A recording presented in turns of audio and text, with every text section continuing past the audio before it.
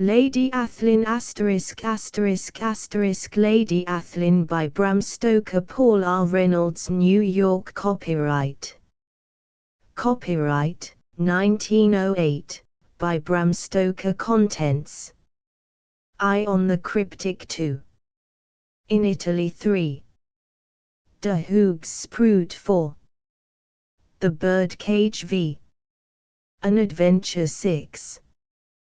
True Heart's Content 7. A Discussion 8. Look at Me 9. The Car of Destiny X. A Letter 11. The Beautiful Twilight 12. Echo of a Tragedy 13. Instinctive Planning 14. A Banquet on Olympus 15. Stop 16. A Painful Journey 17. The Sheriff 18. Pursuit 19. Declaration of War XX. Knowledge of Law XXI. Application of Law XXII. The Hatchet Buried 23. A Harmony in Grey. Lady Athlyne. Chapter I. On the Cryptic. On the forenoon of a day in February, 1899, the White Star SS Cryptic forced her way from Pier No. 48 out into the Hudson River through a mass of floating ice, which made a moving carpet over the whole river from Poughkeepsie to Sandy Hook. It was little wonder that the hearts of the outward-bound passengers were cheered with hope. Outside on the wide ocean there must be somewhere clear skies and blue water, and perchance here and there a slant of sunshine. Come what might, however, it must be better than what they were leaving behind them in New York. For 3 whole weeks the great city had been beleaguered by cold, held besieged in the icy grip of a blizzard which, moving from northwest to south, had begun on the last day of January to devastate the central North American states. In one place, Breckenridge in Colorado, there fell in 5 days, and this on the top of an accumulation of 6 feet of snow, an additional 4 to 5 inches. In the track swept by the cold wave, 1,000 miles wide, record low temperatures were affected, ranging from 15 degrees below zero in Indiana to 54 degrees below at White River on the northern shore of Lake Superior. In New York City the temperature had sunk to 6.2 degrees below zero, the lowest ever recorded, and an extraordinary temperature for a city almost entirely surrounded by tidal currents. The city itself was in a helpless condition, paralyzed and impotent. The snow fell so fast that even the great snow plows driven by the electric current on the tram lines could not keep the avenues clear. And the cold was so great that the street clearing operations, in which 8,000 men with 4,000 carts dumping some 50,000 tons of snow daily into the river were concerned, had to be suspended. Neither men nor horses could endure the work. The dead boat which takes periodically the city's unclaimed corpses to Potter's Field on Hart's Island was twice beaten back and nearly wrecked. It carried on the later voyage 161 corpses. Before its ghastly traffic could be resumed there were in the city mortuaries over 1,000 bodies waiting sepulture. The scientific editor of one of the great New York dailies computed that the blanket of snow which lay on the 22 square miles of Manhattan Island would form a solid wall 1,000 feet high up the whole 60 feet width of Broadway in the 2.5 miles between the Battery and Union Square, weighing some 2.5 million tons. Needless to say, the streets were almost impassable. In the chief thoroughfares were narrow passages heaped high with piled-up snow now nearly compact to ice. In places where the falling snow had drifted, it reached to the level of, and sometimes above, the first-floor windows. As the cryptic forced her way through the rustling masses of drifting ice, the little company of passengers stood on deck watching at first the ferryboats pounding and hammering their strenuous way into the docks formed by the floating guards or screens by whose aid they shouldered themselves to their landing stages, and later on, when the great ship, following the wide circle of the steering buoys, opened up the entrance of Sandy Hook, the great circle around them of Arctic desolation. Away beyond the sweep of the river and ocean currents, the sea was frozen and shimmering with a carpet of pure snow, whose luminous dreariness not even the pall of faint chill mist could subdue. Here and there, to north and south, were many vessels frozen in, spar and rope being roughly outlined with clinging snow. The hills of Long Island and Staten Island and the distant ranges of New Jersey stood out white and stark into the sky of steel. All was grimly, deadly silent, so that the throb of the engines, the rustle and clatter of the drifting ice pack, as the great vessel, getting fast away as the current became more open, or the hard scrunch as she cut through some solid floating ice field, sounded like something unnatural, some sound of the living amid a world of the dead.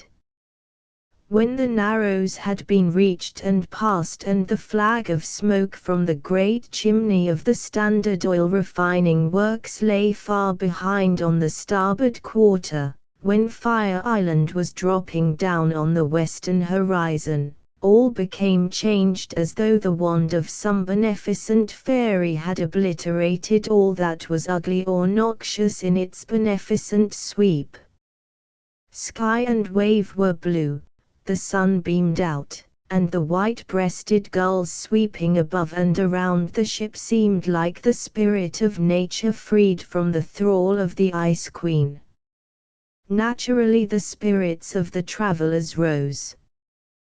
They too found their wings free, and the hum and clash of happy noises arose.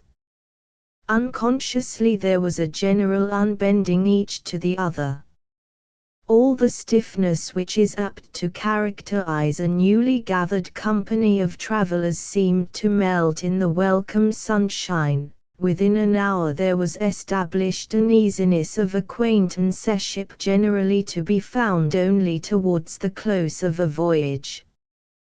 The happiness coming with the sunshine and the open water, and the relief from the appalling gloom of the blizzard, had made the freed captives into friends. At such moments like gravitates to like. The young to young, the grave to the grave, the pleasure lovers to their kind, free sex to its free opposite. On the Cryptic the complement of passengers was so small that the choice of kinds was limited. In all there were only some 30 passengers. None but adventurous spirits, or those under stress of need, challenged a possible recurrence of Atlantic dangers which had marked the beginning of the month, when ship after ship of the giant liners arrived in port maimed and battered and listed with the weight of snow and frozen spray and fog which they carried. Naturally the ladies were greatly in the minority. After all, travel is as a rule, men's work, and this was no time for pleasure trips. The dominant feeling on board on this subject was voiced in a phrase used in the chart room where the captain was genially pointing out the course to a tall, proud old man. The latter, with an uneasy gesture of stroking his long white moustache, which seemed to be a custom or habit at certain moments of emotion, said, "And I quite agree with you. See, I don't mind men traveling in any weather. That's man's share. But why in hell, see, women want to go gallivanting round the world in weather that would make any respectable dog want to lie quiet by the fireside? I don't know." "Women should learn," he was interrupted by a tall young girl who burst into the room without waiting for a reply to her breathless, "May I come in?"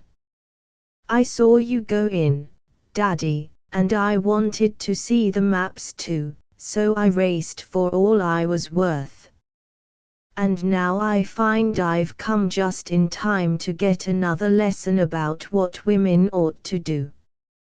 As she spoke, she linked her arm in her father's with a fearlessness and security which showed that none of the natural sternness which was proclaimed in the old man's clear-cut face was specially reserved for her. She squeezed his arm in a loving way and looked up in his face saucily, the way of an affectionate young girl towards a father whom she loves and trusts. The old man pulled his arm away and put it round her shoulder. With a shrug which might if seen alone have denoted constraint, but with a look in the dark eyes and a glad tone in the strong voice which nullified it absolutely, he said to the captain, "Here comes my tyrant, Captain. Now I must behave myself." The girl standing close to him went on in the same loving half-bantering way, "Go on, Daddy. Tell us what women should learn." "They should learn, Miss Impudence, to respect their fathers." Though he spoke lightly in a tone of banter and with a light of affection beaming in his eyes, the girl grew suddenly grave, and murmured quickly, "That is not to be learned, father. That is born with one, when the father is like mine." Then turning to the captain she went on, "Did you ever hear of the Irishman who said, 'There's some subjects too serious for jestin', and pataties is one for them'? I can't sauce my father, or chaff him, or be impudent, though I believe he likes me to be impudent, to him, when he talks of respect. He has killed men before now for want of that. But he won't kill me. He knows that my respect for him is as big as my love, and there isn't room for any more of either of them in me. Don't you, Daddy?" For answer the old man drew her closer to him, but he said nothing. Really there was no need for speech. The spirits and emotions of both were somewhat high-strung in the sudden change to brightness from the gloom that had prevailed for weeks. At such times even the most staid are apt to be suddenly moved. A diversion came from the captain, a grave, formal man as indeed becomes one who has with him almost perpetually the responsibility of many hundreds of lives. "Did I understand rightly, Colonel Ogilvy, that you have killed men for such a cause?" The old gentleman lifted his shaggy white eyebrows in faint surprise, and answered slowly and with an easiness which only half hid an ineffable disdain, "Why, certainly." The simple acceptance of the truth left the captain flabbergasted. He grew red and was beginning, I thought, when the girl, who considered it possible that a quick quarrel might arise between the two strong men, interrupted, "Perhaps, Captain, you don't understand our part of the world. In Kentucky we still hold with the old laws of honor which we sometimes hear are dead, or at any rate back numbers, in other countries. My father has fought duels all his life. The Ogilvies have been fighters way back to the time of the settlement by Lord Baltimore. My cousin Dick tells me, for father never talks of them unless he has to, that they never forced quarrels for their own ends, though I must say that they are pretty touchy. She was in turn interrupted by her father, who said quickly, "Touchy is the word, my girl, though I fear you use it too lightly. A man should be touchy where honor is concerned. For honor is the first thing in all the world. What men should live for, what men should die for. To a gentleman there is nothing so holy. And if he can't fight for such a sacred thing, he does not deserve to have it. He does not know what it means." Through the pause came the grave voice of the captain, a valiant man who on state occasions wore on his right breast, in accordance with the etiquette of the occasion, the large gold medal of the Royal Humane Society.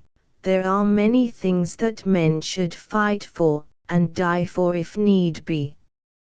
But I am bound to say that I don't hold that the chiefest among them is a personal grievance, even if it be on the subject of the measure of one's own self-respect." Noticing the coming frown on the Kentuckian's face, he went on a thought more quickly, "But, though I don't hold with dueling, Colonel Ogilvy, for any cause, I am bound to say that if a man thinks and believes that it is right to fight, then it becomes a duty which he should fulfill." For answer the colonel held out his hand, which the other took warmly.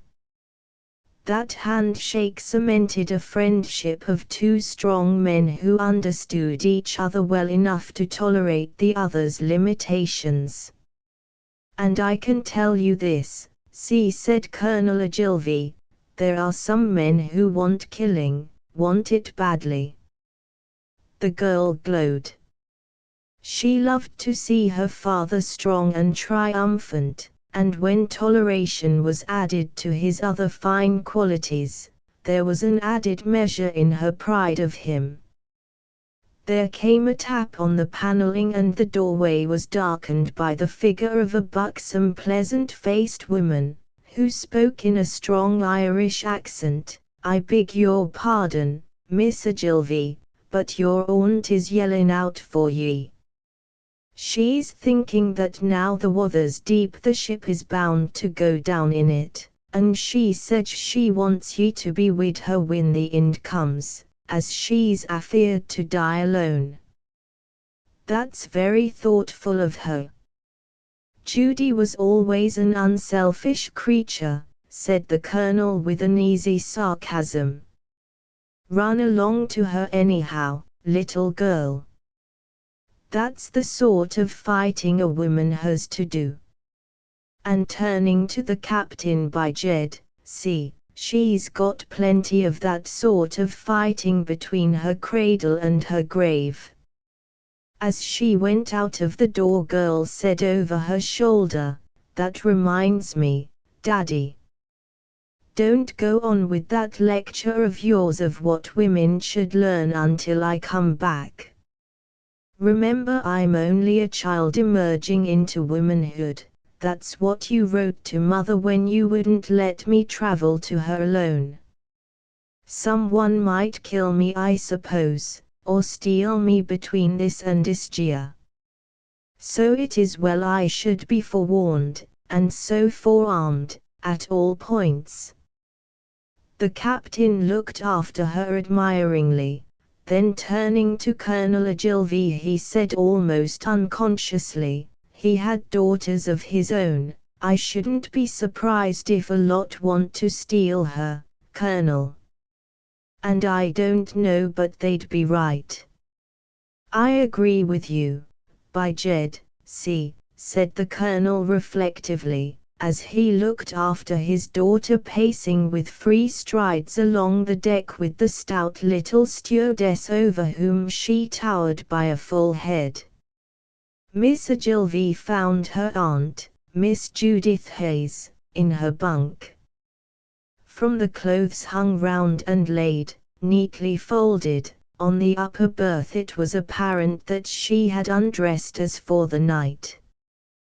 When the young girl realized this, she said impulsively, "Oh, Aunt Judy, I hope you are not ill.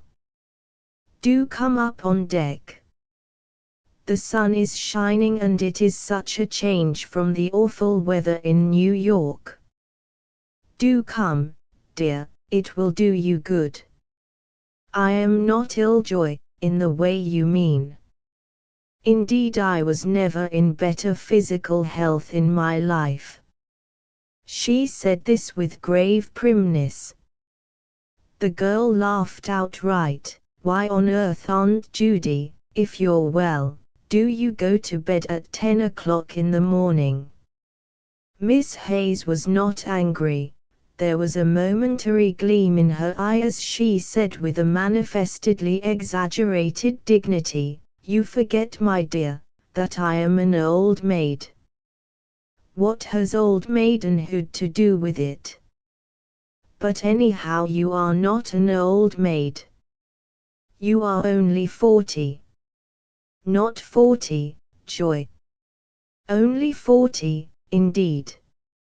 My dear child, when that unhappy period comes, a single lady is put on the shelf, out of reach of all masculine humanity.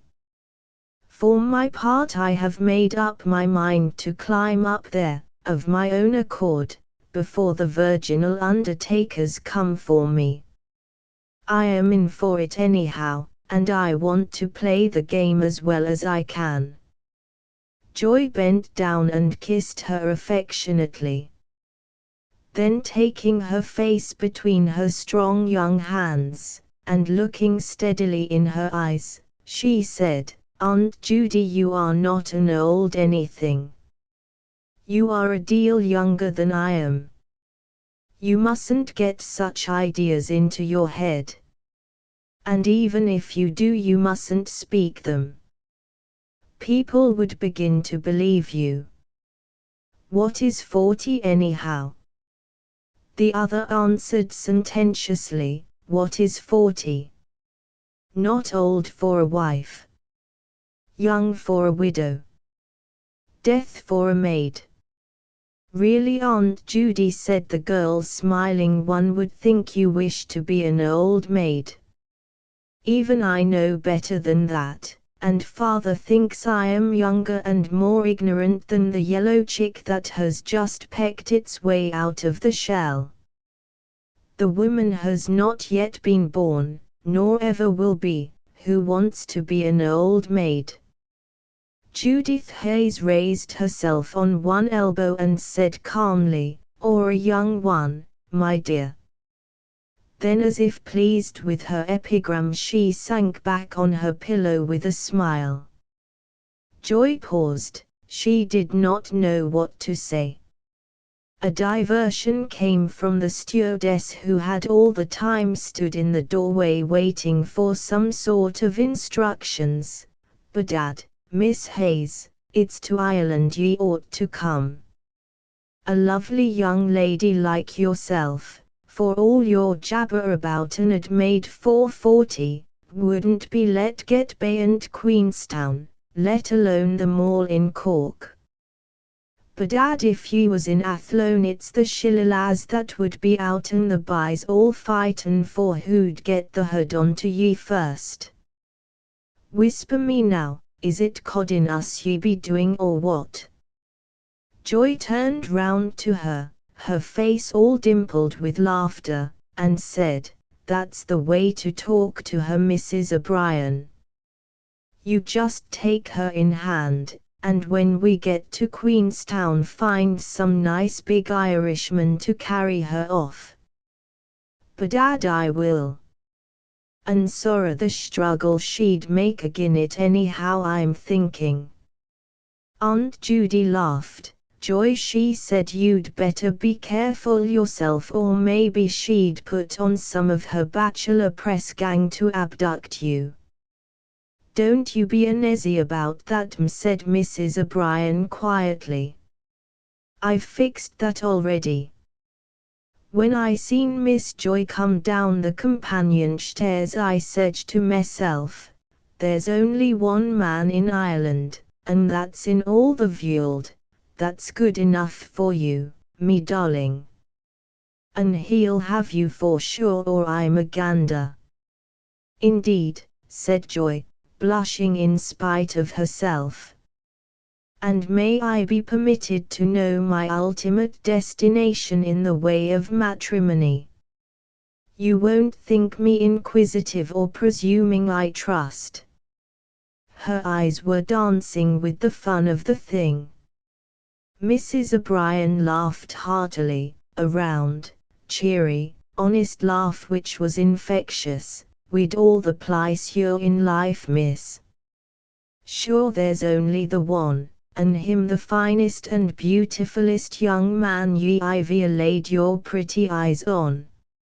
And him an earl, more betoken, we'd more miles for land for his own than there does be potatoes in me at father's holden. Musha, he's the only one that's at all fit to take your swart self in his charge. H.M. Quite condescending of him, I am sure. And now what may be his sponsorial and patronymic appellatives? Mrs. O'Brien at once became grave.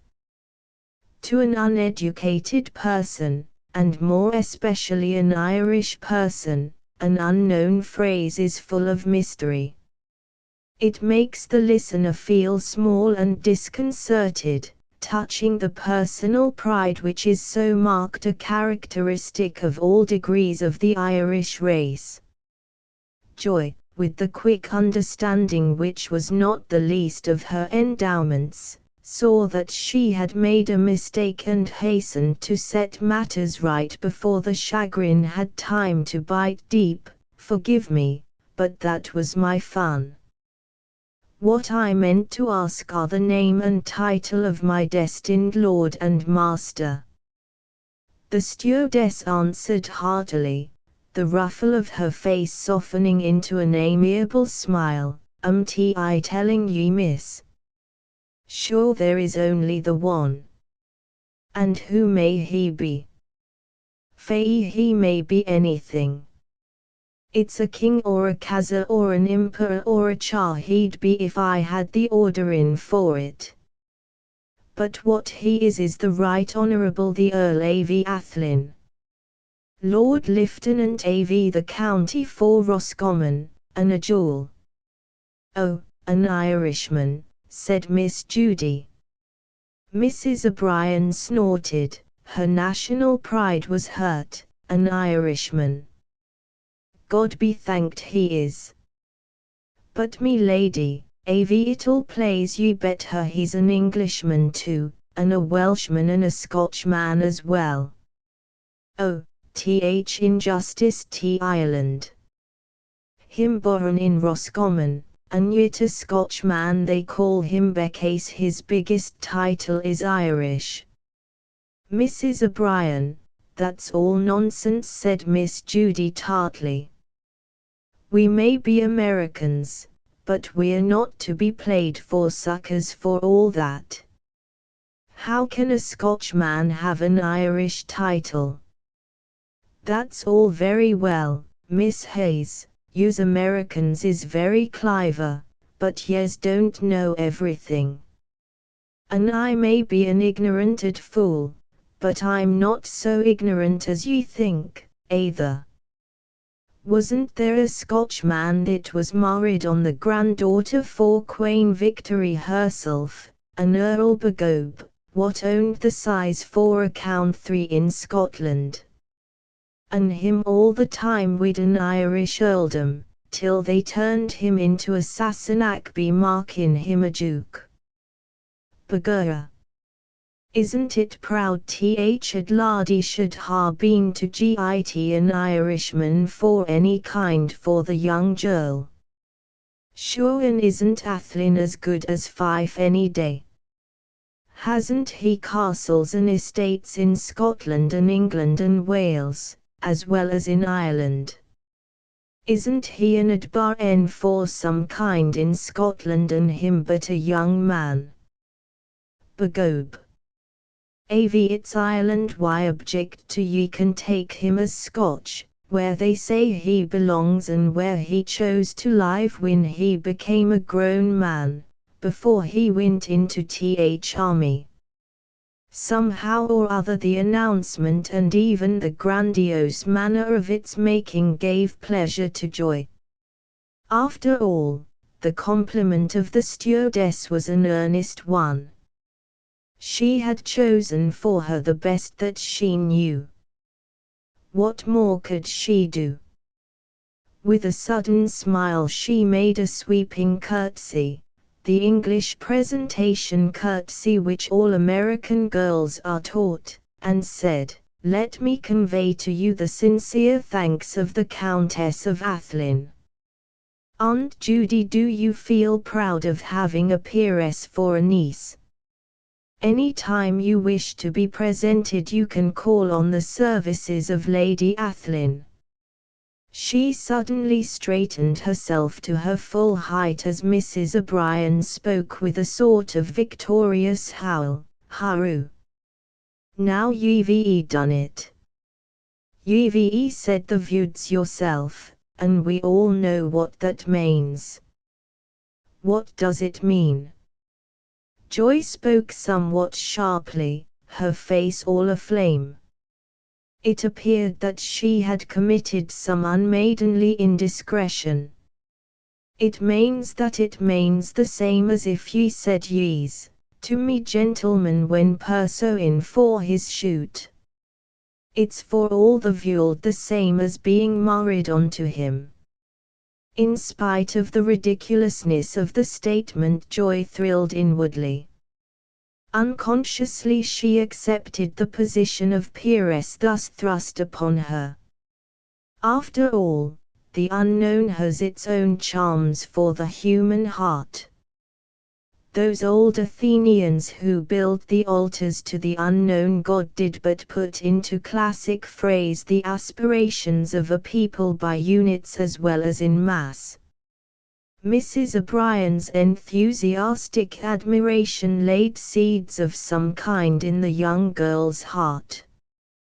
Her instinct was, however, not to talk of it, and as a protective measure she changed the conversation. "But you haven't told me yet, Aunt Judy, why you went to bed in the morning because you pretend to be an old maid." The Irishwoman here struck in, "I'm failin' to comprehend that myself too. If ye was a young wife now I could conceive it, maybe. Or an widow woman like myself that does have to be gettin' up in the night to keep company wid young women that doesn't like to die alone." She burst into hearty laughter in which Miss Judith Hayes joined. Joy took advantage of the general hilarity to try to persuade her aunt to come on deck. She finished her argument, "And the captain is such a nice man. He's just a wee bit too grave. I think he must be a widower." Aunt Judy made no immediate reply, but after some more conversation she said to the stewardess, "I think I will get up, Mrs. O'Brien. Perhaps a chair on deck in the sunshine will be better for me than staying down here. And, after all, if I have to die it will be better to die in the open than in a bed the size of a coffin." When Joy rejoined her father in the chart room she said to the captain, "That stewardess of yours is a dear." He warmly acquiesced, "She is really a most capable person, and all the ladies whom she attends grow to be quite fond of her. She is always kind and cheery and hearty and makes them forget that they are ill or afraid. When I took command of the cryptic, I asked the company to let her come with me. And quite right too, Captain. That brogue of hers is quite wonderful. It is indeed. But, my dear young lady, its very perfection makes me doubt it. It is so thick and strong and ready, and the way she twists words into its strength and makes new ones to suit it give me an idea at times that it is partly put on. I sometimes think it is impossible that anyone can be so absolutely and imperatively Irish as she is. However, it serves her in good stead. She can say, without offense, whatever she chooses in her own way to anyone. She is a really clever woman and a kind one, and I have the greatest respect for her. When Aunt Judy was left alone with the stewardess, she asked, "Who is Lord Athlyne? What kind of man is he? Where does he live?" "Where does he live? Why, everywhere. In Athlyne for one, but a lot for other places as well. He was brought up at the castle where the Admiral always lived after he left Parliament, and when he was a boy he was the wildest young daredevil I've ye seen. Faye, the county Roscommon itself wasn't big enough for him. When he was a young man he went away shootin' lions and tigers and elephants and crocodiles and such like. Then he went into th army and began to settle down. He has a whole lot of different houses, and he goes to them all betimes. He says that no man has a right to be an entire absentee landlord, even when he's living in his own house." "But what sort of man is he personally?" she asked persistently. The Irishwoman's answer was direct and comprehensive, "The best." "How do you know that?" "And how do I know it? A Roscommon woman, born, and one of the tenants. Wouldn't that be enough? But that's only the beginning. Sure wasn't I his foster mother, God bless him. Wasn't he like me own child when I tuck him to me breast when his poor mother died the day he was born? Ah, Miss Hayes, there's nothing ye don't know about the child ye have given suck to. More, betoken, than if he was your own child, for he might be thinking too much of him and putting the best construction on a little thing he done, just because he was your own. Troth, I didn't want any telling about Athlyne. The sweetest wean that a woman nursed, the tenderest hearted, with the wee little hands upon me face and his rosebud mouth putting up to me for a kiss. And yet the pride of him, more en a king on his throne. And independence. Him wanting to walk and run before he was able to stand. And ordering about the pig and the gander, let alone the dog. Sure, the masterfulest man-child that was, and the masterfulest man that is. Sorrow one like him in the whole wide world. You seem to love him very much, said Miss Hayes with grave approval. In course I do. And isn't it me own boy that was his foster brother that loves him too? When the lad went out to fight the Boers, Mick went with him as his own body man until he was invalided home with a bad knee, and him a coachman now and doing nothing but take his wages, and when he came to Liverpool to say goodbye when the cryptic should come in I told him to take care of his master. Av ye don't sedge I, ye re no son for mine, nor for your poor dear father, rest his soul. Cape betune him and any bullet that's coming his way I sedge.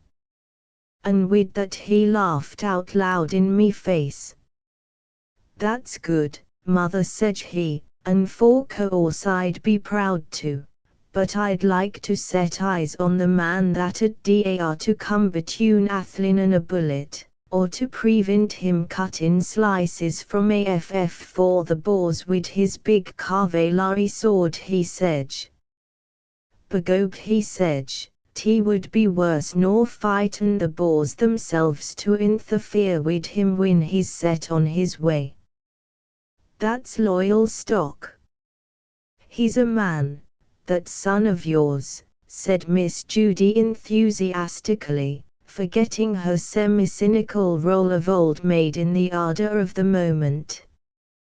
The stewardess, seeing that she had a good listener, went on, "And he's the thoughtful man he is.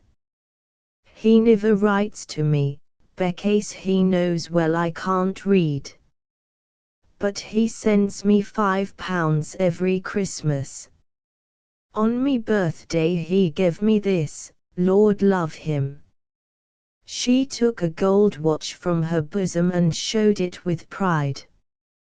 When she was dressed, Miss Hayes looked into the library, and finding it empty took down the debret well thumbed by American use. Here is what she saw on looking up Athlyne. Athlyne, Earl of Fitzgerald Calenus Patrick Richard Westerner Hardy Mowbray Fitzgerald 2nd Earl of Athlyne, in the Peerage of the United Kingdom. 2nd Viscount Roscommon, in the Peerage of Ireland.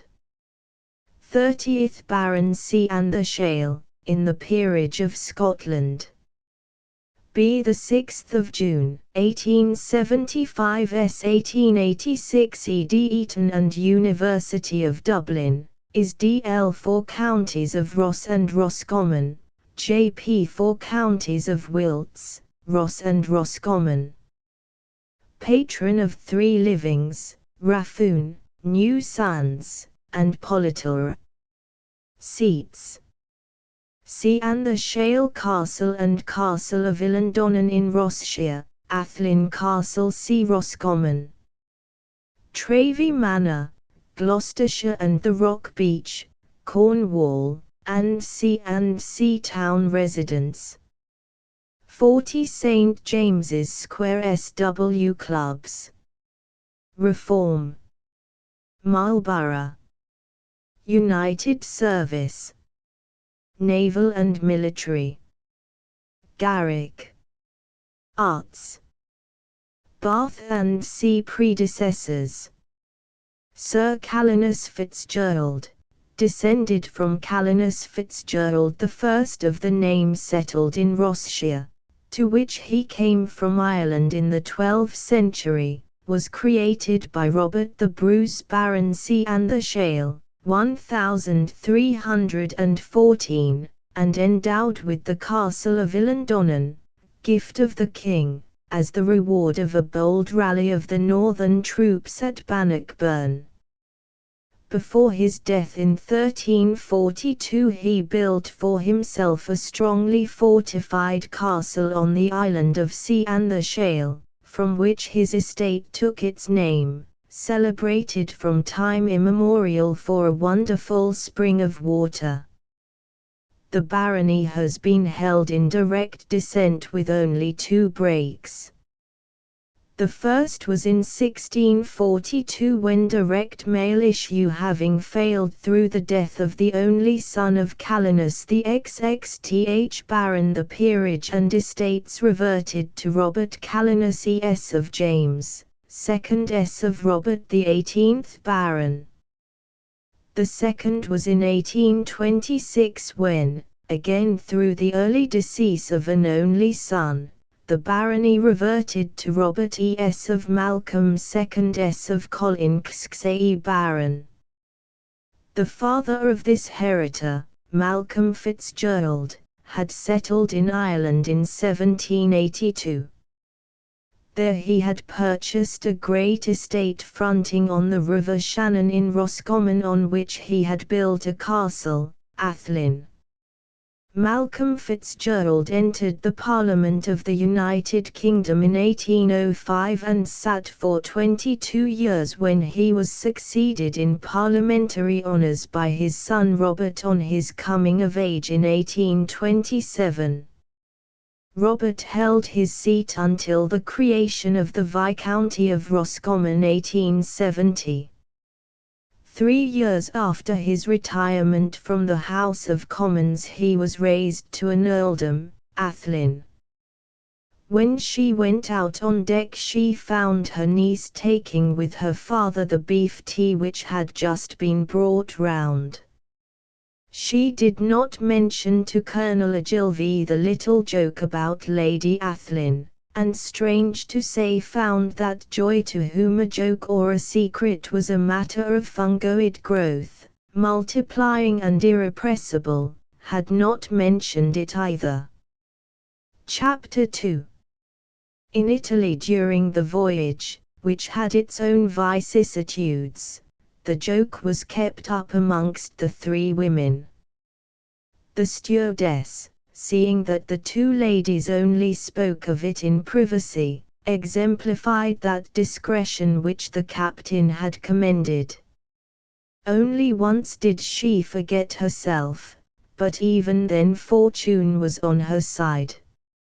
It was during a day when Joy was upset by a spell of heavy weather and had to keep her cabin.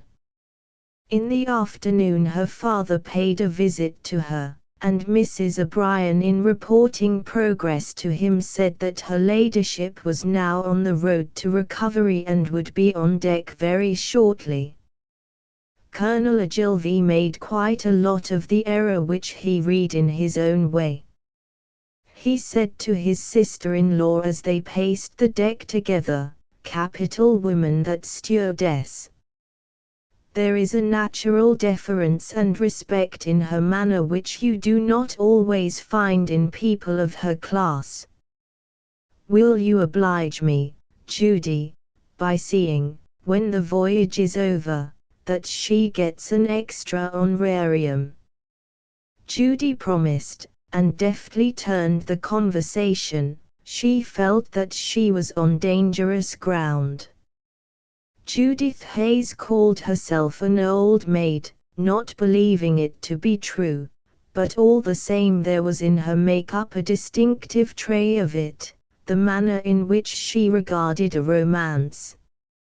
Up to lately, romance, however unlikely or improbable, had a personal bearing. It did not occur to her that it might not drift in her direction. But now she felt unconsciously that such romance must have other objective than herself. The possibility, therefore, of a romance for Joy, whom she very sincerely loved, was a thing to be cherished. She could see, as well as feel, that her niece, by keeping it a secret from her father, had taken the matter with at least a phase of seriousness. This alone was sufficient to feed her own imaginings, and in the glow her sympathies quickened. She had instinctively at the beginning determined not to spoil sport, now it became a conscious intention.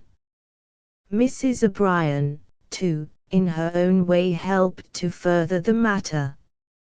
She felt that she had a good audience for her little anecdotes of the child whose infancy she had fostered, and towards whom in his completed manhood she had a sort of almost idolatrous devotion. Seeing the girl so sympathetic and listening so patiently, she too began to see something like the beginnings of a fact. And so the game went merrily on. The telegrams at Queenstown were not very reassuring, and Colonel Ogilvy and his party pressed on at once to Sorrento, whence his wife had moved on the completion of her series of baths at Ischia. Naturally the whole of the little party was depressed, until on arrival they found Mrs. Ogilvy, who was something of a valetudinarian, much better than they expected. The arrival of her husband and daughter and sister seemed to complete her cure. She brightened up at once, and even after a few days began to enjoy herself. One day after lunch, as she drove along the road to Amalfi with Judith and Joy, the Colonel was lazy that day and preferred to sit on the terrace over the sea and smoke. She began to ask all the details of the journey. Judy, who had not had a chance of speaking alone with safety, began to tell the little secret. Her method of commencement was abrupt, and somewhat startling to the convalescent. "We've got a husband for Joy, at last." "Gracious," said Mrs. Ogilvy. "What do you mean, Judy?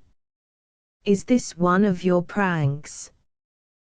"Prank indeed," she answered back, tossing her head. "A real live lord. A belted earl, if you please, whatever that may mean." "Is this true, Joy?" said her mother, beaming anxiously on her. "If such a combination is understandable." Joy took her hand and stroked it lovingly. "Do you think, mother dear, that if there was such a thing I should leave you all this time in ignorance of it? It is only a jest made up by the stewardess who attended us on the cryptic. Aunt Judy seems to have taken it all in. I think, dear, you had better ask her. She seems to know all about it, which is certainly more than I do." "And how did this common woman dare to jest on such a subject?" "I don't think, Judy, that this would have happened had I been with her myself." "Oh, my dear, get off that high horse. There's nothing to be alarmed about." "The stewardess, who is a most worthy and attentive person, she is a dear," interrupted Joy, "took such a fancy to Joy that she said there was only one in all the world who was worthy of her, a young nobleman to whom she had been foster mother. It was certainly meant as a very true compliment, and I am bound to say that if the young man merits 100th part of all she said of him, there's certainly no cause of offense in the mere mentioning his name." "What is his name?" There was a shade of anxiety in the mother's voice. "Lord Athlyne." "The Earl of Athlyne," said Joy, speaking without thought. Then she turned quickly away to hide her blushing. I really don't understand," said Mrs. Ogilvy, looking around helplessly. Then, with the shadow of a shade of annoyance in her voice, she went on, "I really think that in a serious matter of this kind I should have been consulted. But I seem not to count for anything any more. Colonel Ogilvy has not even mentioned the matter to me. I think I ought to have some say in anything of importance relating to my little girl."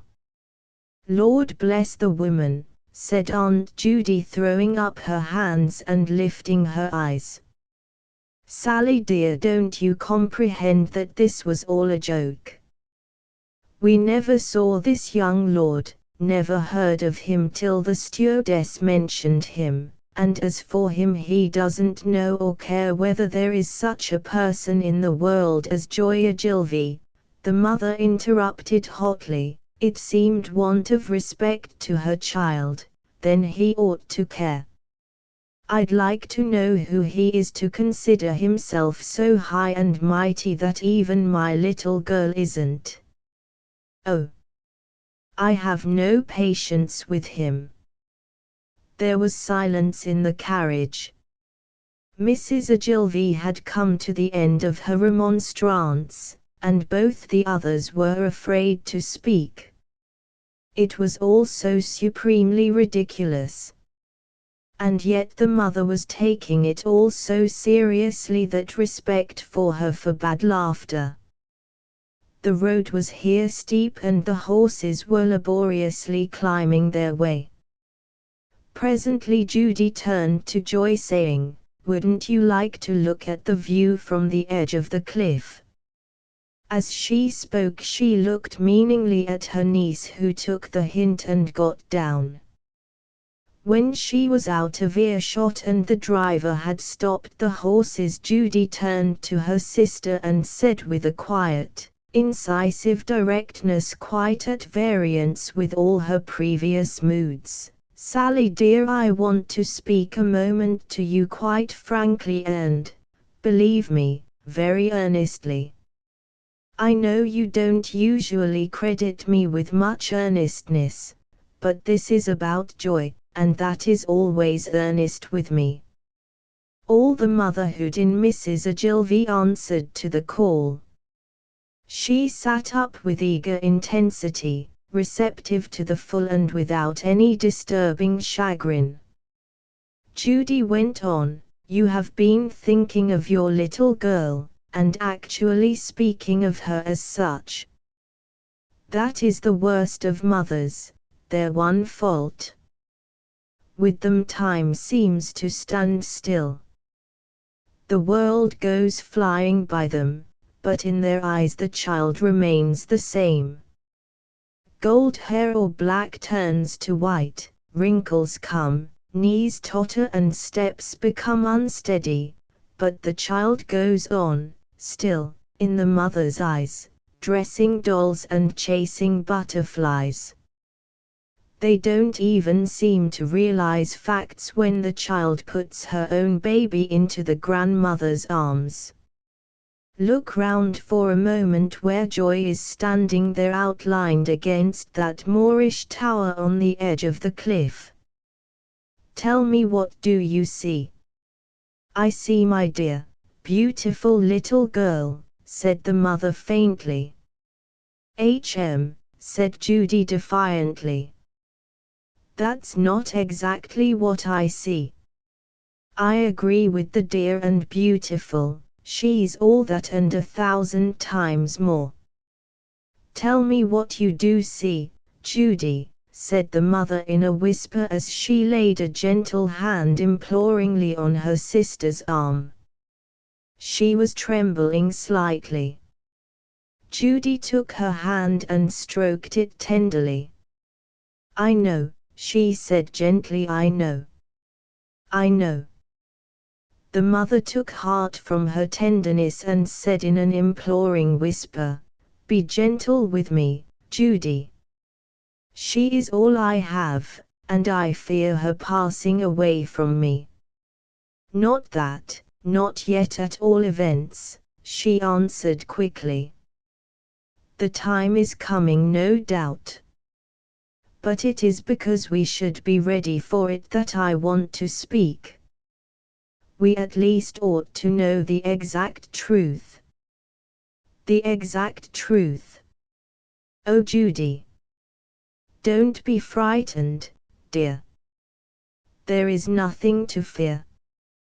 The truth is all love and goodness.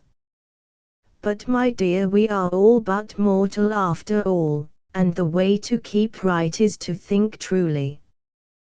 Tell me exactly what you see. Tell me everything, no matter how small. I shall perhaps understand better that way." Judy paused a while, looking at the young girl lovingly. Then she spoke in a level, absent voice as though unconsciously. "I don't see a child, now. I see a young woman of 20, and a fine well-grown young woman at that. Look at her figure, straight and clean as a young pine. Type of figure that is the most alluring of all to men, what the French call fausse maigre. She has great grey eyes as deep as the sky or the sea, eyes that can drag the soul out of a man's body and throw it down beneath her dainty feet. I may be an old maid, but I know that much anyhow. Her hair is black, that isn't black, but with a softness that black cannot give. Her skin is like ivory seen in the sunset. Her mouth is like a crimson rosebud. Her teeth are like pearls, and her ears like pink shell. Her head is poised on her graceful neck like a lily on its stem. Her nose is a fine aquiline, that means power and determination. Her forehead can wrinkle, that means thought, and may mean misery. Her hands are long and fine, patrician hands that can endure, and suffer. Sally, there is there the making of a splendid woman and of a noble life. She is not out of her girlhood yet, but she is very near it. Ignorance is no use to her. She will understand, and then she will take her own course. She has feeling deep and strong in the very marrow of her bones. Ah, my dear, and she has passion too. Passion that can make or mar. That woman will do anything for love. She can believe and trust. And when she believes and trusts, she will hold the man as her master, put him up on a pedestal and be content to sit at his feet and worship, and obey. Here the mother struck in with surprised consternation. How on earth do you know all this? Judy turned towards her with a light in her eyes which her sister had never seen there. How do I know it? Because she is of my blood and yours. Have I not seen a lot of it in you in our babyhood?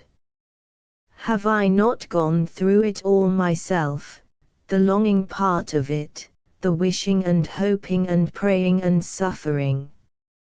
Do you think, Sally, that I have arrived at old mayhood without knowing what a young maid thinks and feels, without having any share of the torture that women must bear in some form or another? I know it all as well as though it was all fresh before me instead of a lurid memory. Ah, my dear, she has all our nature, and her father's too. And he never learned the restraint that we had to learn, and practice. When she is face to face with passion, she may find herself constrained to take it as he has always done, for life or death. She paused a moment, panting with the intensity of her feeling. Then she went on more quietly, Sally, isn't it wiser to let her, in her youth and ignorance of herself and the world, break herself into passion and romance? It would be hard to get a safer object for sentimental affection than a man she never saw and is never likely to meet. After all, he is only an idea, at best a dream. In good time he will pass out of her mind and give place to something more real.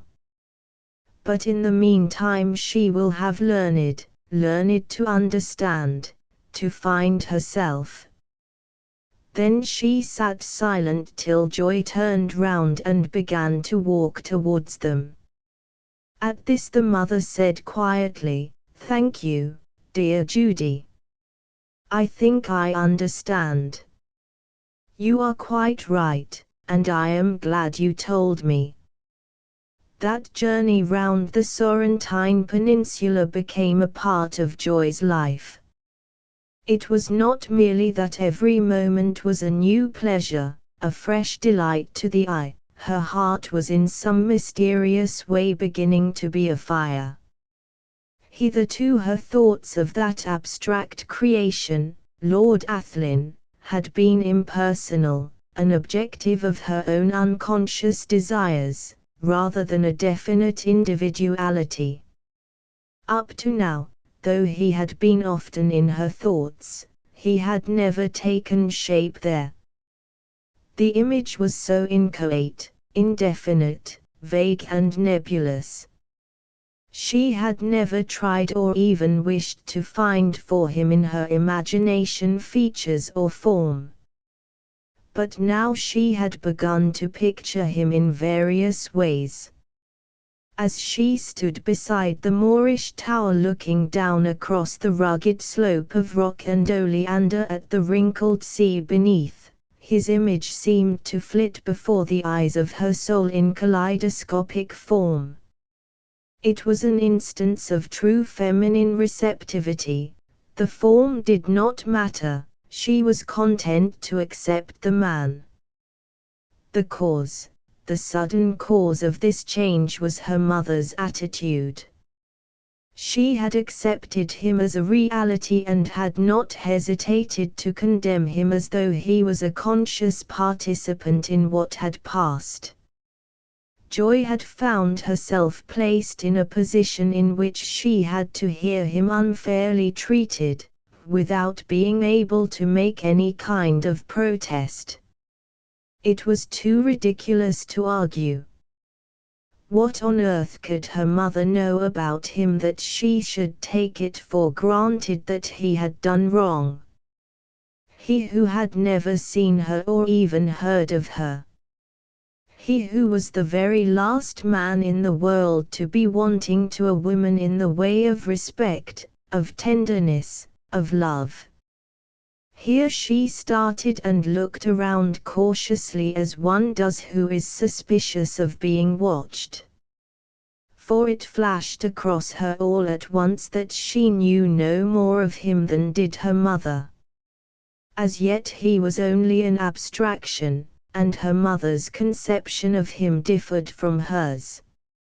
And as she thought, and thought truly for she was a clever girl, she began to realize that she had all along been clothing an abstract individuality with her own wishes and dreams, and hopes. The last thought brought her up sharply.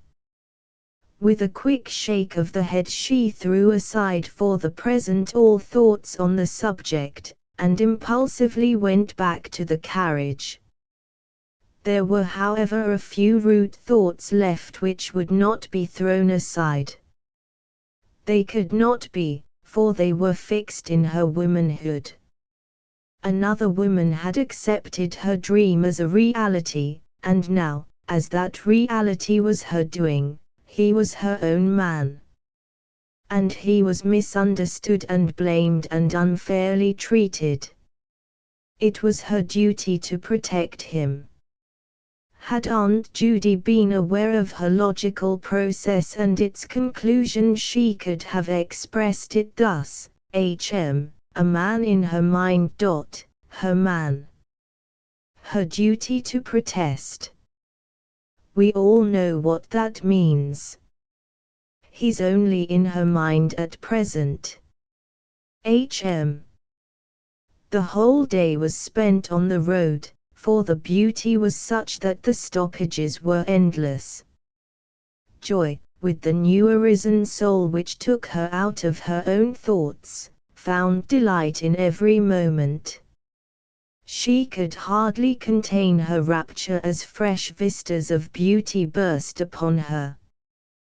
When the curve of the promontory began to cut off the view of Vesuvius and the plain seaward of it, she got out of the carriage and ran back to where she could have a full view.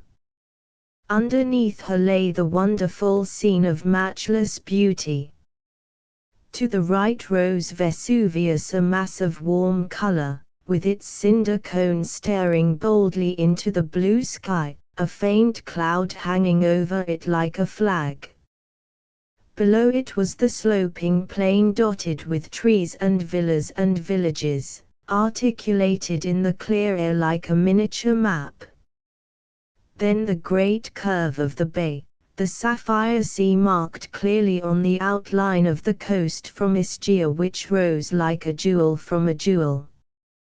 Past Naples, a clustering mass with San Martino standing nobly out and the great fortress crowning grimly the hill above it. Past Portici and the buried Herculaneum, till getting closer the roofs and trees and gardens seemed to run up to where she stood. To the left, a silhouette of splendid soft purple, rose the island of Capri from the sea of sapphire which seemed to quiver in the sunshine. Long she looked, and then closing her eyes to prove that the lovely image still held in the darkness, she turned with a long sigh of ecstasy and walked slowly to the waiting carriage. Again and again she stooped, till at last she made up her mind to walk altogether until she should get tired. The driver took his cue from her movements when to stop and when to go on. The road round the peninsula runs high up the mountain side with mostly a steep precipice to seaward and on the other hand towering rocks. But such rocks! And so clad with the finest vegetation. Rocks rich in color and quaint in shape, with jagged points and deep crevices in which earth could gather and where trees and shrubs and flowers could cling. High overhead hung here and there a beautiful stone pine with red twisted trunk and spreading branches. Fig and lemon trees rose in the sheltered angles, the long yellow shoots of the new branches of the lemon cutting into the air like lances. Elsewhere beech and chestnut, oak and palm. Trailing over the rock, both seaward and landward, creepers of soft green and pink. And above all, high up on the skyline, the semi-transparent, smoke-colored foliage of the olives that crowned the slopes. Then the towns. Maggiore and Amalfi, quaint close-drawn irregular relics of a more turbulent age, climbing up the chasms in the hillside. Narrow streets, so steep as to look impossible to traffic. Queer houses of all sorts of irregular design and variety of stone. Small windows, high doors, steep, rugged irregularly sloping steps as though time and some mighty force had shaken the very rock on which they were built. Joy felt as though she could stay there forever, and that each day would be a dream, and each fresh exploration a time of delight. In her secret heart of hearts she registered a vow that if ever she should go on a wedding journey it should be to there. At Amalfi they had tea, and then made up their minds that they would drive on to Salerno and there take train home, for it would be time to travel quick when so long a journey had been taken. When they were at the end of the peninsula a sudden storm came on. For a while they had seen far out at sea a dark cloud gathering, but it was so far away that they did not think it would affect them. The driver knew and began to make ready, for there was no escaping from it. He turned his horses' heads to the rock and wedged up the wheels of the carriage with heavy stones so that in case the horses should get frightened their plunging could not be too harmful. Heavier and heavier grew the cloud out at sea, and as it grew denser it moved landward. Its grey changed to dark blue and then to a rich purple, almost black. A keen coldness presaged a coming storm. There was stillness all round the mountain road, a positive desolation of silence from which even the wondrous beauty of the scene could not distract the mind. Joy absolutely refused to sit in the carriage which was now properly hooded. She threw on the cloak which she had brought with her and stood out on the open road where she could enjoy the scene undisturbed by human proximity.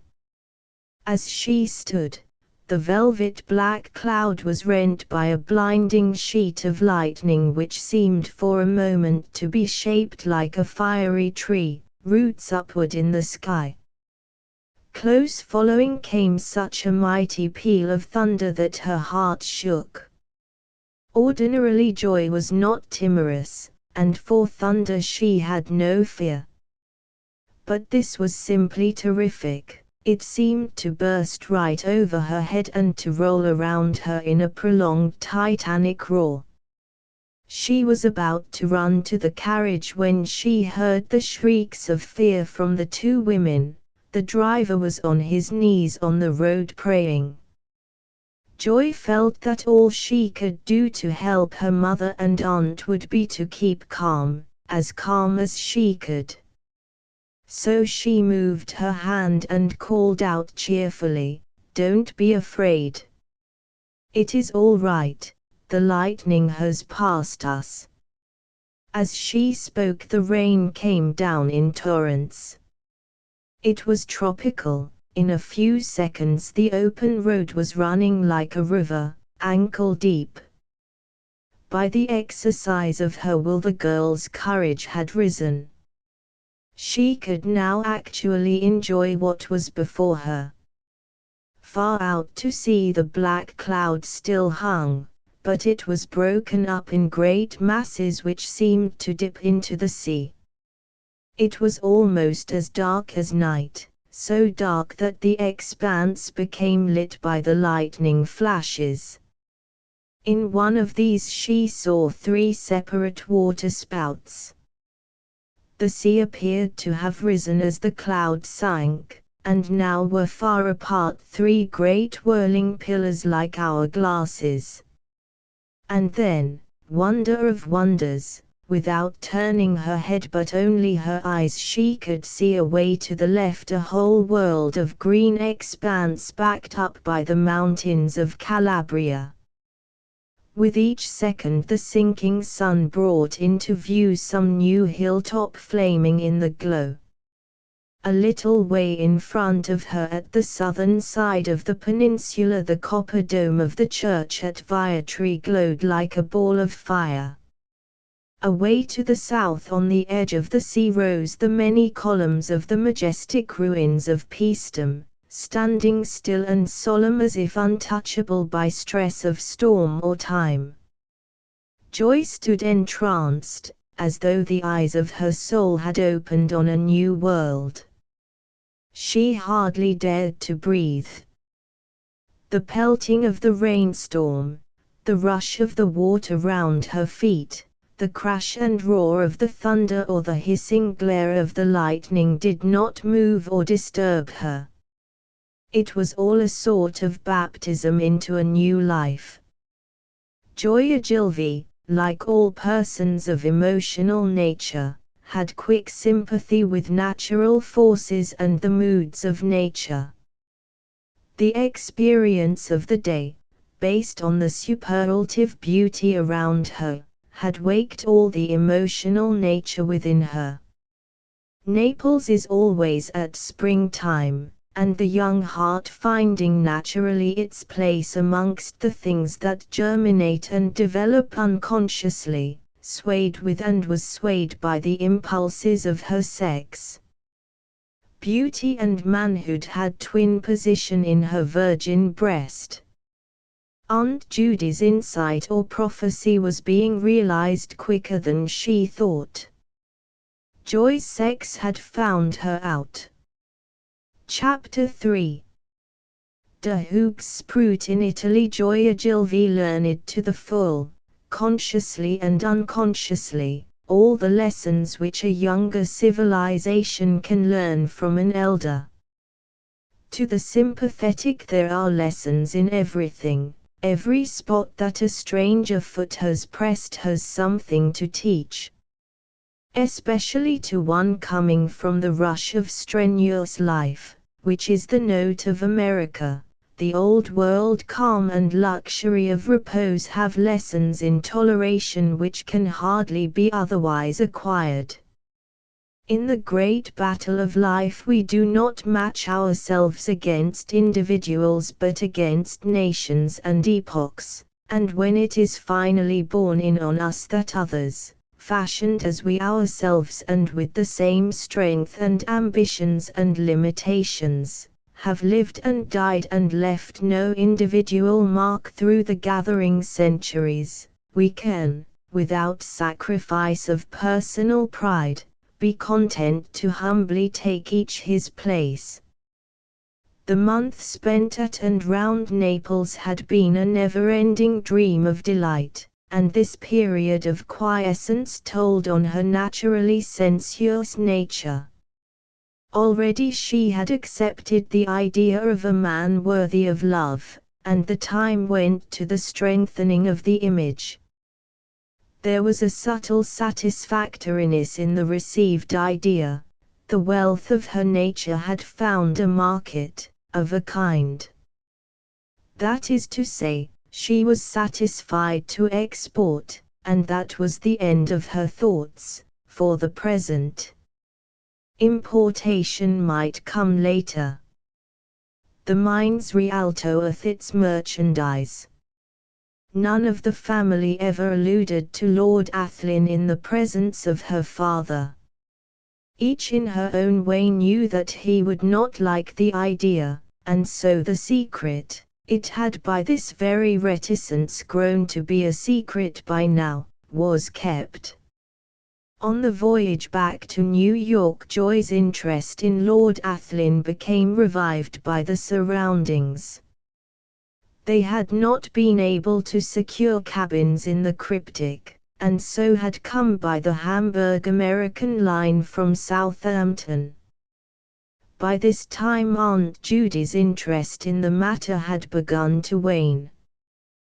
To her it had been chiefly a jest, with just that spice of earnest which came from the effect which she supposed the episode would have on Joy's life.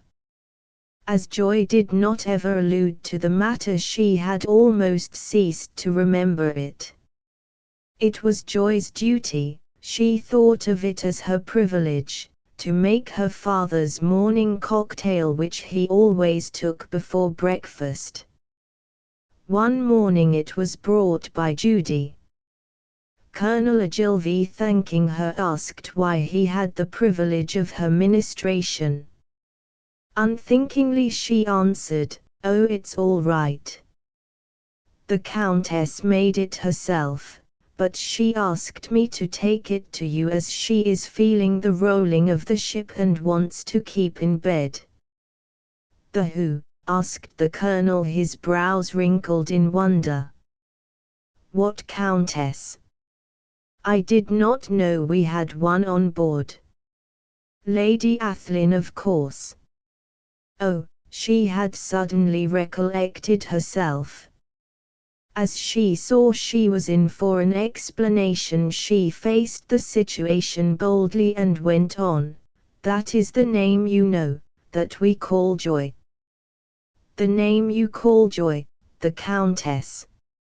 Lady Athlyne? What on earth do you mean, Judy? I don't understand."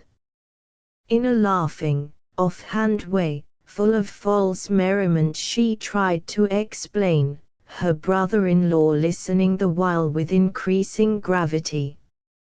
When she had done he said quietly, "Is this one of your jokes, Judy, or did this Countess make 2 cocktails?" He stopped and then added, "Forgive me, I should not have said that. But is it a joke, dear?" "Not a bit," she answered spiritedly. "That is, this particular occasion is not a joke. It is the whole thing that is that.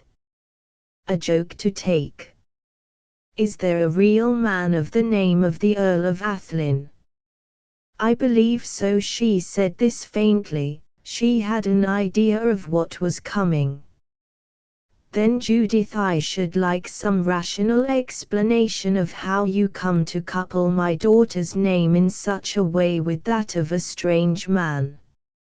It is not seemly, to say the least of it. Does my daughter allow this to be done?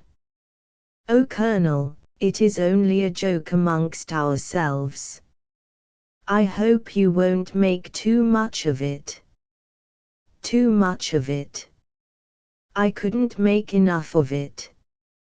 If the damned fellow was here, I'd shoot him.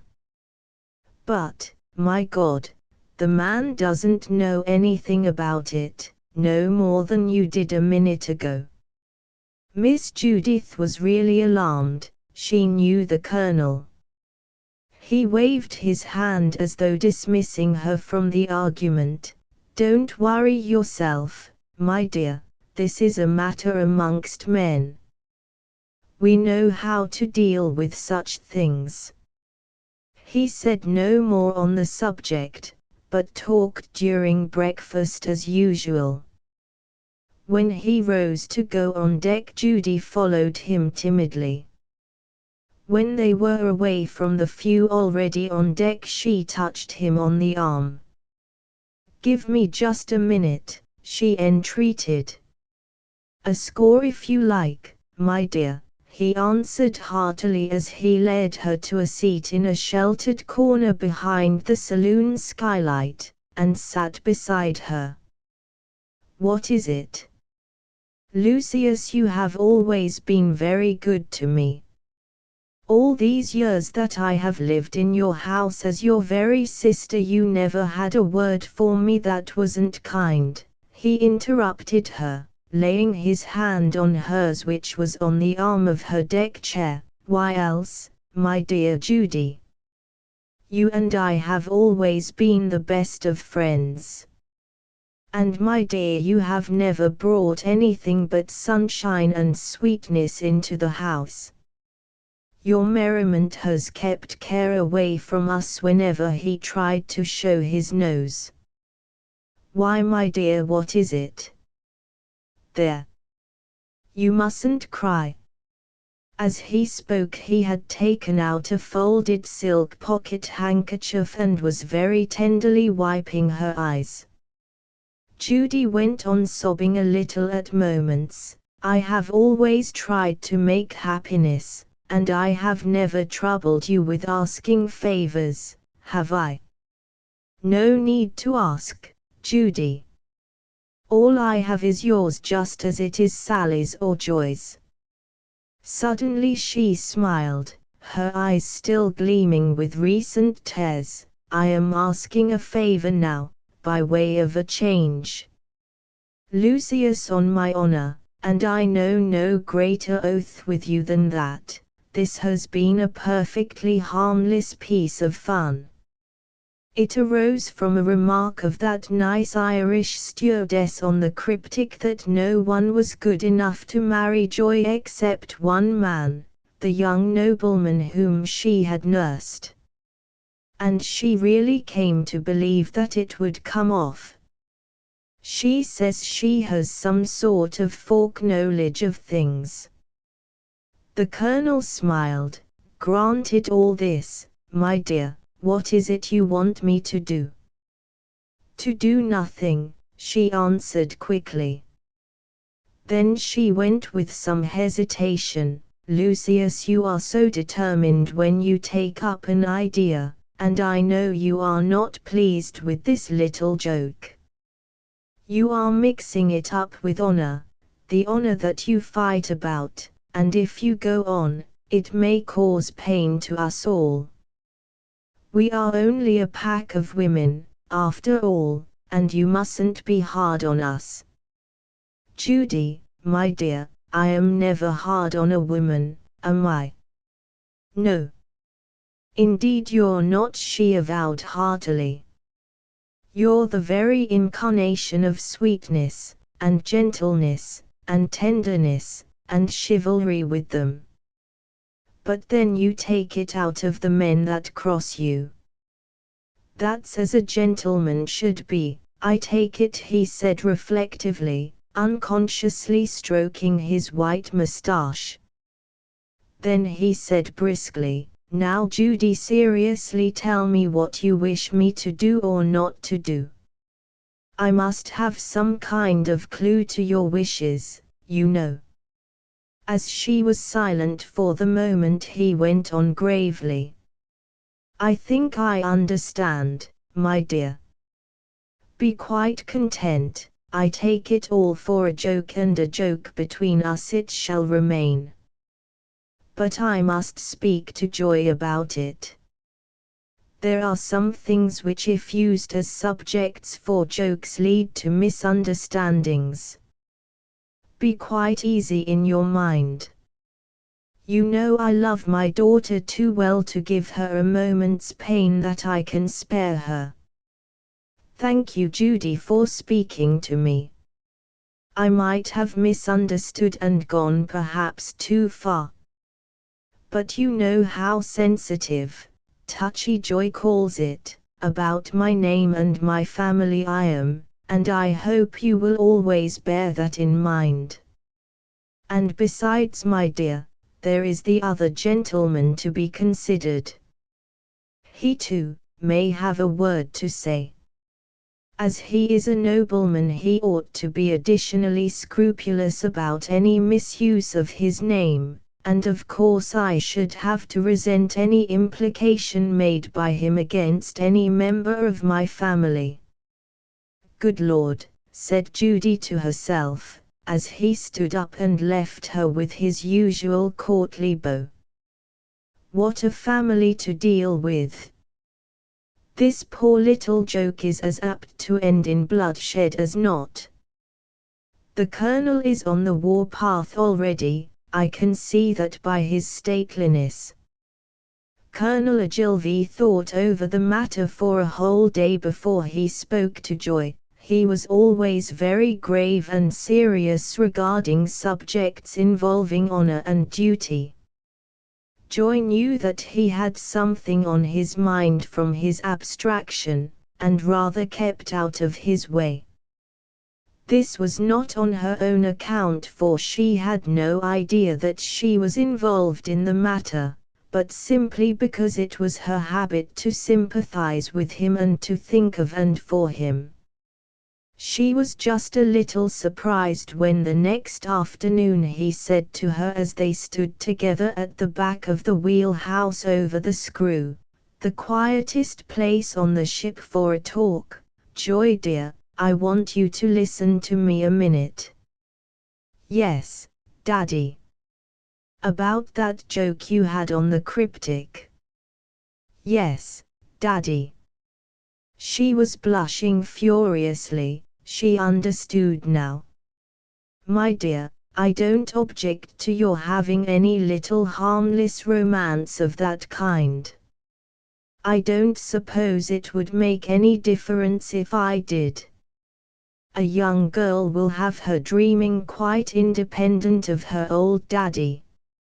Isn't it so, little girl?" "I suppose so, dear Daddy, since you say it." She nestled up close to him comfortably as she spoke. This was nicer talk than she expected. "But there is one thing that you must be careful about. There must be no names." "How do you mean, Daddy?" "I gather that there has been a joke amongst some of you as to calling you the Countess or Lady Athlyne, or some of that kind of foolishness." "My dear child, that is not right. You are not the Countess, nor Lady Athlyne, nor Lady anything. A name, my dear, when it is an honorable one, is a very precious possession. A woman must cherish the name she does possess as a part of her honor. I am proud of my name, Father, very, very proud of it, and I always shall be." She had drawn herself upright and had something of her father's splendid personal pride. The very use of the word father instead of daddy showed that she was conscious of formality. Quite right, little girl. That is your name now, and will in a way always be. But you may marry, you know, and then your husband's name will be your name, and you will on your side be the guardian of his honor. We must never trifle with a name, dear. Those people who go under an alias are to my mind the worst of criminals. Isn't that rather strong, Daddy, when murder and burglary and theft and wife-beating and cheating at cards are about? She felt that she was through the narrow place now and could go back to her raillery. But her father was quite grave. He walked up and down a few paces as though arranging his thoughts and words. When he spoke he did so carefully and deliberately. Not so, little girl. These, however bad they may be, are individual offenses and are punished by law. But a false name, even in jest, my dear, is an offense against society generally, and hurts and offends everyone. And in addition it is every one of the sins you have named, and all the others in the calendar as well. How on earth do you make out that, Daddy? Take them in order as you mentioned them. Murder, burglary, theft, wife-beating, cheating at cards. What is murder? Killing without justification.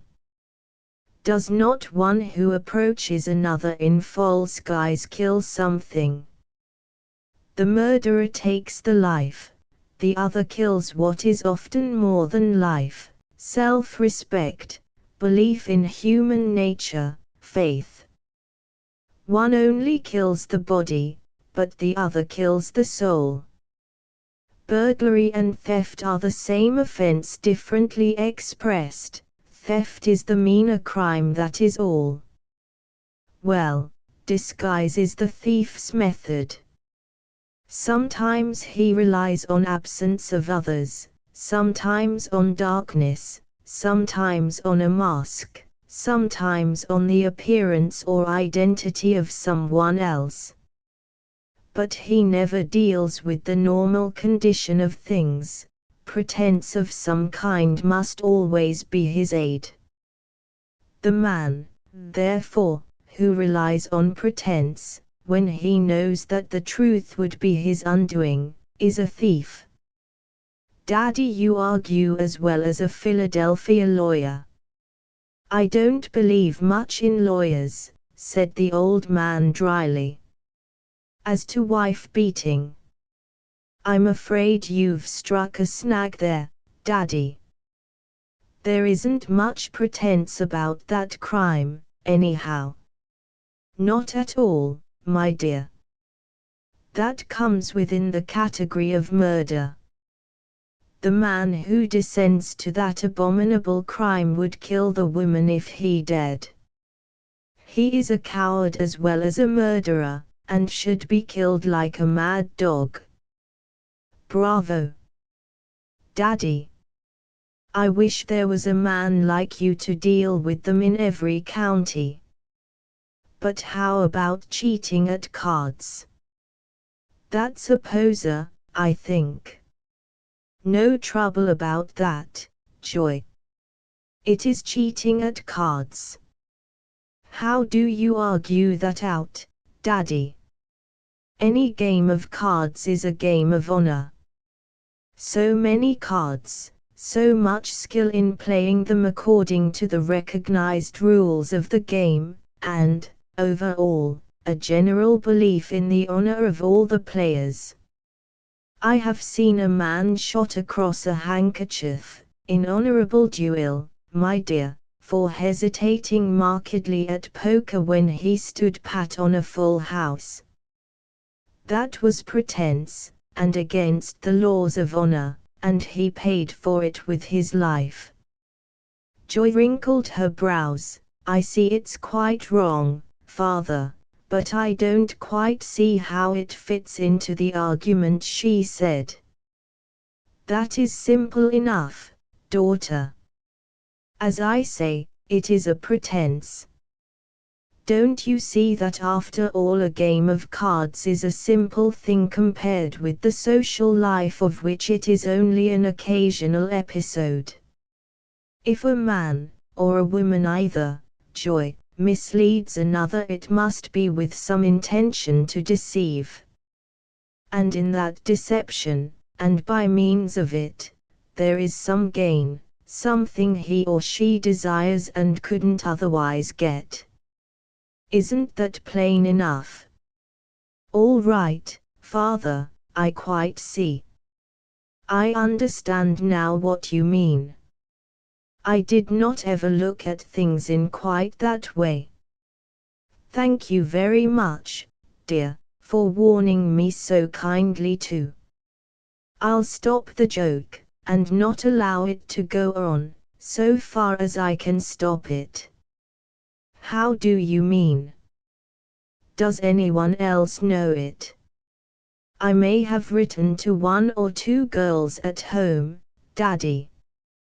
You know girls are always fond of such foolishness. Had you not better write to them and tell them not to mention it? Good gracious! Why, you dear, old goose of a daddy, it is evident you don't know girls. That would be the very way to make things buzz. Oh no. We'll simply drop it, and they'll soon forget it.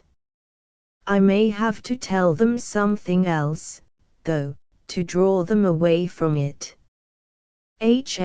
Said her father. She looked at him with a sly archness. I suppose, Daddy, it wouldn't do to have it that an Italian Grand Duke proposed for me, to you of course. Certainly not, Miss Impudence. I'm not to be drawn into any of your foolish girls' chatter. There, run away and let me smoke in peace. She turned away, but came back. Am I forgiven, Daddy? Forgiven?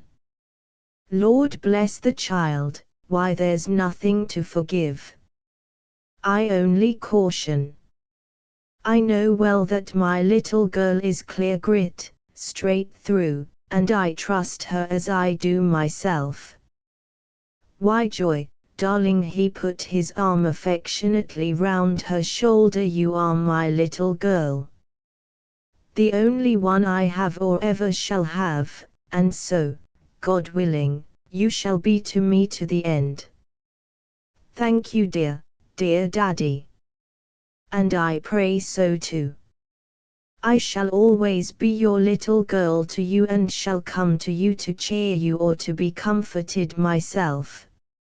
Mother has of late taken to treating me like a grown-up, which she always keeps firing off at me so that I don't know whether I am myself or not.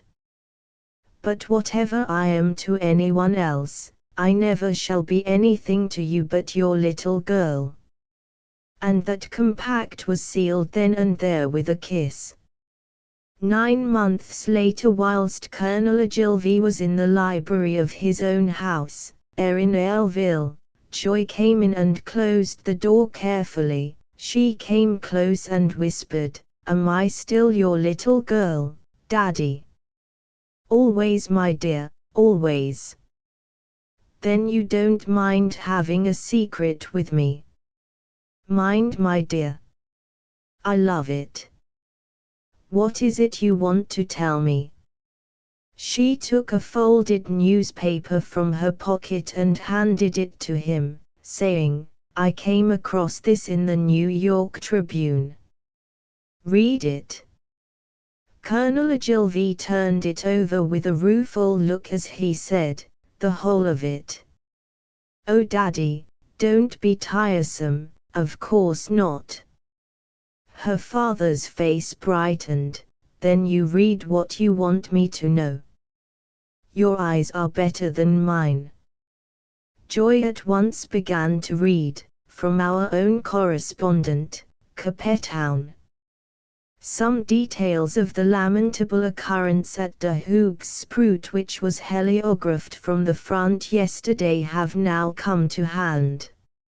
It appears that a battery of field artillery was ordered to proceed from Bloomgroot to Neswick, escorted by a squadron of mixed troops taken from the Scottish Horse and the Mounted Yeomen.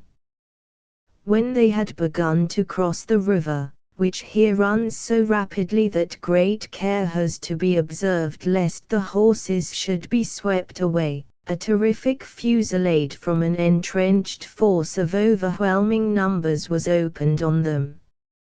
Colonel C. Wright, who commanded, ordered a retreat until the disposition of the enemy could be ascertained. But before the maneuver could be effected, the British force was half wiped out.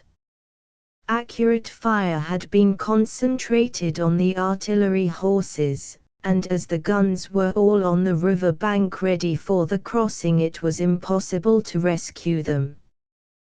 Gallant efforts were made by the gunners and the cavalry escort, but in the face of the hail of bullets the only result was a terrible addition to the list of killed and wounded. Seeing that the ground was partly clear, a number of Boers crept out of cover and tried to reach the guns. At this our troops made another gallant effort and the Boers disappeared. Still it was almost hopeless to try to save the guns. One only of the battery was saved, and this by as gallant an effort on the part of one young officer as has been as yet recorded in the war. Captain Lord Athlyne here. Joy looked up for an instant and saw a frown suddenly darken her father's brow, who was tentatively in command of a yeomanry troop, took a great coil of rope, one end of which was held by some of his men. When he was ready he rode for the guns at a racing pace, loosing the rope as he went. It was a miracle that he came through the terrific fire aimed at him by the Boer sharpshooters. Having gained the last gun, behind which there was a momentary shelter, he attached the end of the rope. Then mounting again he swept like a hurricane across the zone of fire. There was a wild cheer from the British, and a number of horsemen began to ride out whilst the firing ran along the front of the waiting line. But the instant the rope was attached the men began to pull and the gun actually raced along the open space. In the middle of his ride home the gallant Irishman's cap was knocked off by a bullet. He reined up his charger, dismounted and picked up the cap and dusted it with his handkerchief before again mounting. Despite their wounds and the chagrin of defeat, the whole force cheered him as he swept into the lines. "Daddy, I call that something like a man. Don't you?" Her color was high and her eyes were blazing. She looked happy when her father echoed her enthusiasm. "I do, daughter. That was the action of a gallant gentleman." There was a silence of perhaps half a minute. Then Colonel Ogilvy spoke. "But why, my dear, did you tell this to me?" "I had to tell someone, Daddy. It is too splendid to enjoy all one's self, and I was afraid if I told Mother she might not understand. She's only a woman, you know, and might put a wrong construction on my telling her, and so worry herself about me. And I didn't dare to tell Aunt Judy, for she's so chock full of romance that she would have simply gone crazy and chaffed me out of all reason. There is no holding back Aunt Judy when she is chasing after a romance. And besides, Daddy dear, here she took his arm and looked up in his face, I wanted you to know that Lord Athlyne is a gentleman. Her father frowned. Why should I know, or care? Not on your own part, Daddy, but only because I want you to. It is hard to explain, but I think you took a prejudice against him from the first, and you see it makes it less awkward to be coupled with a man's name, when the name and the man are good ones. The Colonel's frown was this time one of puzzlement. I'm afraid I don't understand. You never saw the man. Why should you dislike less to be coupled with him because he did a brave thing? Besides, the whole thing is mere nonsense. Of course it is, Daddy. All nonsense. But it is better to be good nonsense than bad nonsense. Look here, daughter, my little girl, I'm afraid you have got or may get too fond of thinking of that fellow.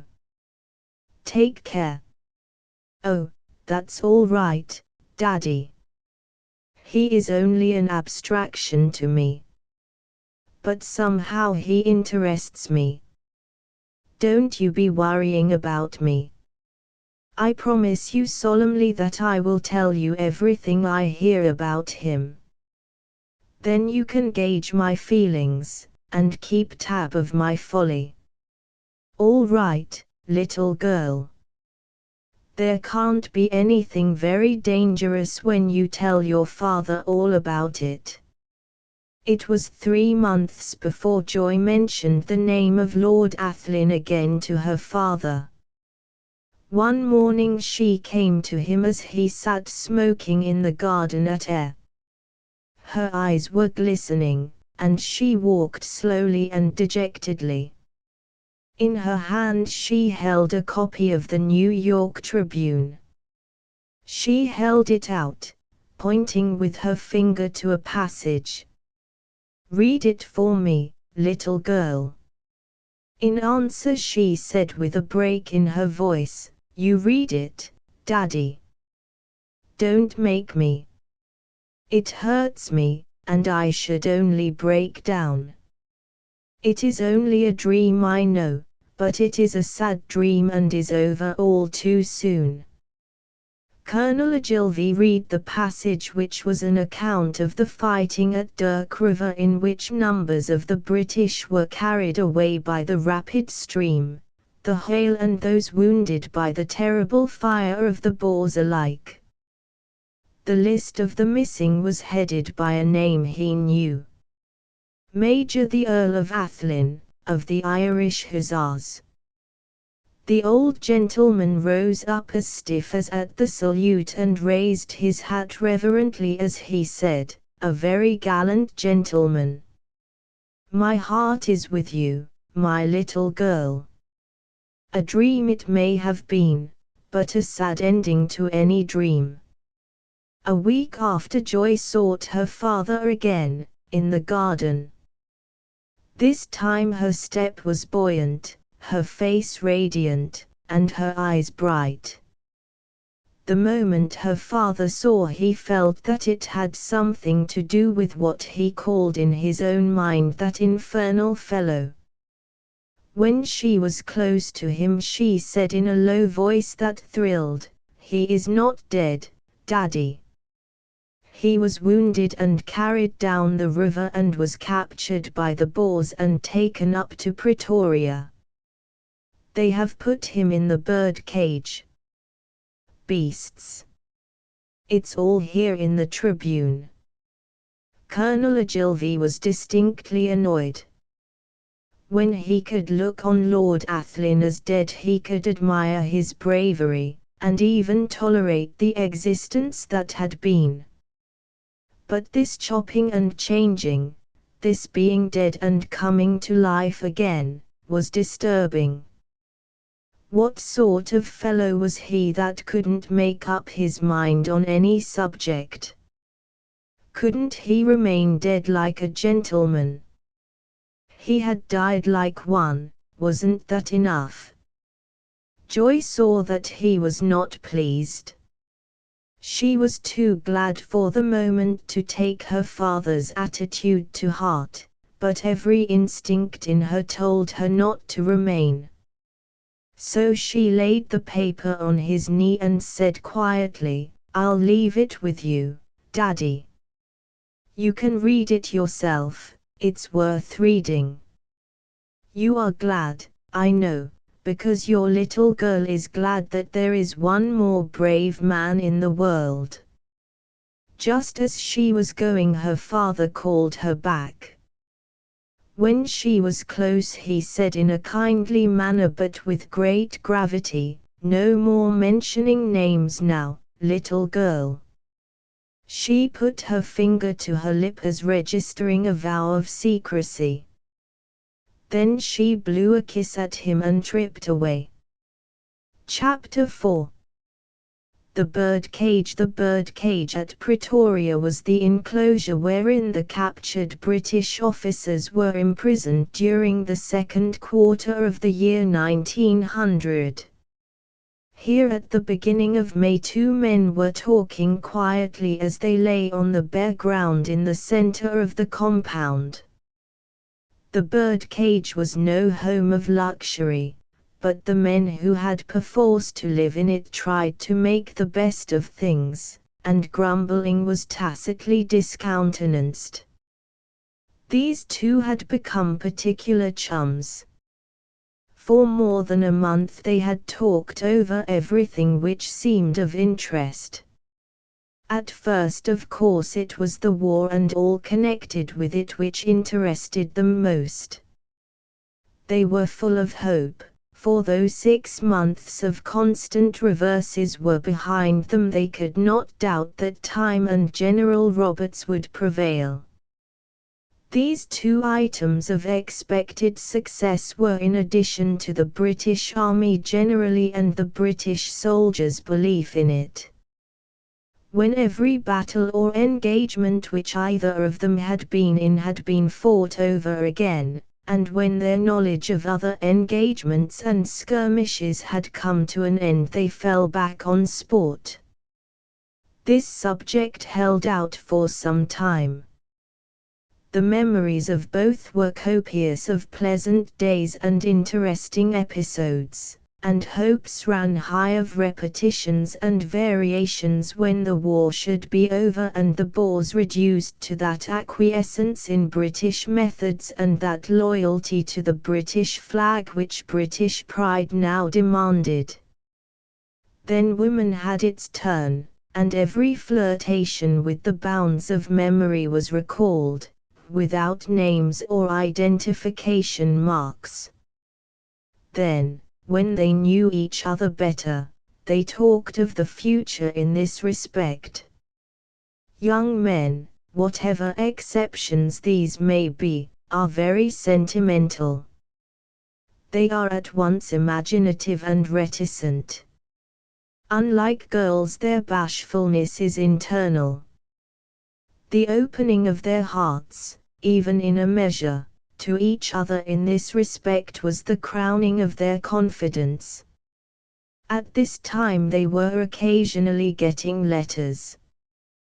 These had of course gone through the hands of the censor and their virginity thus destroyed, but the craving of all the prisoners for news of any kind, from home or elsewhere, was such that every letter received became in a measure common property. Even from intimate letters from their own womenkind parts were read out that had any colourable bearing on public matters. A few days before, one of the men had a letter from his wife who was in Cape Town, a letter which, though it was nothing but a letter of affection from a loving wife, was before the day was over read by every man in the place. It had puzzled the husband at first, for though it was in his wife's writing, the manner of it was not hers. It was much more carefully written than was her wont. Then it dawned on him that it had a meaning. He thought over it, till in a flash he saw it all. It was written by her, but she had copied it for someone else and signed it. The passage of the letter that now most interested him read, "I do so long to see you, my darling, that if I do not see you before, I am going to ask to be allowed to come up to Pretoria and see you there if I may, if it is only a glimpse through that horrid barbed wire netting that we hear of. You remember my birthday is on Waterloo Day, and I am promising myself, as my birthday treat, a glimpse of the face of my dear husband." It did not do to assemble together, for the eyes of the jailers were sharp and an organized meeting of the prisoners was suspicious and meant the tightening of bonds. So one by one he talked with his fellows, telling them what he thought and always imploring them to maintain the appearance of listless indifference which they had amongst themselves decided was the attitude best calculated to avert suspicion. Some did not at first understand the cryptic meaning, but the general belief was that it was a warning that the capture of Pretoria was expected not later than the 15th of June. This created enormous hopes. Thenceforth all the talk in private was as to what each would do when the relief came. Today the conversation was mainly about Athlyne's affairs. He had been unfolding plans to his friend Captain Vachel of the Yeomanry, and the latter asked him suddenly, "By the way, Athlyne, are you married?" "What? Me married? Lord bless you, man, no." "Why do you ask?" "I gathered so from what you have been saying just now." "Don't be offended at my asking, but I have a special purpose." "I'm not a bit offended, why should I be?" "Why do you ask me?" "That's what I want to tell you." "But old chap, this is a delicate subject and I want to clear the ground first." "It is wiser." Athlyne sat up. "Look here, Vachel, this is getting interesting." "Clear away." The other hesitated and then said suddenly, "You never went through a ceremony of marriage, or what professed to be one, with anyone, I suppose?" "I really do ask pardon for this. Honestly, Vachel, I'm not that sort of man. I have lots of sins on me, more than my fair share perhaps. But whatever I have done has been above board." The other went on with dogged persistence, "You will understand when I explain why I ask, but this is your matter, not mine, and I want to avoid making matters still more complicated. That is, of course, if there should be any complication that you may have overlooked or forgotten." "Good God, man, a marriage is not a thing a man could overlook or forget." "Oh, that's all right with a real marriage, or even with a mock marriage if a man didn't make a practice of it. But there might be some women, with whom one had some kind of intrigue or irregular union, who might take advantage of it to place herself in better position. Such things have been, you know, old chap," he added sententiously. Athlyne laughed. "Far be it from me to say what a woman might or might not do if she took it into her pretty head, but I don't think there's any woman who would, or who would ever think she had the right to, do that with me." There are women, lots of them I am afraid, who answer the bill on the irregular union or intrigue side, but I should certainly be astonished if any of them ever set out to claim a right. Now I have made a clean breast of it. Won't you tell me what all this is about?" The other looked at him steadily, as though to see how he took it, as he answered, "There is, I am told, a woman in New York who is passing herself off as your wife." Athlyne sprang to his feet and cried out, "What? That's what I took it to mean. By the way, this was said as if it was a sudden idea. I take it that your mother is not alive. I had it in my mind that she died shortly after you were born." "Unhappily that is so. There is no dowager countess. Not for more than 30 years. Why? The letter says Countess of Athlyne. I took it to be your wife. Let me see the letter." He held out his hand. Vachel took from his pocket, the only private storage a man had in the bird cage, an envelope which he handed to his comrade, who took from it a torn fragment of a letter. He read it, then turned it over. As he did so his eyes lit up. He had seen his own name. He read it over several times, then he looked up. "Have you read it?" "Yes. I was told to do so." "All right. Then we can discuss it together." He read it out loud. "So Athlyne is married. At least I take it so, for there is a woman in New York, I am told, who calls herself the Countess of Athlyne. I know nothing of her, only this, a casual remark made in a gossipy letter. Now tell me, Vachel, can you throw any light on this? Not on the subject but only on the way it has come to you. I had better tell you all I know from the beginning." Athlyne nodded. He went on, "Whilst we were in the trenches at Volkssprut waiting for the attack to sound, Meldon and I were together. You remember Meldon of the Connaught Fusiliers? Well, we often hunted together. He asked me that if anything should happen to him I would look over his things and send them home, and so forth. I promised. But I asked him why he so cast down about the fight that was coming. Was it a presentiment or anything of that kind? Not a bit, he said. It's not spiritualism but logic. You see, it's about my turn next. All our lot have been wiped out, going up the line in sequence. Rawson, my junior, was last. And now I come on.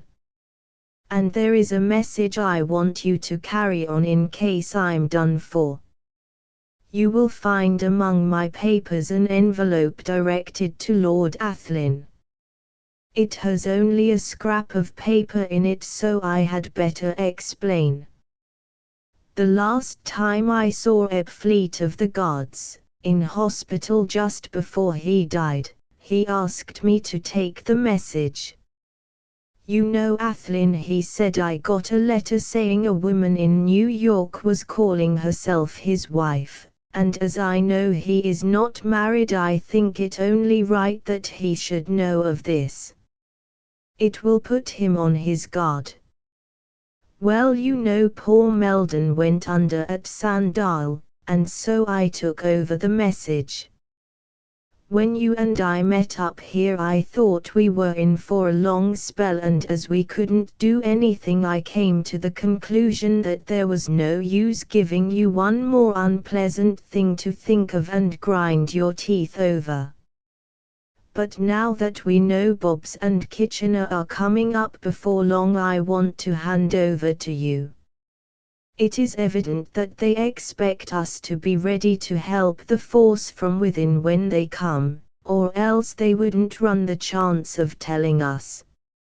4,000 men, even without arms, are not to be despised in a scrimmage. If the wily boar tumbles to it, they will take us up the mountains in several sections, and I may not have another chance. That is all you know of the matter, I take it? Absolutely. Of course, should I hear anything more, I shall at once let you know. Though frankly I don't see how that can be. Both men who sent the message are dead. I haven't the faintest idea of who sent the original report. Of course, old chap, I am mum on the subject unless you ever tell me to speak. Thanks, old man. I fancy there won't be much time for looking after private affairs for a good spell to come after we have shifted our quarters. There will be a devil of a lot of clearing up when the house changes hands and continues to run under new management, as Bung says. All that had been spoken of came off as arranged by the various parties. On the 5th of June Roberts took Pretoria in his victorious march. Mafeking and Ladysmith had been relieved, and Johannesburg had fallen. Now, Kruger and the remainder of his forces were hurrying into the Lydenburg Mountains to make what stand they could, and not the least keen of their foes were those who had been their guests in the bird cage. Athlyne rejoined his regiment and was under Buller's command till the routed army escaped into Portuguese territory. Then he was sent by Kitchener along the ranges of block houses whose segregation slowly brought the war to an end. When his turn came for going home, 3 years had elapsed. London and his club claimed him for his spells of his short leave, for there was still much work to be done with his regiment. When he began to tire of the long round of work and distractions, he commenced to think seriously of a visit to America. His experience of the war had sobered him down. He was now 32 years of age, the time when most men, who have not arrived there already, think seriously of settling down to matrimony. In other respects he wanted to be free. He was tired of obeying orders, even of giving them. The war was over and Britain was at peace with the world. Had there been still fighting going on anywhere, such thought would not have occurred to him. He would still have wanted to be in the thick of it. But the long months of waiting and inactivity, the endless routine, the impossibility of doing anything which would have an immediate effect, all these things had worn out much of his patience, and stirred the natural restlessness of his disposition. At home there seemed no prospect of following soldiering in the way he wished, some form in which excitement had a part. Indeed, the whole scheme of war and army seemed to be shaping themselves on lines unfamiliar to him. The idea of the old devil-may-care life which had first attracted him and of which he had had a taste did not any longer exist, or, if it existed, it was not for him. Outside actual fighting, the life of a soldier was not now to consist of a series of seasonable amusements.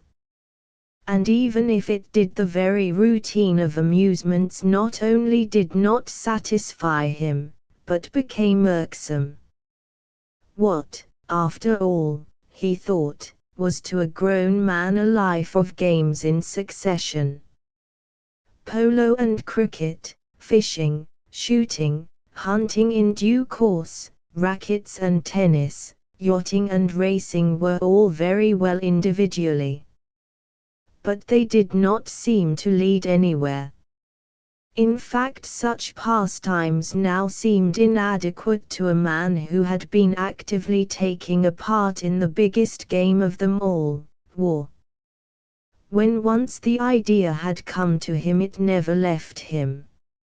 Each new disappointment, the unfulfilled expectation of interest, drove it further and further home. There was everywhere a lack of his old companions, always a crowd of new faces. The girls he had known and liked because they were likable, had got married within the few years of his absence. The matrons had made fresh companionships which held possession. Bridge had arisen as a new society fetish which drew to itself the interests and time of all. A new order of South African millionaires had arisen who by their wealth and extravagance had set at defiance the old order of social caste, and largely changed the whole scheme of existing values. When he fled away from London, he found something of the same changes elsewhere. In the stir of war, and even in the long weariness of waiting which followed it, the whirling along of the great world was, if not forgotten, unthought of. The daily work and the daily interest were so personal and so absorbing that abstract thinking was not. In the country, of course, the changes were less, but they were more marked. The few years had their full tally of loss, of death, and decay. The eyes that saw them were so far fresh eyes, that unchecked memory had not a perpetual ease of comparison.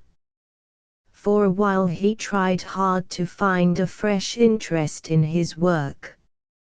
But here again was change with which he could feel neither sympathy nor toleration. Great schemes of reform were on foot, schemes of organization, of recruiting, of training. The ranks in the service, of which he had experience, were becoming more mechanical than ever. Had he by this time acquired higher rank in the army, it is possible that he would have entered with ardor into the new conditions. He was fitted for such, young, and energetic, and daring. Those in the cabinet or in the army council have material for exercising broader views of the machinery of war, and to the eyes of such many things which looked at in detail seem wrong or foolish stand out in their true national importance. His dissatisfaction with the army changes was the last straw. He took it into his head that in future the army had no place for him. The idea multiplied day by day with an ever-increasing exasperation. At last his mind was definitely made up. He sent in his papers, and in due time retired. It is generally the way with human beings that they expect some radical change in themselves and their surroundings to follow close on some voluntary act. They cannot understand, at once at all events, that the eternal verities are eternal. "I may die but the grass will grow," says Tennyson in one of his songs. And this is the whole story in epitome. After all, what is one life, howsoever perfect or noble it may be, in the great moving world of fact? The great globe floats in a sea of logic which encompasses it about everywhere. What is ordained to an end, and no puny hopes or fears or wishes of an individual can sway or change its course. Conclusions follow premises, results follow causes. We rebel against facts and conditions because they are facts and conditions. Then for some new whim or purpose entirely our own we take a new step, forward or backward it matters not, and lo! We expect the whole world with its million years of slow working up to that particular moment to change too. This belief that things must change in accordance with our desires has its base deep down in our nature. At the lowest depth it is founded on vanity. We are so important to ourselves that we cannot but think that that importance is sustained through all creation. For a little while Lord Athlyne tried to persuade himself that now, at last, he was enjoying freedom. No more parades or early hours, no more orderly rooms or mess dinners, or duties at functions, no more of the bald, stale conventionalities of an occupation which had lost its charm. He expected each day to be now joyous with the realization of ancient hopes. But the expectations were not realized.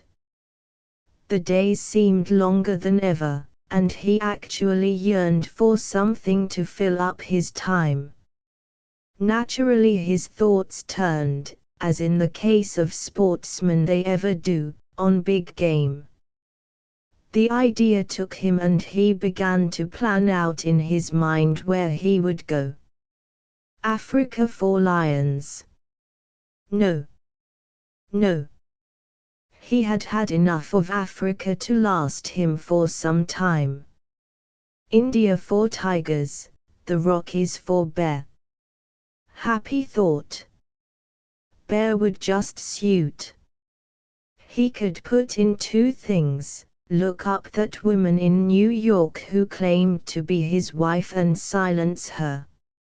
He wouldn't like such an idea to go abroad in case he should ever marry. Then he would go on to the Rockies or Colorado and have a turn at the Grizzlies. He went straightway into the reading room of the club he was in and began to study Bradshaw. At last he had found a new interest in life. For a week he devoted himself to the work in hand, until his whole sporting outfit was prepared. Then he began to think of the other quest, and the more he thought of it the more it puzzled him. Chapter V. An adventure with regard to his quest after his alleged wife. The first conclusion Lord Athlyne came to was that he must go incognito, under an alias he expressed it to himself. Otherwise he would give warning of his presence, and that was the very thing which he wished to avoid. The woman must be an unscrupulous one or she would not have entered on such a scheme of fraud, and she would naturally be quick to protect herself by concealment or flight. An ordinary individual would have left such an investigation to his solicitors who would have procured the services of local detectives. But then Athlyne was not an ordinary individual. He liked to do things for himself in most matters which interested him, and in this case there was so distinctly a personal bearing that he would not have been satisfied to leave it to anyone else. When, however, he began to work out details of his alias he found that he had landed in a perfect hornet's nest of difficulties. The mere matter of clothing and luggage was, he found, almost enough to turn his hair prematurely grey. What was the use of taking a false name when his true one was engraved on the brass plates of his portmanteau and bags so that every porter would know everything about him within 5 minutes of his arrival? The chambermaid and laundress would see the marking of his linen. He very soon found that he would have to set about this branch of his effort very systematically if he did not want to give himself away hopelessly even before he started. He had already come to the conclusion that he must not take a valet with him. It would be quite enough to support an alias amongst his equals, whose habits and breeding had at least a certain amount of reticence, without running the risk of the world of servants who were much more inquisitive than their employers and much more skilled in matters of suspicion and detection. First he had to decide on the name, and to get familiar with it in all sorts of ways, speaking, writing, and hearing it spoken. The latter he could only effect by hearing his own voice. He was conscious that he must, for some time at all events, be open to the danger of a surprise. He shrank in a certain way from using a name not his own, so he salved his conscience by selecting two of the simplest of his many names. Thus he became for his own purposes Richard Hardy. He fixed his domicile as Sandsend, a small place in the middle of Wiltshire which he had inherited from his mother. It was too small to be included in his list of seats in Debrett, and thus answered his purpose. Then he got quite fresh store of linen from a new shop and had it marked R. Hardy or R.H. He bought new trunks and kit of all kinds. He had them marked with the same letters, and sent to a lodging which he had taken for the purpose under his new name. He had cards printed and got plain note paper as he had to avoid a crest. Then he found that all his sporting things, which had already been packed, had to be unpacked and overhauled lest the real name should remain anywhere. When all this was done, and it took weeks to complete, he began to feel an unmitigated fraud and a thorough scoundrel. To a man who takes honor to be a part of a gentleman's equipment, any form of dissimulation must always be obnoxious. One person alone he took into his confidence, his solicitor. It was necessary that he should have a bank account opened in New York. Also that in case of any unforeseen accident it would be at least advisable to be able to explain his actions. When the solicitor remonstrated, he explained his purpose and made a special request that he should not be subjected to any opposition. "I go to protect myself," he said. The other shrugged his shoulders and remained silent. He arranged before he terminated the interview that his letters should be sent to him under cover to his new name at his bankers in New York. In due time an account for a large sum was opened there. Then, when all was as complete as he could think of, he took a cabin in one of the French boats, as he thought that in a foreign ship he would run less risk of running up against some acquaintance than would be likely on a British or American vessel. He had hardly got clear of land when he began to realize in what a false position he had placed himself. He felt that any acquaintanceship which he could make might possibly lead to some imbroglio. To those who took him in good faith and made friends he must either reveal his purpose or accept a false position from which he might never be able to extricate himself. As the former was impossible, without creating a suspicion which would destroy his purpose, he had to take chance for the latter. The result was that had to be aloof and unresponsive to any of the proffered friendlinesses of the voyage, and seeing this the other passengers did not press friendliness on him or even repeat their overtures. He felt this acutely, for he had been always in the habit of making friends. Such is one of the delights of travel, as all know who have been about the world.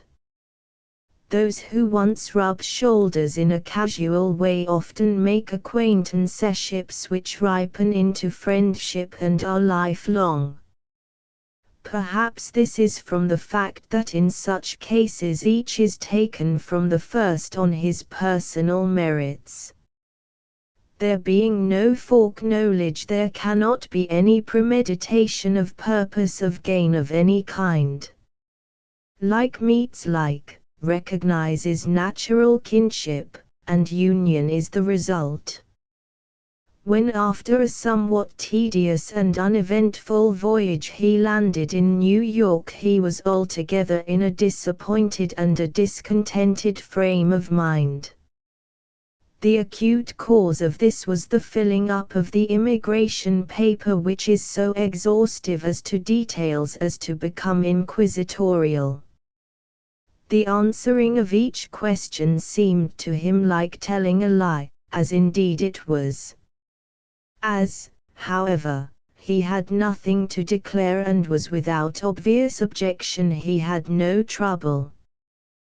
The only effect from the customs examination that he noticed on himself was that when he drove out of the gates he felt somewhat as he had done when he passed from the prison pen at Pretoria into the cheering ranks of the victorious British Army. He was lucky enough to escape from the ranks of the journalists who make copy out of any stranger of distinction who lands. His name was not sufficiently striking to even attract attention. He took quiet rooms high up in the Manhattan and for 2 days kept his own company. The third day he went out. He walked through street after street, took trolley cars now and again, went uptown and downtown on the road. Crossed the ferries to New Jersey and Long Island. Lunched at Martin's and dined at Delmonico's, and returned to his hotel without having made so far as he knew a step towards discovery. The only thing which he brought back was a slight knowledge of local geography. He had seen something of New York, from the streets, but except to ask his way from policemen or for food from foreign waiters he had not spoken to anybody. The next few days he spent in walking about the streets. In summing up this afternoon he came to the conclusion that there was, for him, nothing so bad in Pretoria. All the time he felt with increasing force that he was a fraud, and constantly found himself evolving schemes as to how he could shed his incognito. The question of clubs alone made him unhappy. He had always been a clubbable man. In London he belonged to a number of the best. Whenever he had been in any city where there was a club, its doors had always through the forethought of some friend been thrown open to him.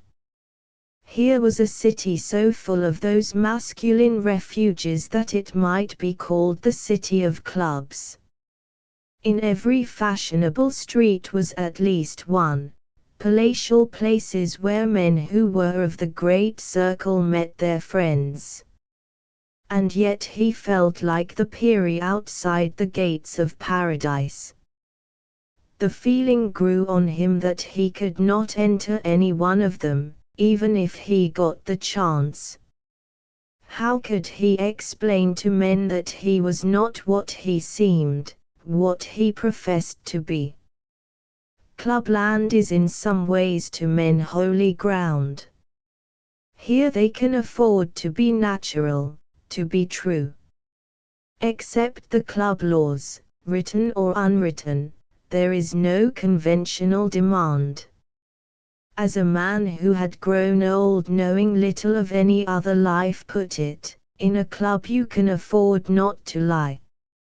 It is to be presumed, by the way, that the speaker did not take a part in the conversations regarding episodes of fishing or Bourne's fortunes.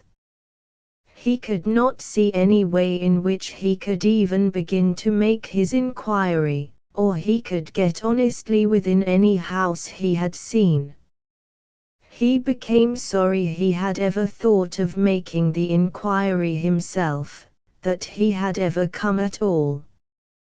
Dimly at the back of his thoughts was an intention to go back to London, resume his proper name, and then perhaps return in an upright way, as a gentleman should.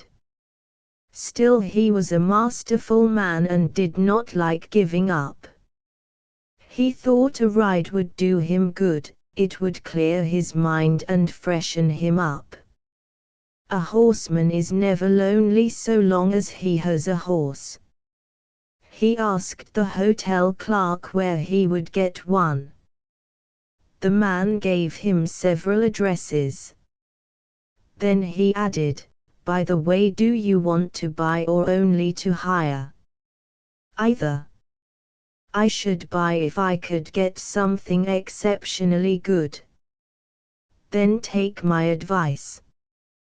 Go up to 7th Avenue right at the top near the park.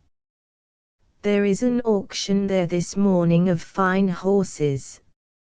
You will, I dare say, get what you want, but you will doubtless have to pay for it."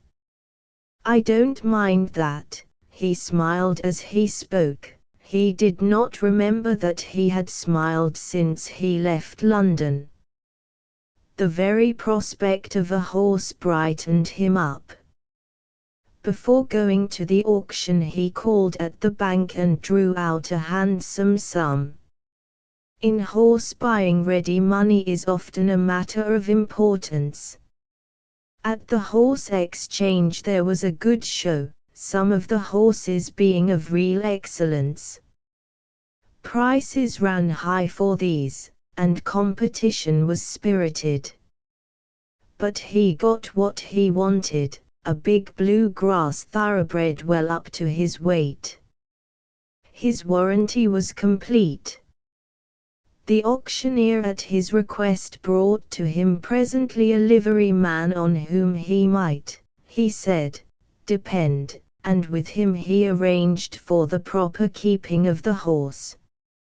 For a few days Athlyne was really happy. His horse was as good as it looked, and had evidently been trained by someone who understood him. His mouth was as fine as possible and he realized an inflection of the voice. Lord Athlyne rode well, and he knew it, and the horse knew it too from the first moment when his hand touched the bridle. After the first ride up the riverside drive the two became understanding friends. The effect of the exercise on Lord Athlyne was to do away with his intention of trying to discover the identity of the offending lady. He would start soon for the Rockies and get after the grizzlies.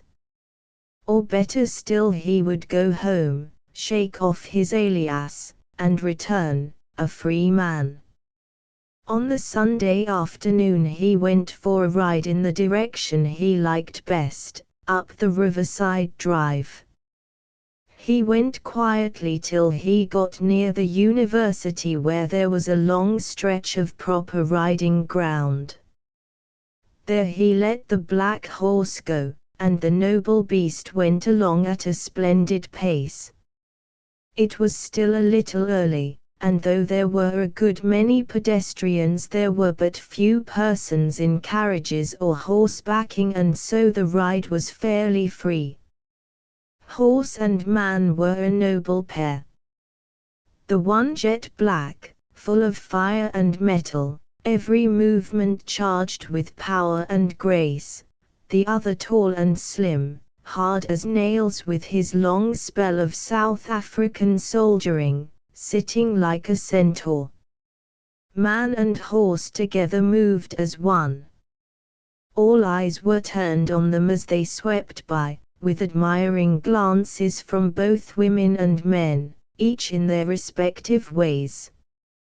2 park policemen, a sergeant and a roundsman, both finely mounted, were jogging quietly along. As the black horse came dashing up, the roundsman said, "Shall I stop him, Sergeant?" The other looked on admiringly and answered quietly, "Guess not. 'Twould be a burnin' shame to stop them too. And there won't be any need nither, they know what they're doing, Halloran. They ain't going to ride down nobody. Did ye ever see a finer seat? I'd bet that's an English cavalry man. Look at the spring of him. Be the Lord, I'd like to be in his shoes this minute." Amongst the few riders Athlyne passed on his course were an old man and a young woman.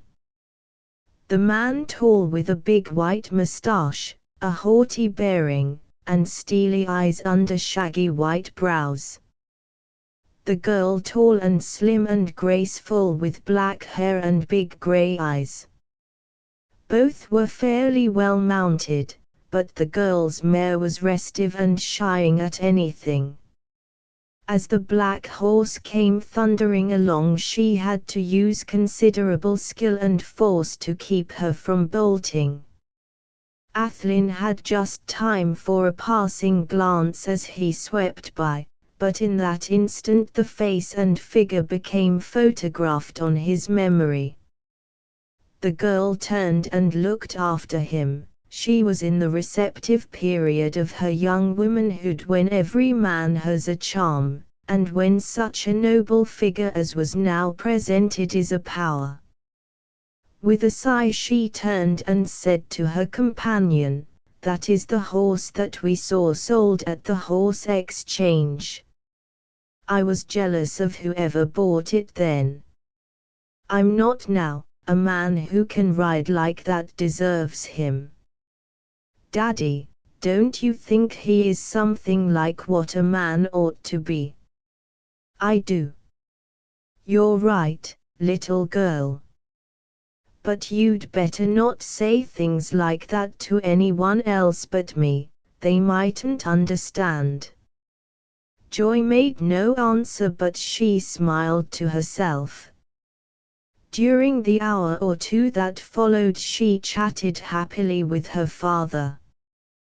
They had occasional canters and gallops until the road got too crowded, when they went along more sedately. Whenever her father suggested turning homeward, she always pleaded for one more turn, just one more, Daddy. It is so delightful here, and the river is so lovely. Of course she had her way. The old man found more true happiness in pleasing her than in any other way. In her heart, though she did not tell her father, for she felt that even he mightn't understand, she had a wish that the man on the black horse would return the same way. She had a feeling that he would. After his gallop Athlyne went quietly along the road past Grant's tomb and followed the course of the drive. Here the road descended, circling round the elevation on which the tomb is erected. Below it is the valley of some old watercourse into the Hudson. This valley has been bridged by a viaduct over which the drive continues its course up the side of the river for many miles.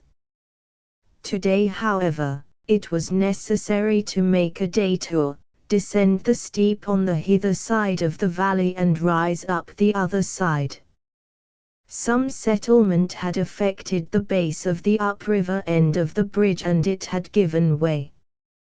The rock on which New York is based is of a very soft nature, and rots slowly away, so that now and again a whole front of a house will slide down a slope, the underlying rock having perished. Not long before, this had actually happened to a group of houses in Park Row. Now the bridge had fallen away, the road ended abruptly, and below lay a great shapeless mass of twisted metal and stone.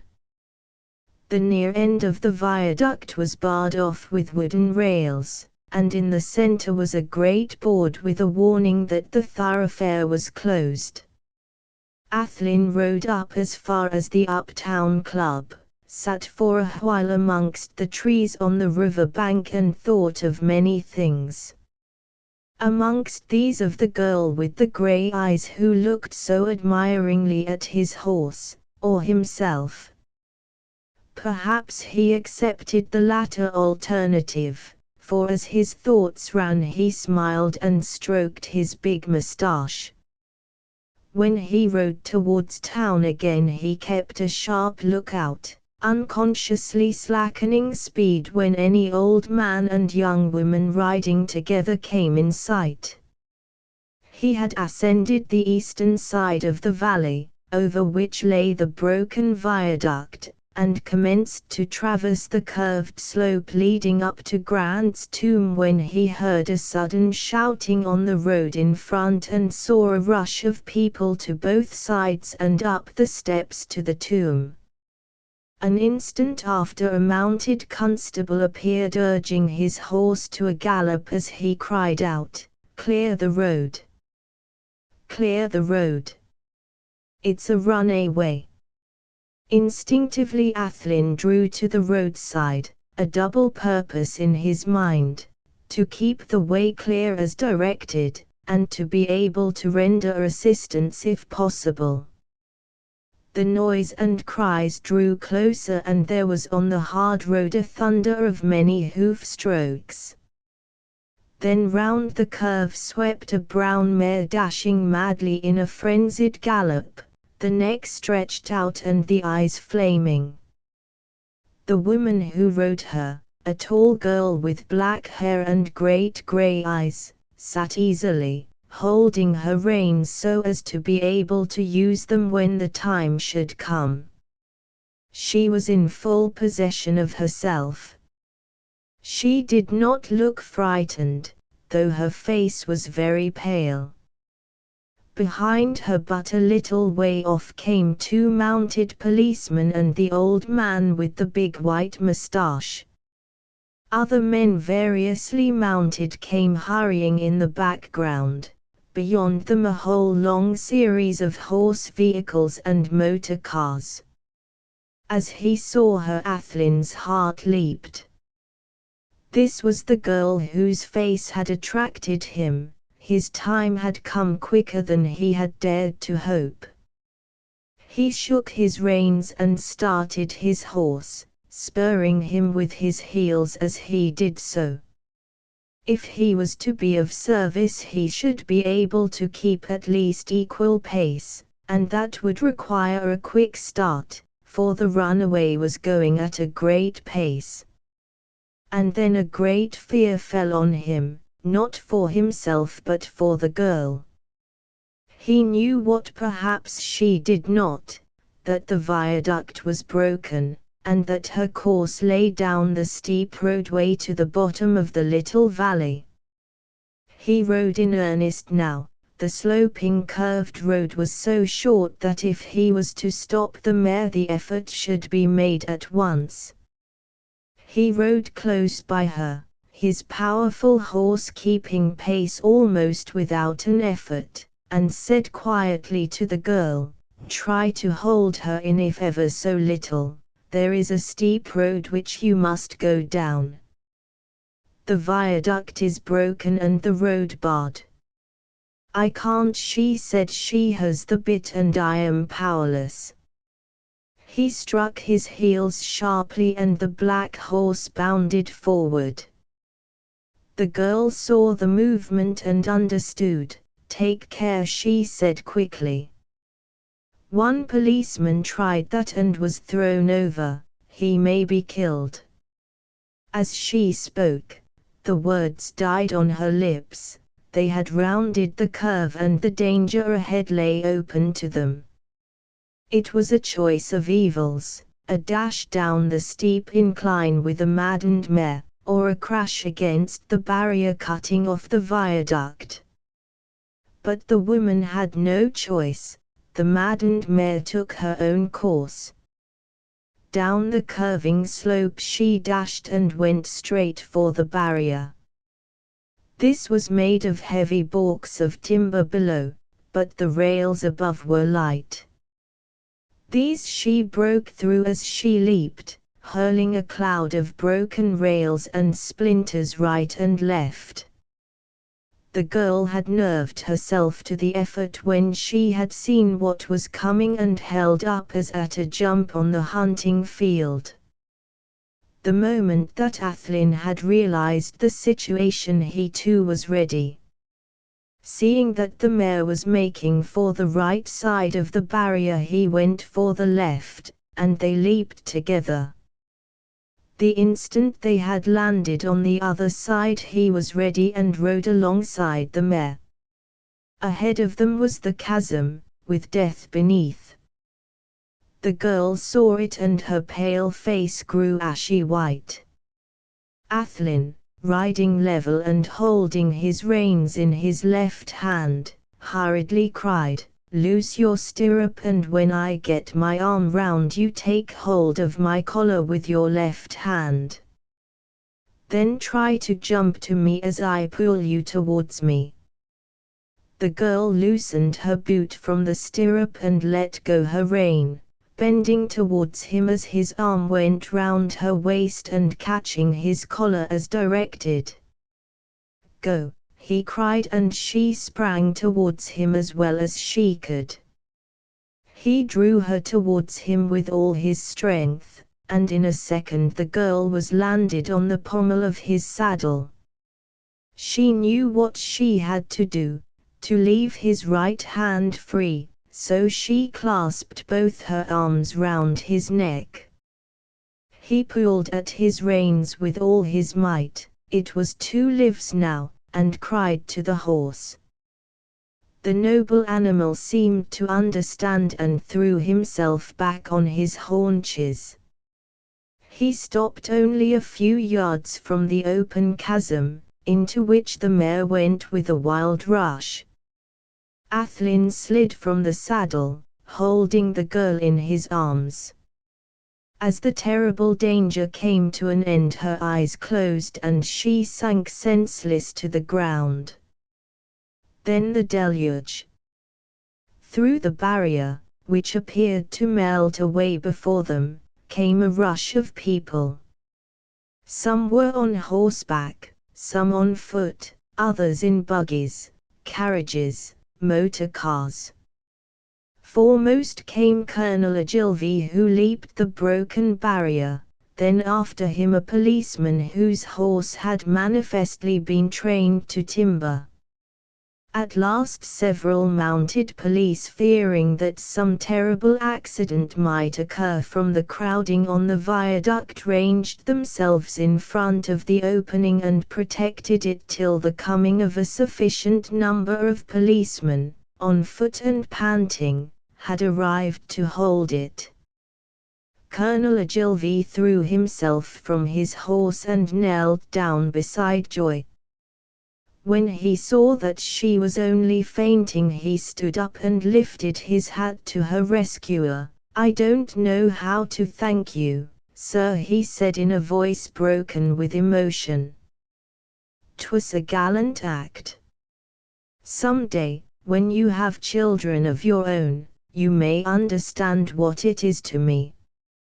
Athlyne, who was kneeling, still holding up Joy's head, said in the disconnected way usual to such circumstances, "Do not mention it. It has been a pleasure to me to be of any service," and so forth.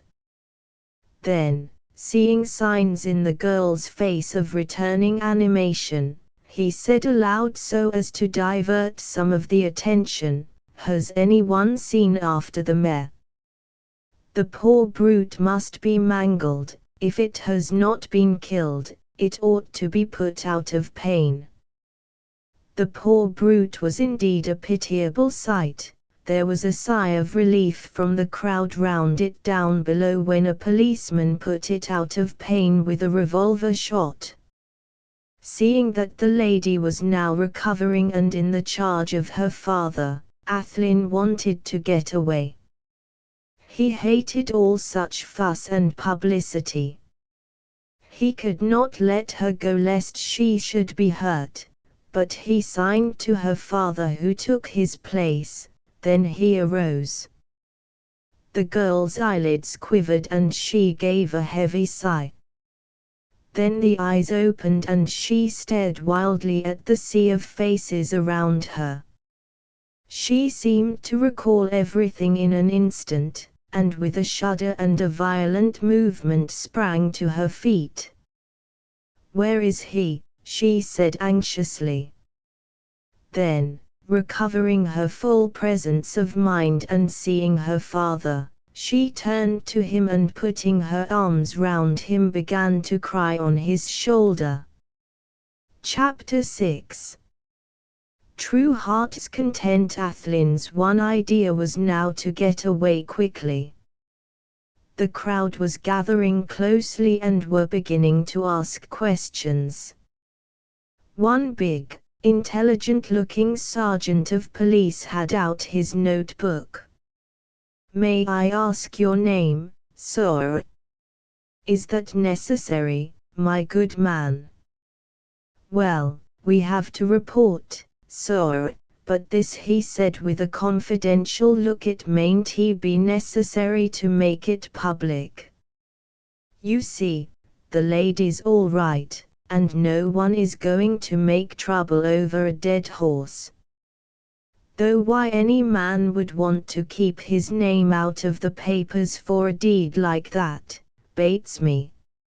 Athlyne beckoned him aside. They leaned against the parapet with their faces towards the river.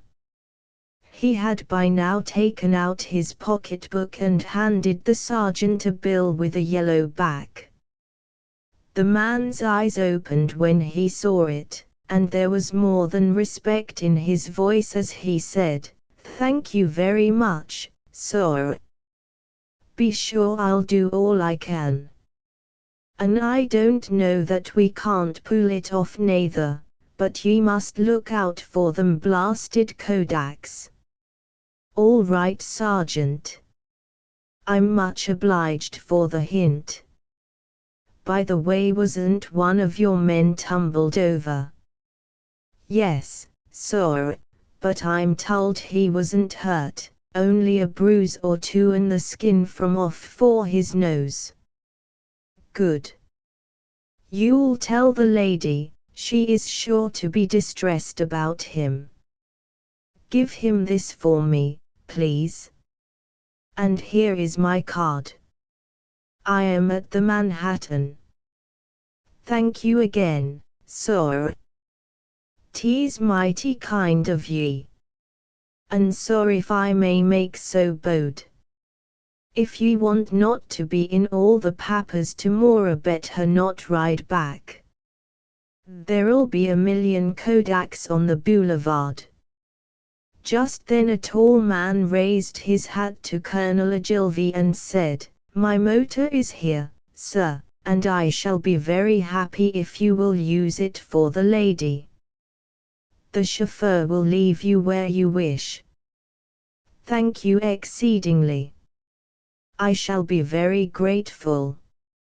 I dare say I can get somebody to bring my horse to the stables. I couldn't leave my daughter alone after such a shock." "I'll see to it, sir," said the sergeant, who had come close. Colonel Ogilvy gave him his card and said, "We are at the Holland House.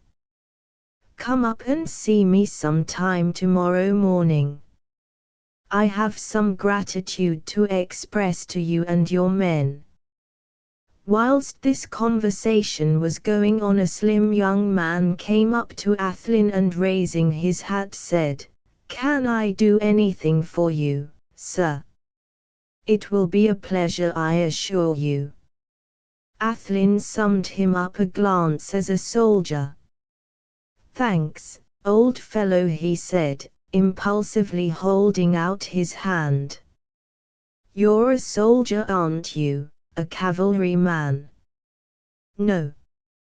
Field Artillery 27th Battery.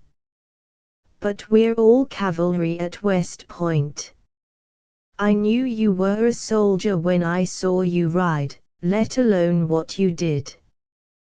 "What can I do?"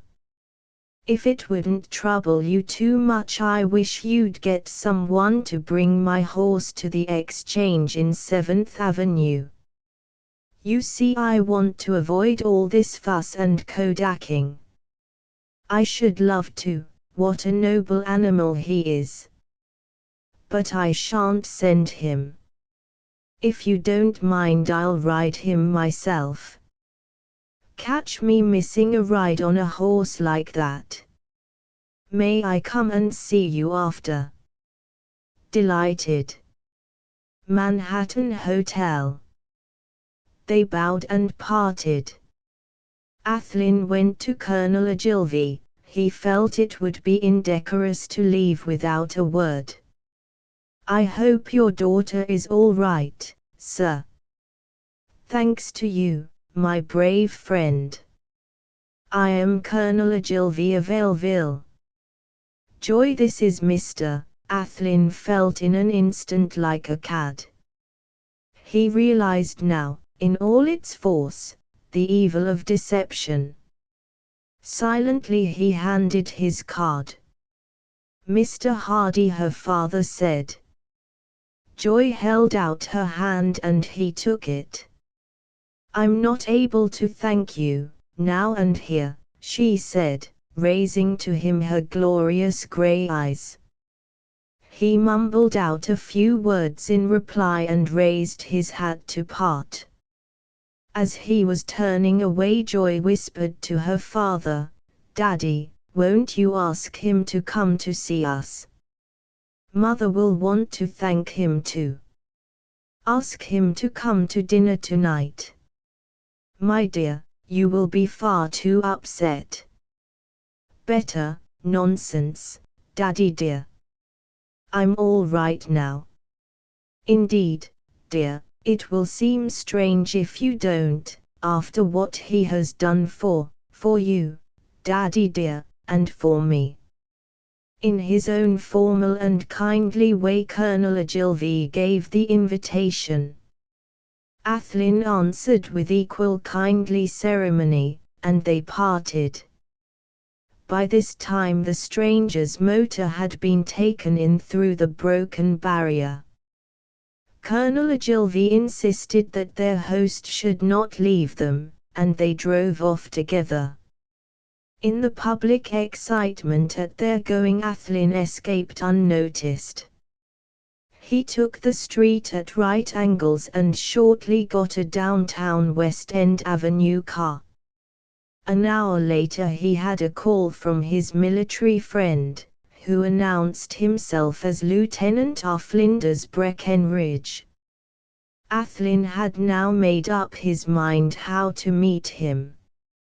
He said at once, "I am going to try your patience, old chap, and perhaps your friendship, but I want you to keep a secret. I can't deceive a comrade, and we military men are that to each other all the world over. I am here under a false name. I had reasons for keeping my identity concealed as I came for a special purpose. So I want you to bear with me and keep even that much a secret between you and me." "That's all right," said the boy with a hearty smile. "On my honor I'll keep your secret as my own. And when I can I'll write and let you know." And so a friendship began. Mr. Hardy left word at the desk that he would not see anyone, especially any newspaper man. But on the Riverside Drive the Kodaks had been hard at work, the Black Horse was recognized, and the morning papers had many execrable likenesses of Lieutenant Breckenridge as he appeared galloping. In the hall of the Holland House Lord Athlyne found Colonel Ogilvy waiting for him with that old-fashioned hospitality which is still to be found in the South. He cordially greeted his guest, and when they had come from the elevator took his arm to lead him into his own suite. Athlyne was quite touched with the greeting extended to him. He had not for years been in the way of receiving anything of the nature of family affection. But now when his host's warmth was followed by a tearful gratitude on the part of his wife which found expression of a quick bending forward and kissing the hand which she held in hers, to the great consternation of the owner thereof, he was sensible of feeling foolish. "Oh, pray, pray," he said, and then remained silent, for what could he do but submit gracefully to such an overt outcome of the feelings of a grateful mother? Joy was a girl in whom were the elements of passion. Was it strange that the same emotional yeast worked in her as in her mother's nature? The introduction to Miss Judith Hayes was a relief. She too felt strongly, no less strongly when she realized that the valiant stranger was so handsome and of so distinguished an appearance. But after all the matter was not so vitally close to her. An aunt, howsoever loving her nature may be, cannot be actuated by the overwhelming impulses of motherhood. This very difference, however, made speech easier. She it was who of all the grateful little party gave best verbal expression to her feelings.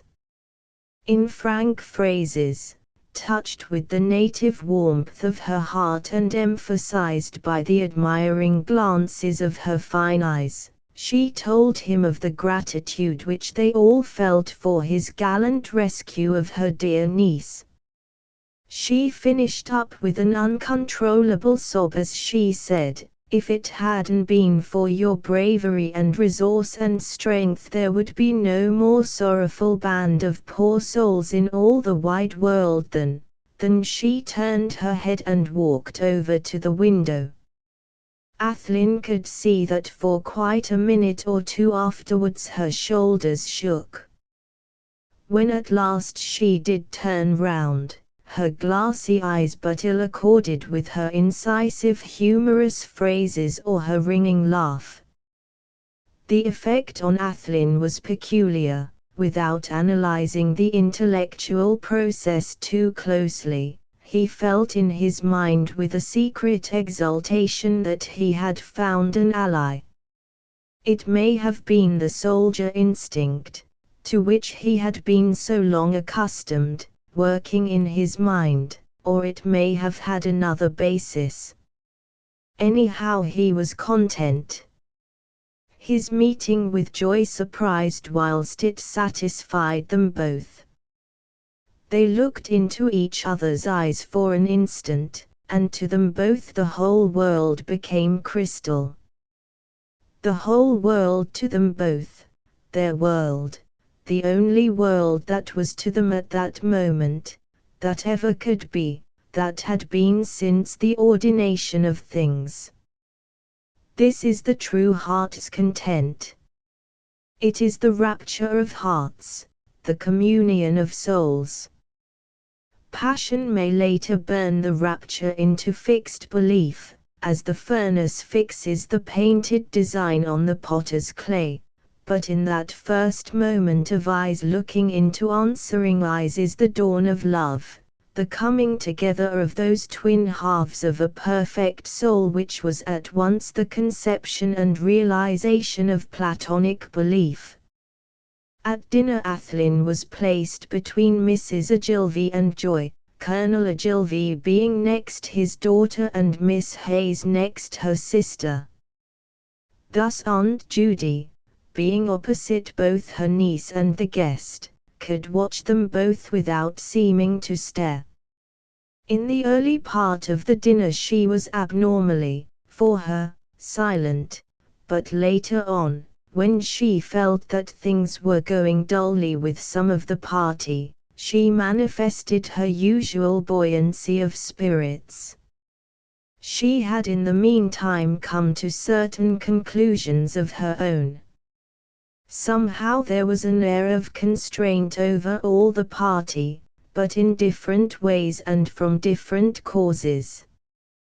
Athlyne was ill at ease because they all made so much of him, and as he was painfully conscious of his false position in accepting the hospitality of such persons under an alias, their kindness only emphasized to him his own chagrin.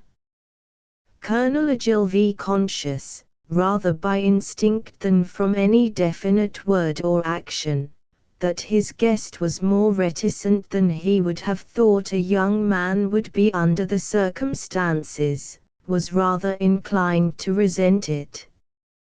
The Ogilvys had from the earliest times been very important people in their own place, and many generations of them had grown up to the understanding that their friendship, even their acquaintance, was an honor. Now when he had asked into his family circle a young man known personally to him only by his visiting card and by the fact that he had saved his daughter's life, very gallantly it was true, he found his friendly interest in his new acquaintance was not received with equal heartiness. The truth was that Athlyne was afraid. He felt instinctively that he was not his own master whilst those great grey eyes were upon him, most certainly not when he was looking into the mystery of their depths. And so he feared lest he should become confused and weave himself into a further tangle of falseness. In the background of his own mind he knew what he wished, what he intended, that this beautiful grey-eyed girl should become his wife. He knew that he must first get clear of his false position, and he was determined at any cost not to let anything interfere with this. At first Colonel Ogilvy's allusions to his home and his place in the world were purely kindly. He thought it only right, under the circumstances of his great obligation, to show such an interest as a man of his age might with another so much his junior. But he could not help feeling that though his guest's manner was all that was winning and that though his words were adequate there was no loosening of the strings of self-possession. Such a thing was new to the Colonel, and new things, especially those that he could not understand, were not pleasing to him. Still, the man was his guest, and only a few hours before had rendered him the greatest service that one could to another. He must not let him, therefore, feel that there was any constraint on his part. And so he acted what was to him an unfamiliar part, that of an exuberant man.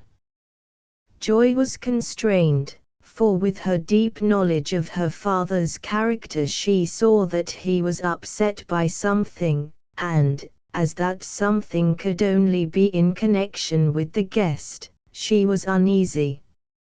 She knew well what her opinion of that guest was, and she had a feeling of what her hopes would be, dare she give them a voice.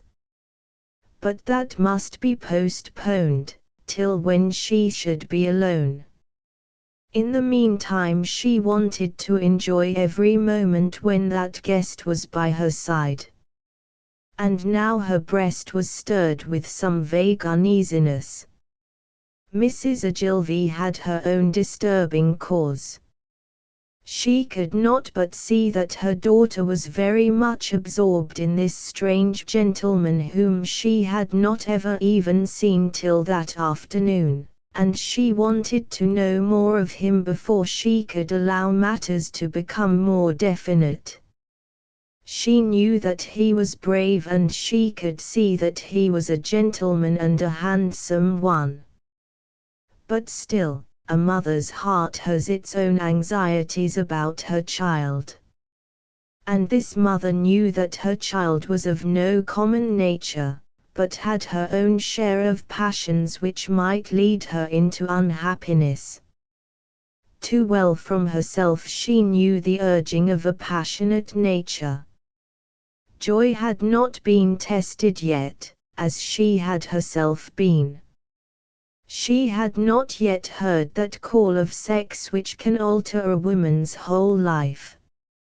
As to Judy, her sympathy with romance in any form and her love for joy acted like the two ingredients in a seidlitz powder. Each by itself was placid and innocuous, but when united there was a boiling over. It needed no spirit come from the grave, or from anywhere else, to tell her of the power which this handsome, gallant, young man had already over her niece. A single lifting of the girl's eyes with that adorable look which no habit of convenience could restrain, a single lifting or falling of the silky black lashes, a single sympathetic movement of the beautiful mouth in its receptive mood as she took in her companion's meaning told her all these things and 100 others, told her a story which brought back heart-aching reminiscence of her own youth. She was not jealous, not a particle, honestly and truly. But after all, life is a serious thing. Serious to look back on, though it seems easy enough to look forward to. The heart knoweth its own bitterness. A sorrow's crown of sorrow is remembering happier things. So far, as to possibilities, Judith was much too clever and too sympathetic a person to go wrong as to facts on which they were based.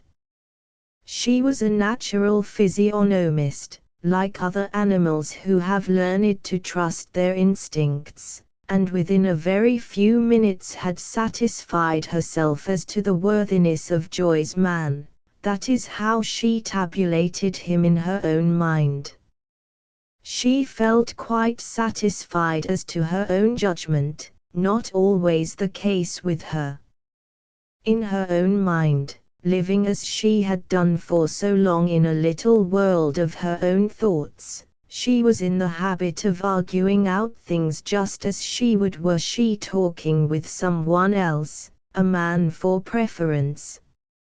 She always wanted to know the truth, even if she did not use it. She had once said to her sister when they were considering how they should act with regard to a scandal in a neighboring family, "Well, Sally, it's all very well not being inquisitive, but you know, my dear, we can't begin to lie properly till we know what we are to lie about. There's nothing so destructive of after happiness, no kindliness so full of pitfalls, as a useless lie." Now, her argument ran, you can't be all wrong about a man. You have thought too much on the subject not to be able to form an opinion. And even if your old maid's instinct, for you are an old maid, my dear, despite your saying that you are so to prove that you are not, warps your judgment in favor of the man.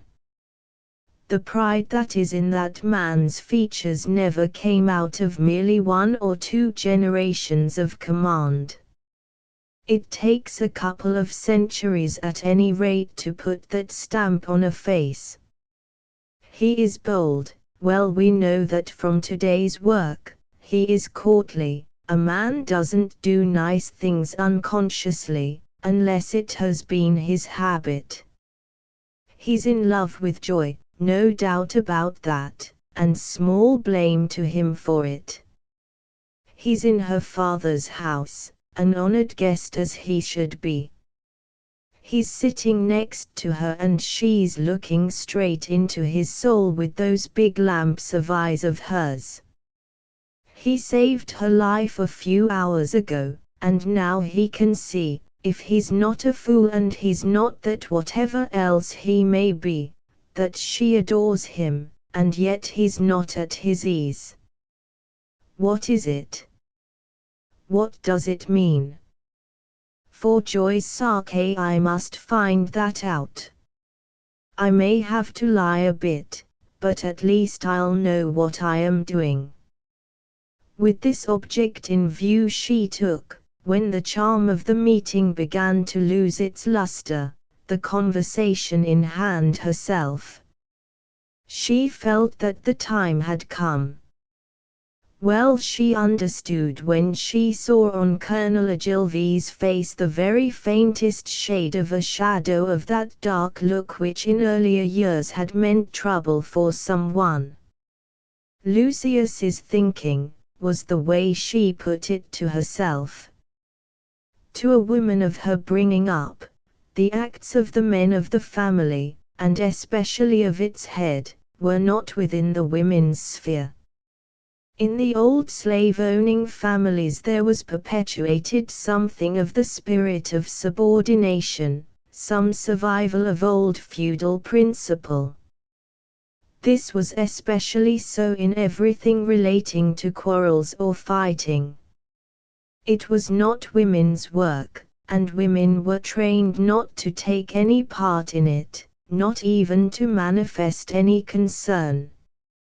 Indeed, the free-spirited Judy, having lived so many years in that particular atmosphere, before being able to look round her in wider communities, compared the dominance of view of a man in his own family life to that of a cock who lords it over the farmyard, struts about masterfully, and summons his household round him with no other purpose than his own will. Woman-like, she was content to yield herself to the situation. "We're all the same," she once said to a farmer's wife, "women or hens. When the master clucks we come."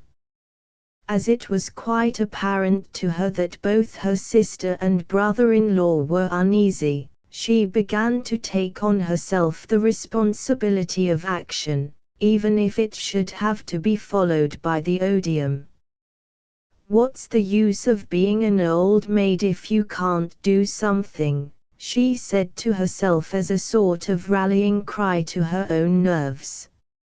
Such gathering of one's courage is not uncommon. It is, in unusual circumstances, to many men and to most women. It does not as a rule apply to professional or accustomed duties.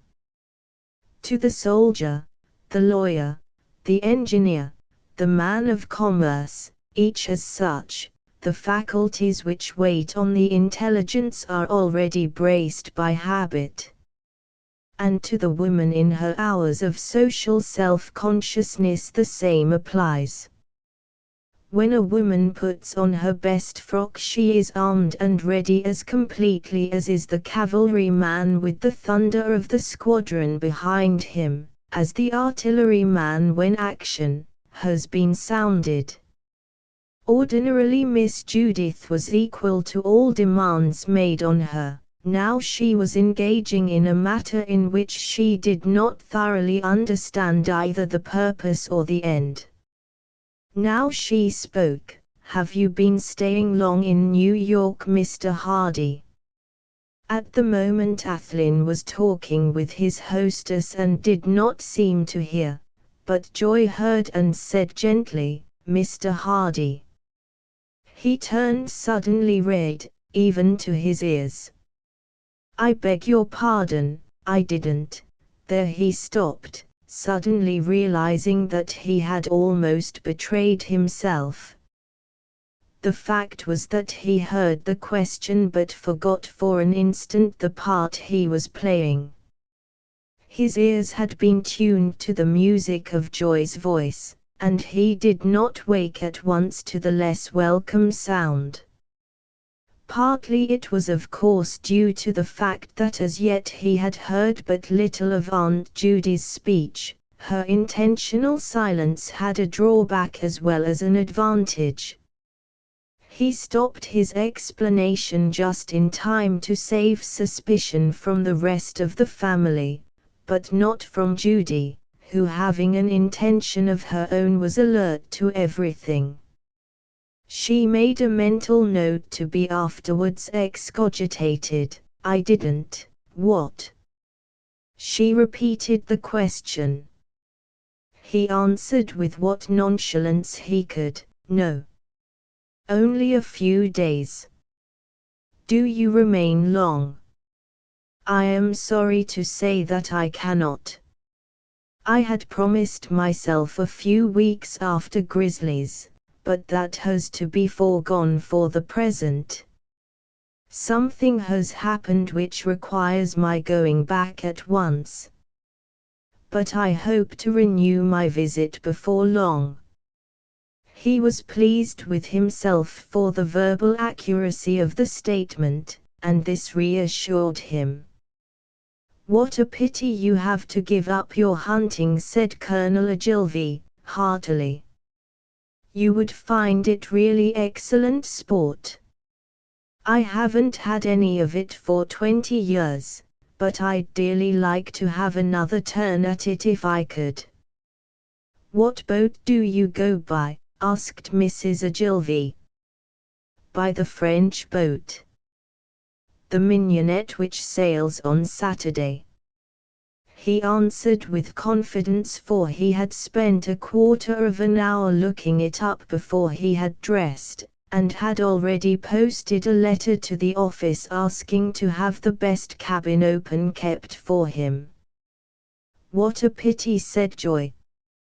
"We are going on the Graphic on the Wednesday after. You might have come with us."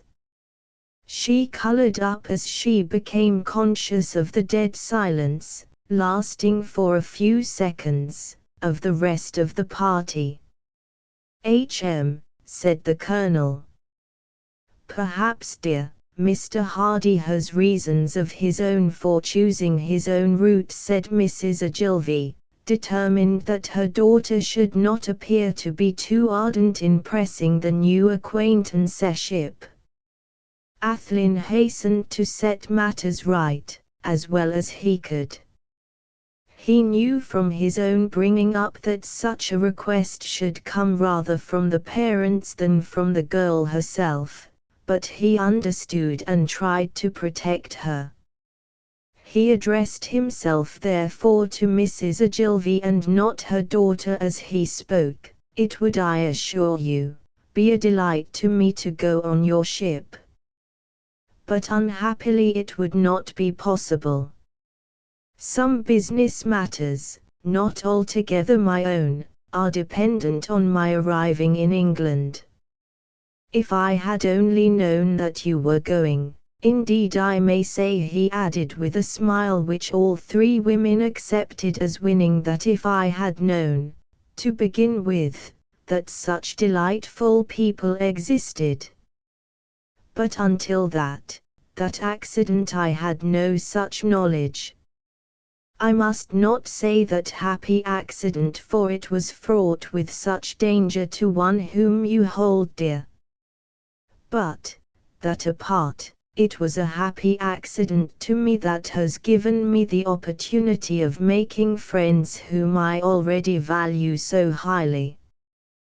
This was for him quite a long speech. He breathed more freely when it was over. When the ladies had gone, he and his host had a long chat over their cigars.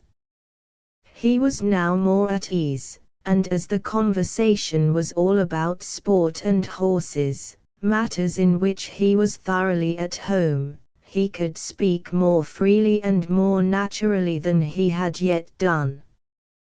There was not any personal element which would require him to be on guard and so cause constraint. The result was that Colonel Ogilvy got quite over his stiffness and began to warm to his genial influence. It was quite a sign of his existing attitude that he now took on himself to say just what he had reprehended in his daughter. "I am really sorry you can't come on the Graphic with us. It would make the voyage a new pleasure for us all." As he spoke he took the young man's arm in a most friendly way, and to Joy's secret delight, they came in this wise into the drawing-room. Chapter 7. A discussion on reflection. Lord Athlyne was glad that circumstances had not allowed him to travel on the Graphic with his new friends. At first he felt horribly disappointed, as if fate had in a measure checkmated him. Had he known that the Ogilvies were to travel on the White Star boat he could have easily arranged his plans. The voyage would in some ways, one way, have been delightful. Well he knew that, but as he should have to keep up his alias he would have been in a perpetual state of anxiety and humiliation. This feeling made it easier for him therefore to come to a definite conclusion regarding his journey home. He would keep to himself, as far as possible, during the journey and try to get at the earliest possible moment out of his present humiliating position. Under any ordinary circumstances he would have gone to Colonel Ogilvy and told him frankly of the state of matters, relying on his good feeling to understand and sympathize with his difficulty. Had there been opportunity for reflection he would have done so, but all was so hurried at the scene of the accident that there had not been time for thought. He had accepted of necessity the invitation to dinner. Then, or before going to the Holland House would have been his chance. But again the Colonel meeting him and taking him at once to his family made present explanation difficult. Dinner finished him. When first on the drive he had seen Joy he had thought her a beautiful girl. The act of rescuing her had made her of the supremest interest to him. But it was not till he had sat beside her and looked into her eyes that he felt that love had come. No man could look into those beautiful eyes and remain untouched. But this man, heart-hungry and naturally susceptible after some years of campaigning, fell madly in love. His very soul had gone down into the depths of those unfathomable eyes, and come back purified and sweetened, like the smoke drawn through the rose water of a hookah. Every instant that he sat beside her the spell grew upon him. Joy was a woman in whom the sex instinct was very strong. She was woman all over, type of woman who seems to draw man to her as the magnet draws the steel. Athlyne was a very masculine person and therefore peculiarly sensitive to the influence. That deep-thinking young madman who committed suicide at 23, Otto Weininger, was probably right in that wonderful guess of his as to the probable solution of the problem of sex. All men and all women, according to him, have in themselves the cells of both sexes, and the accredited masculinity or femininity of the individual is determined by the multiplication and development of these cells. Thus the ideal man is entirely or almost entirely masculine, and the ideal woman is entirely or almost entirely feminine. Each individual must have a preponderance, be it ever so little, of the cells of its own sex, and the attraction of each individual to the other sex depends upon its place in the scale between the highest and the lowest grade of sex. The most masculine man draws the most feminine woman, and vice versa, and so down the scale till close to the borderline is the great mass of persons who, having only development of a few of the qualities of sex, are easily satisfied to mate with anyone. This is the true principle of selection, which is one of the most important of nature's laws, one which holds in the lower as well as in the higher orders of life, zoological and botanical as well as human. It accounts for the way in which such a vast number of persons are content to make marriages and even liaisons, which others, higher strung, are actually unable to understand. As yet, of course, Joy, being a young woman, had not her power developed. Such an unconscious power takes in the course of its development its own time. Instinct is a directing principle, and obedience can be given to it in many different ways. With Joy its course had been slow, the growth of time alone. Up to now there had been no disturbing element in her life. Most of her years had been spent in a quiet house in a quiet neighborhood where there were but few inhabitants of her own class, and where, therefore, the percentage of eligible men was small. There was even to her, as there must be to any girl like her, certain protecting oppositions. She was at once practical and sentimental, sensuous and dainty. Her taste was her first line of defense to the attacks of the baser qualities of her own nature. Nothing could appeal to her thoroughly which did not answer widely divergent conditions. Aunt Judy had summed her up well in saying that she would, if she ever fell in love, give herself absolutely. But it must be the right man to whom she did so give herself, one who must comply with all the conditions which she had laid down for herself. A girl of her upbringing, with a father and mother who adored her each in special way, with an aunt who represented impulsive youth all the more actively because she professed the staidness of age which is without hope, and with no intimate relationships or friendships of the male kind, had not only a leaning to, but a conviction of romance as a prime factor of life. Life was to her not that which is, but that which is to be. As the world of the present, where such thoughts are, is not one which is lit and colored by love, the world of the future is the world of love. The fairy prince who is to bring so much happiness, when he comes, is no mere casual visitor to feminine childhood. He is as real to the child's imagination as the things of her waking life, though his nodding plume has little in common with the material things which surround her. As she grows older so does he change form, coming more into harmony with living fact, till at last in some lofty moment, whose memory is a treasure for after life, the ideal and the real merge in one. To Joy the hour had come. The Prince Charming who had swept across her path in such heroic fashion was all that she had ever longed for. He was tall and strong and handsome and brave. He was a gentleman with all a gentleman's refined ways. He had taste and daintiness, though they were expressed in masculine ways. He too had love and passion.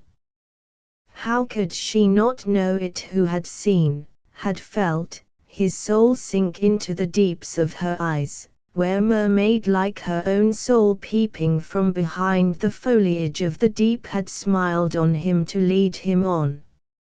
How could she forget that strong arm which was thrown around her waist and which tore her from her saddle just in time to save her from a horrible death? How could she forget the seconds when she hung on to him for life, her arms clasped around his neck? Whilst he was beside her at dinner she was in an ecstasy. Every fibre of her being quivered in response to his.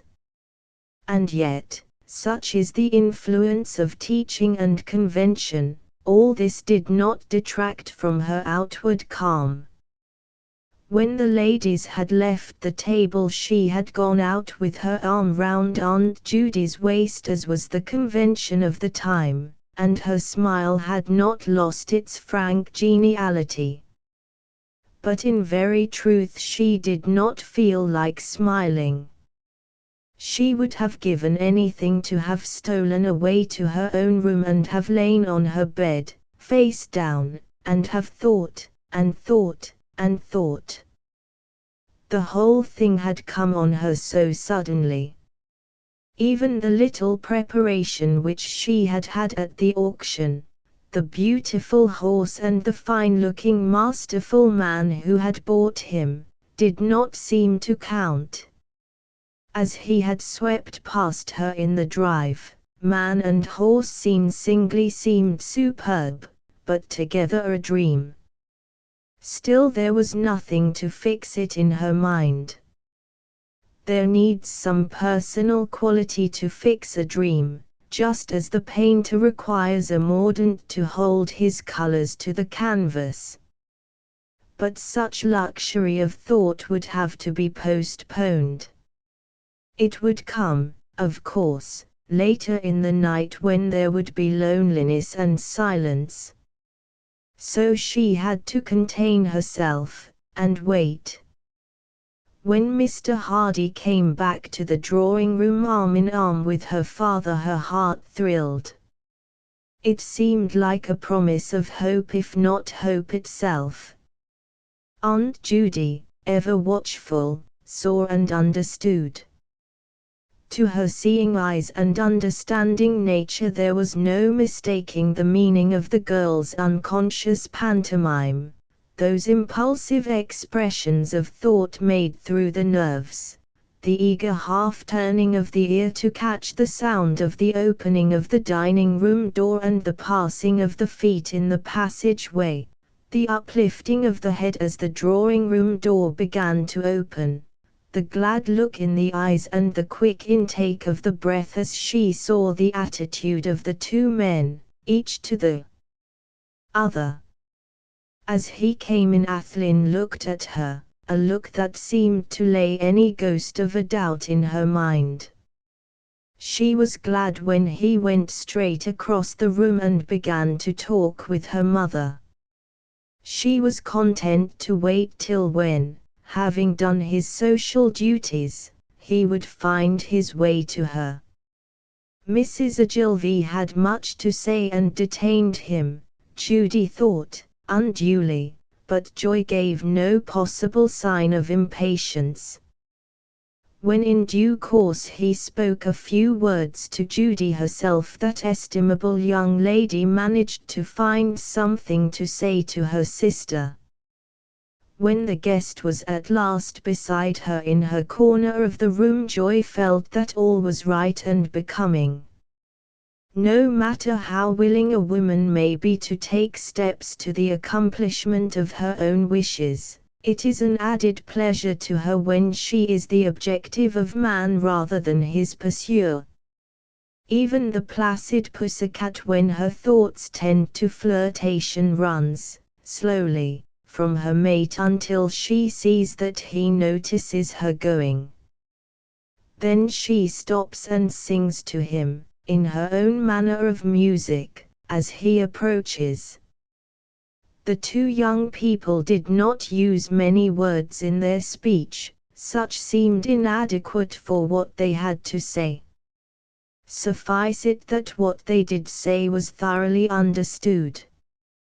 Athlyne did not prolong his stay, much as he would have enjoyed staying.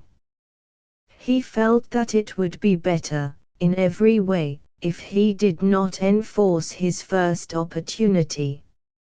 Mrs. Ogilvy very graciously hoped that he would manage to make them a visit before sailing. Joy said nothing, in words. He had a little conversation with Colonel Ogilvy, who was standing away from the rest and leaning on the chimney-piece. When he had gone, Joy said good night to them all. She felt that at present she could not talk the little commonplaces of affectionate life, and she could not bear to hear him discussed. If that acute reasoner on causes and effects in the female mind, Aunt Judy, had been able to permeate her heart and brain, she would at once have understood that simple way of accepting a man's personality, simulacrum.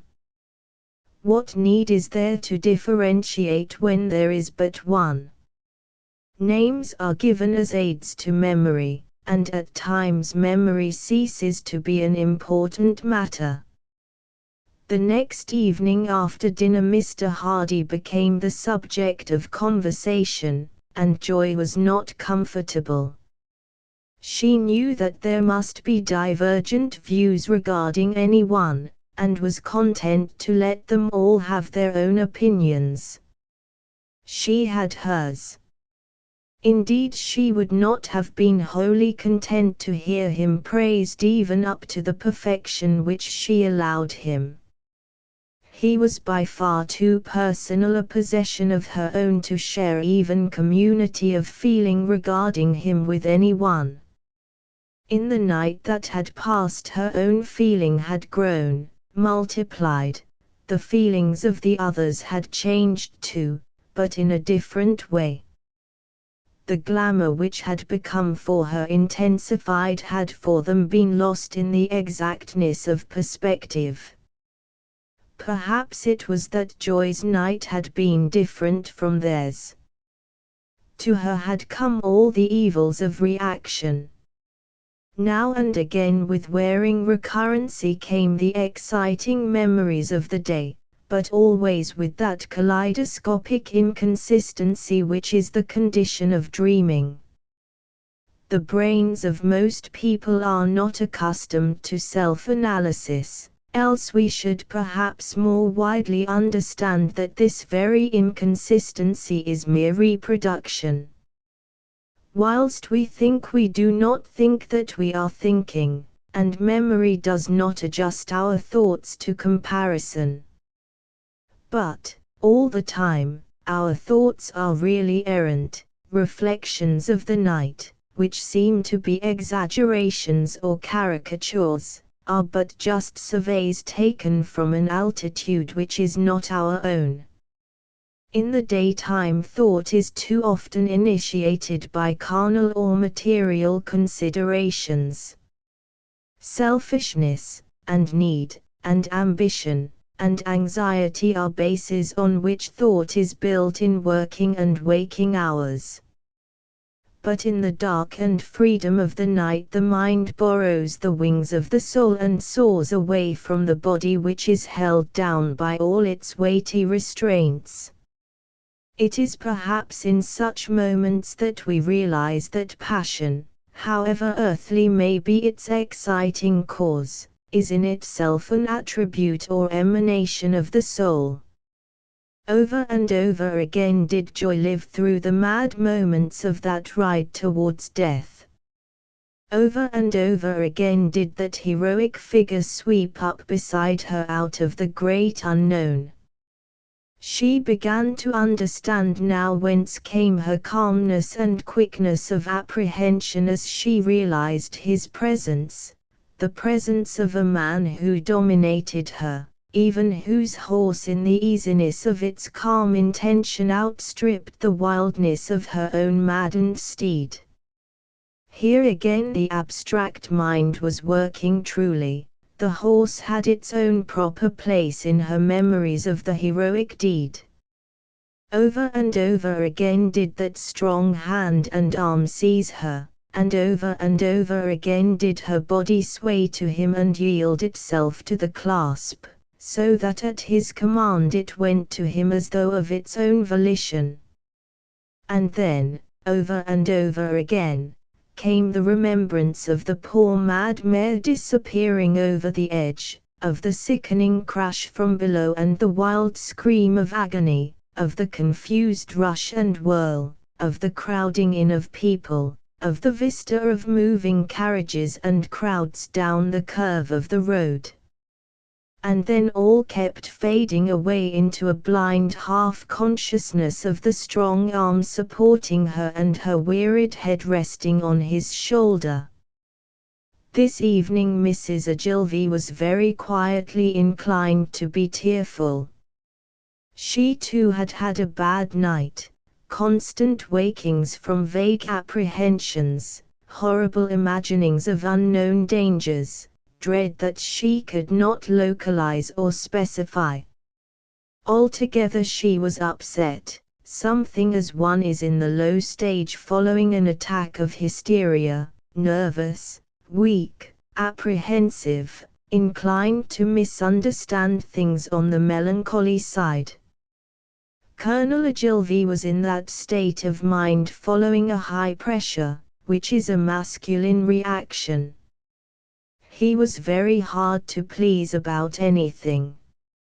His wife always thought of this nervous and intellectual condition as one of Lucius's humors to others. She said the Colonel is worried about something. Judy called it one of his tantrums. This, however, did not affect his manner, outwardly. At such times he was perhaps even more precise than usual in his observance of the little etiquettes and courtesies of social life. It had perhaps been unfortunate that his household was exclusively female, for want of opposition rather encouraged the tendency. In his club or amongst men such irritation or ill-feeling as he had found more outward expression, and the need to keep himself so that standard of personal hearing which his own self-esteem had set, perpetually recalled him to himself. But at home, this, though it would not have been possible for a stranger to find fault with any part of his manner or bearing, still kept the rest of the family in a sort of hushed self-surrender. Even Judy the daring kept her natural exuberance in control at such times and was content to rest in unnoticed quiet. Joy knew well the storm signals and effaced herself as far as possible. She loved her father too well and respected him too much to do or say anything which might cause him disquiet or tend to lower him in his own eyes. Judy on this as on other occasions maintained a strictly neutral position.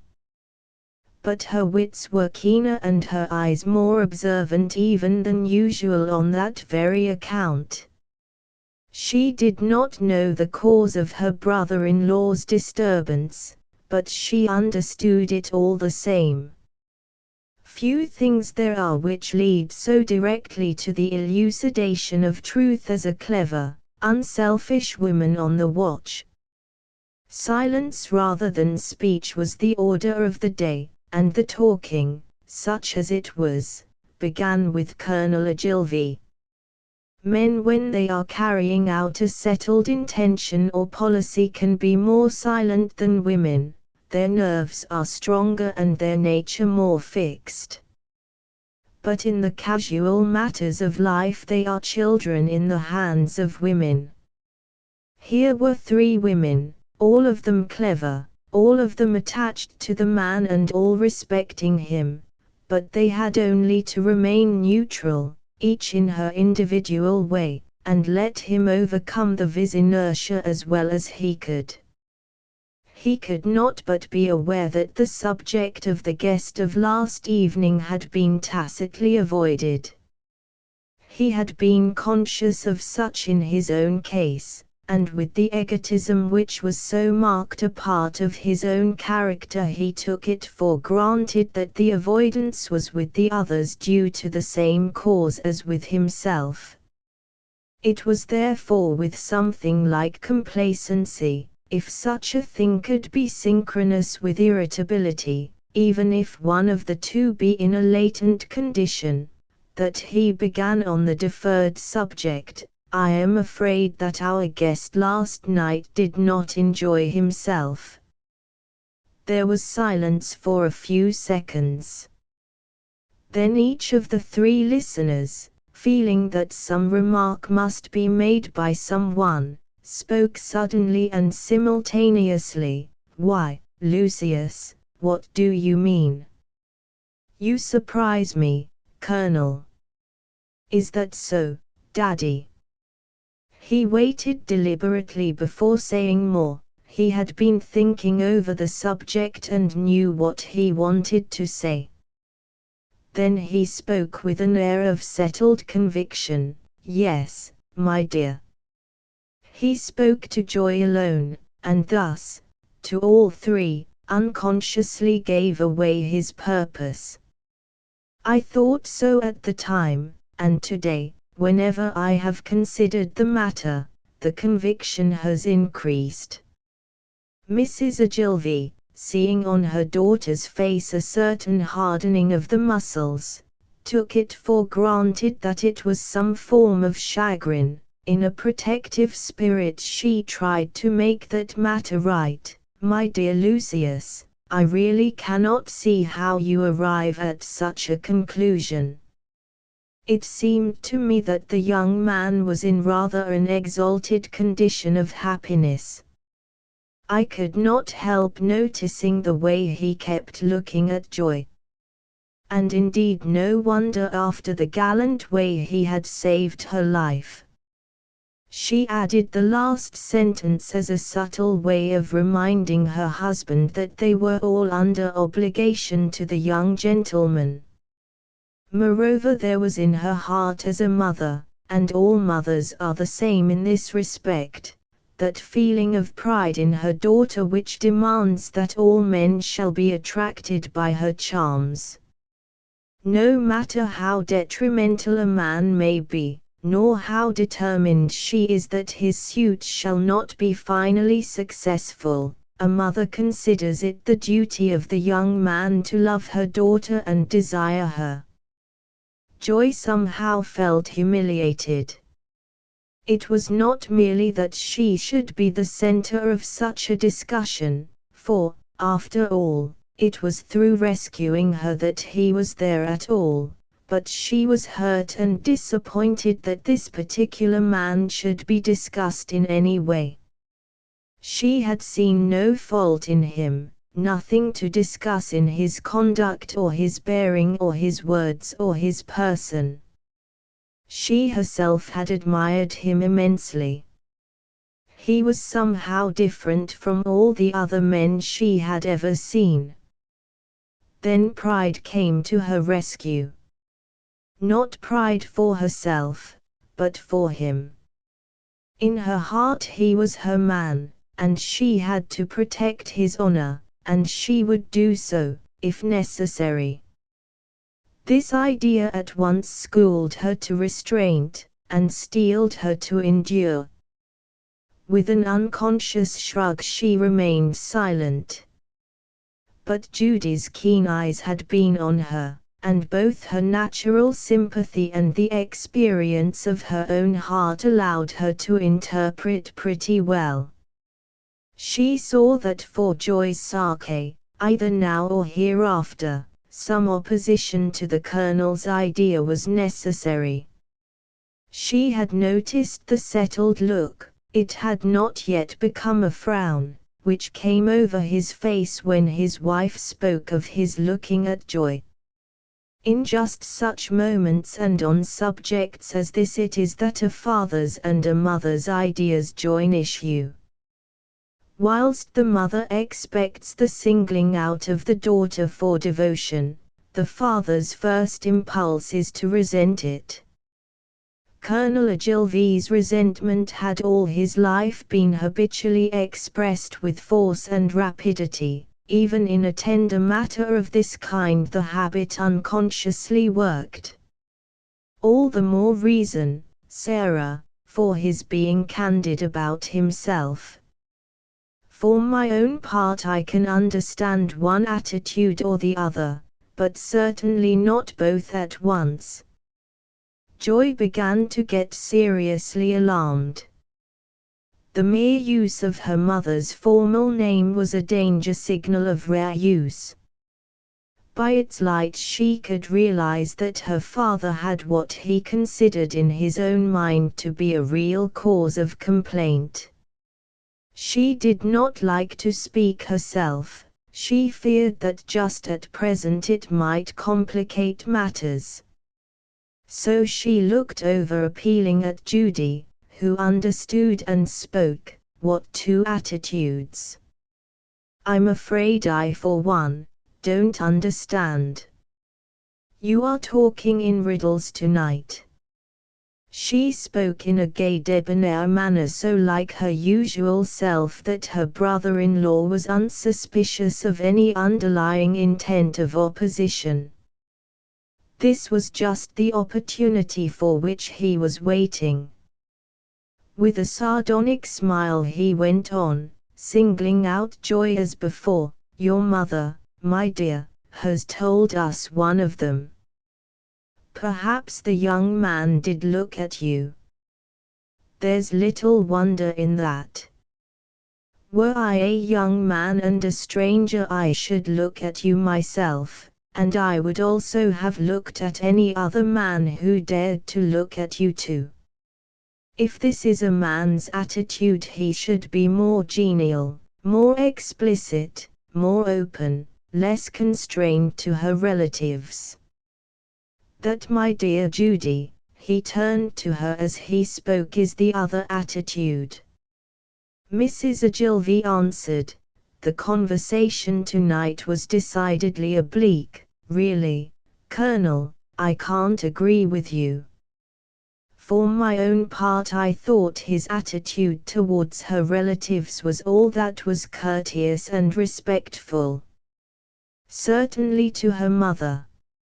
She bridled, and Joy grew more serious.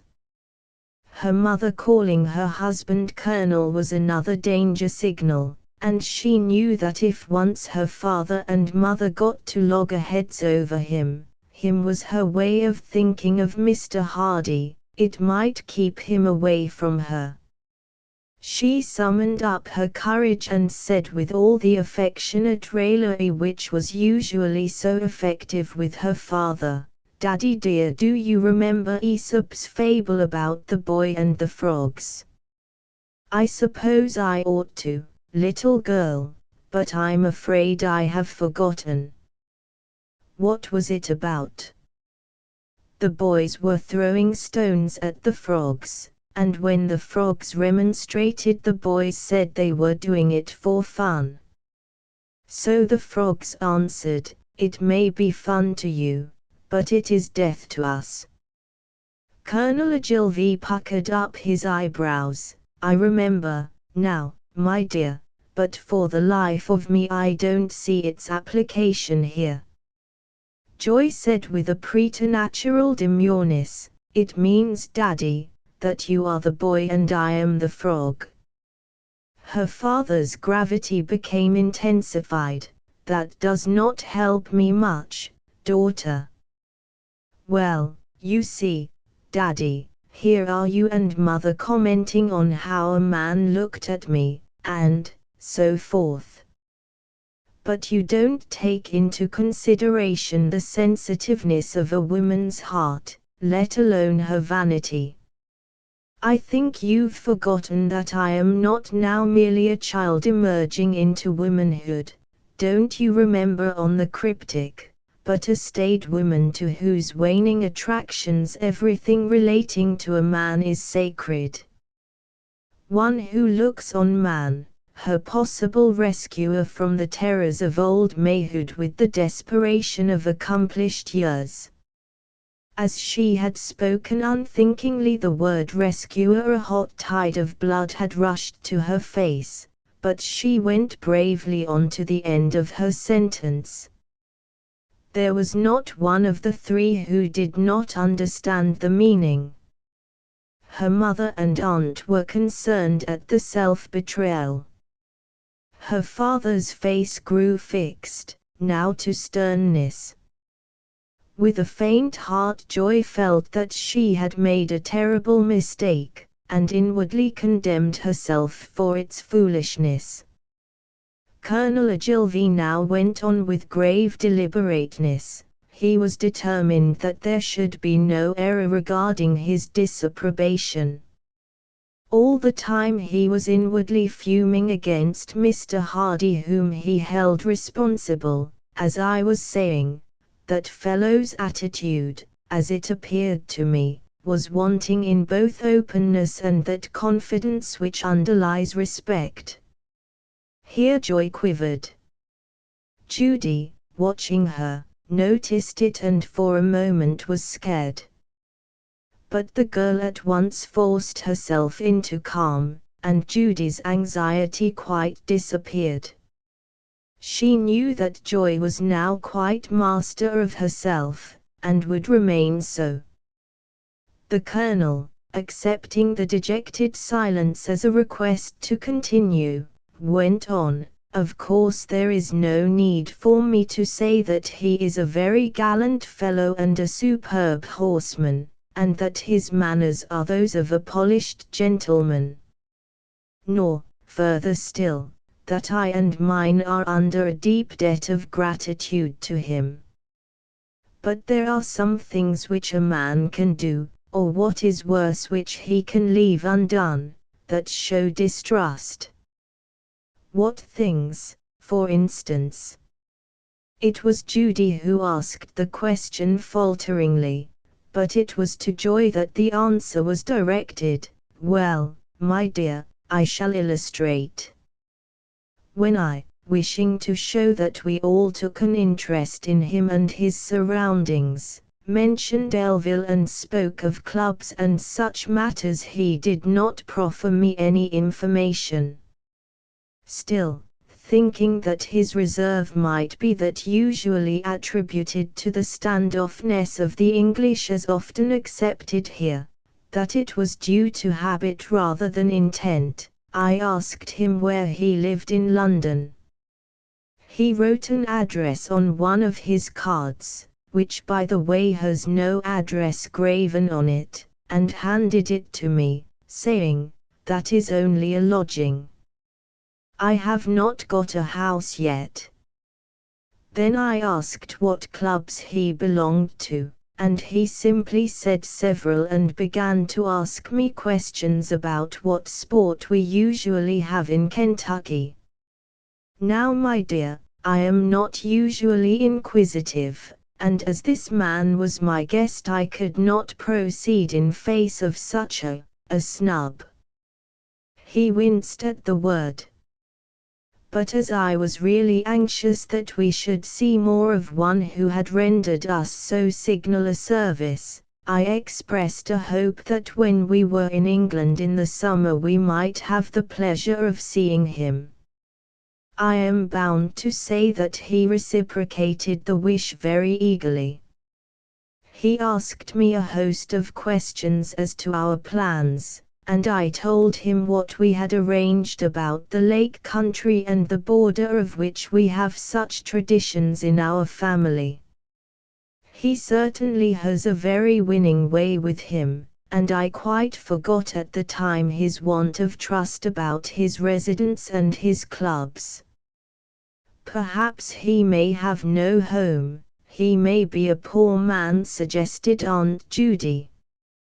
The Colonel answered her, this time directly, "He may not be a rich man, but he is certainly not a poor one. You and I this to Joy saw him pay $3,000 for that horse. And he is free with his money too in other ways. That police sergeant who was with me this morning, and who, my dear, asked me to convey his gratitude to you, I gave it for you, told me that the gentleman had given him on the viaduct $100 for himself, and then another $100 for the officer who was run down. How generous, said Judy. Joy said nothing, but she leaned forward, gladness in her eyes. There is some chord in a woman's heart which sounds to any touch of generosity or even of liberality. It is some survival of conditions of primitive life, and a permanent female attribute. Judy, anxious to propitiate her brother-in-law, and to preserve the absent man's character, said as though it were the conclusion of some process of reasoning, "He must be some important person who is here on private business." Ogilvy smiled genially. "Our dear Judy will find a romance in everything, even in a man's distrust." Judy, somewhat nettled, felt like defending her own position.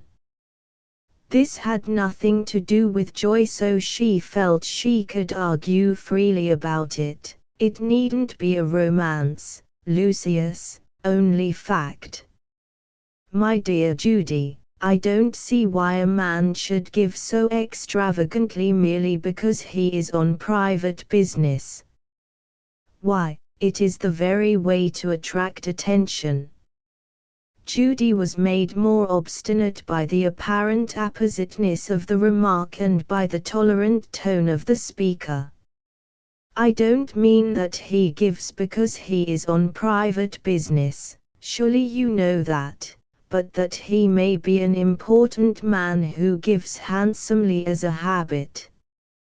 He may be keeping his identity concealed."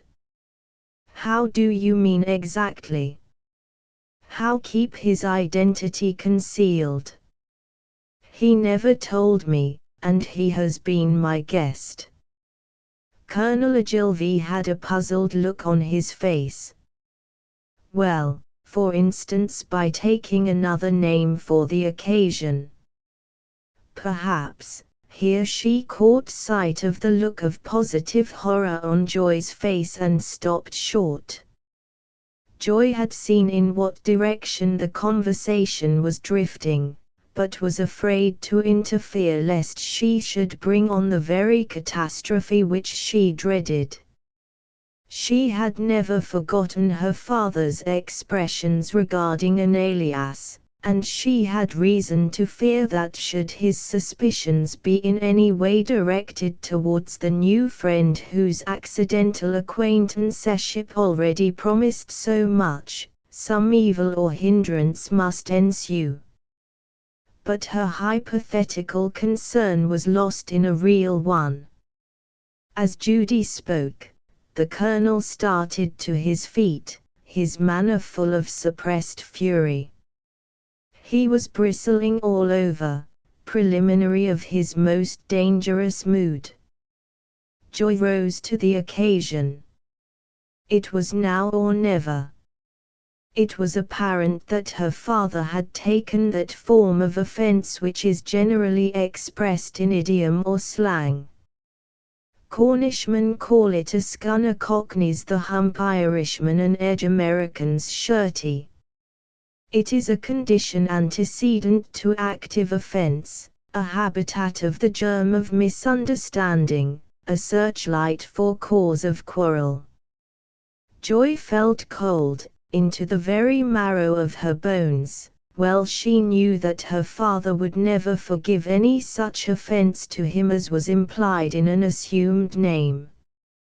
His remarks on the subject flamed before her like fiery handwriting on the walls of her memory. Moreover, Judy's incautious remark had but echoed her own thought. All day she had been dreaming of this man who had plunged so gallantly into her life. Naturally enough to a young woman, she had been weaving romances in various forms round that very identity which, even to her, had been unexpressed if not hidden. Naturally her dreams had in them some element of concealment, romances always have. She had in her secret heart taken it for granted that this man must be distinguished, how could he be otherwise, and now her father's suspicion might result in some breach which might result in her never seeing him again. It was a possible tragedy. To her, grim and real from her knowledge of her own heart, and none the less a real tragedy or less potent because its bounds were lost in the vagueness of mist and fear. She was pale and inwardly trembling, but, all the same, her light laugh rang true. She was desperate and fighting for her man, and so was strung up to nature's pitch. Why, Daddy, if you're going to kill anyone it will have to be dear Aunt Judy. She's the one who has made the alias. The poor man himself, who by the way is not here to answer for himself and explain, hasn't done any conceivable thing wrong that we know of, even you Daddy know that, except not having a house and not bragging of his clubs. This seemed to strike her father, it touched him on the point of justice. The lightness of his daughter's laugh reassured him. True, he said. That is quite true. I was too hasty. And he saved my little girl's life. He rose from the table and putting his arm round her shoulders kissed her. Then they went into the drawing room. Joy bore up bravely for the rest of the evening. But when she was in bed and assured that she was alone, the reaction came. She was as cold as a stone and trembled all over. Putting her face down into her pillow she pulled the sheet over her head and wept her very heart out. Oh, what it might have been if all went well. But what might be if Daddy took some queer idea, and quarreled. Chapter 8. Look at me. When on Tuesday afternoon Mr. Hardy visited at the Holland House he found only the single ladies at home. Colonel Ogilvy had gone out in the morning to see after several matters of business, both in connection with air and relating to the forthcoming visit to Europe. He had said he would probably not be back till dinner time. Mrs. Ogilvy had gone out after lunch for a drive and would pay some visits before returning home.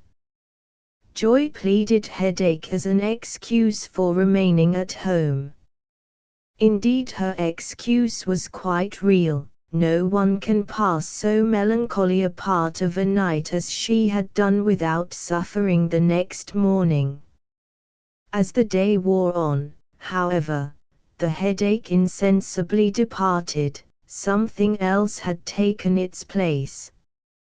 Joy would not admit to herself what that something was, but that afternoon she took unusual pains with her toilet. Judy noticed it with her usual acute observation, understood it with her understanding sympathy, with her wonted discretion she remained silent. She felt, and rightly, that the time had not yet come when she could either be serious with Joy or jest with her on the subject nearest to her heart. One thing she did which can never be out of place, especially when it is true, she showed pleasure in her niece's looks, taking care, however, to put her own reason for it on a non-offensive basis. Joy, she said, that terrible experience of Sunday has not told on you a bit. You are looking simply lovely.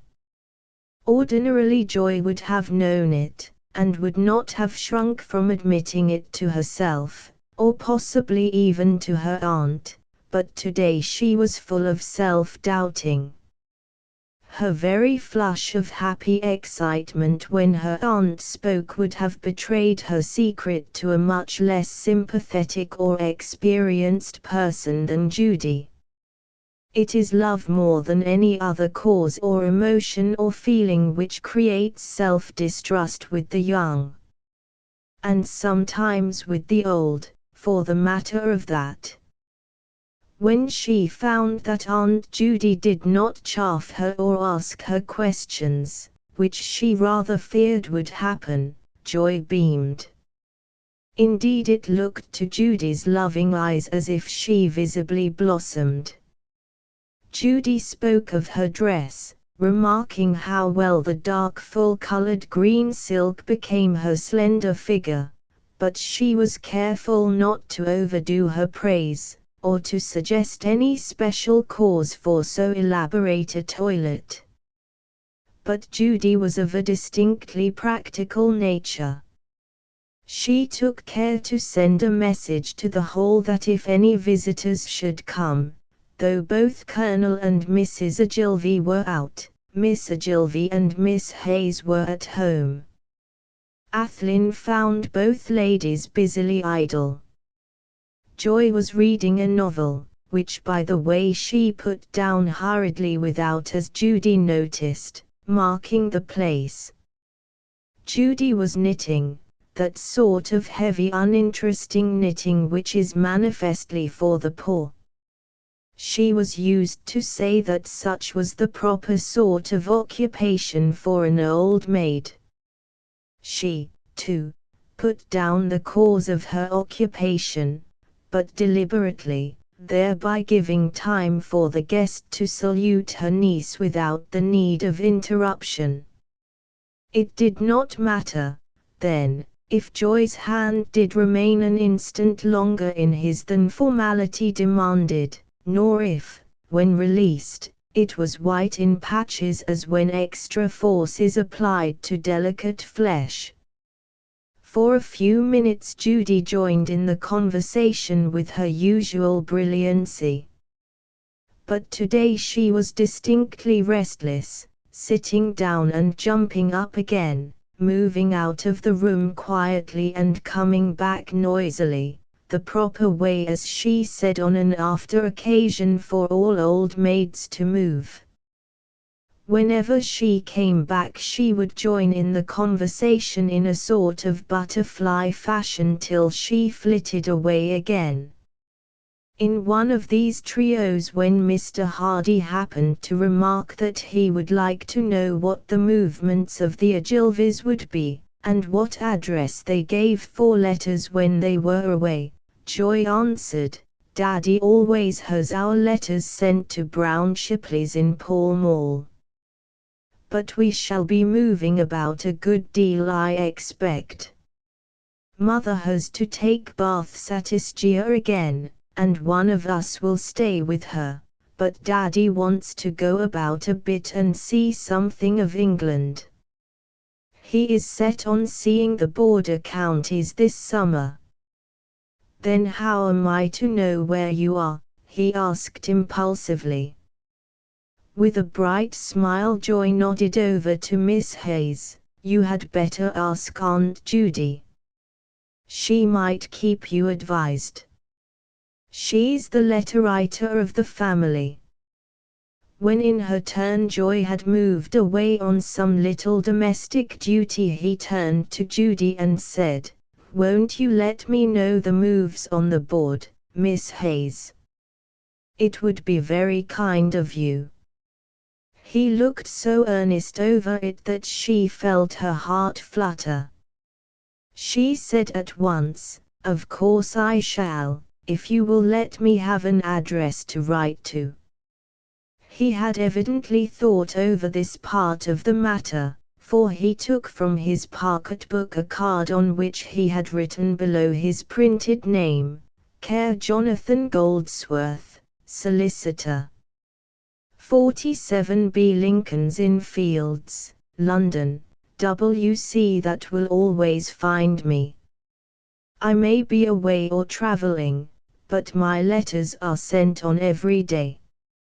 Judy thanked him, and seeing that Joy was out of earshot added on her own account, "It is only right that you, who did so much for my dear niece, and so for us all, should know at least where she is." "Thank you very, very much," said Athlyne impulsively. He had all an Irishman's instinctive knowledge of woman's character and felt that Judy was to be trusted, that she was heart-wholly devoted to her niece. On her part Judy knew that he could be trusted to the full, especially where Joy was concerned. And from that moment she began to take an interest in the love affair, an interest quite personal to herself and independent of her love for the girl. She felt that she was a participant in all schemes which were to be, and that, she came to the conclusion, was about all the real romance that an old maid could share in. "Thank God there's that left at any rate," was her prayer of gratitude. Athlyne felt a powerful impulse to make a confidant of her. This was the first chance he had of disclosing the reality of things, and he was just about to begin when Joy returned. Once again did that self-distrust, incidental to his state of mind, cramp him. He fancied that it might be premature. Not knowing how deeply Joy cared for him already, he was unwilling to take any chance which might militate against his ultimate success. There was also another hampering feeling coincident with the self-distrust. He thought it might be possible that a confidence made to Judy might be embarrassing to her with her own folk. Already his devotion was deep enough and pure enough to prevent his doing intentionally anything which might cause her pain. Could Aunt Judy have looked into his heart, as she could and would have done had he been a woman, she would have been satisfied of the genuineness of his affection, and so she would have had no doubts at all as to the end of Joy's love affair. Joy's return, however, brought somehow a sense of restraint. She had herself originated or initiated a mechanism of correspondence, and she feared that Mr. Hardy might notice that she had done so. In her present state of feeling towards the man, the very idea of such a thing was fraught with humiliation. It is extraordinary how much people take to heart the belief on the part of others of that they have intended. Truth, truly, is a bright weapon, even the flash of it has its own terrors. Judy did not comprehend exactly what the trouble was. She could see that there was restraint on both sides, and was wondering whether it had been possible that he had been speaking too impulsively, going too quick was the way she put it to herself, and that Joy had resented or feared it.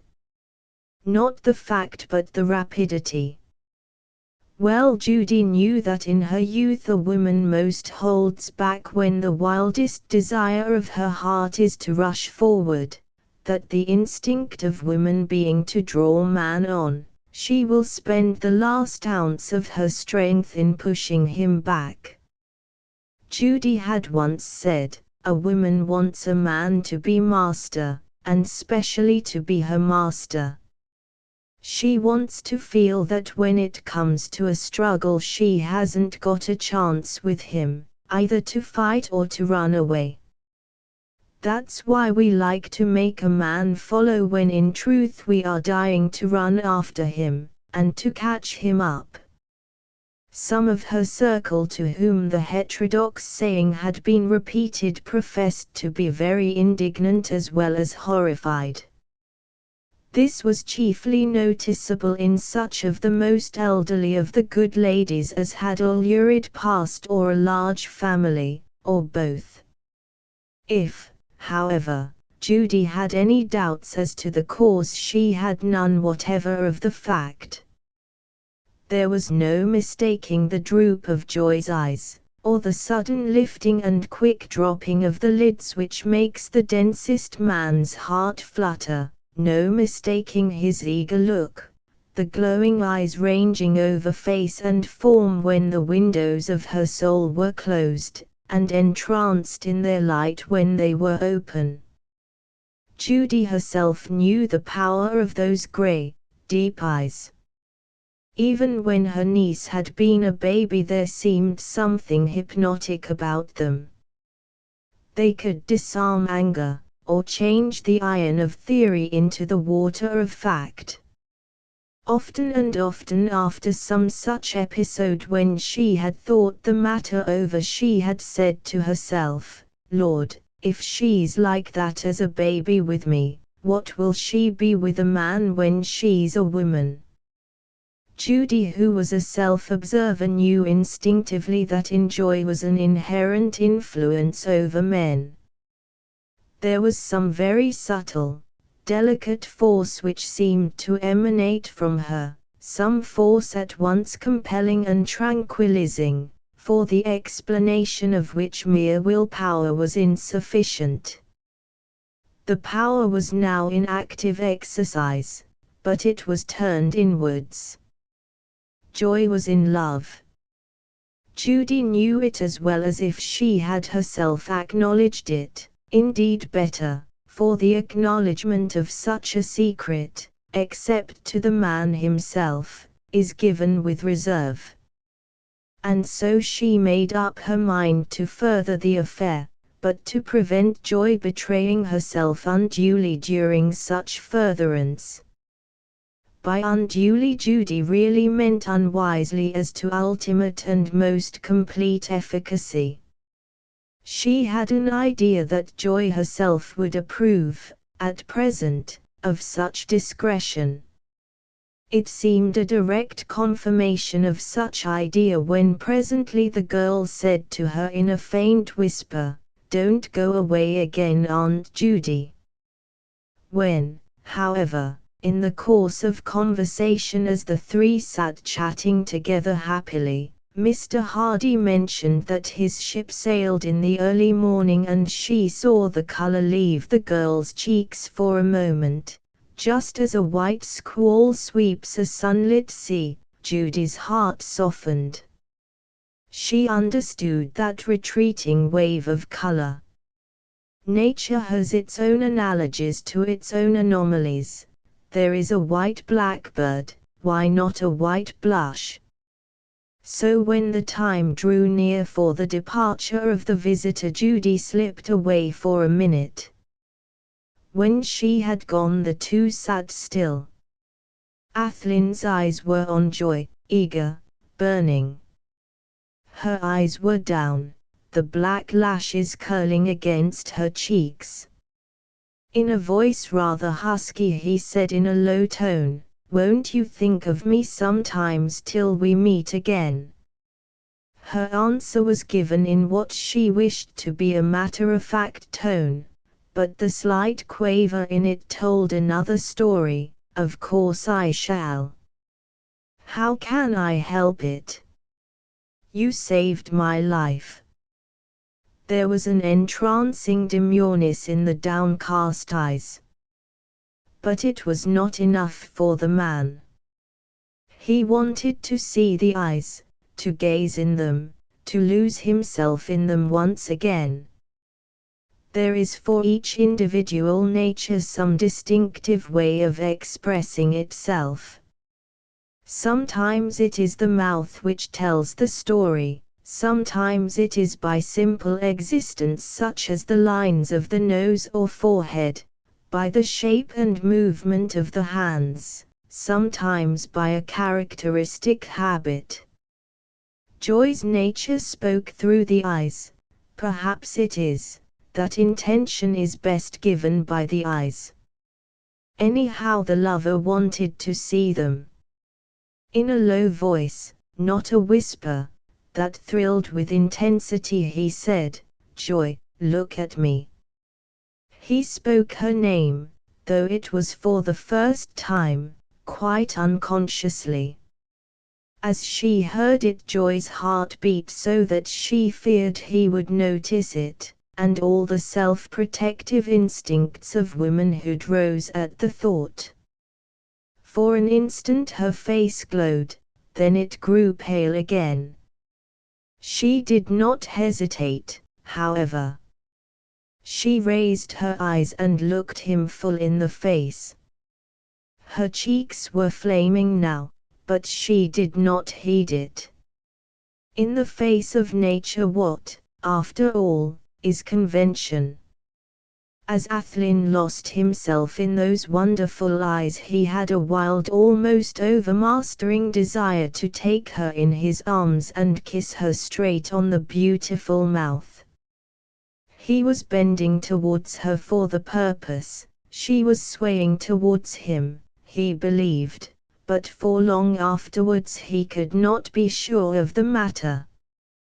But suddenly he saw a change in the girl's face, a look of something like terror which seemed in an instant to turn her to stone. It was but a momentary change, however. The spasm passed, and, just as though it was to his eyes as if he had waked from a dream, she was her easeful self again. At the same moment the outer door of the piece opened and Mrs. Ogilvy's voice was heard as she entered. "Judy, I am so glad. I am told he has not gone yet. I should have been so sorry if I had not seen him." When she entered the room, 3 seconds later, she found the two young people talking quietly according to the demure commonplace of convention. Mrs. Ogilvy was very hearty in her manner, a little more hearty than usual, for she had a sort of feeling as if something extra in the way of civility was due to him after the way her husband had spoken of him. This was illustrative of two things. First, the woman's unconscious acceptance of an unfavorable criticism of an absent person, as if it had been made to and not merely of him. Second, the way the sternness of a man's judgment is viewed by the females of his family. She insisted that Mr. Hardy should stay for tea and asked Joy to ring and order it. Joy had been at once relieved and disappointed by the sudden entry of her mother. The maidenhood in her was glad of the postponement of the necessity for her surrender, the womanhood in her was disappointed by it. She was both maid and woman, let the female reader say, and the male reader guess, which feeling most predominated. She was glad that he was staying a little longer, for so she might at least feast her eyes on him again, but it was at best a chastened gladness, for well she knew that that thrilling moment would not come again, during that interview. And he was going away next morning. Athlyne, too, was ill at ease. He, too, knew there would be no more opportunity now to follow up his declaration. The chagrin of his disappointment almost made him cross, such being the nature of man. Here, however, both his breeding and the kindliness of his nature stood to him. The shadow quickly passed. Later on in the evening, when he was thinking the matter over, he came to the conclusion that the interposition, though he did not attribute it to any divine origin, was after all perhaps best. It could not, or might not, suit him to declare himself so quickly. He felt that under the circumstances of his false name it would be necessary, or at any rate wise, to take Colonel Ogilvy into his confidence before declaring himself to his daughter. It is thus that we poor mortals deceive ourselves.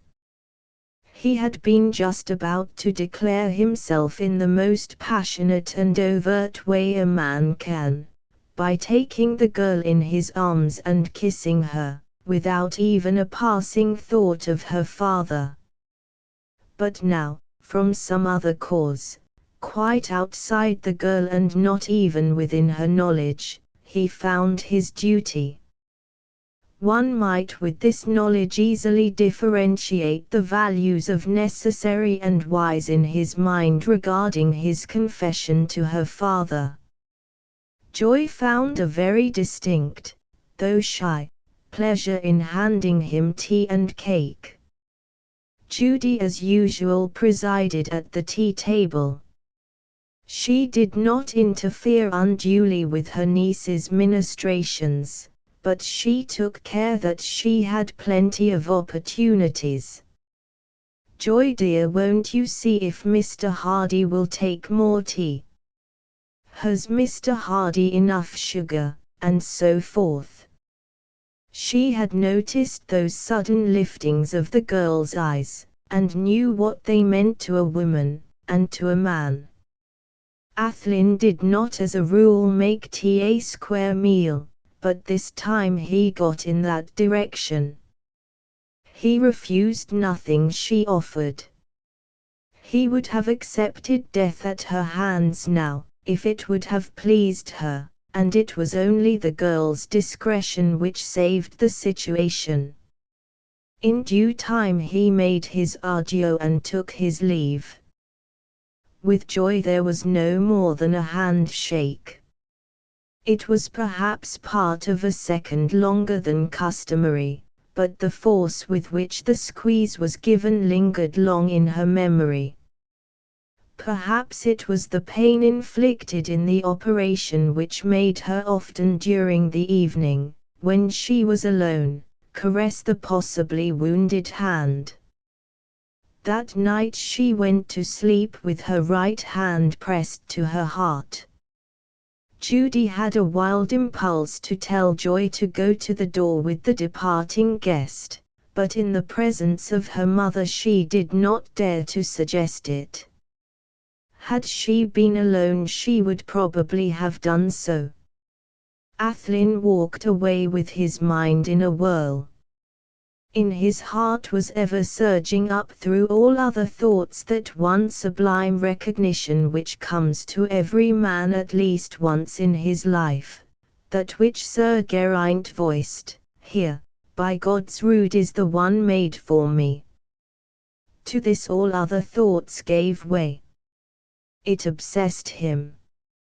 When he came to 42nd Street he did not turn towards the hotel but kept straight on up Fifth Avenue till he reached Central Park. He felt the need of movement. He wanted to be alone in the open. At Central Park his steps took him seemingly of their own accord towards the Riverside Drive. When he came to a place amongst trees seeming to hang over the river he sat on a seat and gave way to his thoughts. There was no one near him. Below him was the quiet river with its passing life, beyond, the Jersey shore so distant that details of life were not apparent. He took off his hat, more in reverence than for ease, as he thought of the beautiful girl who had so strangely come into life. Over and over again he said to himself in endless repetition, "Joy, joy, joy, joy." He sat till the light began to fail, and for long after the sudden darkness of the American night had swooped down. Then he went home. In the hotel he found a visitor waiting for him. Mr. Breckenridge had come to say goodbye. He did so with so much heartiness that Athlyne could not bear to be aught but hearty himself. Though he longed to be alone, he insisted on the young fellow coming up to his own rooms. The boy was not quite at ease, so Athlyne said to him, "There is something on your mind." "What is it?" "Well, look here, sir," he answered gravely. "You have treated me like a comrade, and I want to treat you like one." "Go on, old chap. I'm listening." Not without some nervousness the other proceeded. "I saw in the journal last evening that you had dined on Sunday evening in the Holland with Colonel Ogilvy." "Those damned reporters," interrupted Athlyne, but at once told him with a wave of his hand to proceed, "that hung in my mind from something you said to me the other evening. That confidence which I shall always value." Athlyne nodded. He went on, "I know something of that family. I'm from Kentucky myself, and I was there for a while, that time of the nigger disturbance, you know, and I was quartered not far from Ailville. I have met Colonel Ogilvy, but it was on duty and amongst a good many others, so he would not remember me. I never met any of his family, but I need not tell you that I fell in love with Miss Ogilvy. No fellow could help that, one glimpse of her is enough. However, I heard a lot down there about the old man, and as I was keen about the girl I took it all in and remembered it. I want to tell you this, because he is a very peculiar man. He is a splendid old chap. As brave as a lion, and as masterful as Teddy Roosevelt himself. But all the same he has his ideas which are hardly up to date. He is as stern as fate in matters well, social matters. They told me a story of him which when I recalled it has troubled me since I saw you. It was about a man whose identity he mistook and who for a jest allowed the error to go, and kept it up. He was a Northern, of course, for a Southern would have understood, and our boys are sometimes very keen on a joke. But it was no joke when the old man tumbled to it. He called it an unforgivable outrage and insisted on fighting over it. I tell you it nearly cost the joker his life. He was drilled right through, and only escaped death by a miracle. I tell you all this, sir, because of your confidence in me. If I might make a suggestion, you won't think it beastly presumptuous of me, will you?" Athlyne held out his hand. The other, after shaking it, went on, "I would venture to suggest that, of course if you have not done so already, you should take him into your confidence before leaving here. It might be awkward if the old man were to find out for himself. He would think it a want of trust, and he might never forgive it. I am sure you would like to meet him and his again. You know you can't save the life of a girl like that every day." He stopped there, confused and blushing. Athlyne was touched by the young man's kindly frankness and sincerity.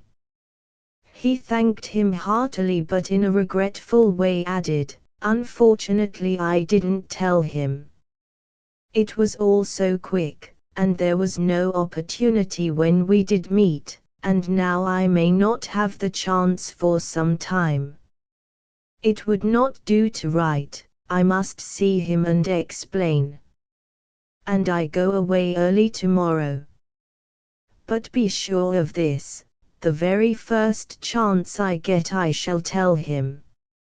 I do wish for the friendship of him and his, and I should be main sorry if any foolishness hindered it. I shall have to do it carefully. I can see from what you tell me that he may construe my accepting his hospitality in my assumed name as an offense.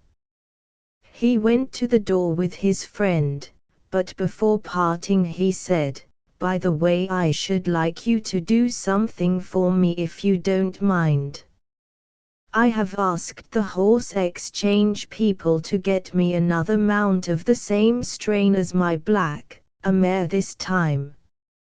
I have given them full instructions, and if you will, I shall tell them that they must have your approval. I want someone who knows a good horse, and as I have given them carte blanche as to price, it is right I should have someone to refer to. They are to send it to England for me. When Breckenridge was gone he set about his preparations for his early start. Strange to say, he never thought of dinner at all that day. The omission may have been due to his hearty tea. As he worked he thought gravely over what his young friend had told him. He could see good cause for concern. Colonel Ogilvy's attitude towards misrepresentation only echoed his own feeling. He came to the conclusion that there lay before him much thought, and possibly much action. But all the same this branch of the subject did not monopolize his thoughts that night.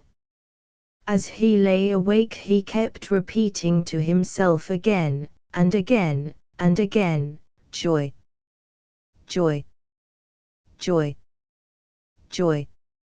He fell asleep with the words on his lips. The thought continued in his heart. Chapter 9. The car of destiny. Athlyne did not feel safe till the French vessel was dipping her nose into the open Atlantic seas, and the Long Island hills were a faint blue line on the western horizon. The last dozen hours of his stay in New York had been as though spent in prison. He knew well now that he really loved Joy, that this was no passing fancy, no mere desire of possession of a pretty woman. All phases of the passion of love, from the solely physical to the purely spiritual, have their own forces commanding different sets of nerves. Any one of these many phases may be all-compelling, for a time. But it is rather the blind, dogged, reckless pursuit of an immediate purpose than the total abandonment to a settled conviction. All the passions, or rather the phases of one passion, are separate and coordinate. Inasmuch as they are centered in one physical identity, they are correlated. Nature has its own mysteries, and the interrelations of various functions of a human being form not the least of them. As there are broad divisions of them, Christians accept 3, the ancient Egyptians held to 8, so must we accept their uses and consequences. Body and soul, so runs the saying of the illiterate, not seldom used in objurgation. Body, mind and soul, says the quasi-thinker who believes that he has grasped the truth of the great parceling out of qualities. Heart, soul and flesh, says the lover who knows that he understands. The lover alone it is who knows as distinguished from believing. For his world is complete, in it there is no striving after knowledge, no vain desire of many things, no self-seeking. For the true lover's one idea is to give. In such a world there can be no doubting, no fearing, no hoping. Before its creation Pandora's box has been emptied to the last. It may be that the lover's world is only a phantasm, a condition. It may be that it is a reality which can only be grasped by those who have been gifted with special powers. It may be that it is an orb as real as our own world, whirling in space in darkness, and can only be seen by those who have a new sense of vision. Surely it is not too much to believe, following the great analogies, that the soul as well as the body has eyes, and that all eyes of all sorts and degrees have vision of one kind or another, that there may be even a power of choice. We know that in the great manifestation which we call light are various rays, each with its own distinctive powers and limitations. When these are all classified and understood, then science may take breathing time for its next great effort at investigation. Why, then, may not certain visual organs be adapted to specific purposes? We know through our sensoria that there is response in various ways to seekings of our own, whatever be the means of communication, whatever it be, electrical or magnetic, or through some other of the occult root forces, the message is conveyed. Why may it not be, again following the great analogies, that two forces of varying kind coming together are necessary for creation of any kind? We know it of lightning, we know it of protoplasm, and of whatever lies between them of which we know anything. We find or have ground for believing that the same conditions hold in all the worlds which germinate and increase and multiply. May it then not be that in love, creation's final law, the meeting of the two forces of sex may create a new light, a light strange to either sex alone, a light in which that other world, spinning in the darkness through ether, swims into view in that new created light. In physical life, when flesh touches flesh, the whole body responds, provided that the two are opposite yet sympathetic. When ideas are exchanged, mind come forth to mind till each understands with a common force. When soul meets soul, some finer means of expression comes into play. Something so fine and of conditions so rare that other senses can neither realize nor conceive. But in the lover all the voices speak, and speak simultaneously. The soul and the mind and the body all call, each to its new-found mate. What we call heart gives the note for that wonderful song of love, that song of songs whose music is as necessary in a living world as light or air, and which is more potent in the end than the forces of winds or seas. To Athlyne this new world had dawned.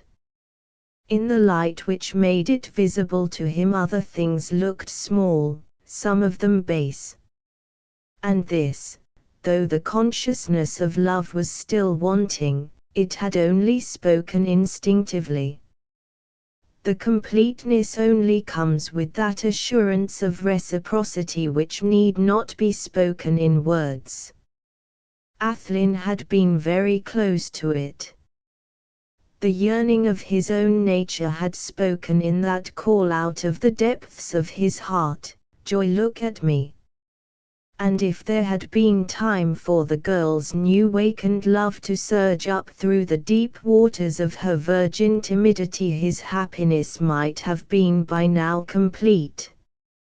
As yet he only believed that there might yet be happiness for him, he did not know Had he seen in Joy's beautiful eyes the answering look which he hoped for, he would have been justified in a change of his plans.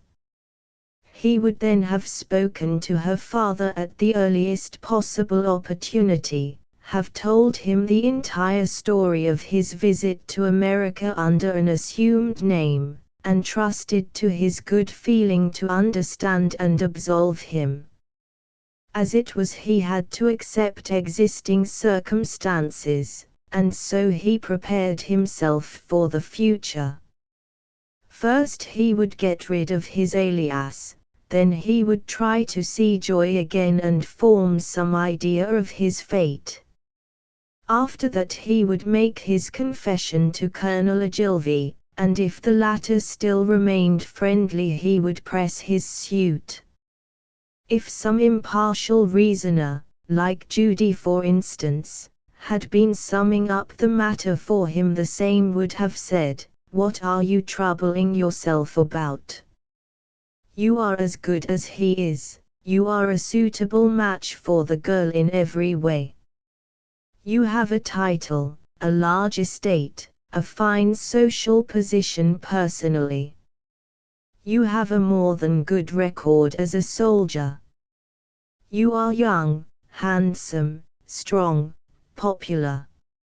You saved the girl's life at the risk of your own. Then why, in the name of common sense, are you worrying? The old man is not an ass. He will understand at once that you had a good reason for assuming another name. He will see that the circumstances of your meeting were such that you had no time to undeceive him. He owes you already the deepest debt of gratitude that a father can owe. The girl owes you also her life.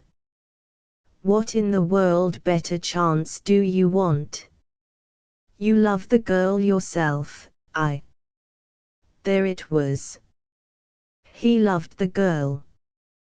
That hampered him. During the whole time of the voyage he kept to himself. He made no new friends, not even acquaintances. He had begun to feel that so long as he remained under the shadow of that accursed alias, each momentarily pleasant episode of his life was only the beginning of a new series of social embarrassments. When the ship arrived at Havre he got off and went at once to London.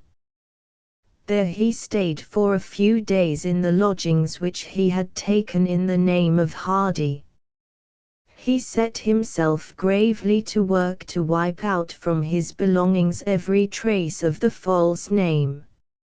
It was carefully cut or scraped from the new luggage, obliterated from the new linen and underclothes by the simple process of scissors.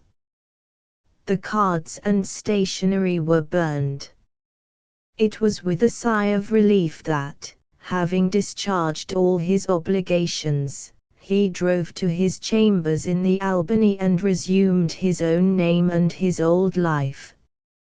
He was, however, somewhat restless.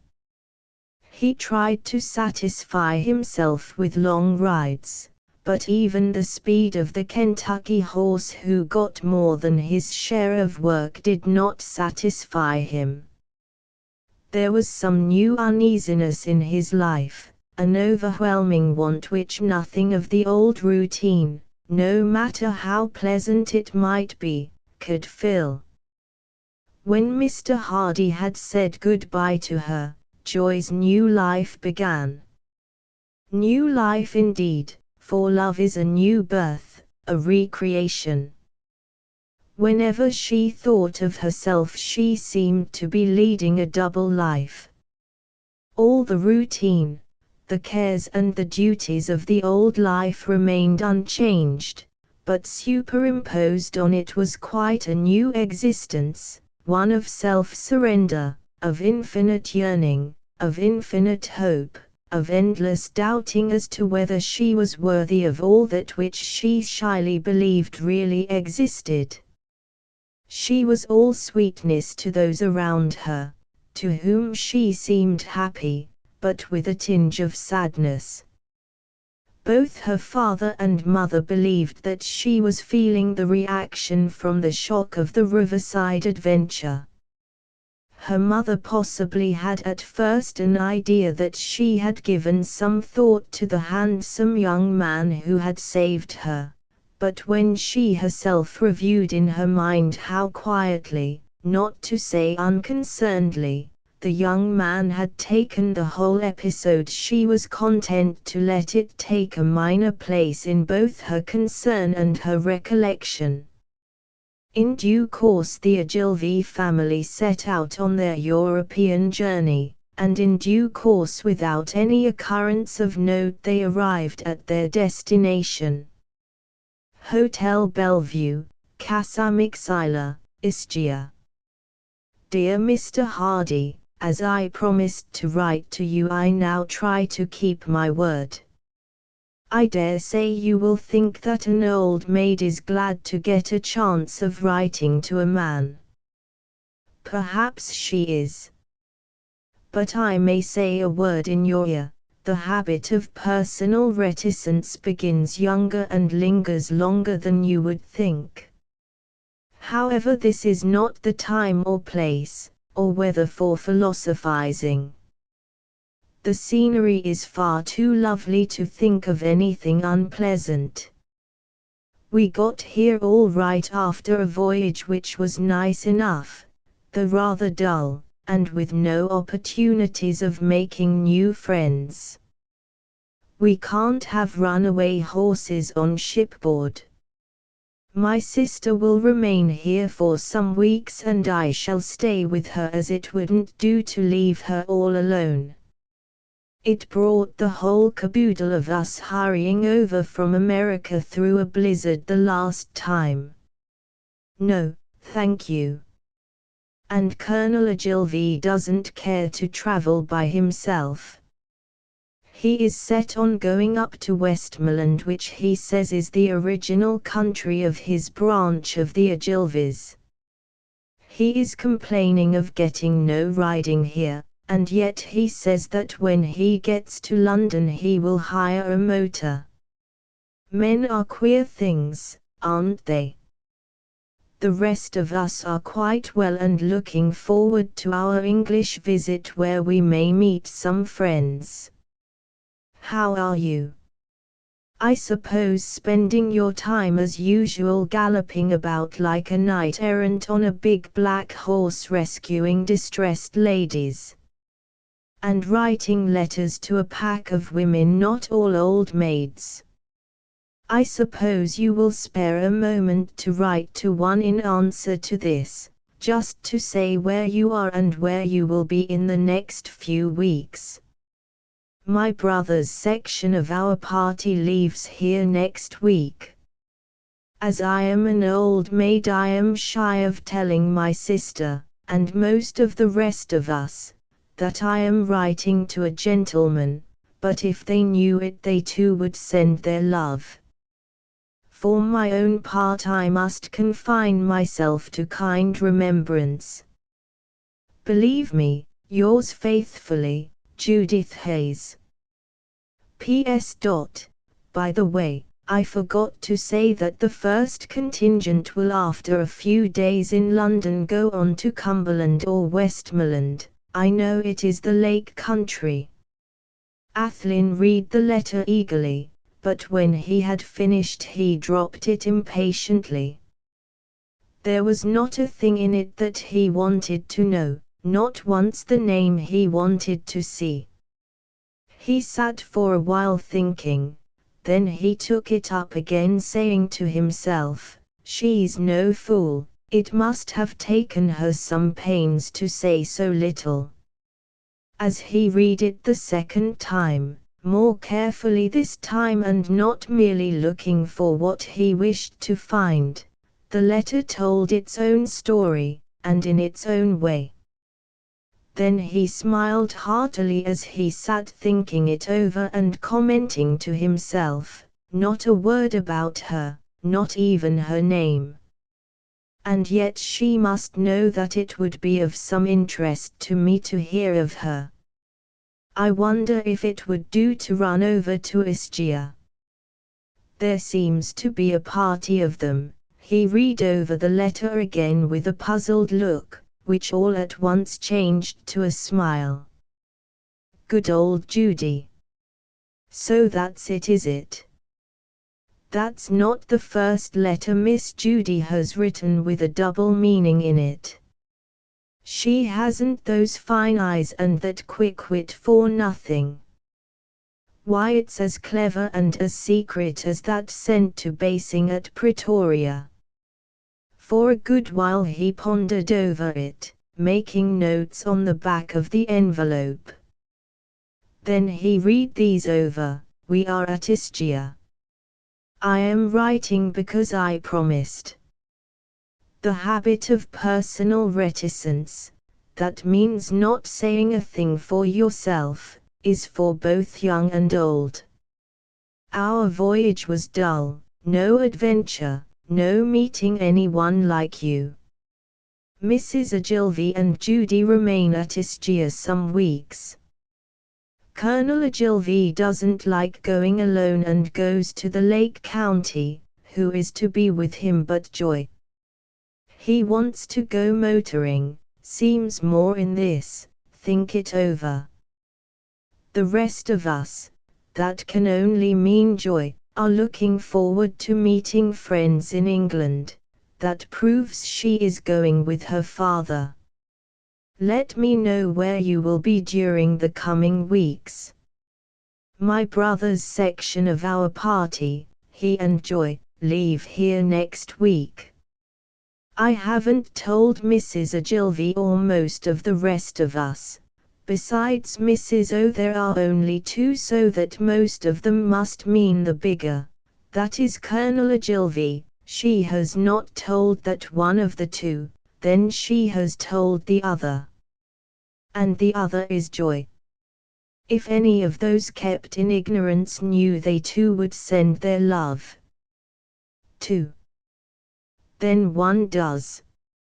Judy sends her own kind remembrance. The only other one, Joy, sends her love to me. Joy sends her love to me. He sat for a moment in an ecstasy, holding the letter loosely in his hand. Then he raised it to his lips and kissed it. Then he kissed it a second time, a lighter kiss, murmuring, "That's for Aunt Judy." He proceeded with his comment, "The postscript, after a few days in London, will go on to Cumberland or Westmoreland. No address in either place. What does that mean? She has been so clever over the rest that she can't be dull in this. She must know the London address. She thinks it best not to tell it to me. Why?" That puzzled him. He could not make out any reason from her point of view. He was willing to accept the fact and obey directions, but Judy had been so subtle in the other matter that he felt she must have some shrewd design in this. But the simple fact was that in this matter she had no design whatever. She intended to write to him again on hearing from him and to give him all details. But for his own part, Athlyne had several reasons for not seeing Colonel Ogilvy in London. Knowing that the father might make some quarrel out of his coming to his home in a false name, he wanted to make sure of the daughter's affection before explaining it to him. Besides, there was the matter of continuing the fraud, even to Judy. Until things had been explained, meeting and any form of familiarity or even of hospitality on either side was dangerous. He could neither declare himself nor continue as they knew him. He was known in London to too many people to avoid possible contretemps, even if he decided to continue the alias with them and take chance, until he could seize a favorable opportunity. And as he could not introduce the old gentleman to his friends and his clubs, it would be wiser not to see him at all. When all was said and done, the pain of patient waiting might be the least of many ills. All the morning and afternoon he thought over the letter which he was to write to Judy. He despaired of writing anything which could mean so much, and beyond that again he felt that he could say nothing which would be so important to its recipient as the message of Judy's letter had been to him. How could he hope for such a thing? The letter, which just before the time of collection he posted with much trepidation, ran, "My dear Miss Hayes, thank you very much for your most kind letter and for all that you have said and left unsaid. I too had a dull journey from New York and found London duller still. As a town it seems to have fallen off, but it will brighten up again, I am sure, before long. I am glad you are all well. I suppose your party will reunite after Mrs. Ogilvy's cure has been completed. It is strange how we are all taking to motor cars. I am myself getting one, and I hope in the early summer to have some lovely drives. I am looking out for a companion. But it is a difficult thing to get exactly the one you want, and without such it is lonely work. Even going the utmost pace possible could not keep one's mind away from the want. When I went to America that time I was feeling lonely and dull, and I have felt lonelier and duller ever since. But when I get my motor I hope all that will shortly cease. I hope that when you arrive, if you and Mrs. Ogilvy do come over, that you will honor my car by riding in it. I shall hope to have someone with me whom you must like very much. You seem to like nice people and nice people seem to be fond of you. I greatly fear it will not be possible for me to see Colonel Ogilvy in London, for I have to be away very shortly on some business, and I probably shall not be back in time, but I am going up north in a few weeks, in my new car if it is ready, and I shall hope to see my friends. Perhaps Colonel Ogilvy and some of his friends will come for a drive with me. Won't you let me know where he will be staying after he leaves London? Please give, if occasion serves, my warm remembrance to all. I have not forgotten that delightful conversation we had before tea the day I called. Tell Miss Joy that I wish we could renew and continue it. Miss Ogilvy must be a very happy girl to have, in addition to such nice parents who love her so much, an aunt like you so much her own age, so sympathetic, so understanding. I cannot tell you how much I am obliged to you for writing. I look eagerly for another letter. Believe me, yours very sincerely. There he hesitated. He had meant never to write again the name Richard Hardy. Here the letter seemed to demand it. He had already thought the matter over in all ways and from all points of view and had, he thought, made up his mind to go through with the fraud as long as it was absolutely necessary. There was no other way.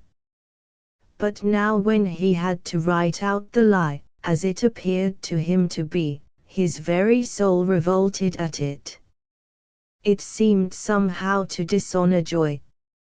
Since he had looked into the depth of her eyes, scruples had come to him which had not ever before troubled him.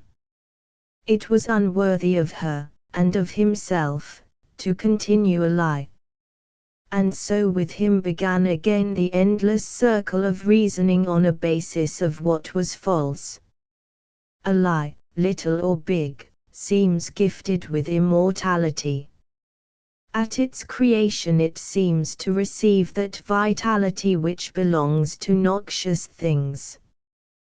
The germs which preserve disease survive the quicklime of the plague pit and continue after the seething mass of corruption has settled into earthly dust, and when the very bones have been resolved into their elements the waiting germs come forth on disturbance of the soil strong and baneful as ever. Sometimes Athlyne grumbled to himself of the hardness of his lot. It was too bad that from such a little thing as taking another name, and merely for the purpose of a self-protective investigation of a lie, he should find himself involved in such a network of deceit. Other people did things 100 times worse every day of their lives. He had often done so himself, but nothing ever came of it. But now, when his whole future might depend upon it, he was face to face with an actual danger. If Colonel Ogilvy quarrelled with him about it, that would mean the end of all. Joy would never quarrel with her father, of that he felt as surely as that he loved her. All unknown to himself, Athlyne had an instinctive knowledge of character. Anyone who had ever seen him exercise the faculty would have been astonished by the rapidity of its working.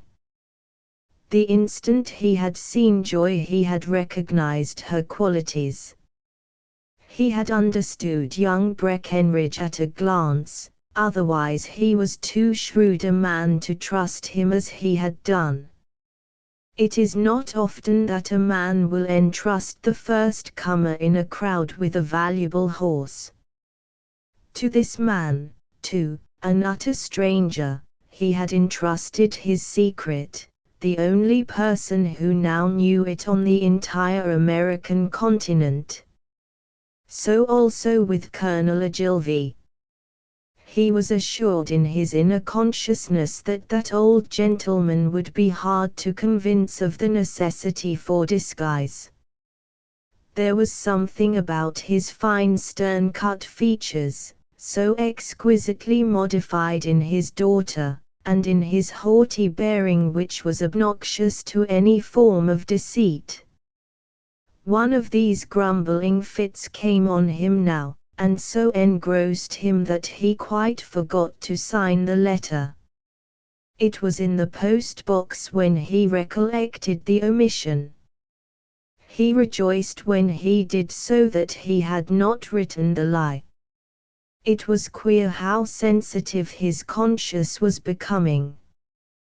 One immediate effect of the awakened conscience was that he went about a motor car that very afternoon. He had said to Miss Judy that he was getting one, and his words had to be made good. Moreover, he had, in addition to the train of reasons induced by Miss Judy's mention of Colonel Ogilvy's getting a car, a sort of intuition that it would be of service to him. Of service to him, meant of course, in his present state of mind with regard to Joy, of service in furthering his love affair. He had wished for a horse and got one, and it had brought him to Joy. Now he wanted a motor.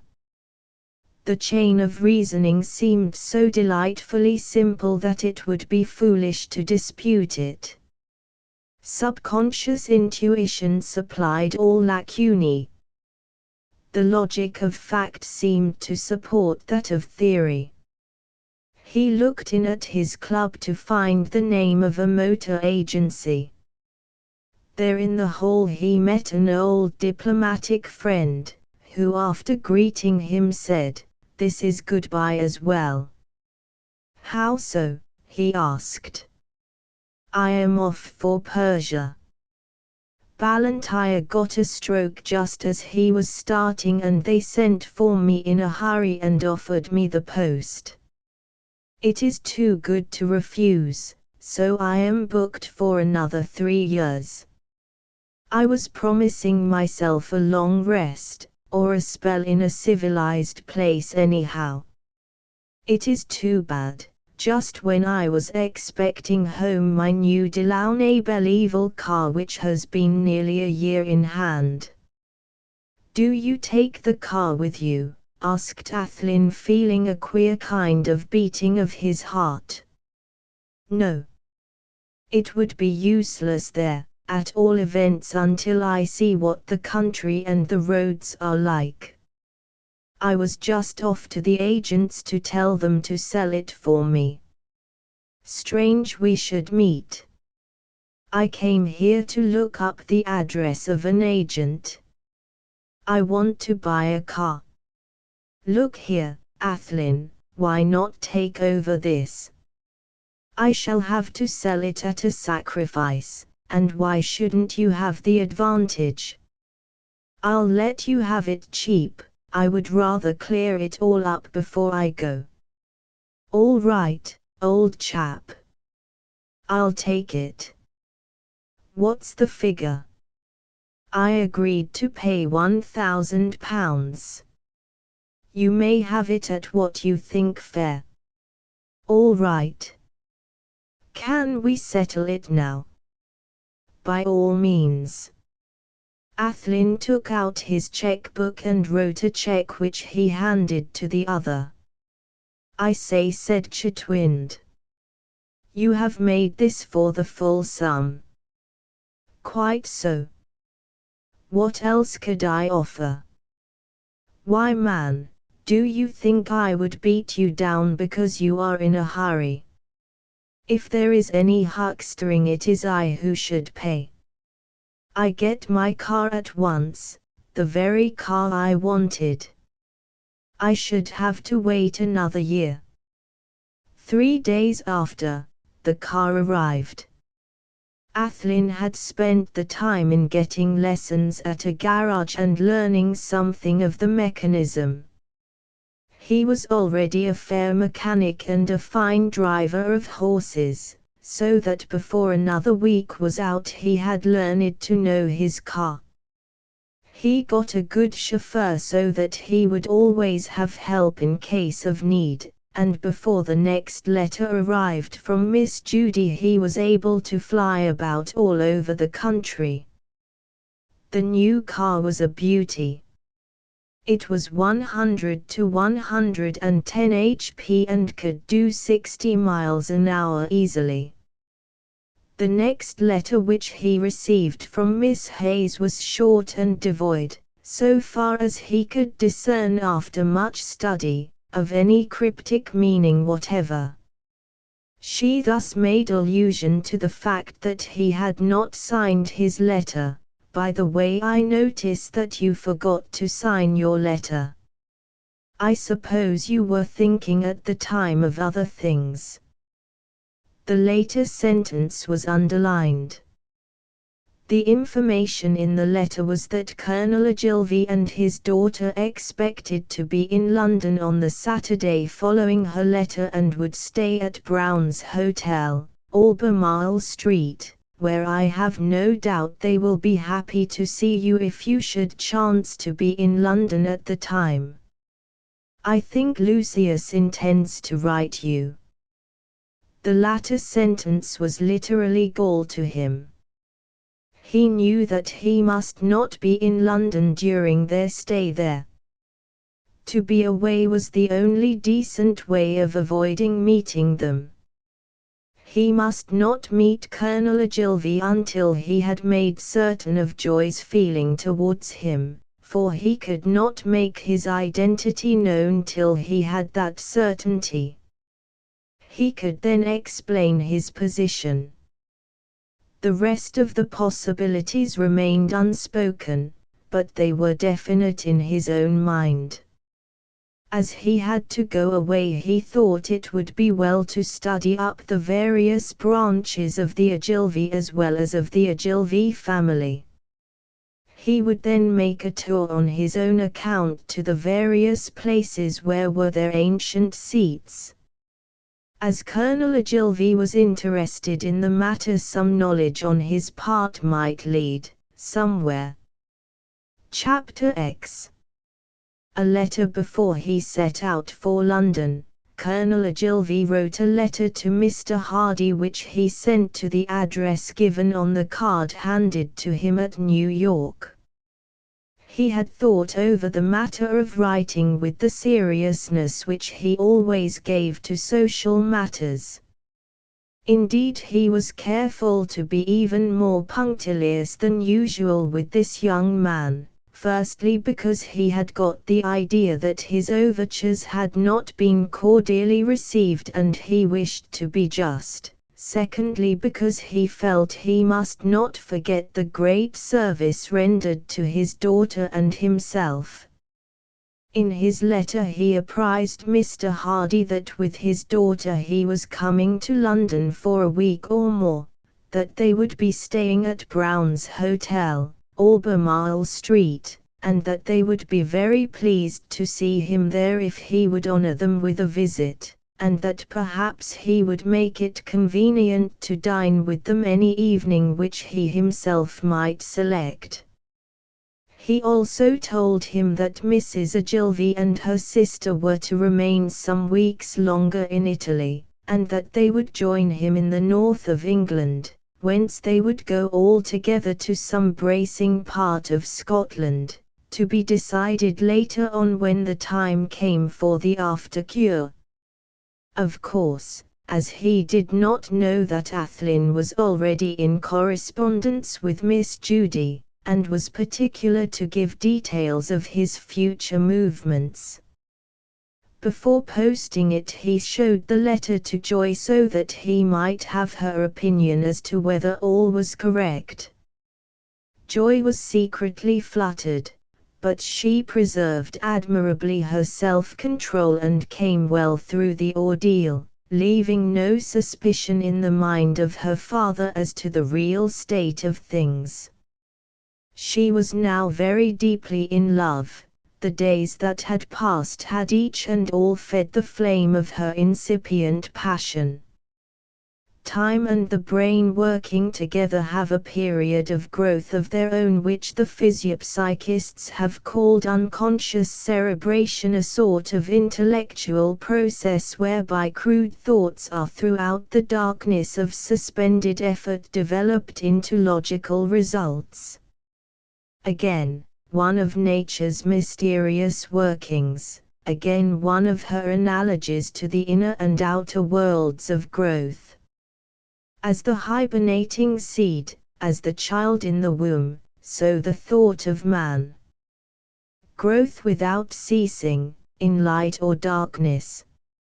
Logical development, from the gates of life to the gates of death. Joy was so deeply in love that all her thoughts, all her acts, all her hopings and fearings were tinged by it. Dreams need a physical basis somewhere, and whatever is the outward condition of man or woman, so will be the mind. Whatever the inward, so will be the outward, each is the true index to the other.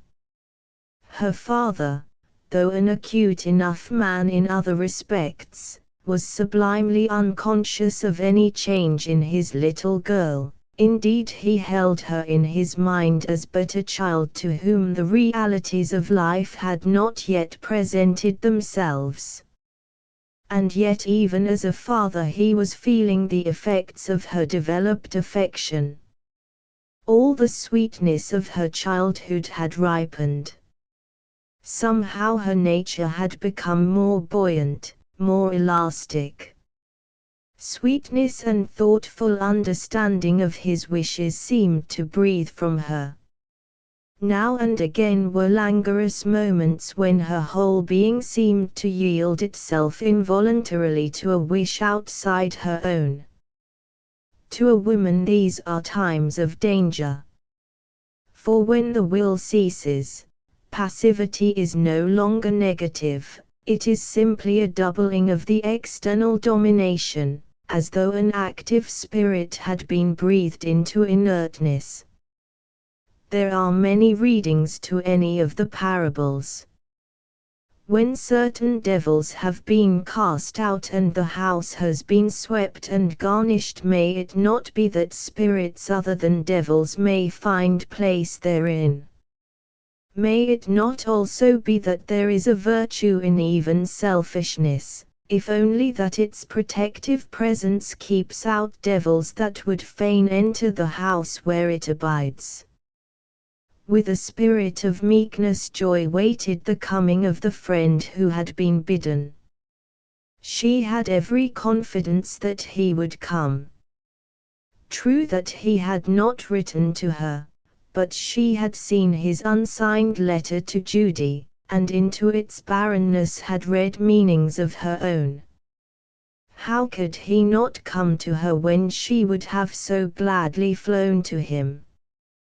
Besides, there was always with her the memory of that rapturous moment when he had spoken her name, "Joy, look at me." It was not hard to remember that. It was the only time she had heard her name upon his lips. As the weeks had gone by, that little sentence impulsively spoken had arrived at the dignity of a declaration of passion. It had grown in her mind from a request to a command, and she felt the sweetness of being commanded by a man she loved. In that moment she had accepted him as her master, and that acceptance on a woman's part remains as a sacred duty of obedience so long as love lasts. This is one of the mysteries of love.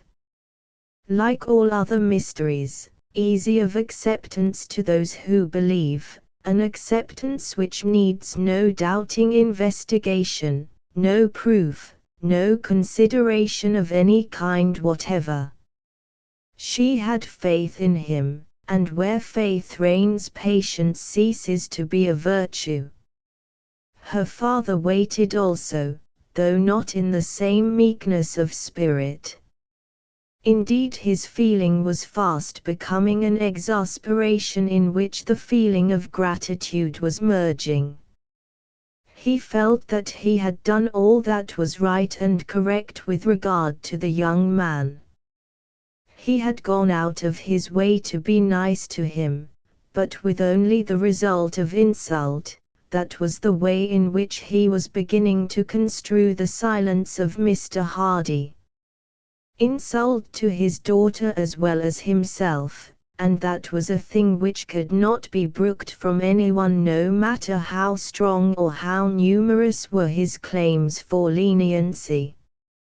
Joy saw that there was some cause of displeasure with her father, and with a sinking heart had to attribute it to the real cause.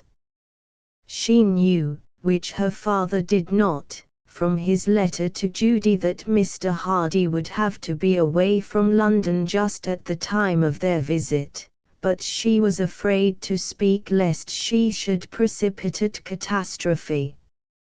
It was not that she had fear in the ordinary sense. Much as she loved her father, she would face him if necessary.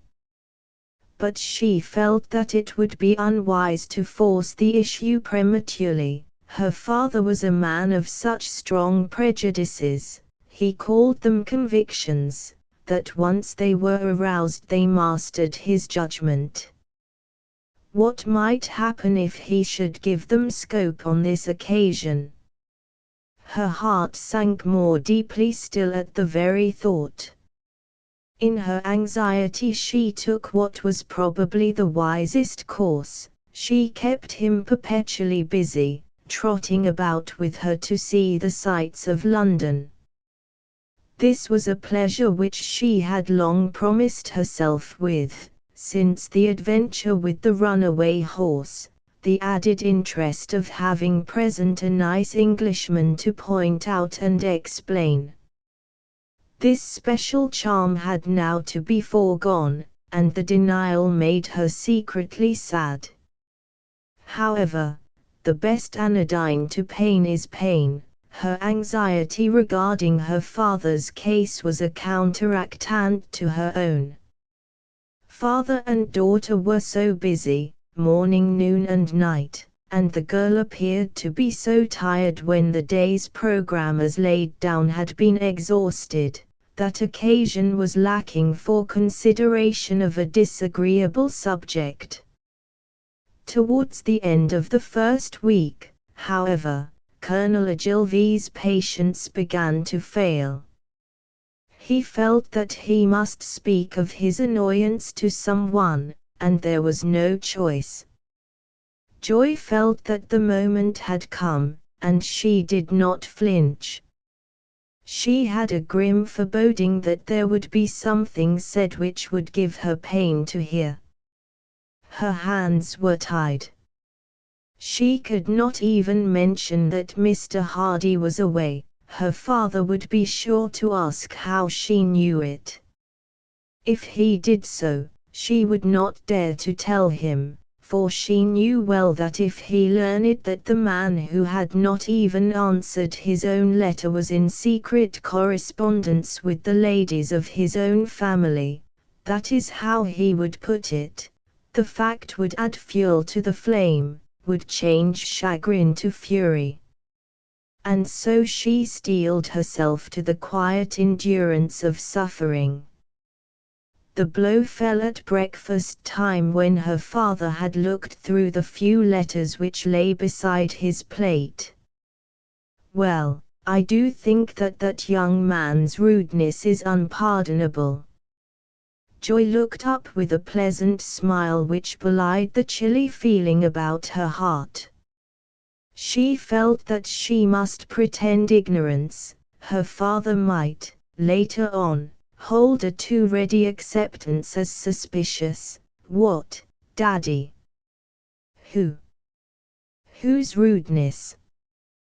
That gentleman whom I asked to dine with us. Mr. Hardy. Perhaps he may not have got your letter. How do you mean, daughter? He must have got it. I directed it to the address he gave me himself. But Daddy, he may be away. You remember he told you at dinner that day in the Holland that he had important business. It may have been prolonged, you know. He may not even be in London. Then he should see that his letters are duly sent on to him. Certainly he ought. But perhaps, Daddy, he's not as careful as we are. He may not be a man of business. Colonel Ogilvy smiled. I'm afraid that is a very bad argument, my dear. You have just used the opposite. How so, Daddy? She asked, wrinkling up her brows. You said he might be away on business. He was so pleased with his combating of her argument that her purpose was effected. He abandoned the subject, for a time. The next morning, however, he renewed it again under similar circumstances. I think, my dear, that we had better give up any idea of keeping that young man on the list of our friends. It is quite evident that he does not care to continue our acquaintanceship. Joy suffered much this time, all the more because there was nothing that she could say which would be wise. She had to content herself with a commonplace acceptance of his views. So she answered with as steady a voice as she could manage, "Of course, Daddy. Whatever you think right." The answer pleased her father. He showed it in his reply. "I am sorry about it, my dear, for he seemed a fine young fellow, and he saved you very bravely. However, we cannot help it. We did all we could to make him welcome, but we can't force him to come to us. It isn't an occasion for wan robes." After a pause she ventured to say meekly, "Yes. It would be a pity if we had to quarrel with a man who did so much for us. I suppose if he could show that he did not get your letter, then it would be, you could forgive him." "Of course I would, my dear. But these English are so stand-off that there is no understanding them. I wanted to be friends with the man who saved my little girl. But there, it is no use wishing anything when people are pig-headed." His words somehow made Joy's heart glow. It might be all right yet, if only. But the present was sadly right. The suspense, the uncertainty, the waiting in the dark were hard to bear. It was little wonder that in the middle of the following week her father noticed that she had grown pale and listless. Deep down in his mind he connected it somehow with that damned fellow, but he took care not to betray his thought to his daughter in any way.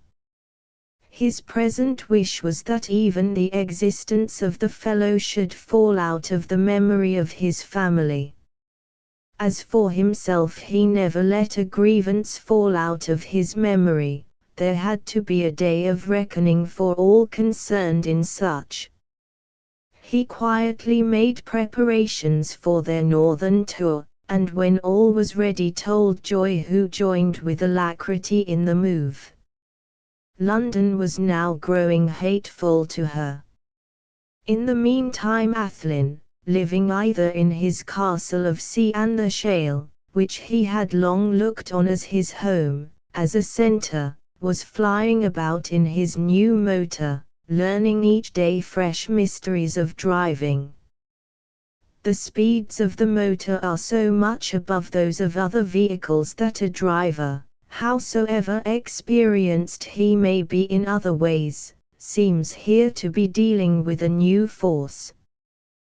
The perspective changes so fast as the machine eats up the space that the mind requires to be practiced afresh in judging distances and curves.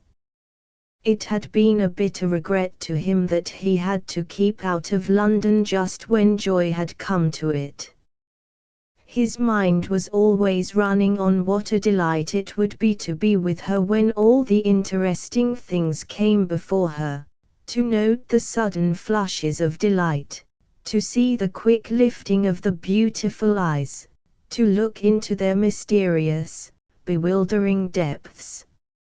At first, when such ideas took him whilst driving, he nearly ran into danger. Unconsciously his hands would turn the wheel for speed, and in his eagerness he would make such swerves and jumps that undesirable things almost happened. However, after a few such experiences his nerves learned their own business.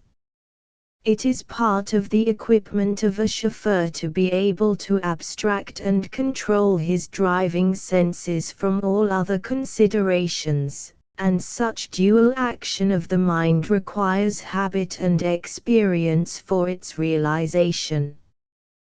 The constant watchfulness and anxiety had at least this beneficent use, that for a part of the day at all events his mind was kept from brooding over his personal trouble. The arrival of Colonel Ogilvy's letter, sent on to him from London, made in a way a new trouble for him, for whilst he was delighted to get so friendly an overture, it was he saw but another difficulty ahead of him. He must either reply in his false name, which was now hateful to him, or he must leave the letter, for the present, unanswered.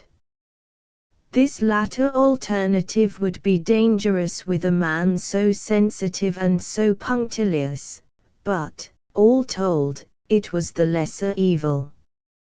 He had had opportunity to make up his mind on the subject before the letter came, for Aunt Judy had said in her last letter that Colonel Ogilvy had spoken about writing to him before they should arrive in London.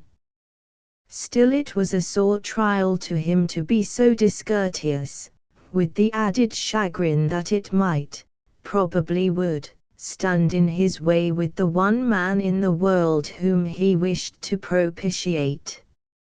As he did not know anything about the history of Colonel Ogilvy's family, he went to the peerage books and made lists of the bearers of that name in its different spellings, and then, as he decided to go to many of the places named, he made runs into Perthshire and Forfar. He came to the conclusion that he must have misunderstood Colonel Ogilvy in alluding to the border counties. He laid up, however, a good deal of local information which might be pleasing to his prospective father-in-law. One morning he had a letter which quite fluttered him. It was from Aunt Judy telling him that Colonel Ogilvy had announced his intention of starting on the then coming Thursday for the north, and that he had given as the direction of his letters till further notice the Inn of Greeting, Ambleside.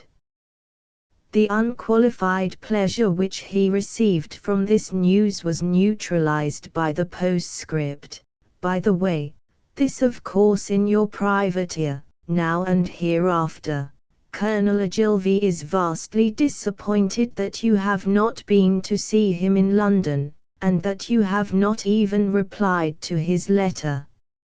Surely there must be some mistake about this.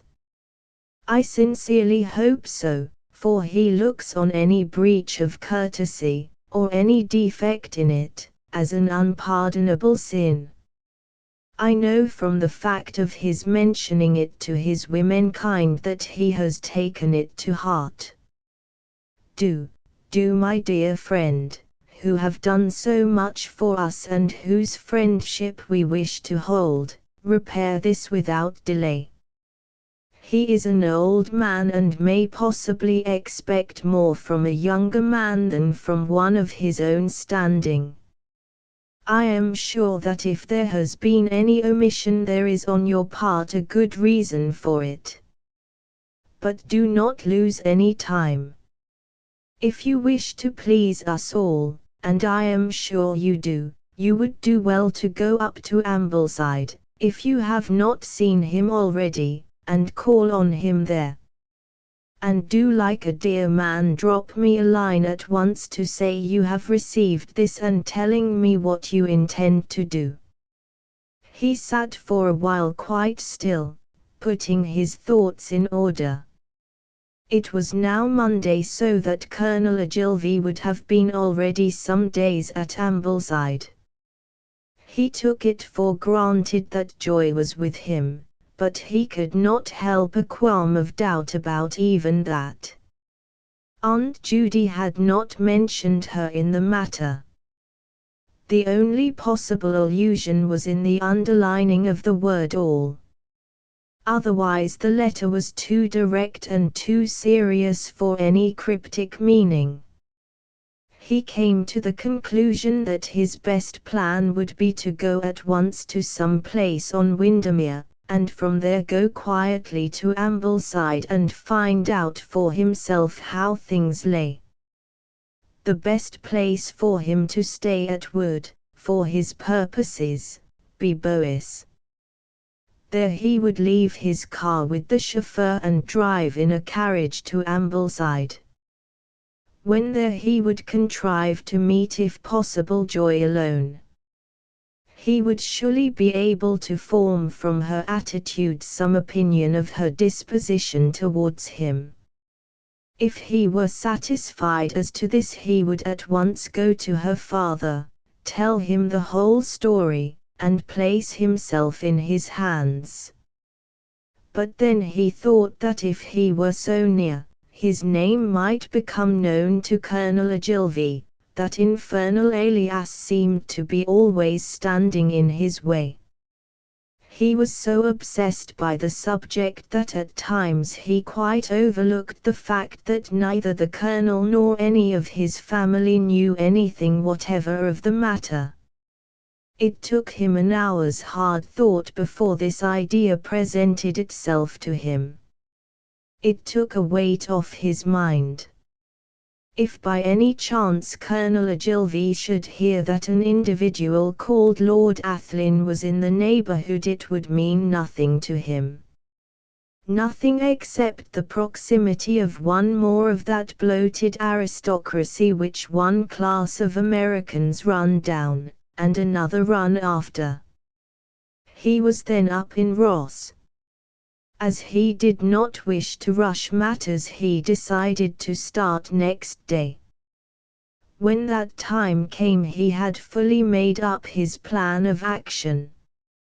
As the Ogilvies were at Ambleside, he would go to Bois.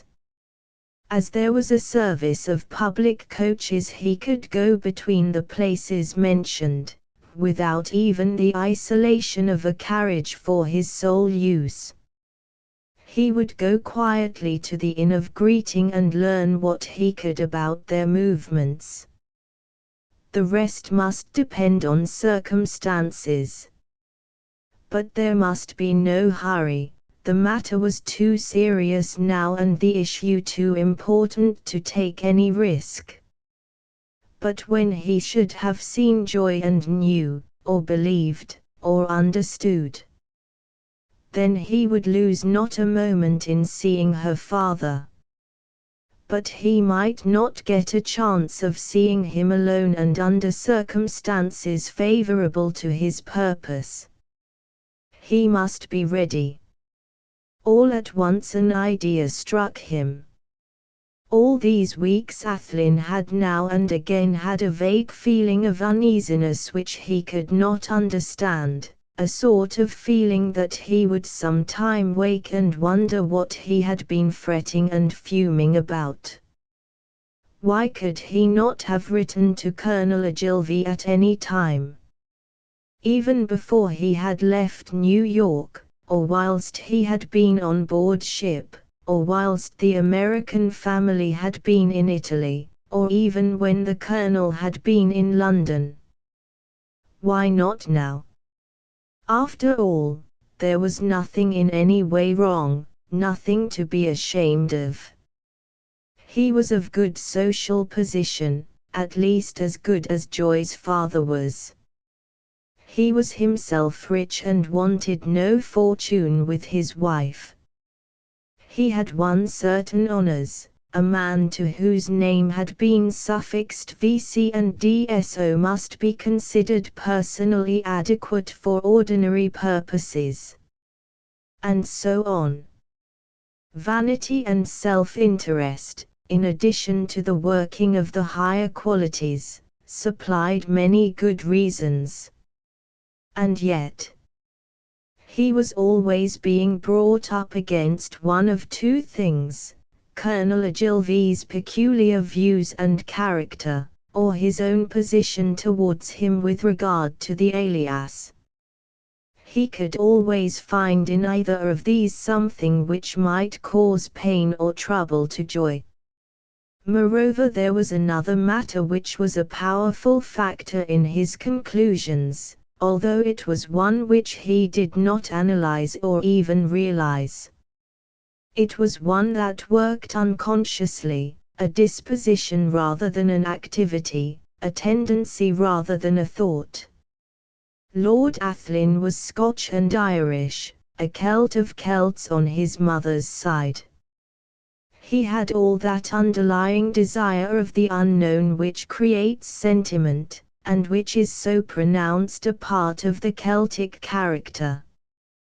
This it is whence comes that clinging to the place of birth which has made the peasantry of the Green Isle for 700 years fight all opposing forces, from hunger to bayonets, to hold possession of their own. This it is which animated a race, century after century, to suffer and endure from their conquerors of a more prosaic race all sorts of pain and want, and for reasons not understandable by others. Those who have lived amongst those Celts of the outlying fringes, amongst whom racial tendencies remain unaltered by changing circumstances, and by whom traditions are preserved not by historical purpose but by the exercise of faith, know that there is a something which has a name but no external bounds or limitations, no quick principle, no settled purpose. Something which to an alien can only be described by negatives, if any idea can at all be arrived at by such, any idea however rudimentary, phantasmal or vague, it can only be acquired at all by a process of exclusions. The name is the gloom, the rest is a birthright. Those who can understand it need no telling or explaining. Others can no more understand it than those born without eyes can see. It is a quality opposed to no other, it can exist with any. It can coexist with fighting, with song, with commerce. It makes no change in other powers or qualities of the children of Adam. Those who possess it can be good or bad, clever or silly, heroic or mean. It can add force to imagination, understand nature, give quiet delight or spiritual pain. And the bulk of those who have it do not think of it or even know it, or if they do, hardly ever speak of it. Athlyne had his full share of it. Being young and strong and of a class in life which seldom lacks amusement, he had not been given to self-analysis. But all the same, though he did not think of it, the force was there. In his present emotional crisis it brought the lover in him up to the Celtic ideal. An ideal so strangely saturated with love that his whole being, his aims and ambitions, his hopes and fears, his pleasures and pains yielded place to it and for the time became merged in it. To him the whole world seemed to revolve round joy as a pivotal point. Nothing could be of any use or interest which did not have touch of her or lead to her. So, he wanted to know beyond the mere measure of intellectual belief if joy loved him or was on the way to doing so. When he was satisfied as to this he would be free to act, but not before. On the journey he had allowed the chauffeur to drive, as he wanted to think over the whole matter without fear of interruption. He had sat in the tonneau and made from time to time notes in his pocket-book. He had now made up his mind that he would write a letter to Colonel Ogilvy telling him the whole circumstances. This he would keep in his pocket so that at the first moment when he was satisfied as to Joy's views he could post it, in case he could not have the opportunity of a personal explanation. After dinner the second night of the journey and then in his bedroom he sat up writing the letter and then copying it out on his own note paper of which he had for the purpose brought a supply with him. When it was completed it left nothing that he could think of open to doubt. When he had got this off his mind sleep came to him. Next day he took the wheel himself, and that day when there was fitting opportunity the car hummed along merrily at top speed. Before sunset they arrived at Bois. There he left the car in charge of the chauffeur, on whom he again impressed the necessity for absolute silence. The man was naturally discreet, and he saw that he was in a good situation. Athlyne was satisfied on leaving him that his orders would be thoroughly carried out. In the forenoon of the next day he took the steamer which plies along the lake, and in due course landed at Ambleside. His heart beat quickly now and his eyes searched keenly all around him as he moved. He would not miss a chance of seeing Joy. Chapter 11. The beautiful twilight. The first couple of days at Ambleside were a delight to Joy. In the change from the raw and ceaseless whirl of London was such a sense of peace that it influenced even the pain of her heart hunger. Here in this lovely place, where despite the life and movement of the little town nature seemed to reign, was something to calm nerves overstrung with waiting and apprehension. It was a relief to her at first, a pleasure later, to walk about the pleasant roads with her father, to take long drives beneath shady trees or up on the hillside where the lake lay below like a panorama, to sit on the steamer's deck and drift along the beautiful lake. Her father was now and again impatient, not with her but because of the non-arrival of the motor which he had ordered in London. It had not been quite ready when they left and so it was arranged that it should follow them. He wanted to have it in possession so that they could fly all over the region. The American in him was clamorous for movement, for speed and progress. He kept up an endless telegraphing with the motor people in London, and when at last they wired that the car was nearly ready he got a map and traced out the route. Each day he marked out a space that he thought it ought to have covered, crediting it for every hour of daylight with top speed. After all, no matter what our ages may be, we are but children and the new toy but renews the old want and the old impatience, bringing in turn the old disillusionment and the old empty-hearted discontent. And the new toy may be of any shape, even that of a motor car, or a beating human heart. Partly out of affection for her father and so from sympathy with him, and partly as a relief to herself, Joy looked eagerly for the coming of the car. She used to go with him to the post office when he was sending his telegrams. Indeed, she never left him, and be sure he was glad of her companionship. Now and again would come over her an overwhelming wave of disappointment, grief, regret, she knew not what, when she thought of the friendship so romantically begun but failing so soon. The letters from Aunt Judy used to worry and even humiliate her. For Judy could not understand why there was no meeting, and her questions, made altogether for the girl's happiness but made in the helplessness of complete ignorance, gave her niece new concern. She had to give reasons, invent excuses. This in itself, for she was defending the man, only added fuel to her own passion. Joy's love was ripening very fast, all her nature was yielding to it. Each day seemed to make her a trifle thinner.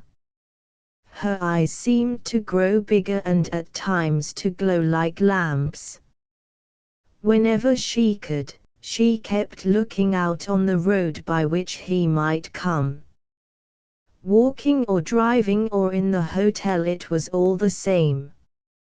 In the sitting room her seat was near the window, her place at table where she could command a view. All this added to her beauty and so her father took no concern from it. He thought she was looking well, and as she was hearty and always, whilst with him, in good spirits and vivacious and even eager in her movements, he was more than satisfied. One morning as she was sitting alone close to the window, presumably reading, for she had a book in her lap, she caught sight with the tail of her eye of a figure that she knew. There was no mistaking on her part that tall, upright man with the springy step. The image was too deeply burned into her heart for that. For a fraction of a second her heart stood still, and then the wave of feeling went over her. Instinctively she drew back and kept her head low so that only her eyes were over the line of the window sill. She did not wish to be recognized, all at once. With the realization of her woman's wishes came all the instinctive exercise of her woman's wiles. He was walking so slowly that she had time to observe him fully, to feast her eyes on him. He was looking up at the hotel, not eagerly she thought, but expectantly. This, though it did not chill her, somehow put her on guard. She slipped behind the window curtain and peeped cautiously. As he came closer to the hotel he went still more slowly. He did not come to the door as she expected, but moved along the street. This all puzzled her very much. She knew that Judy had written to him of their coming to London, she had seen his reply to her letter, and Judy with her usual thoughtful kindness had mentioned, as though by chance, for she was the very soul of kindly discretion, that when she knew what locality and hotel had been fixed on for the visit to the lakes she would tell him. It was evident that he knew they were there and in the hotel. Why, then, did he not come to see them? How she would have hurried, she thought, had she been the man and loved as she did. She had no doubting whatever of his good faith. Perfect love casteth out fear. And doubt is but fear in a timid form. She accepted in simple good faith that he had some purpose or reason of his own. Her manifest duty to him, therefore, was not to let any wish or act of hers clash with it. So she set herself to think it all out, feeling in reality far happier than she had done for many weeks. It was not merely that she had, after long waiting, seen the man, but she was now able to do something for him, if indeed it was only the curbing of her own curiosity, her own desires. She rose quietly and went to her bedroom, which was at another side of the house, on the side towards which he had passed. Her father was writing letters and would not want her. He had said at breakfast that he would not be able to go out for an hour or two. In her room she went cautiously to her window and, again hiding behind the curtains, glanced into the street. She felt quite sad when she only saw his back as he walked slowly along. Every now and again he would stop and look round him as though admiring the place and the views as the openings between the houses allowed him to see the surrounding country. Once or twice she could see him look out under his eyebrows as though watching the hotel without appearing to do so. Presently he turned the corner of the next street to the left, moving as though he wished to go all round the hotel. She sat down and thought, her heart beating hard. Her face was covered with both her hands. Forehead and cheeks and neck were deeply flushed, and when she took away her hands her eyes were bright and seemed to glow. She seemed filled with happiness, but all the same looked impossibly demure, as is woman's nature, playing to convention even when alone. Before she left her room she had changed her clothes, putting on after several experiments the frock which she thought the most becoming. She did not send for her maid, but did everything for herself, even to hanging up the discarded frocks. Then she went back to the sitting room and took as before her seat at the window, keeping however a little more in the background. She wanted to see rather than to be seen. With her eyes seemingly on her book, but in reality sweeping under her lashes the approaches to the hotel like searchlights, she sat quite quietly for some time. At length the eyes suddenly fell for an instant under an uncontrollable wave of diffidence. She had seen him pass into the garden opposite to the hotel and go secretively behind some lilac bushes opposite the doorway. But after that one droop of the eyes, there was scarce even the flicker of an eyelid. She did not want to lose a single glimpse of him. Sitting by the window, where he could see her, for a full hour until her father appeared, she thought over the new phase of the matter.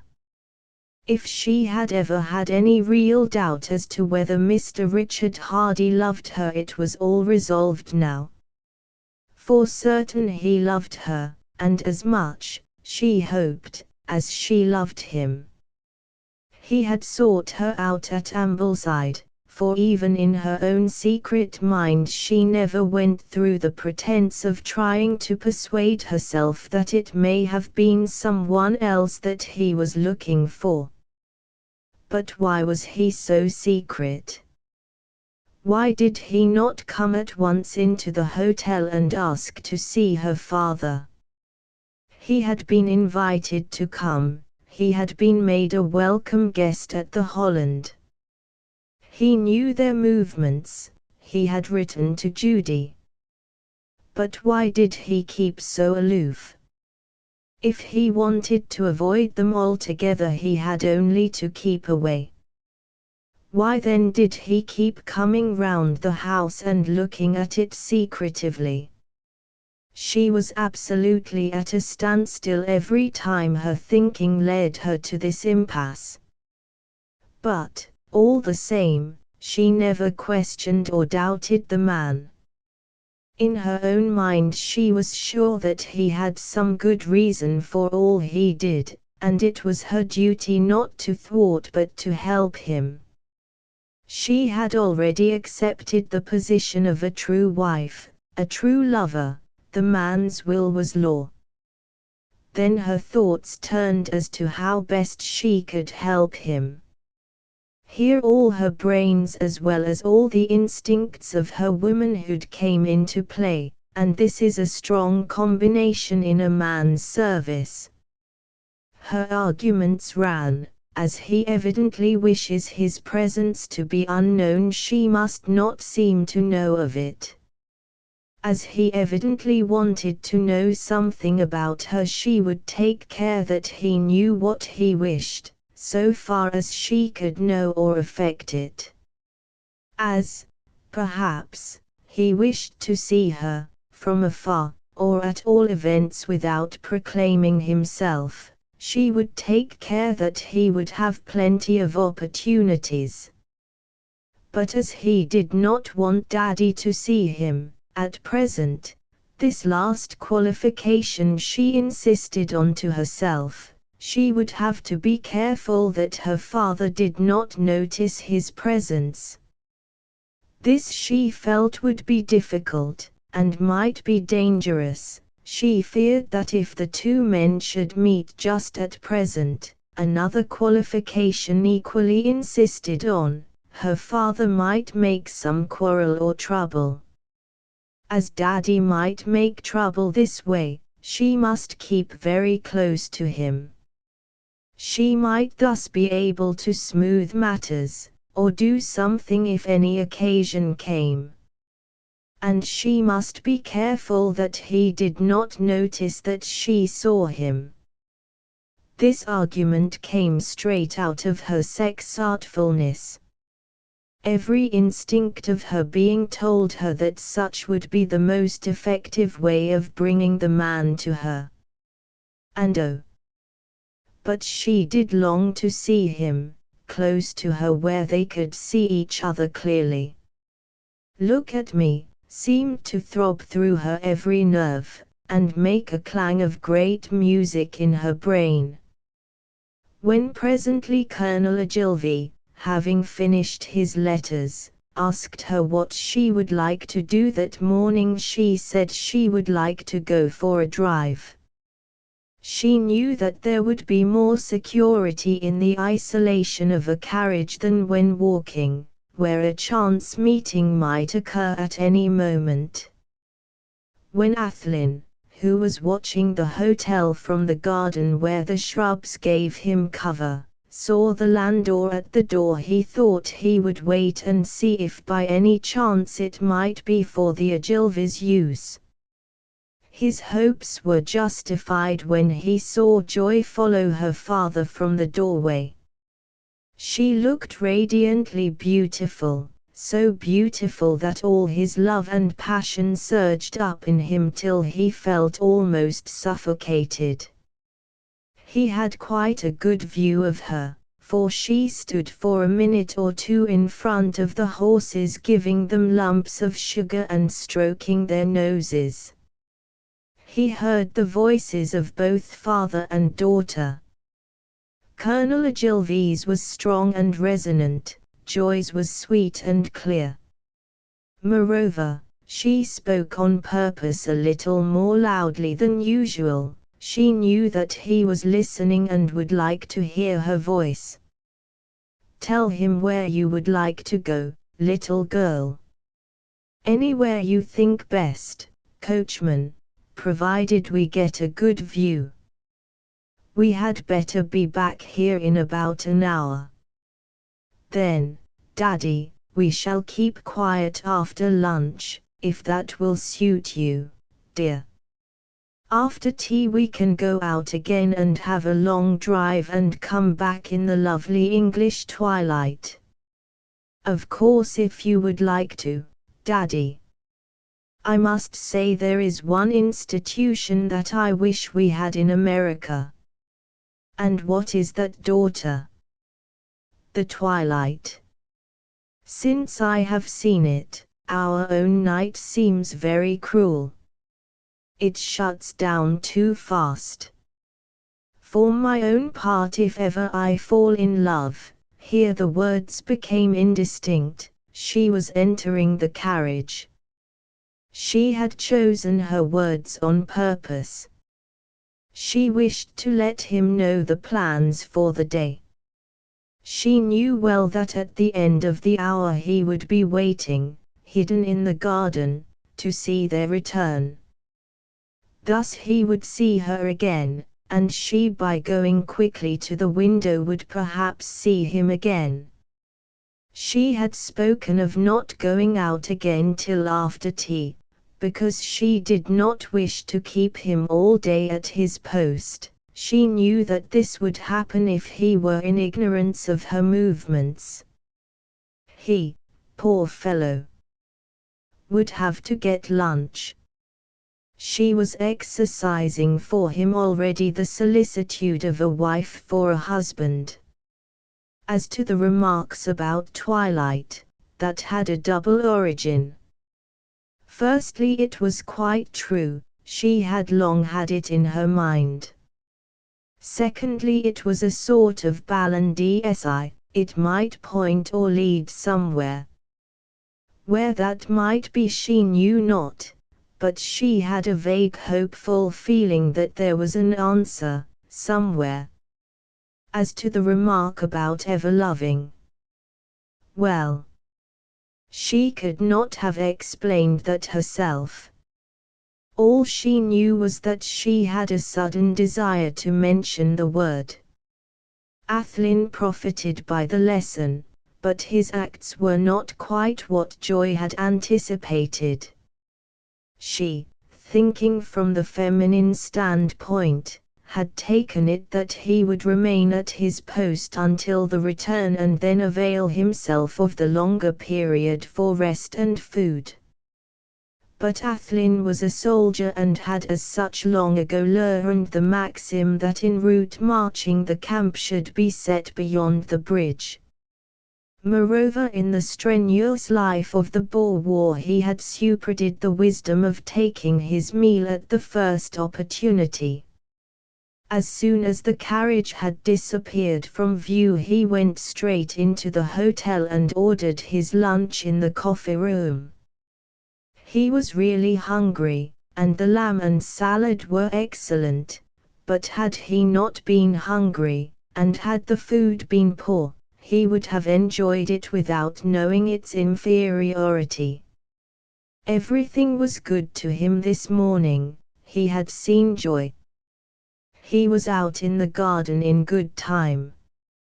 Fortunately so, from his point of view. For Joy, believing that he would be still waiting, kept the coachman up to time. It might well have been that they had met in the hall. The drive had increased the girl's loveliness, if such were possible. Her eyes were bright, there was fine color in her cheeks, and her voice and manner were full of vivacity. The bright sun and the sweet, strong air had braced her, and perhaps some inward emotion had exercised the same effect.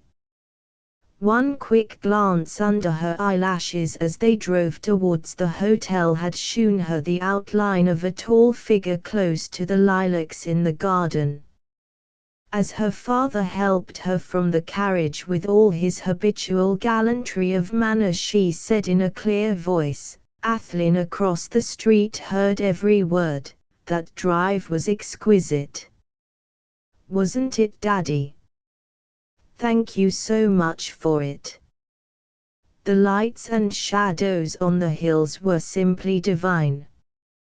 It would be nice to go again tomorrow in something of the same direction.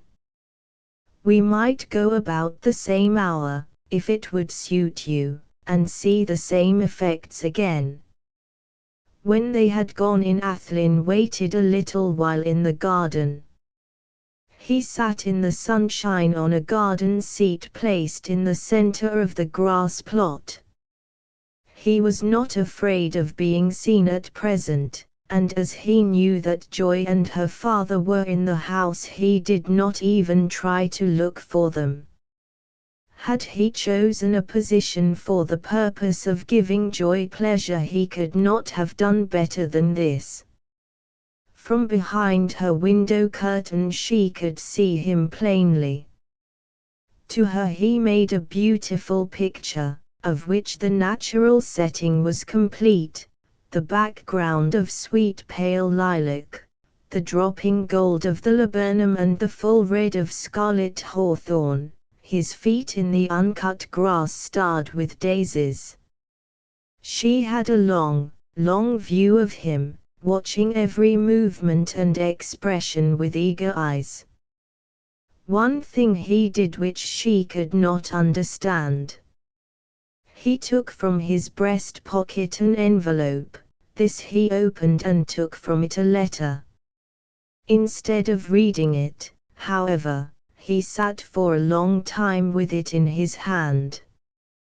Then with a quick movement he put it back in the envelope, moistened the flap with his lips and closed it. Joy's idea had been that it might have been Judy's letter which he had intended to reread, but this could not be.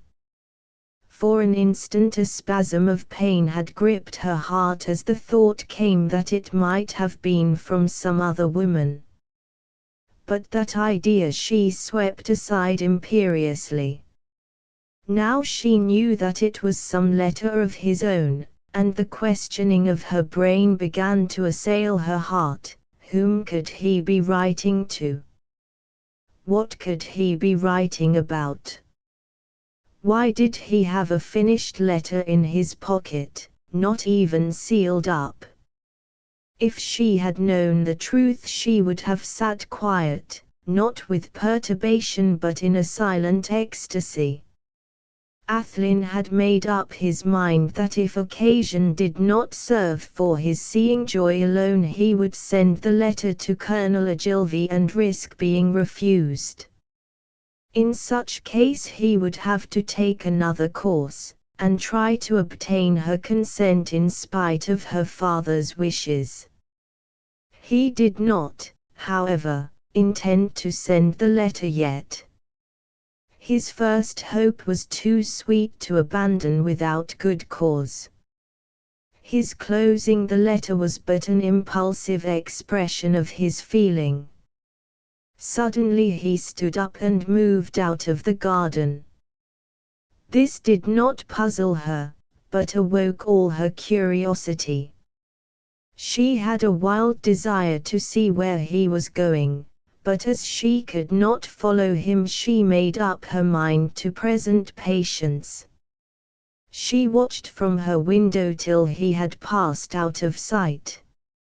She was glad that she was concealed behind the curtain when she saw him at the furthest point of sight turn and give a long look back at the hotel. Then she went to her room to get ready for lunch. Athlyne felt that he must do something to let off steam. Movement of some kind was necessary in his present frame of mind. For his pleasure was not unmixed. He had seen Joy, and she was looking more radiantly beautiful than ever. But she had said one thing that sent a pang through him: "If I ever fall in love." There could hardly be any doubt of her sincerity. She was talking to her father quite alone and unconscious that he of all men was within earshot. If I ever fall in love, that meant that she had not yet done so.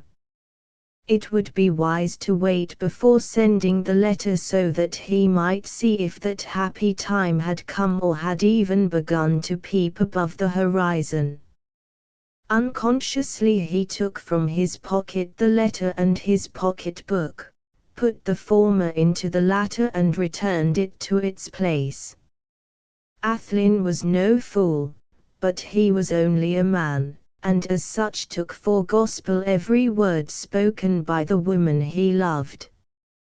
Had Joy been present and known his difficulty, and had cared to express herself then as she would have done later, she would have smiled at him as she said, "Why, you dear old goose, how could I fall in love with you when I had done that already?" Had Aunt Judy been commenting on the comment, she would have said in her genial cynicism, "A woman, or a man either, can only fall in love once in a lifetime, with the same person."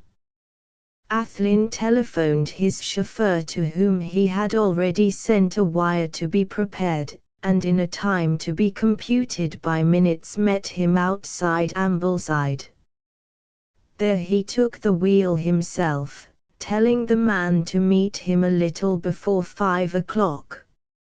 He felt that he must be alone. He went slowly so long as he was near the town, but when he found himself on a clear road, over which he could see for a long way ahead, the index went round to speed, and as the car swept over the ground its rush kept pace with his own thoughts. He went about 100 miles before he regained anything like calm. Trying afterwards to recall the sequence of his thoughts, he never could arrive at any sort of conclusion regarding them. The only thing definite in his mind was that he wanted to see Joy again, and soon. He knew they would be starting out after tea time, which meant, he knew, something after 5 o'clock. And not for a world of chrysolite would he miss being there. Outside Ambleside he met the chauffeur whom he sent back to Bois. He did not want his car to be too much in evidence at Ambleside at present. He had a wash and a cup of tea at another hotel, and at 5 strolled back to his nook in the garden. By this time Joy had made up her mind that he might come back that evening, though, with still her protective instinct, partly for herself but more for him. She had quite made up her mind that even if he should not come she would not be disappointed. He was not to be blamed in any way, now or hereafter. How could he be? It would not be fair. A few minutes before 5 she took her place at the window, but sitting so far back this time that she could not be seen from without. She herself could see out, but only by raising her head high. This she did now and again, but very cautiously. She felt a sort of diffidence, a certain measure of shamefacedness lest he should see her again and suspect anything. We are very sensitive as to the discovery of truth by others when we are ourselves trying to deceive ourselves. The few minutes passed slowly, very slowly. Then when once more she looked out, a great thrill of joy shook her. He had come. If doubt there had been, it could no longer exist. Her heart beat, her face flushed, she trembled with a sort of ecstasy, the waves of high passion swept her. She was half inclined to stand boldly in the window and let him see her, to let him see that she saw him, to run out to him and fall into his arms. There is no boldness that love will not commit when it is true. She felt this, though not consciously. There was no need for consciousness, for thought, for argument. She knew.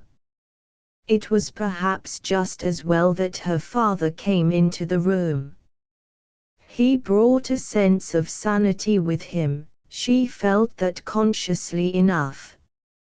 Her mere faint sigh of regret was sufficient proof.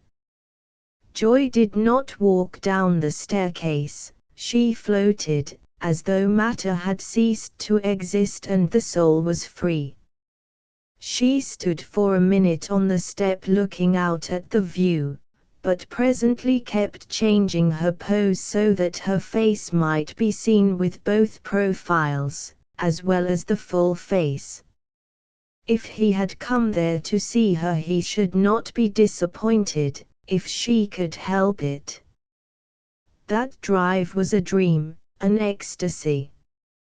At first there was a miserable sense that each turn of the wheels took them farther apart, but shortly this was lost in the overwhelming sense of gladness. She could have sung, danced, shouted. She wanted some physical expression of her feeling. Then the excitement settled down to a quiet tingling happiness, a sense of peace which was ineffable and complete. If that all of animated nature be but organic harps diversely framed that tremble into thought as o'er them sweeps plastic and vast one intellectual breeze at once the soul of each and God of all. So sung, a century before, a poet of that sweet cult of the school centered in the very area in which she moved, and if his thoughts were true there was a true act of worship that sunny afternoon on the rising hills beyond the lake head. For happiness is not merely to be at rest. It is to be with God, to carry out to the full his wish that his children should appreciate and enjoy the powers and good things given them by his hands. And when that happiness is based on love, and there is no true happiness on aught that is not high, the love itself is of the soul and quivers with the flapping of its wings. Then indeed can we realize that marvelous promise of the words of the Master, "Blessed are the pure in heart, for they shall see God." Wordsworth and those who held with him saw God and worshipped him in those myriad beauties of the lake they loved, and as the beauty and its immortal truth soothed and purified their souls, so was the spirit of the lovesick girl cleansed of all dross. How at such a time, when the soul swam free in grateful worship, was there place for anything that was not clean? Her father thought, as he looked at her and heard the ring of her voice, that he had never seen her look better or happier. She was full of spirits, gay, sweet, tender, and yet there was over her such a grace of gentle gravity that the old man felt himself saying to himself, "My little girl is a woman." That mellow afternoon was to her lovely, the trees and shrubs, the flowers, the fields. The singing of the birds was ethereal music, the lights and shadows were the personal manifestation of nature's God. Her heart, her sympathy, her nature were at full tide, all overflowing and in their plenitude full. The long summer afternoon faded into the softness of twilight during the homeward journey. Perhaps it was the yielding to its mysterious influence which made joy so still. Perhaps it was that she was drawing nearer to the man whom she adored. Her father neither knew nor took note of it. He saw that his little girl was silent in an ecstasy of happiness in that soft twilight of which she had spoken so tenderly, and he was content. He too sat silent, yielding himself to the influence of the beauty around him. When they reached the hotel, Joy seemed to wake from a dream, but she lost none of her present placidity, none of her content. One form of happiness had given way to another, that was all. As she stood on the steps, waiting whilst her father was giving the coachman his instructions for the morrow, she tried to peer into the lilac bushes in the garden. She had a sort of intuition, nay more than an intuition, an actual certainty, that he was again behind them. And once more she so stood and moved that he might see her face as he would. When her father turned to come in, she took his arm and pointed to the sky. "Oh look, Daddy, the beautiful twilight. Is it not exquisite?" Then impulsively she put her hand to her lips and threw a kiss to it, over the square by way of the lilacs. Her voice was languishing music as she said softly, but clearly enough to heard in the garden, good night, beloved. Good night. Good night." And Athlyne, peering through the bushes, heard the words with a beating of his heart which made his temples throb. His only wish at the moment was that it might have been that the words had been addressed to him. That evening, before going to dress for dinner, Joy went to the window and pulled aside the blind so that she stood outside it. The dusk was now thick, the day had gone, but the moon had not yet risen. It was impossible to see much, only the outline of the trees, and out on the grass the shadowy form of a man seated. There was one faint red spark of brightness, face high, such as might be the tip of a cigar.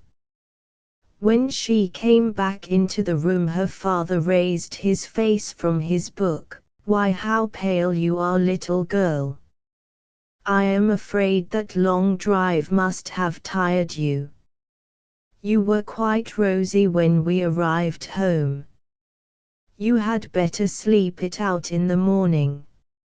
If mother sees you pale she will blame me, you know. And Judy, well, Judy will be Judy in her own way. Chapter 12. Echo of a tragedy. Athlyne had one other day almost similar to the last. This time he came to Ambleside a little earlier, fortunately so, for Joy had got up early. When he came into the square she was standing in the window looking out. Not in his direction. Did a woman ever do such a stupid thing when at the first glance she had caught sight of the man far off? No, this time she appeared to be eagerly watching two tiny children toddling along the street hand in hand. He had time for a good look at her before she changed her position. This was only when the children had disappeared, and he had gained the shelter of the lilacs. Love is a blindness, in certain ways. It never once occurred to Athlyne that Joy might have seen him, might have even known of his being at Ambleside or in its neighborhood. Any independent onlooker or anyone not bound by the simplicity and unquestioning faith of ardent love would at least have doubted whether there was not some possible intention in Joy's movements. His faith, however, saved him from pain, that one pain from which true love can suffer however baseless it may be, doubt. Early morning took him to Ambleside. He only went back to Bois when those windows of the hotel which he knew were darkened for the night. The second day of waiting and watching was just like the first, with only the addition that the hearts of both the young people were more clamant, each to each, and that the rising passion of each was harder to control. The same routine of going out and returning was observed by the Ogilvies, and each of the lovers had tumultuous moments when the other was within view. More than once Athlyne was tempted to put his letter in the post or to leave it at the hotel, but each time Joy's chance phrase, "If I ever fall in love," came back to him as a grim warning. He knew that if he once declared himself to Colonel Ogilvy the whole truth must come out, and then his title and fortune might be extraneous inducements to the girl. Whenever he came to this point in his reasoning he thrust the letter deeper into his pocket and his lips shut tight. He would win Joy on his mere manhood and his manhood's love, if at all. By the post next morning Colonel Ogilvy and Joy both got letters from Italy.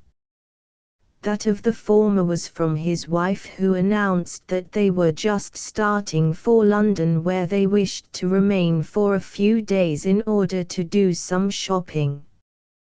When this was done she would wire him and he could run up to London and bring them down with him. This pleased him, for he was certain that by then he would have his automobile. He felt in a way that his pride was at stake on this point. He had told his women folk that the car would be ready, and he wished to justify.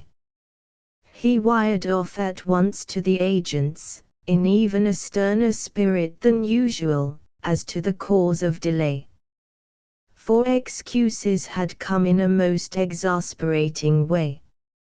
Long after it had been reported that the car had started and had even proceeded a considerable distance on the way, he was told that there had been an error and that by some strange mistake the progress made by a car long previously ordered by another customer had been reported, but that Colonel Ogilvy's esteemed order was well in hand and that delivery of the car was daily, hourly, expected, and that at once on its receipt by the writer it would be forwarded to Ambleside either with a trusty chauffeur or by train as the purchaser might wish.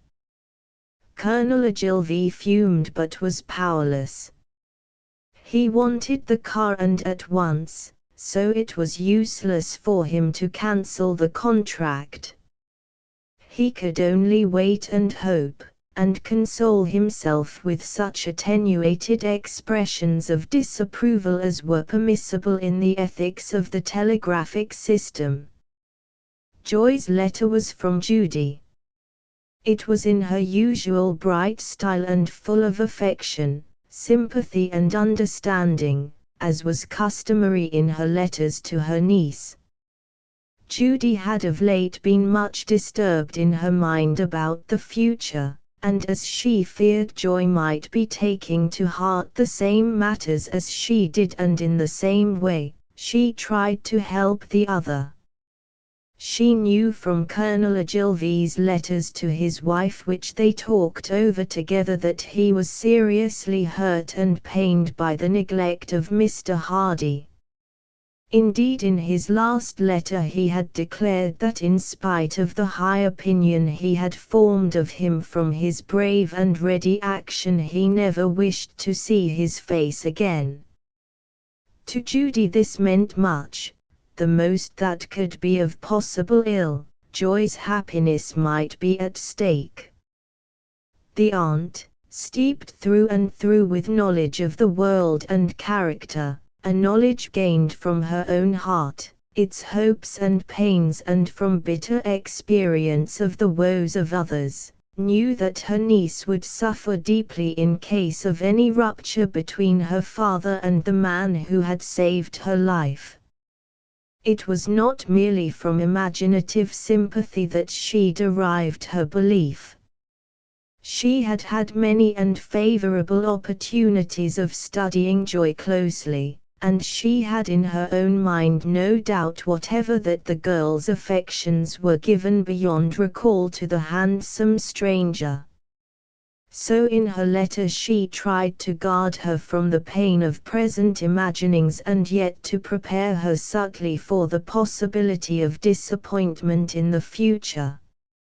Her letter in its important part ran, "Your father is undoubtedly very angry with Mr. Hardy, and though I believe that his anger may have a slight basis it is altogether excessive. We do not know yet what Mr. Hardy's limitations of freedom may be. After all, darling, we do not know anything as yet of his circumstances or his surroundings. He may have 1,000 calls on his time which we neither know nor understand. For all we can tell he may have a wife already, though this I do not believe or accept for a moment. And you don't either, my dear. Of course this is all a joke. We know he is free as to marriage, though I don't believe his heart is, puss. But seriously, if you ever get a chance tell him to try to be very nice to your father. Old men are often more sensitive in some things than young ones, more sensitive than even we women are supposed to be. So when he does come to see you both, for he will come soon, if he hasn't come already, don't keep him all to yourself, but contrive somehow that your father can have a little chat with him. You needn't go altogether away, you know, my dear. Don't sit so far away that he can't see you nor you him. This is a whisper expressed in writing, and I dare say you will like to hear all they say to each other. But if he says a word about seeing your daddy alone for a moment, if he begins to look ill at ease or to get red and then pale and red again, or stammers and clears his throat, do you just get up quietly and go out of the room without a word in the most natural way in the world, just as if you were doing some little household duty. I suppose I needn't tell you this, you know it just as well as I do, though I have known it by experience and you cannot. You know how I know it, darling, though I never told you this part of it. Women are cowards. We know it, though we don't always say so, and we even disguise it from others now and then. But in such a time as I have mentioned, we are all cowards. We couldn't stay if we would. We want to get away and hide our heads just as we do when it thunders. But what an awful lot of rot I am talking. When Mr. Hardy and your father meet, they will, I am sure, have plenty to talk about without either you or me being the subject of it. They are both sportsmen and fond of horses, and a lot of things. It is only if they don't meet that I am afraid of. I am writing, by the way, to Mr. Hardy this post to know where he is at present and where he has been. I shall of course write you when I hear, or if there be anything important I shall wire. We are off to London, and it is possible that whilst we are there we may have unexpected meetings with all sorts of friends and calls from them. I hope, darling, that by the time we reach Ambleside we shall find you blooming, full of happiness and health and freshness, the very embodiment of your name. The letter both disquieted Joy and soothed her. There were suggestions of fear, but there was also a consistent strain of hope. Judy would never have said such things if she did not believe them. Moreover, she herself knew what Judy did not. Her aunt hadn't peeped from behind window blinds at a tall figure behind lilac bushes, or sitting in the darkness with only a fiery cigar tip to mark his presence. Poor Judy! The girl's sympathetic heart, made more sympathetic by her own burning love, ached when she thought of the older woman's lonely, barren life. She too had loved, and been loved, had hoped and feared, and waited. The very knowledge of how a woman would feel when the man was asking formally for parental sanction disclosed something of which the girl had never thought. She had always known Judy in such a motherly and elderly aspect that she had never realized the possibility of her having ever been in love, any more than she had given consideration to the love-making of her own mother. Now she was surprised to find that she too had been young, had loved, and had pleasures and heart pains of her own. This set her thinking. The process of thought was silent, but its conclusion found outward expression. The girl understood now. The secret of her life, the true secret, was unveiled at last. Poor Aunt Judy. Oh, poor Aunt Judy.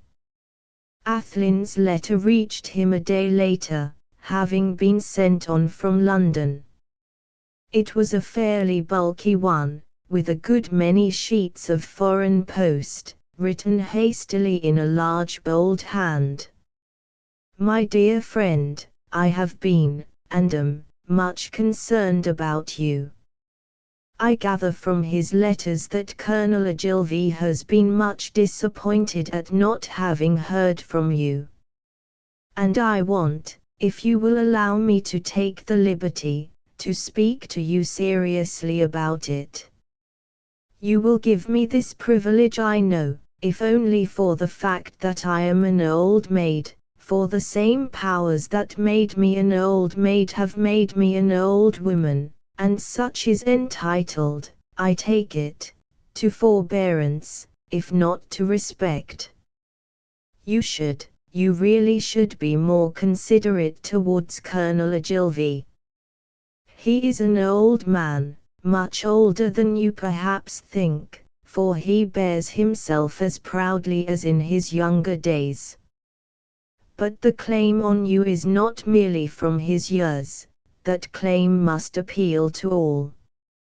From you there is one more imperative still, one which is personal and paramount. He is under so very deep an obligation to you.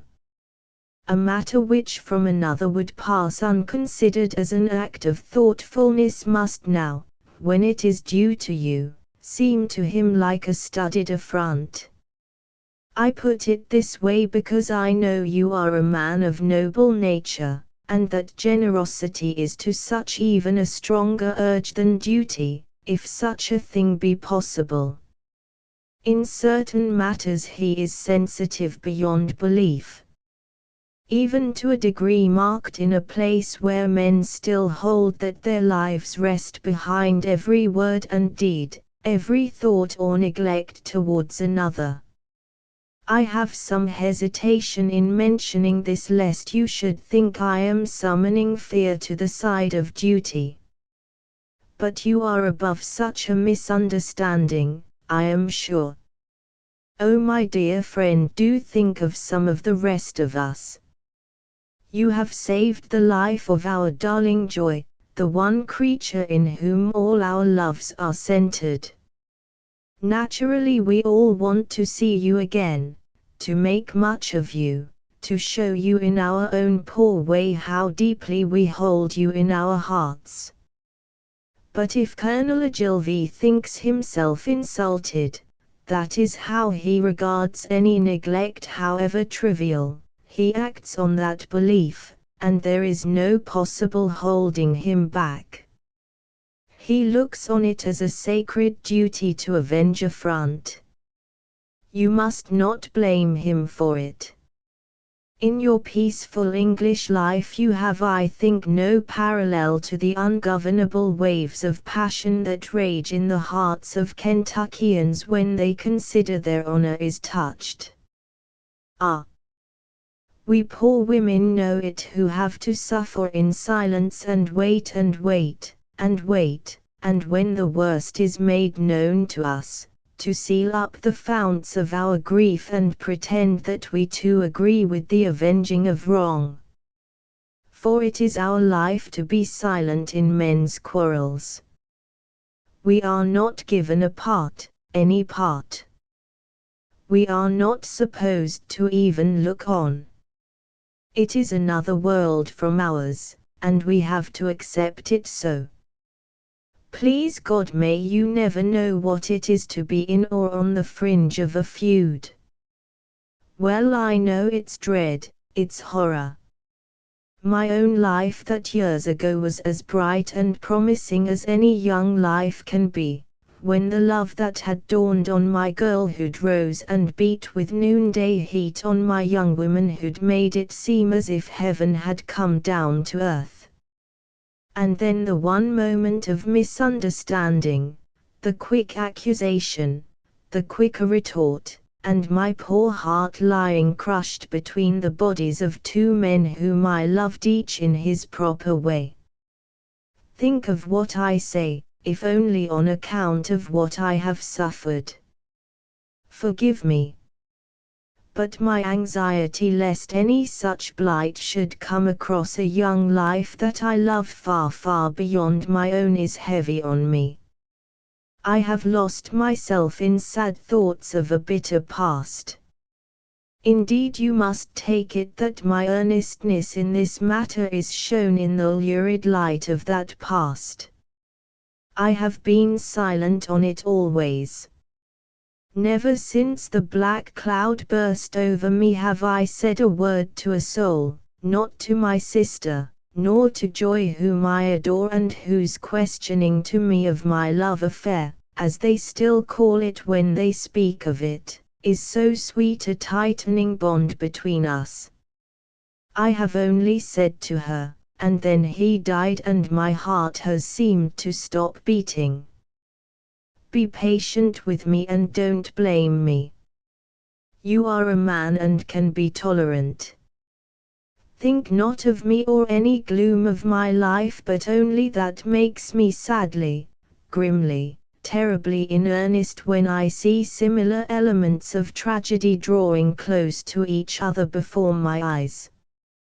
You may be inclined to laugh at me, though I know you will not, and to put down my thinking of possible great quarrels arising from such small causes as an old maid's fears.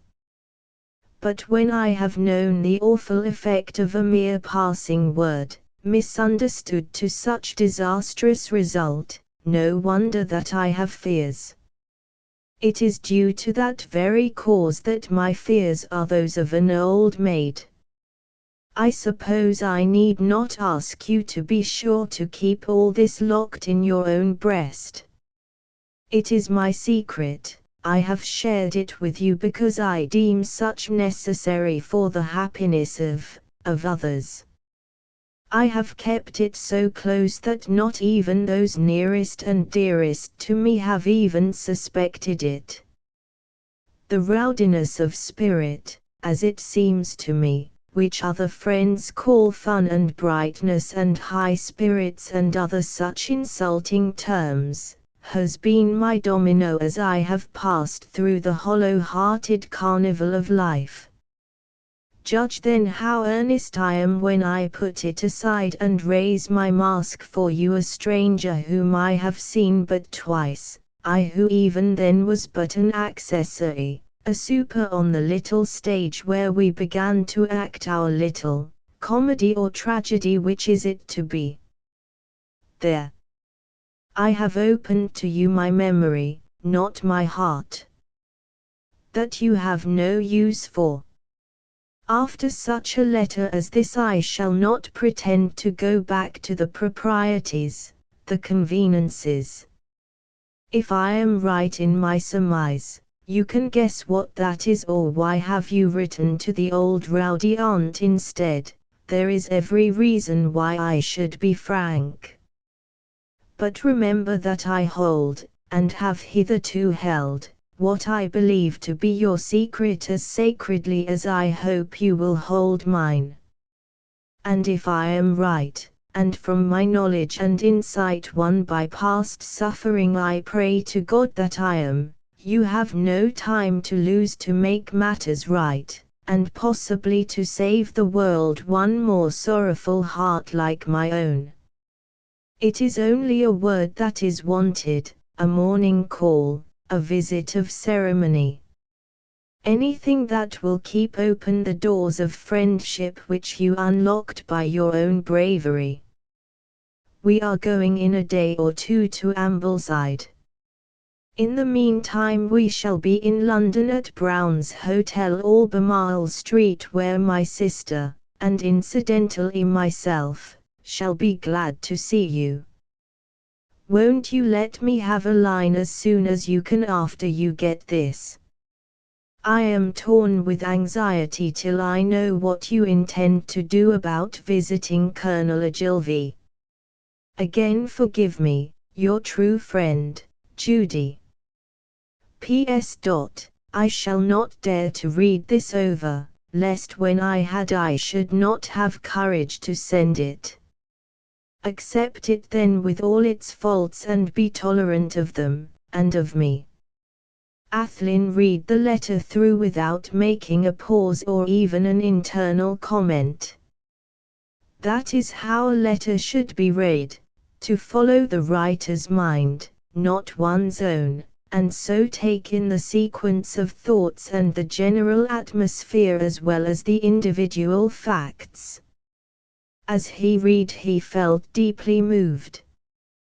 There was in the letter that manifest sincerity which showed that it was straight from the heart. And heart speaks to heart, whatever may be the medium, if the purpose is sincere. It was a surprise to him to learn that Miss Judy's high and volatile spirits rested on so sad a base. His appreciation of her worthiness came in his unconscious resolution that when he and Joy were married, Aunt Judy should be an honored guest in the house, and that they would try to lighten, with what sympathy and kindness they could, the dark shadows of her life. He sat with the letter in his hand for some time. He was sitting in the window of the hotel at Bois looking out on the lake.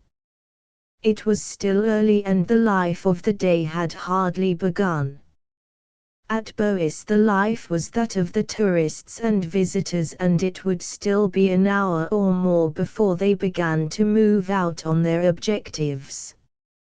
He had very many various and whirling thoughts, but supreme amongst them was one: time was flying. He must not delay, for every hour was more and more jeopardizing his chance of winning the woman he loved. He realized to the full that his neglect of Colonel Ogilvy, for so it was being construed, had made, a difficulty for him. Each day, perhaps each hour, was widening the breach. If he did not take care, he might end with the door permanently closed against him. As he came to the conclusion of his reasoning, he drew once more from his pocket the sealed letter to Colonel Ogilvy, and stood up. He fancied that his determination was made that he would see Colonel Ogilvy as soon as possible and broach the subject to him. As however he went towards the boat, for he was going to Ambleside by water, he postponed the intention of an immediate interview. He would wait this one day and see what would turn up. If nothing happened likely to further his wishes, he would whilst at Ambleside the next morning put the letter in the post. Then he would hold himself ready for the interview with Joy's father for which the letter asked. At Ambleside he took his place behind the lilacs in the garden and kept watch on the window where Joy was wont to appear. A little before breakfast time she appeared there for a brief space, and then moved back into the room. He waited with what patience he could till nearly 11 o'clock, when the same carriage which they used drove up to the door. Waiting became then an easier task. Presently Colonel Ogilvy came out and stood on the steps. Athlyne wondered. This was the first time that Joy had not been before him. Throwing his eyes around in vague wondering as to the cause, he saw Joy standing in the window dressed and pulling on her gloves. She was radiantly beautiful. Her color was a little heightened and her lovely grey eyes shone like stars. Her gaze was fixed so that her eyes seemed to look straight before her but beyond him. The look made him quiver as though he felt it were directed at him, and his knees began to tremble with a mighty, vague longing. For quite a minute she stood there, till her eyes falling she caught sight of her father standing by the carriage below. She drew back quickly and almost immediately appeared at the hall door, saying, "I am so sorry, Daddy. I hope I did not keep you waiting too long." "Not a bit, little girl. It is a pleasure to me to wait for you, to do anything for you, my dear. Whatever else is the use of being a father? You dear. May we go today up the mountain road where we can look over the lake? I want you to have a nice glimpse of it again before you go." Here Athlyne's heart sank for an instant. This was the first idea he had of any intention of moving, and it actually shook him. Joy had as usual a handful of sugar for the horses. She went to the offside horse first and gave him his share. Then when she stood at the head of the other, her face toward the lilacs, she turned to her father and said in a low, thrilling tone, "Daddy, am I nice today? Look at me." She stood still whilst the old man looked at her admiringly, proudly, fondly. "You are peerless, little girl. Peerless. That's it." She was evidently pleased at the compliment, for her color rose to a deep flush. Her gray eyes shone through it like two great gray suns. Whilst her father was speaking to the coachman, she gave the other horse, now impatient, his share of the sugar and stood looking across the road. Athlyne could hardly contain himself. The few seconds, although flying so fast, were momentous. Past and present rushed together to the creation of a moment of ecstasy. The sound of the words swept him, the idea and all it reworked and intensified, transfigured his very soul. And then he heard her say in a low, languorous voice which vibrated, "Thank you, Daddy, for such a sweet compliment. I am glad I said look at me." As she spoke, it seemed to Athlyne that her eyes fixed across the road sent their lightnings straight into his heart. And yet it did not even occur to him at the moment that the words could have been addressed to him. During the drive, Joy kept her father interested in all around them. He saw that she was elated and happy, and it made his heart glad to that receptive mood which is the recrudescence of youth. In the girl's mind today several trains of thought, all of them parental of action, went on together. She did not analyze them, indeed she was hardly conscious of them. The mechanism of mind was working to a set purpose, but one which was temperamental rather than intentional, of sex and individual character rather than of a studied conclusion. For that morning was to her momentous. She knew it with all her instincts. Unconsciously she drew conclusions from facts without waiting to develop their logical sequence. A telegram had arrived from Mrs. Ogilvy saying that she and Judy were now ready to leave London and, as her husband had said that he wished to escort them to Ambleside, they would be prepared on his coming to leave on the next morning or whatever later time he might fix. After a glance at the timetable, he had wired back that he would go up on that night, and that they would all start on the following morning. Joy had offered to accompany him, but he would not have it. "No, little girl," he said.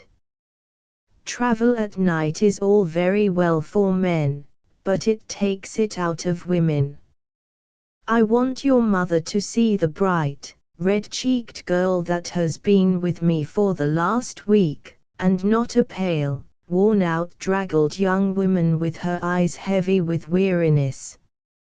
You stay here, my dear, and get plenty of air and sunshine.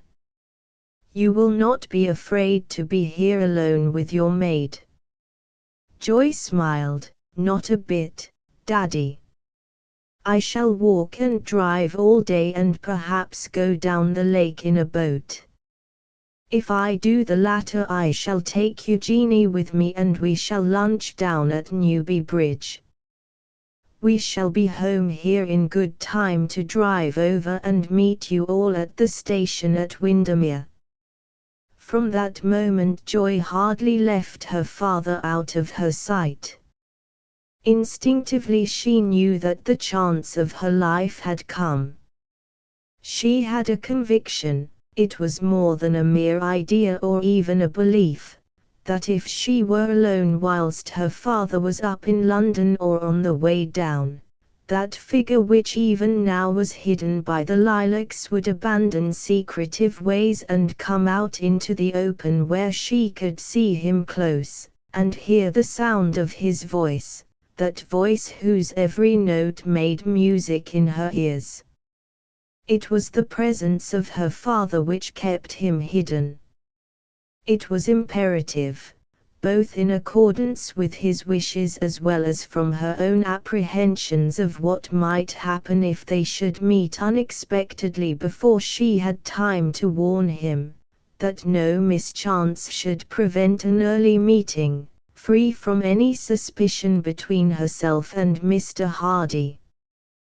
When Daddy was well on his way, here she would close her eyes. Definite thought was lost in a languorous ecstasy.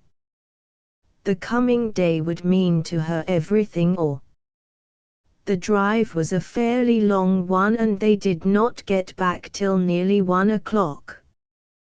Colonel Ogilvy had said to Joy, "I shall have a good time today, have plenty of fresh air and be ready for sleep when I get into the train. As I shall arrive early in the morning I shall have time to express my opinions on their conduct to those automobile people. They won't expect my coming and be able to get out of the way. I fancy it will do me good to say what I feel, or at any rate enough to give them some indication of what I could say, and shall say if there is any further delay in the matter." When they arrived, Joy went at once into the hotel, leaving her father to tell the coachman at what hour to be ready for the afternoon drive. She went straight to the window and, keeping as usual behind the curtain, looked over at the lilac bushes. She could see through the foliage that there was someone there, and that satisfied her. She would have liked to have instructed the driver herself so that she would have been sure that he knew, but on this occasion a wave of diffidence suddenly overwhelmed her. Times were coming when she would not be able to afford the luxury of such an emotion, so she grasped it whilst she could. Colonel Ogilvy was to catch the train from Windermere at 9 o'clock. So the second drive should come after lunch and not after tea, and when she was in her own room, Joy feared that he might miss them. When, however, before going downstairs she looked out of the window, she saw that he was still at his post. Athlyne's campaigning experience had had its own psychology. Seeing that there was some change in the Ogilvy day, he had arranged his own plans to meet it. Whilst they had been taking their morning drive he had provided himself with some sandwiches. He had determined not to leave his post until he knew more. Joy's words had all day rung in his ears, and he was now and again distracted with doubts. Was it possible that there had been any meaning or intention in her words more than was apparent? Was the spontaneity consequent on some deep feeling which evoked memory? Could he believe that she really? He would wait now before sending the letter, whatever came. In that he was adamant.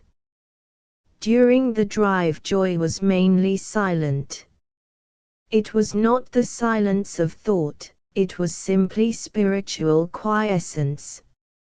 She knew that the rest of the day was so laid out that it was unlikely it could be marred by an untoward accident.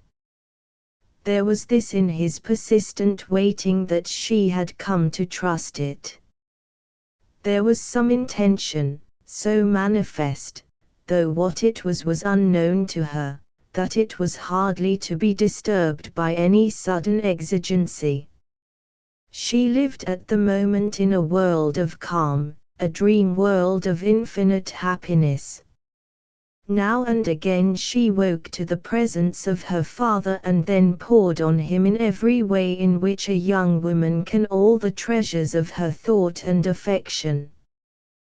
This made the old man so happy that he too was content to remain silent when she ceased to speak. When they got back to the hotel, she spoke to the driver. "You will be here at 8 o'clock, please, as you will have to drive Colonel Ogilvy to the station at Windermere in good time to catch the 9 o'clock train. I shall not want you in the morning as I intend to take a walk, but you must be at Windermere to meet my father at 5 o'clock. If tomorrow afternoon there is any change in his plans, he will wire the hotel people and they will let you know. Perhaps you had better call here on your way to Windermere, as I may go over in the carriage. But if I am not here, do not wait for me, I may possibly walk over. When you have left Colonel Ogilvy at Windermere tonight, you will have to leave me back here. I am going to the depot with him." Then she went into the doorway, and hurried to the sitting room where she looked out into the garden, where the lilacs grew. Chapter 13. Instinctive planning. Man's unconscious action is a strange thing. Athlyne had just heard words which took from him a strain under which he had suffered for a whole week of waiting and watching, words which promised him the opportunity for which he had longed for many weeks. His nerves had been strung to tension so high that now it would seem only natural if the relief sent him into a sort of delirium.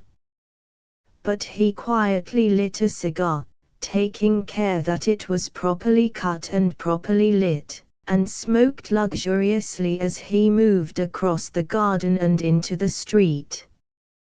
Joy from her window saw him go, and her admiration of his ease and self-possession and magnificent self-reliance sent fresh thrills through her flesh. When Athlyne went out of the garden, he had evidently made up his mind, consciously or unconsciously, to some other point in connection with the motor, for he visited such shops as were open and made some purchases: caps, veils, cloaks and such like gear suitable for the use of a tall young lady.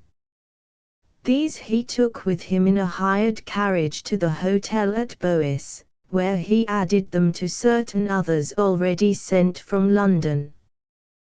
Then he told the chauffeur to give the car a careful overhauling so that it be in perfect order, and went for a stroll up the lake. Shortly he was in a mental and physical tumult.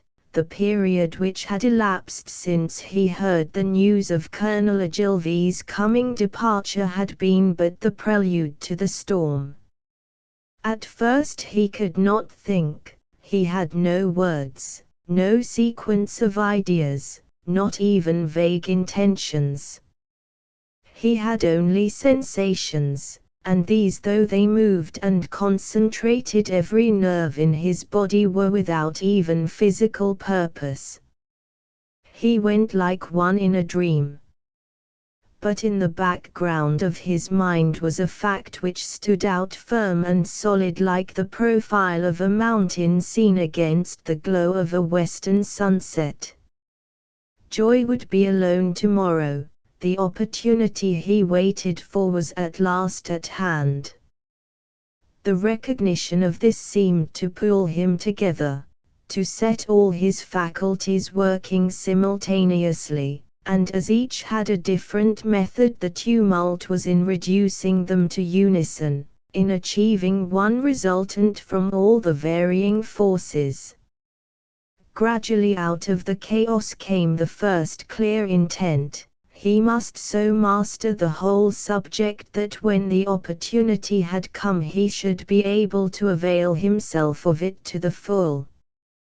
From this he proceeded to weigh the various possibilities, till gradually he began to realize what vague purpose had been behind his wish to have his automobile in perfect working order. It did not even occur to him that with such machinery at his command he might try to carry her off, either without her consent or with it. All that he wanted in the first instance was to have fitting opportunity of discovering how Joy regarded him.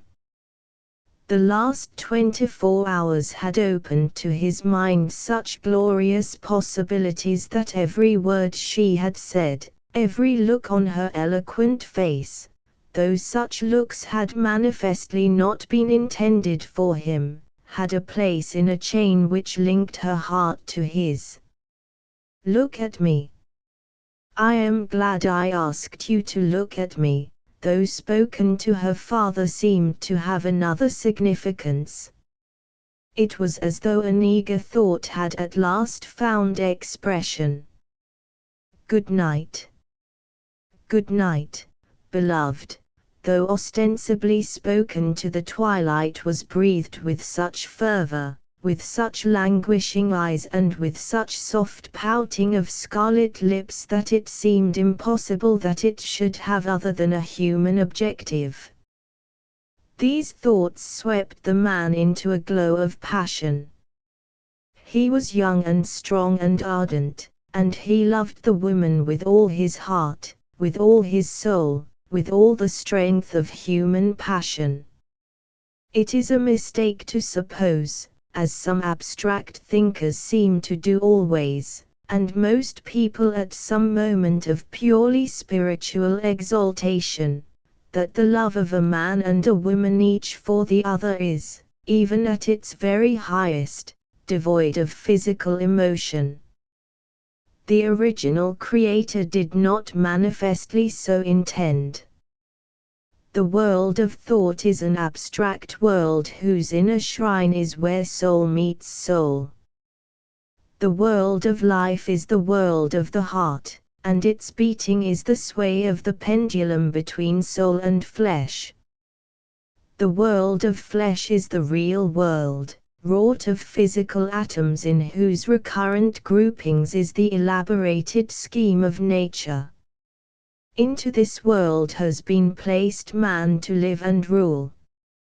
To this end his body is fixed with various powers and complications and endurances, with weaknesses and impulses and yieldings, with passions to animate, with desires to attract, and animosities to repel.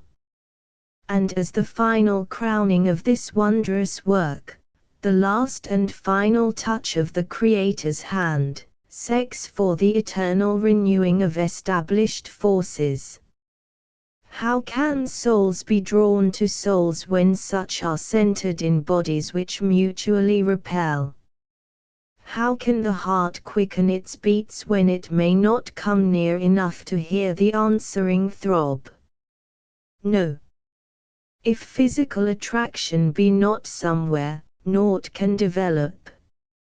Judy, the outspoken, had once almost horrified a little group of matrons who were discussing the interest which a certain young cleric was beginning to take in one of the young female parishioners. When one of them said, somewhat sanctimoniously, that his interest was only in the salvation of her immortal soul, that he was too good a man to ever think of falling in love as ordinary men do, the vivacious old maid replied, "Not a bit of it, my dear. When a man troubles himself about an individual young woman's soul, you may be quite certain that his eyes have not neglected her body. And moreover you will generally, if not always, find that she has a pair of curving red lips, or a fine bust, or a well-developed figure somewhere." Athlyne loved Joy in all ways, so that the best of his nature regulated the standard of his thoughts. His love was no passing fancy which might or might not develop, flame up, and fade away. He had, he felt, found the other half of him, lost in the primeval chaos, and he wanted the union to be so complete that it would outlive the clashing of worlds in the final cataclysm. Healthy people are healthy in their loves and even in their passions. These two young people were both healthy, both red-blooded, both of ardent, passionate nature, and they were drawn together each to each by all the powers that rule sex and character. To say that their love was all of earth would be as absurd as to say that it was all of heaven. It was human, and all that such implies. Heaven and earth had both their parts in the combination, and perhaps, since both were of strong nature and marked individuality, hell had its due share in the amalgam. Athlyne thought, and thought, and thought, till the length of his own shadow recalled the passing of time. He postponed the thinking over his plans for tomorrow, the active part of them, and hastened back to his place behind the lilacs. He was just in time. The carriage stood at the door with Colonel Ogilvy's gripsack at the driver's feet. Then the boots ran down the steps and held the carriage door open. Joy came holding her father's arm. They got into the carriage and drove away. Athlyne waited, sitting on the seat on the grass lawn smoking luxuriously. He forgot that he was hungry and thirsty, forgot everything except that he would before long see Joy again, this time alone. His thoughts were evidently pleasant, for the time flew fast. Indeed, he must have been in something like a waking dream which absorbed all his faculties, for he did not notice the flight of time at all. It was only when, recalled to himself by the passing of a carriage, he looked up and saw Joy that he came back to reality. To his disappointment, her head was turned away. When within sight of the garden, she had noticed him, and as she did not wish him, just yet, to know that she knew of his presence, she found her eyes fixed on the other side of the street. It was the easiest and most certain way of avoiding complexities. He slipped over to the lilacs to see her alight. When she had done so, she turned to the coachman and said, "You understand, I shall not want you in the morning as I shall be out walking, but if I don't send for you in the afternoon, or if you don't get any message, you will meet my father at Windermere Station at 4:45. She went to the front of the carriage and stroked the horses' noses and necks after her usual fashion. He had as good a view of her profile as the twilight would allow. Then, with a pleasant good evening to the coachman, she tripped up the steps and disappeared. For more than a quarter of an hour Athlyne watched the windows, but she did not appear. This was natural enough, for she was behind the curtains peeping out to see if he went back to his seat on the lawn. When she saw that he did not return, Joy, with a gentle sigh, went to her room. That sigh meant a lot. It was the reaction from an inward struggle. All day she had been suffering from the dominance of two opposing ideas, between which her inward nature swayed pendulum-wise. This inward nature comprised her mind, her reason, her intelligence, her fears, her hopes, her desires, the whole mechanism and paraphernalia of her emotional and speculative psychology. She would fain have gone out boldly into the garden and there met Mr. Hardy face to face, of course by pure accident. But this vague intention was combated by a maiden fear, one of those delicious, conscious apprehensions made to be combated unless thoroughly supported by collateral forces, one of those gentle fears of sex which makes yielding so sweet. Following this came the fixed intention of that walk to be taken in the morning. The morning was still far off and its apprehensive possibilities were not very dreadful. Indeed, she did not really fear them at all, for she had privately made up her mind that, fear or no fear, she was going on that walk. The only point left open was its direction. The hour was positively settled, an hour earlier than that at which for the past few days she had driven out with Daddy.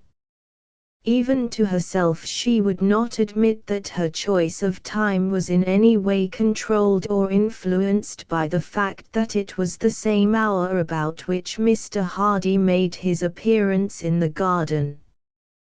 But all the same her thoughts and her intentions were becoming conscious. For good or evil she was getting more reckless in her desires, passion was becoming dominant, and she knew it.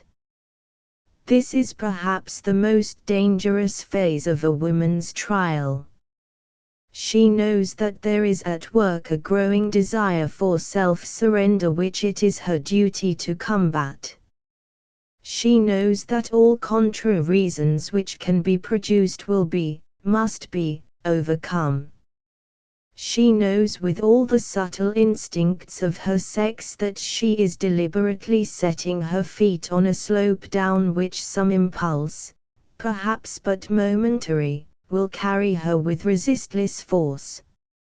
It is the preparatory struggle to defeat, the clearing away of difficulties which might later be hampering or even obstructive, the clamant wish for defeat which makes for the conquered the satisfaction if not the happiness of finality.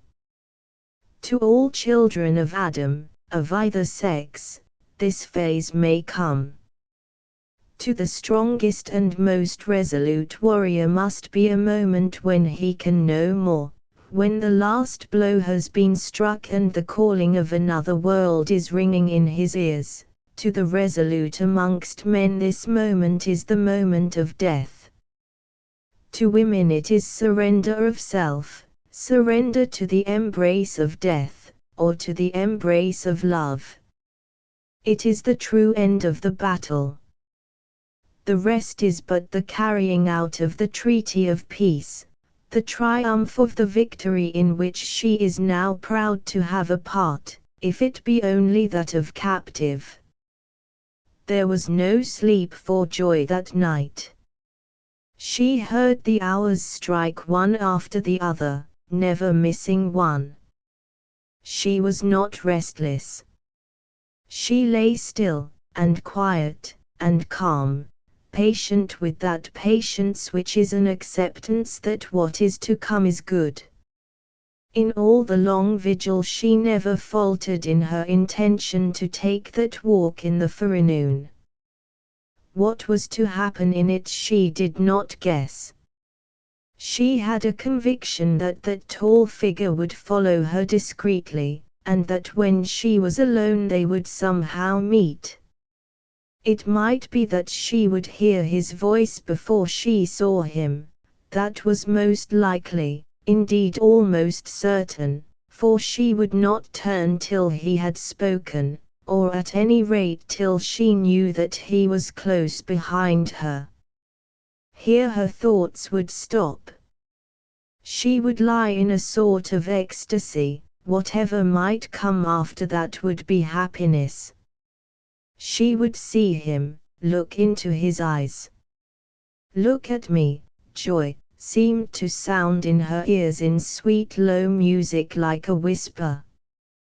Then she would close her eyes and lie motionless, passive, breathing as gently as a child, high-strung, conscious, awake and devoid of any definite intent. When she was dressing for the day, she put on one of the simplest and prettiest of her dresses, one which she had directed overnight to be got ready, a sort of heavy gauze of dull white which fell in long full folds, showing her tall slim figure to its perfect grace.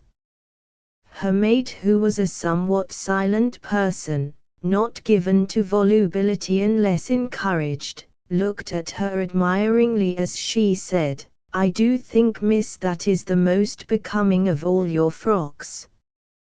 This pleased her and sent a red glow through her cheeks. Then, fearing if she seemed to think too much of the matter it might seem suspicious as to some purpose, she said quietly, "Perhaps then it would be better if I put on one of the lawn dresses. I am going for a walk this morning, and as it may be dusty, a frock that will not catch the dust may be better. It does seem a pity, miss, to wear such a pretty frock and spoil it when there is no one here to see it, not even your father." This gave Joy an opening of which she quickly availed herself. She had not the least intention of changing the frock or of looking, if she could avoid it, one whit below her best. "Fie, Eugenie, one doesn't put on frocks to attract. If you think that way, I shall wear it, even if it is to get dusty." The Abigail, who was a privileged person, answered gravely, "That's quite true, miss, exactly as you say it. One doesn't put on nice frocks to attract, and that one is yourself. But all the rest do." Joy's merry laugh showed the measure of her ebullient happiness. "Dear me, Eugenie, you are quite an autopist, indeed a precisionist. I shall have to polish up my grammar. However, I'll keep on the frock if only in compliment to your sense of terminological exactitude." A little after breakfast, when the time for starting on the walk drew nigh, Joy did not feel so elated. Woman-like, she was not anxious to begin. It was not that she in any way faltered in her purpose, but merely that she was suffering from the nervousness which comes to those of high-strung temperaments in momentous crises. Humming merrily, she put on her hat and finished her toilet for her walk. In the sitting room, from the shelter of the curtain, she looked out of the window, as she tried to think, casually. Her eyes turned towards the lilac bushes, but caught no indication of the tall figure that she sought. Her heart fell. But a second later it leaped almost painfully as she saw Mr. Hardy sitting out openly on the seat, and strange to say, for she had come to identify that seat with the practice, not smoking. He evidently had no present thought of being concealed. Why? The answer to her own question came in a rush of blood to her face, a rush so quick and thorough that it seemed for the moment to deplete her heart, which beat but faintly. When she looked again, he had risen and was moving toward the lilacs. Without a word she walked downstairs and out through the hall door. Athlyne had not slept either that night. But the manner and range of his thoughts showed the difference between the sexes. Both his imagining and his reasoning were to practical purpose. He wanted to see Joy, to speak with her, to prove to himself if his hoping was in any way justified by fact. He had for so long been concentrating his thoughts on one subject that doubts at first shadowy had become real. It seemed therefore to him that in his planning for the morrow he was dealing with real things, not imaginative ones. And, after all, there is nothing more real than doubt, so far as it goes. Victor Cousin took from its reality his subtlest argument for belief. At this point skepticism itself vanishes, for if a man doubt everything else, at least he cannot doubt that he doubts. So with Athlyne. By accepting doubt as reality he began the experiment for its cure. In the silence of the night, with nerves high-strung and with brain excited, he tried in those most earnest hours of his life, when for good or ill he was to organize his intellectual forces, to arrange matters so that at the earliest time he might with certainty learn his fate. He had an idea that in such a meeting as was before him he must not be over-precipitated. And yet he must not check impulsiveness as long as its trend was in the right direction. He knew that a woman's heart is oftener won by assault than by siege. For himself he had plenty of patience as well as a sufficiency of spirit. His task at present therefore was one of generalship alone, the laying out of the battle plans, the disposition of his forces. As he thought, and as his ideas and his intentions came into order, he began to understand better the purpose of those two preparations of his which were already complete, the overhauling of his automobile, and the supplying it with female wraps. He intended by some means or other, dependent on developing opportunity, to bring her for a ride in the motor. There, all alone, he would be able to learn, perhaps at first from her bearing and then from her own lips, how she regarded him. Athlyne was a young man, a very young man in his real knowledge of the sex. There are hundreds, thousands, of half-pulseless boys, flabby of flesh and pallid with enervating dissipation, who would have smiled cynically, they have not left in them grit enough for laughter, at his doubting. He would not frighten her at first. Here for a time he took himself to task for seeming to plot against the woman he loved. Surely it would be better to treat her with perfect fairness, to lay his heart at her feet, tell her with all the passionate force that swept him how he loved her, tell it with what utterance he had. Then he should wait her decision. No, not decision. That was too cold a word, thought. If indeed there was any answering love to his, little decision would be required. Had he made any decision? From the first moment he had looked in her beautiful grey eyes and lost himself in their depths, his very soul had gone out to her. And it might be that she too had felt something of the same self-abandonment. He could never forget how on that afternoon visit at the Holland she had raised her eyes to his in answer to his passionate appeal, "Joy, look at me." Then at that memory, and at the later memory when she had spoken the words herself only the day before, the sweetness of her voice was still tingling in his ears, a sort of tidal wave of lover's rapture swept over him. It overwhelmed him so completely that it left him physically gasping for breath. He was in a tumult, he could not lie in bed. He leaped to his feet and walked to and fro with long, passionate strides.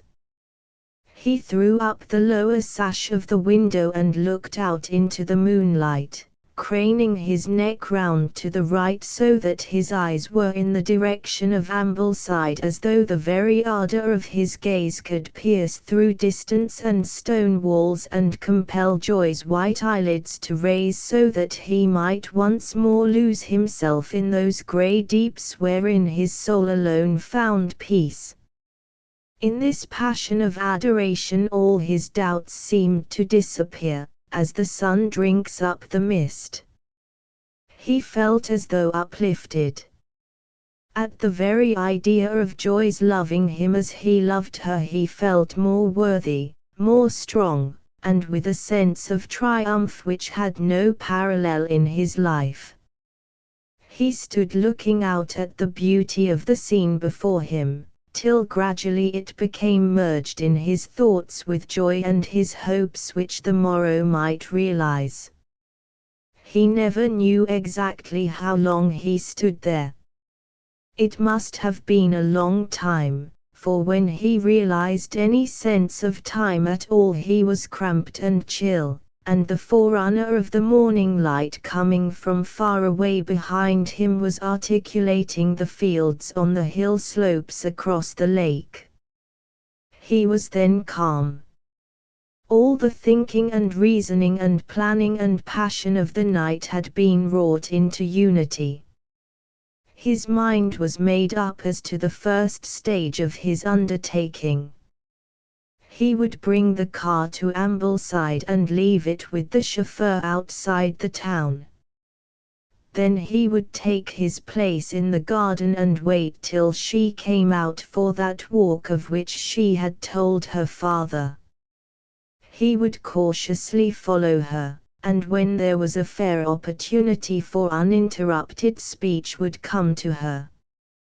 If he found there was no change in her manner to him, and here once again the memory of those lifting eyes made him tremble, he would try to get her to come for a ride in his car. There, wrapped in the glory of motion and surrounded by all the grandeur of natural beauty, he would pour out his soul to her and put his fate to the touch. Then if all were well he would send on the letter to her father and would pay his formal visit as soon as might be. He would take care to have ready a luncheon basket so that if she would ride with him they might have together an ethereal banquet. It is strange that even those who are habitually cautious, whose thoughts and deeds alike are compelled and ruled by reason, will in times of exaltation forget their guiding principle. They will refuse to acknowledge the existence of chance, and will proceed calmly on their way as though life was as a simple cord, with inclination pulling at one end of it and fact yielding at the other. Chapter 14. A banquet on Olympus. On this occasion Athlyne did not continue to sit out on the lawn. Now that he wished to overtake Joy unawares he was as careful to hide his presence from her as he had previously hidden it from her father. He had hardly ensconced himself in his usual cover when Joy came out on the steps. Her maid was with her and together they stood on the steps speaking. As she turned to come down the steps Joy said, "Perhaps I had better arrange to come back after a short walk, there might be some telegram from father to be attended to. If there is not, I can then go for a real, long walk." She did not say more but moved briskly down the roadway without ever turning her head. Athlyne slipped through the gate of the garden, following at such distance that he could easily keep out of view in case she should turn. When she had cleared the straggling houses which made the outskirts of the little town she walked slowly, and then more slowly still.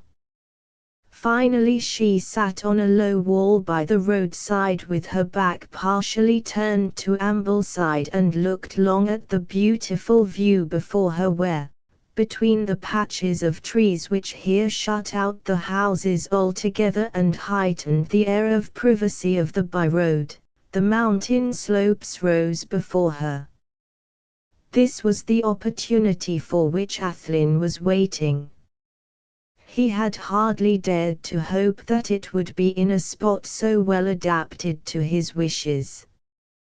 Dear simple soul! He never imagined that it had been already chosen, marked down by a keener intellect than his own, and that intellect a woman's. Joy knew that he was coming, that he was drawing closer, that he was at hand. It was not needed that she had now and again thrown a half-glance behind her at favorable moments as she went. There was at work a subtler sense than any dealing with mere optics, a sense that can float on ether waves as surely as can any other potent force. Nay, may it not be the same sense specialized? The sense that makes soul known to soul, sex to sex, that tells of the presence of danger, that calls kind to kind, and race to race, from the highest of creation to the lowest. And so she was prepared and waited, calm after the manner of her sex. For when woman waits for the coming of man, her whole being is in suspense. Though in secret her heart beat painfully, joy did not look round, made no movement till the spoken words reached her. "Miss Ogilvy, is it not?" Slowly she turned, as to a voice but partly heard or partly remembered. Athlyne felt his heart sink down as he saw the slowness of the movement and realized the absence of that quick response which he had by long and continuous thinking since last night encouraged himself to expect. The quick gleam of pleasure in the face as she turned, the light in her marvelous grey eyes, the gentle blush which despite herself passed like an alpenglow from forehead to neck did not altogether restore his equanimity or even encourage him sufficiently to try to regain that pinnacle of complacent hope on which up to then he had stood. "Why, Mr. Hardy," she said warmly as she rose quickly to her feet. "This is real nice. I was afraid we were not going to see you whilst we were in England. It was beautifully done. No wonder that some women can on the stage carry a whole audience with them, when off it so many can deceive intellects more powerful than their own. And yet it was not all acting. She did not intend it as such. Not for a moment did she wish or intend to deceive. It was only the habit of obedience to convention which was guiding natural impulse into safe channels. For who shall say where nature, the raw, primeval crude article, ends or where convention, which is the artfulness necessitated by the elaboration of organized society, begins? A man well known in New York used to say, "All men are equal after the fish."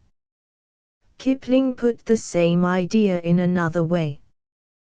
The Colonel's Lady and Judy O'Grady are sisters under their skins.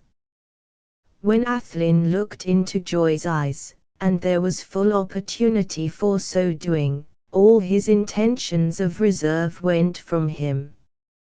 He was lover all over, nothing but lover, with wild desire to be one with her he loved. His eyes began to glow, his knees to tremble, then every muscle of his body became braced, and when he spoke his voice at once deepened and had a masterful ring which seemed to draw Joy's very soul out towards him.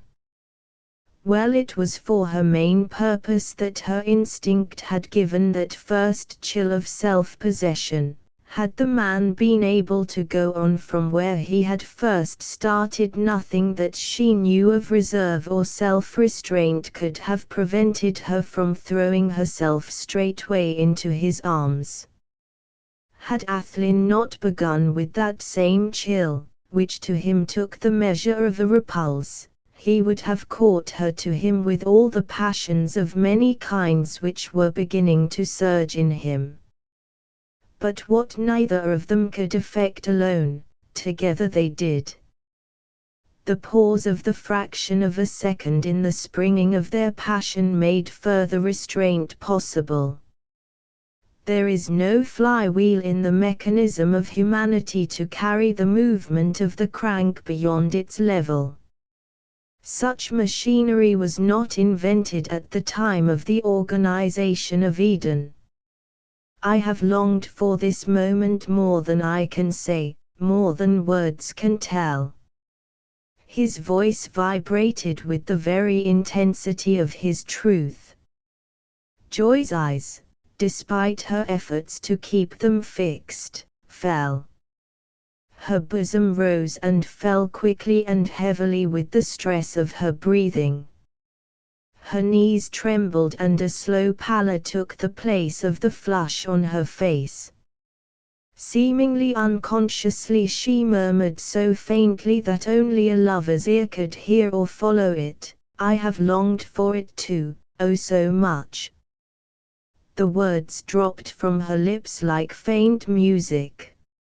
Instinctively she put her hand on the wall beside her to steady herself. She feared she was going to faint.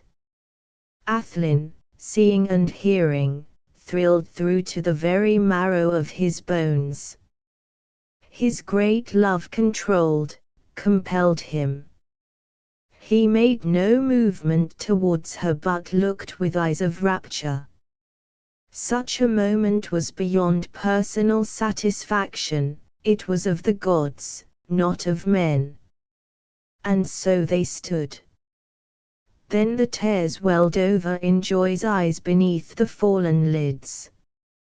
They hung on the dark, curly lashes and rolled like silver beads down the softness of her cheeks. Still Athlyne made no sign. He felt that the time had not yet come. The woman was his own now, he felt instinctively, and it was his duty, his sacred privilege to protect her. Unthinkingly he moved a step back on the road he had come. Instinctively Joy did the same. It was without thought or intention on the part of either, all instinctive, all natural. The usage of the primeval squaw to follow her master outlives races. Then he paused. She came up to him and they walked level. Not another word had been spoken, but there are silences that speak more than can be written in ponderous tomes. These two, this man and this woman, knew. They had in their hearts in those glorious moments all the wisdom won by joy and suffering through all the countless ages since the Lord rested on that first Sabbath eve and felt that his finished work was good. When, keeping even step, they had taken a few quiet paces, Athlyne spoke in a soft whisper that thrilled, "Joy, look at me." Without question or doubt of any kind she raised her shining eyes to his. And then, slowly and together as though in obedience to some divine command, their lips met in a long, loving kiss in which their very souls went out each to the other. When their mouths parted, with a mutual sigh, each gave a quick glance up and down the road. Neither had thought of it before. The tree of the knowledge of good and evil did not die in Eden Bower. It flourishes still in even the most unlikely places all the wide world over. and they who taste its fruit must look with newly opened eyes on the world around them. Together, still keeping step, not holding each other, not touching except by the chance of movement, they walked to where the byroad joined the main one. As yet they had spoken between them less than 60 words. They wondered later in the day when they talked together how so much as they had thought and felt and conveyed had been packed into such compass. Now, as they paused at the joining of the roads, Athlyne said, and strange to say it was in an ordinary commonplace voice, "Joy, won't you come with me for a ride? I have my motor here, and we can go alone. There is much I want to say to you, much to tell you, and the speed will help us. I want to rush along, to fly. Earth is too prosaic for me, now." Joy, looking softly up, caught the lightning that flashed from his eyes, and her own fell. A tide of red swept her face. This passed in a moment, however, leaving a divine pink like summer sunset on snowy heights. Her voice was low and thrilling as she answered with eyes still cast down. "I'll go with you where you will, to the end of the world, or heaven or hell if you wish, now." And then, as if compelled by a force beyond control, she raised her eyes to his. "Shall you come with me to the car, or shall I bring it to the hotel?" He spoke once more in something like his ordinary voice. "Neither," she answered with her eyes still fixed on his unflinchingly. He felt their witchery run through him like fire now, his blood seemed to boil as it rushed through his veins. Love and passion were awakened at one. "I must go back to see if there is any wire from Daddy, and to leave word that I am going for a drive. I shall tell my maid that I shall return in good time. Father and Mother and Aunt Judy are to arrive at Windermere at 5 o'clock unless we hear to the contrary. You bring up the motor to there where we met." Her eyes burned through him as without taking them from his she raised an arm and pointed gracefully up the byroad, towards where they had sat. "Don't come with me," she said as he moved with her. "It will be sweeter to keep our secret to ourselves." And so, he raising his cap as he stood aside, she passed on after sending one flashing look of love right through him. At the hotel she found a wire from her father to the effect that they would not be able to leave Euston at 11:30 as intended, but that they hoped to reach Windermere at 7:05. This pleased her, for it gave her another 2 hours for that motor drive to which she looked forward with beating heart. She told her maid that she would be out till late in the afternoon as she was going motoring with a friend, and that she, Eugenie, could please herself as to how she would pass the time. When the maid asked her what she wished as to lunch, she answered, "I shall not want any lunch, but if we feel hungry we can easily get some on the way." "Which way shall you be going, miss, in case anyone should ask?" "I really don't know, Eugenie.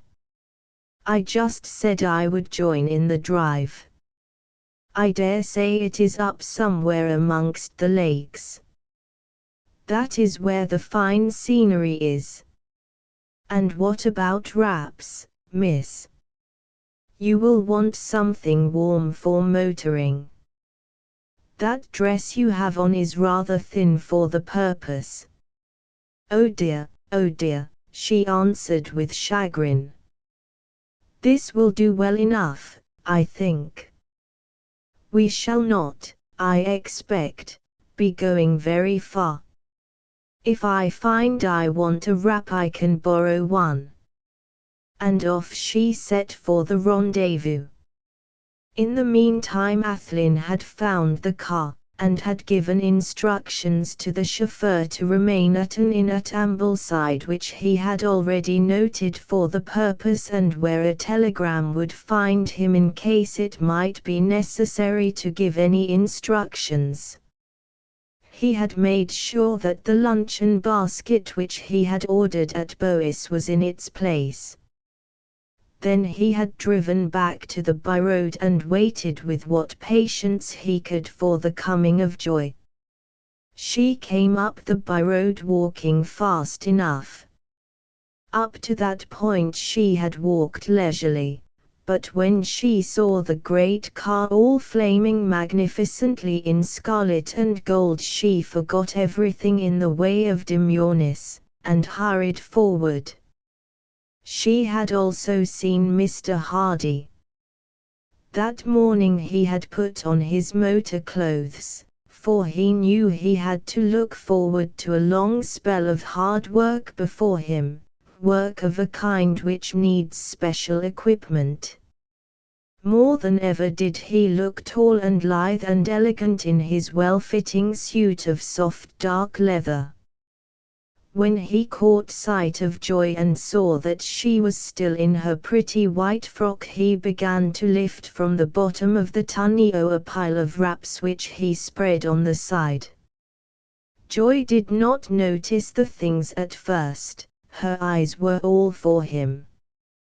He stepped forward to meet her and, after a quick glance round to see that they were alone, took her in his arms and kissed her. She received the kiss in the most natural way, as if it was a matter of course, and returned it. It is surprising what an easy art to learn kissing is, and how soon even the most bashful of lovers become reconciled to its exacting rules. Then she began to admire his car, partly to please him, partly because it was really a splendid machine admirably wrought to its special purpose, speed. He lifted a couple of coats and asked, "Which will you wear?" "Must I wear one?" "It is warm enough, isn't it, without a coat?" "At present, yes. But when our friend here," he slapped the car affectionately, "wakes up and knows who he has the honor of carrying, you'll want it. You have no idea what a difference a 50 or 60-mile breeze makes." "I'll take this one, please," she said without another word, a ready acquiescence to his advice which made him glow afresh. One after another she took all the articles which his loving forethought had provided, and put them on prettily. She felt, and he felt too, that each fresh adornment was something after the manner of an embrace. At the last he lifted the motor cap and held it out to her. She took it with a smile and a blush. "I really quite forgot my hat," she said. "'Tis funny how your memory goes when you're very eager." This little speech, unconsciously uttered, sent a wave of sweet passion through the man. "Very eager," she went on, "but where on earth am I to put it? I think I had almost better hide it here behind the hedge and retrieve it when we get back." Athlyne smiled superiorly, that sort of affectionate tolerant superiority which a woman admires in a man she loves and which the least sentimental man employs unconsciously at times. He stooped into the tonneau and from under one of the seats drew out a leather bonnet box which ran in and out on a slide. As he touched a spring this flew open, showing space and equipment for several hats and a tiny dressing bag. "Why, dear, There is everything in the world in your wonderful car." How he was thrilled by her using the word, the first time her lips had used it to him. It was none the less sweet because spoken without thought. She herself had something of the same feeling. She quivered in a languorous ecstasy. But she did not even blush at the thought. It had been but the natural expression of her feeling, and she was glad she had said it. Their eyes searched each other and told their own eloquent tale. "Darling," he said, and bending over kissed again the rosy mouth that was pouted to meet him. In silence he opened the door of the tonneau. She drew back. "Must I go in there, alone?" "I can't go with you, darling. I must sit in the seat to drive." "Unless you would rather we had the chauffeur." "You stupid old dear," this in a whisper.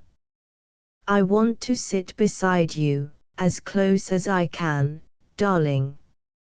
She sank readily into the arms which instinctively opened.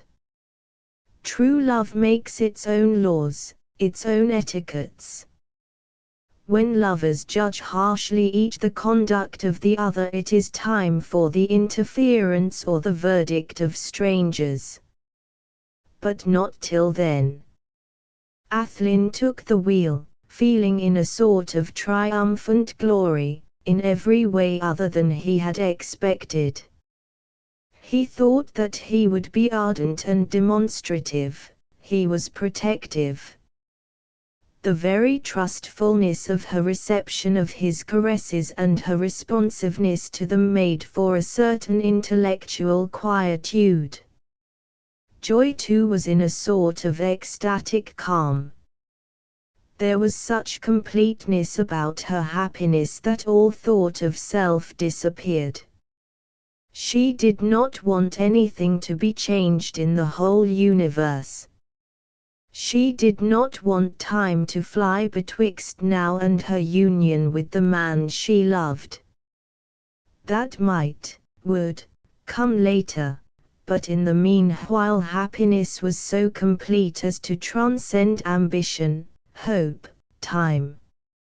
Athlyne, who had made up his mind as to the direction of the drive, came down on the high road and drove at moderate speed to Ambleside. He thought that it would be wise to go slowly so as not to be too conspicuous. He had given Joy a dust veil, but she had not yet adjusted it. The present pace did not require such protection, and the idea of concealing her identity did not even enter into her head. When they were passing the post office, a sudden recollection came to Athlyne, and he stopped the car suddenly. Joy for an instant was a little alarmed and looked towards him inquiringly. "Only a letter which I want to post," he said in reply as he stepped down on the pavement. He opened his jacket and took from his pocket a letter which he placed in the box. Joy surmised afresh about the letter. She vaguely wondered if it was the same that she had seen him close and put into his pocket book. The thought was, however, only a passing one. She had something else than other people's letters to think about at present. Just as he was turning back from the post-box, Eugenie, who was taking advantage of her freedom, passed along the pavement.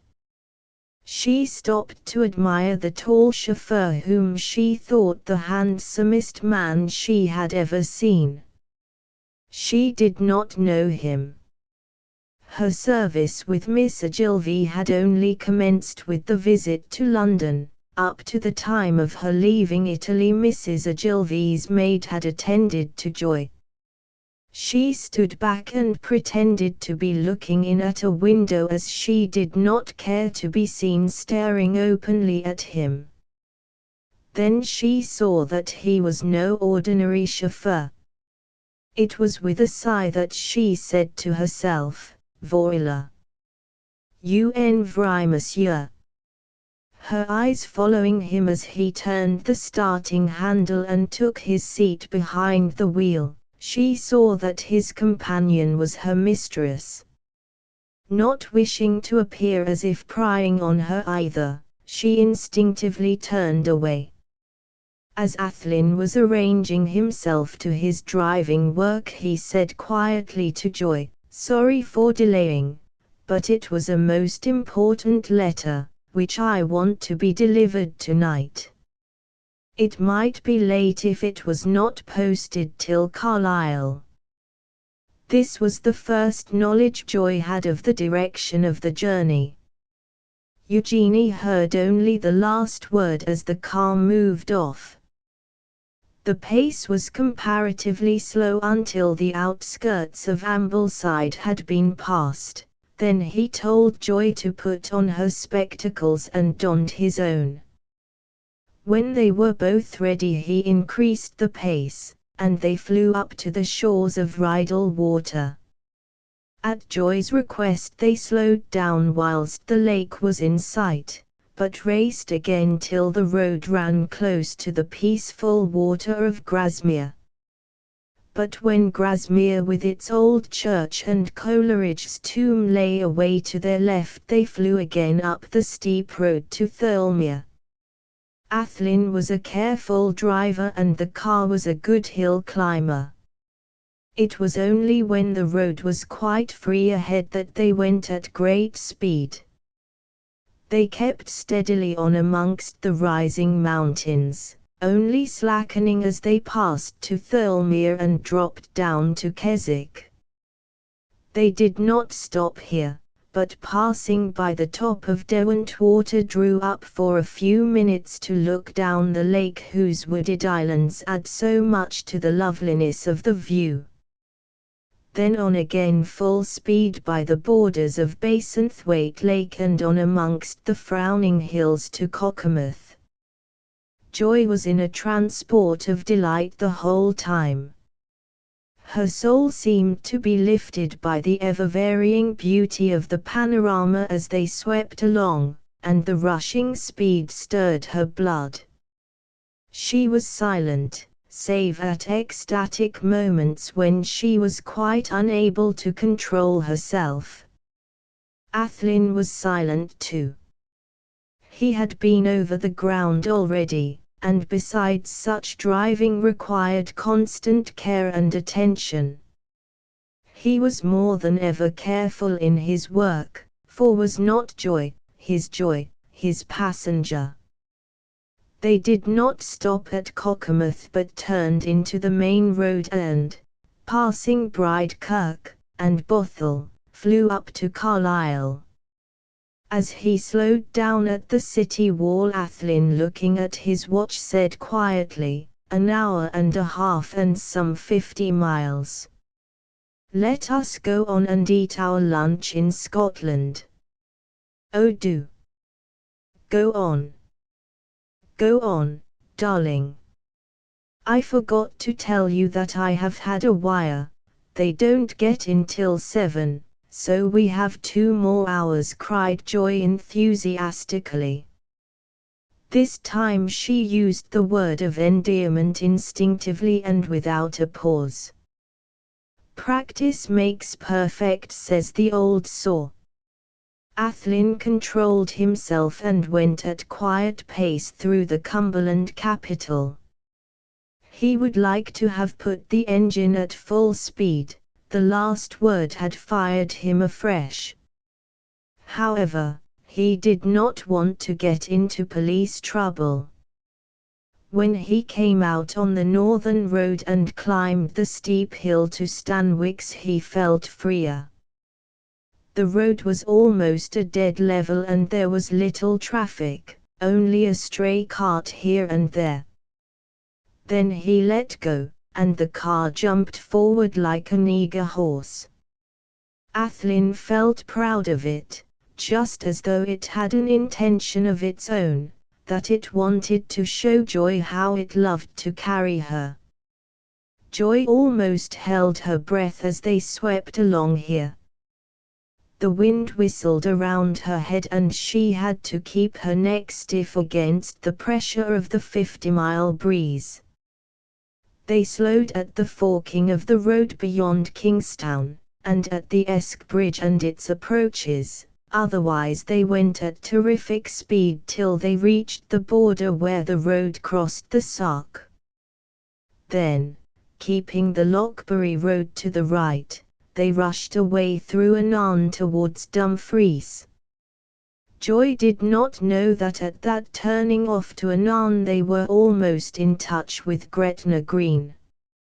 Athlyne did not think of it at the time.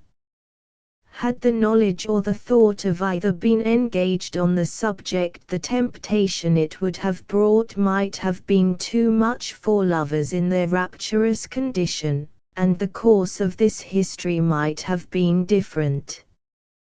The run to the outskirts of Dumfries, where the traffic increased, was another wild rush which wrought both the occupants of the car to a high pitch of excitement.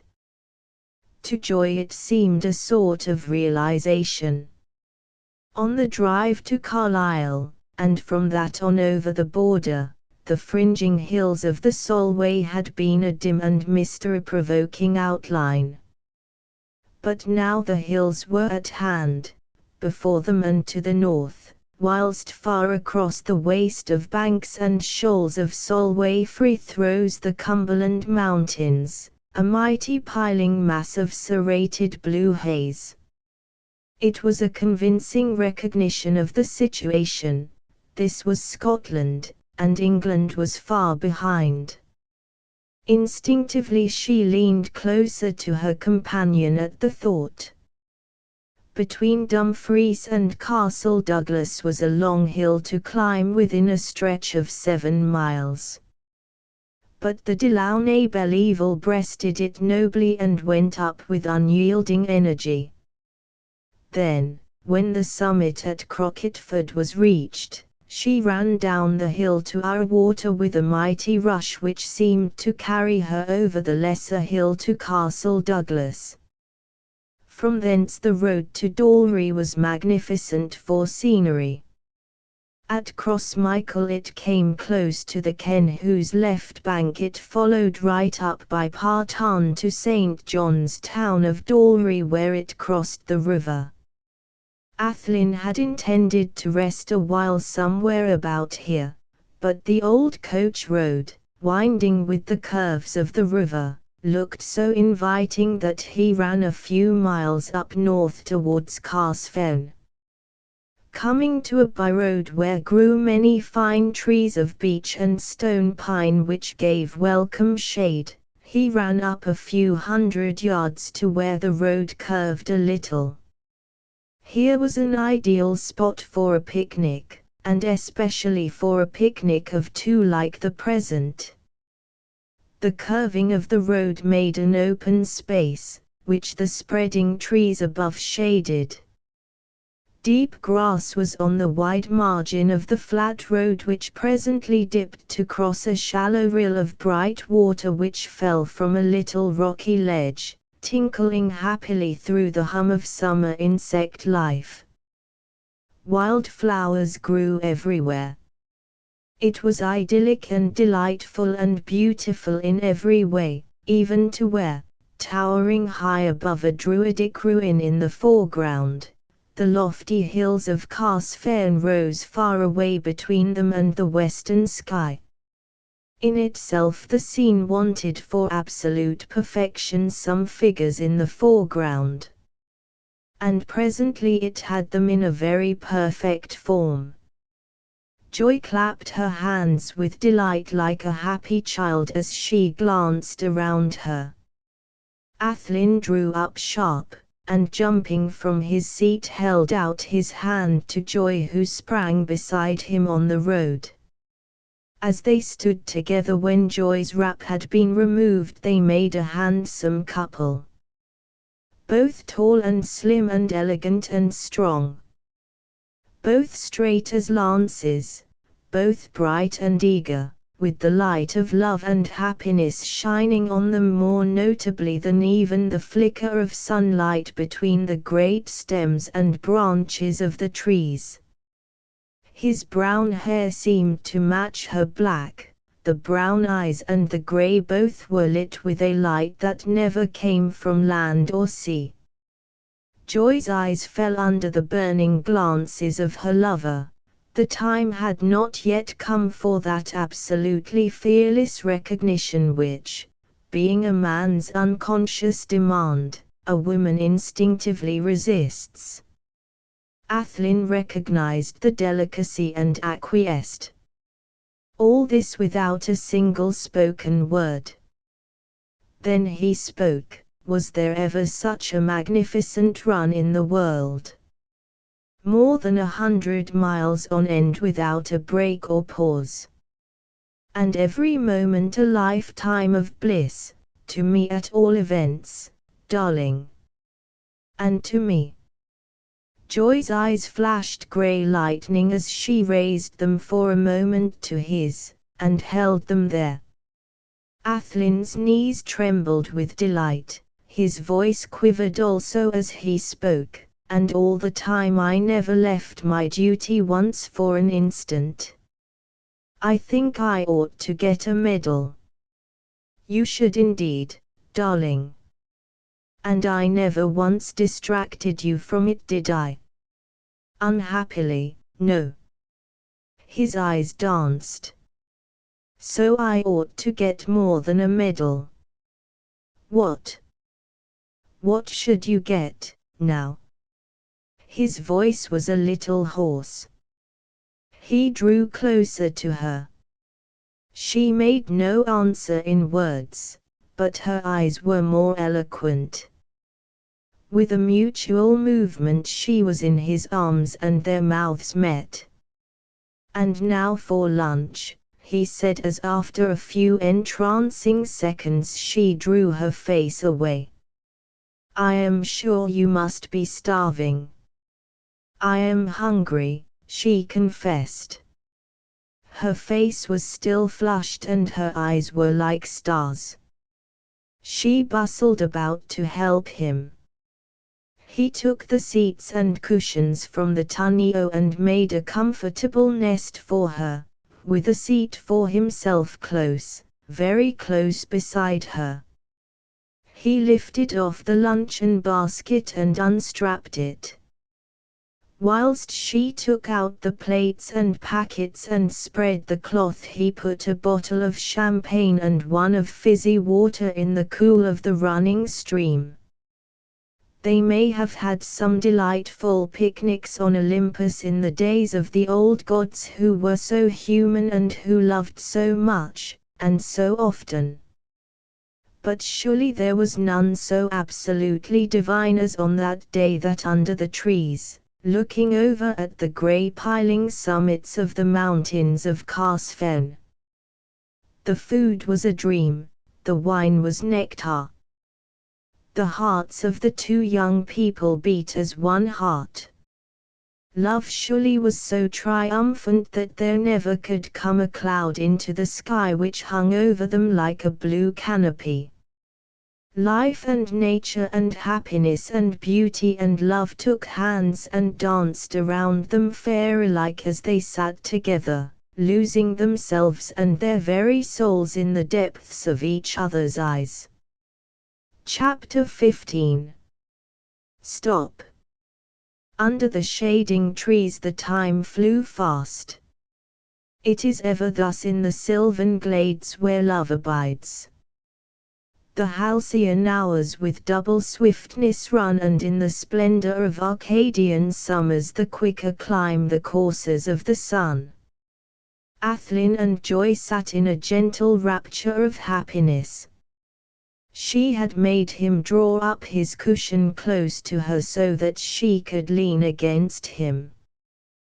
They sat hand in hand for a while, and then one arm stole round her and drew her close to him. She came yieldingly, as though such a moment had been ordained since the beginning of the world. Her hand stole inside his arm and held him tight, and so they sat locked together, with their faces so close that their mouths now and again met in long, sweet kisses. More than once was asked by either the old question of lovers, which has no adequate or final answer, "Do you love me?" And at each such time the answer was given in the fashion which ruled in Eden, and ever since. Presently Athlyne, drawing Joy closer than ever to him, said, "Joy darling, there is something I want to say to you."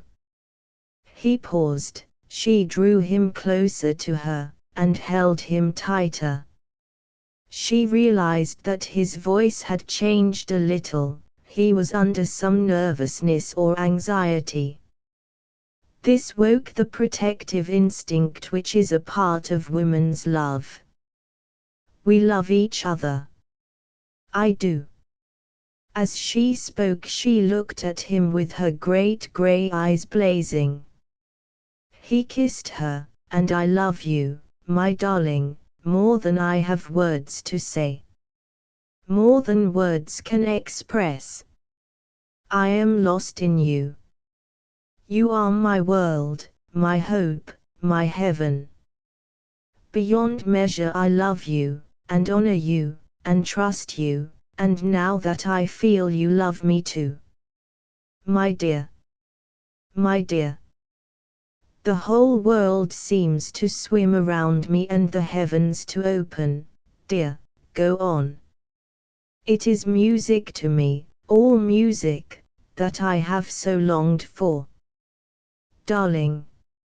It seems like sacrilege to say anything just now, but, you know I love you." "Yes."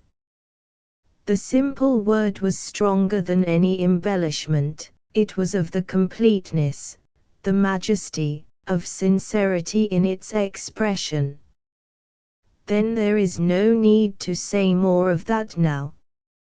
But before I say something else which I long to hear, in words, dear, for its truth is already in my heart, darling," she spoke the word lingeringly as though grudging that its saying must end. "Before such time I must speak with your father."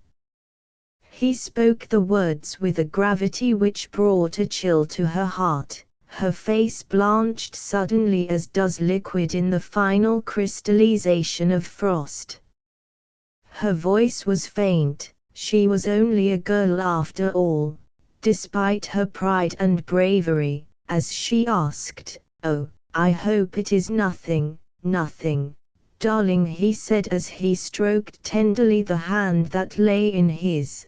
He had taken his arm from her waist to do it, except the courtesy which is due to an old man, and one other thing, small in itself, absolutely nothing in my own mind, which makes it necessary in respect to his convictions that I should speak to him before." He stopped suddenly, remembering that if he went on he must betray the secret which as yet he wished to keep. Not on his own account did he wish to keep it. But there was Joy's happiness to be considered. Until he knew how Colonel Ogilvy would take the knowledge of his having introduced himself under a false name, he must not do or say anything which might ultimately make difference between her and her father. Joy erred in her interpretation of his embarrassment, of his sudden stopping. Again the pallor grew over her face which had under her lover's earlier words regained its normal color. More faintly even than before she whispered, "It is nothing I hope that would keep us." He saw her distress and cut quickly into her question, "No. No. No. Nothing that could ever come between you and me. It is only this, Joy darling. Your father belongs to another country from my own and an older generation than mine. His life has been different, and the ideas that govern him are very masterful in their convention. Were I to neglect this, I might make trouble which would, without our wish or part, come between us. Believe me, dear, that in this I am wise. Then, seeing the trouble still in her eyes, he went on, I know well, Joy, that it is not necessary for me to justify myself in your eyes. Here she strained him a little closer and held his arm and his hand harder. But my dearest, I am going to do it all the same. I want to say something, but which I mustn't say yet, so that you must be tolerant with me if I say unneeded things which are still open to me. Truly, darling, there is absolutely nothing which could possibly come between you and me. I have done no wrong, in that way at all events. There should be no more difference between you and me for anything that is now in my mind than there is between your soul and the blue sky above us, between you and heaven. She put her hand over his mouth. Oh, hush, hush, dear. By the way, what am I to call you, darling?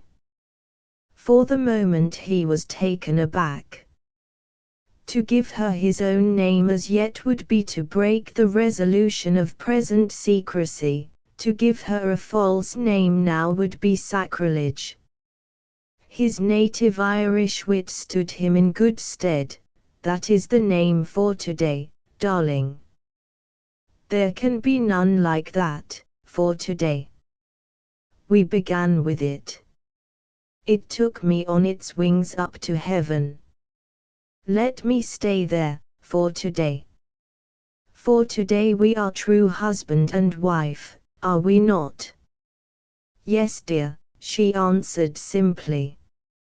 He went on, tomorrow, we can be grave tomorrow, and then I can give you another name to use, if you wish it. I do, she said with reverence. She accepted and returned the kiss which followed. This closed the incident, and for a little space they sat hand in hand, his arm again round her whilst again she had linked her arm in his. Presently he said, and now, Joy dear, won't you tell me all about yourself? You know that as yet you and I know very little about each other's surroundings. I want specially to know today, dear, for tomorrow I want to see your father and it will be better to go equipped. Joy felt quite in a flutter. At last she was going to learn something about the man she loved. She would tell him everything, and he would. Her thoughts were interrupted by her companion going on, and then tomorrow when we have talked I can tell you everything, everything. Then there was something to conceal. Her heart fell. But as the man continued, her train of thought was again interrupted. When you see him tonight you had better. Suddenly she jumped to her feet in a sort of fright. Seeing her face he too sprang up, giving, with the instinct of his campaigning, a quick look around as though some danger threatened. What is it, Joy?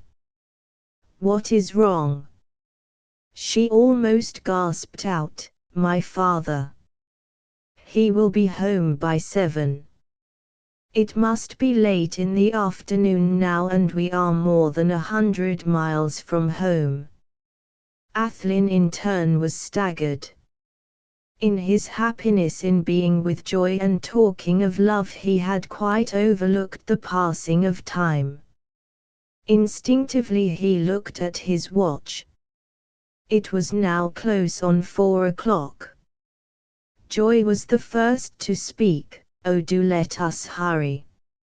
No one knows where I am, and if when Daddy gets home and finds I am not there he will be alarmed, and he may be upset. And Mother and Aunt Judy too. Oh, do not lose a moment. If we do not get home before they arrive, and Daddy finds I have been out all day with you. Oh, hurry, hurry." Athlyne had been thinking hard whilst she spoke, and his thoughts had been arranging themselves. His intelligence was all awake now. He could see at a glance that Joy's absence might make trouble for all. Colonel Ogilvy was a man of covenants, and his daughter's going out with him in such a way was at least unconventional. She must get back in time.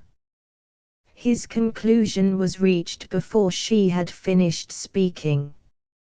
His military habit of quick action asserted itself. Already he was replacing the things in the carriage. Joy saw, and with feverish haste began to help him. When he saw her at work he ran to the engine and began to prepare for starting. When that was ready he held Joy's coat for her and helped her into her seat. As he took the wheel he said as he began to back down the road which was hardly wide enough to turn in, "Forgive me, dear. It was all my selfish pleasure. But we shall do all we can. Bar accident we may do it, we have over 3 hours." He set his teeth as he saw the struggle before him. It would be a glorious run, and there was no use for stalling trouble. Joy saw the smile on his face, recognized the man's strength, and was comforted. They backed into the road and sprang southward. Without taking his eyes off his work, Athlyne said, "Tell me, dear, as we go along all that I must bear in mind in speaking to your father of our marriage." There.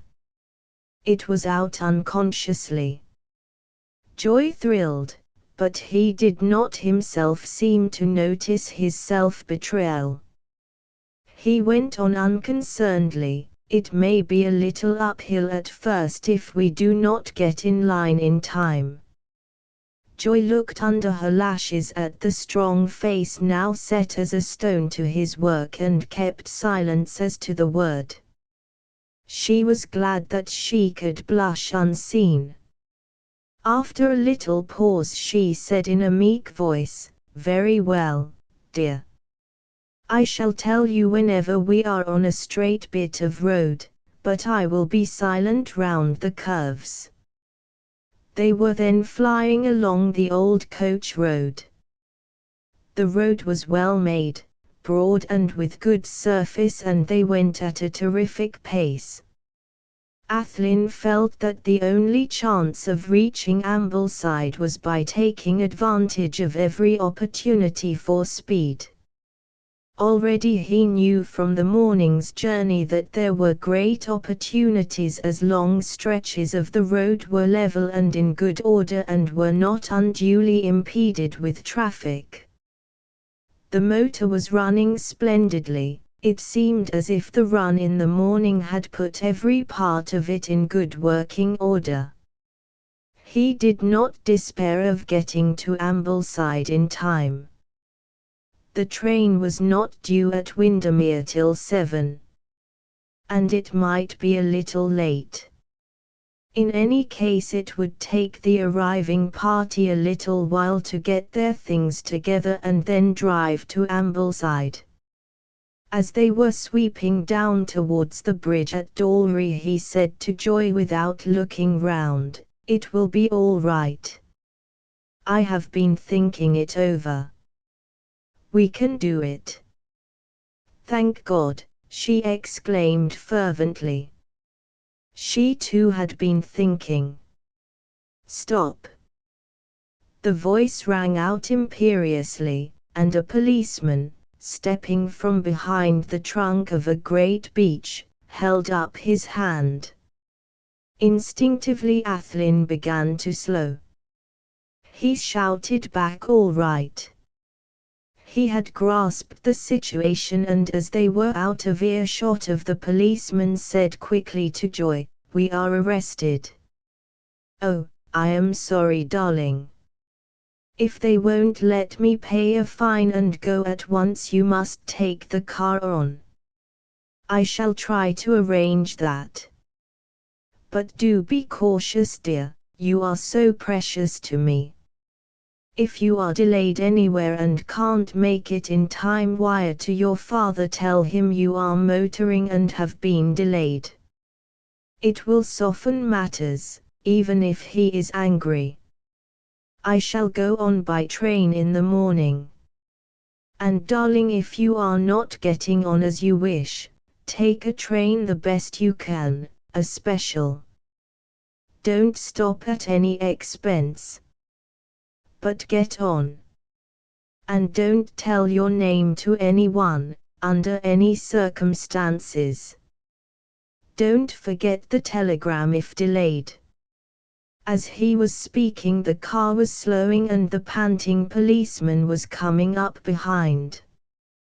When the car stopped, Athlyne jumped out and walked towards the officer. He wanted to be as conciliatory as possible. "I am very sorry, officer. That beautiful bit of road tempted me, and being all quite clear I took a skim down it." "Ye did, man, but it was fine." "But I had to arrest ye all the same." "Duty is duty." "Certainly. I suppose the station is across the bridge." "Aye, sir." The policeman, who at first sight had from his dress taken him for a chauffeur, had by now recognized him as a gentleman. "Will you come in the car?" "It's all right. I'll go slow." "Thank ye, sir. I've had a deal o' walking the day." When the man was in the tunnel, Athlyne, who had been thinking of what was to be done, said to him affably, "It was silly of me going at such a pace. But I wanted my wife to see how the new car worked." He had a purpose in saying this, to emphasize to Joy the necessity of not mentioning her name.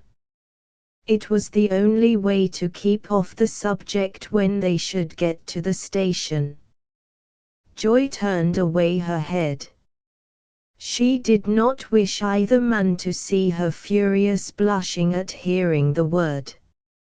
She took the hint, silence was her cue. At the station Joy sat in the car whilst Athlyne went inside with the officer. The sergeant was a grave elderly man, not unkindly. He too recognized, but at once, that the chauffeur was a gentleman. There was an air of distinction about Athlyne which no one, especially an official, could fail to appreciate.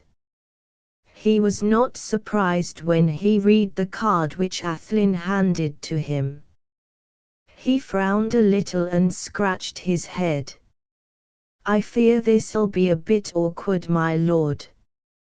Ye come frae o'er the border and ye'll ha' to attend the summons at New Galloway. I dinna want to inconvenience you and her ladyship, but will it not be possible to let the car go on? My wife has to meet her father and mother, who are coming up to Ambleside tonight, and they will be so disappointed. Her mother is an invalid and is coming from Italy. I shall be really greatly obliged if it can be managed."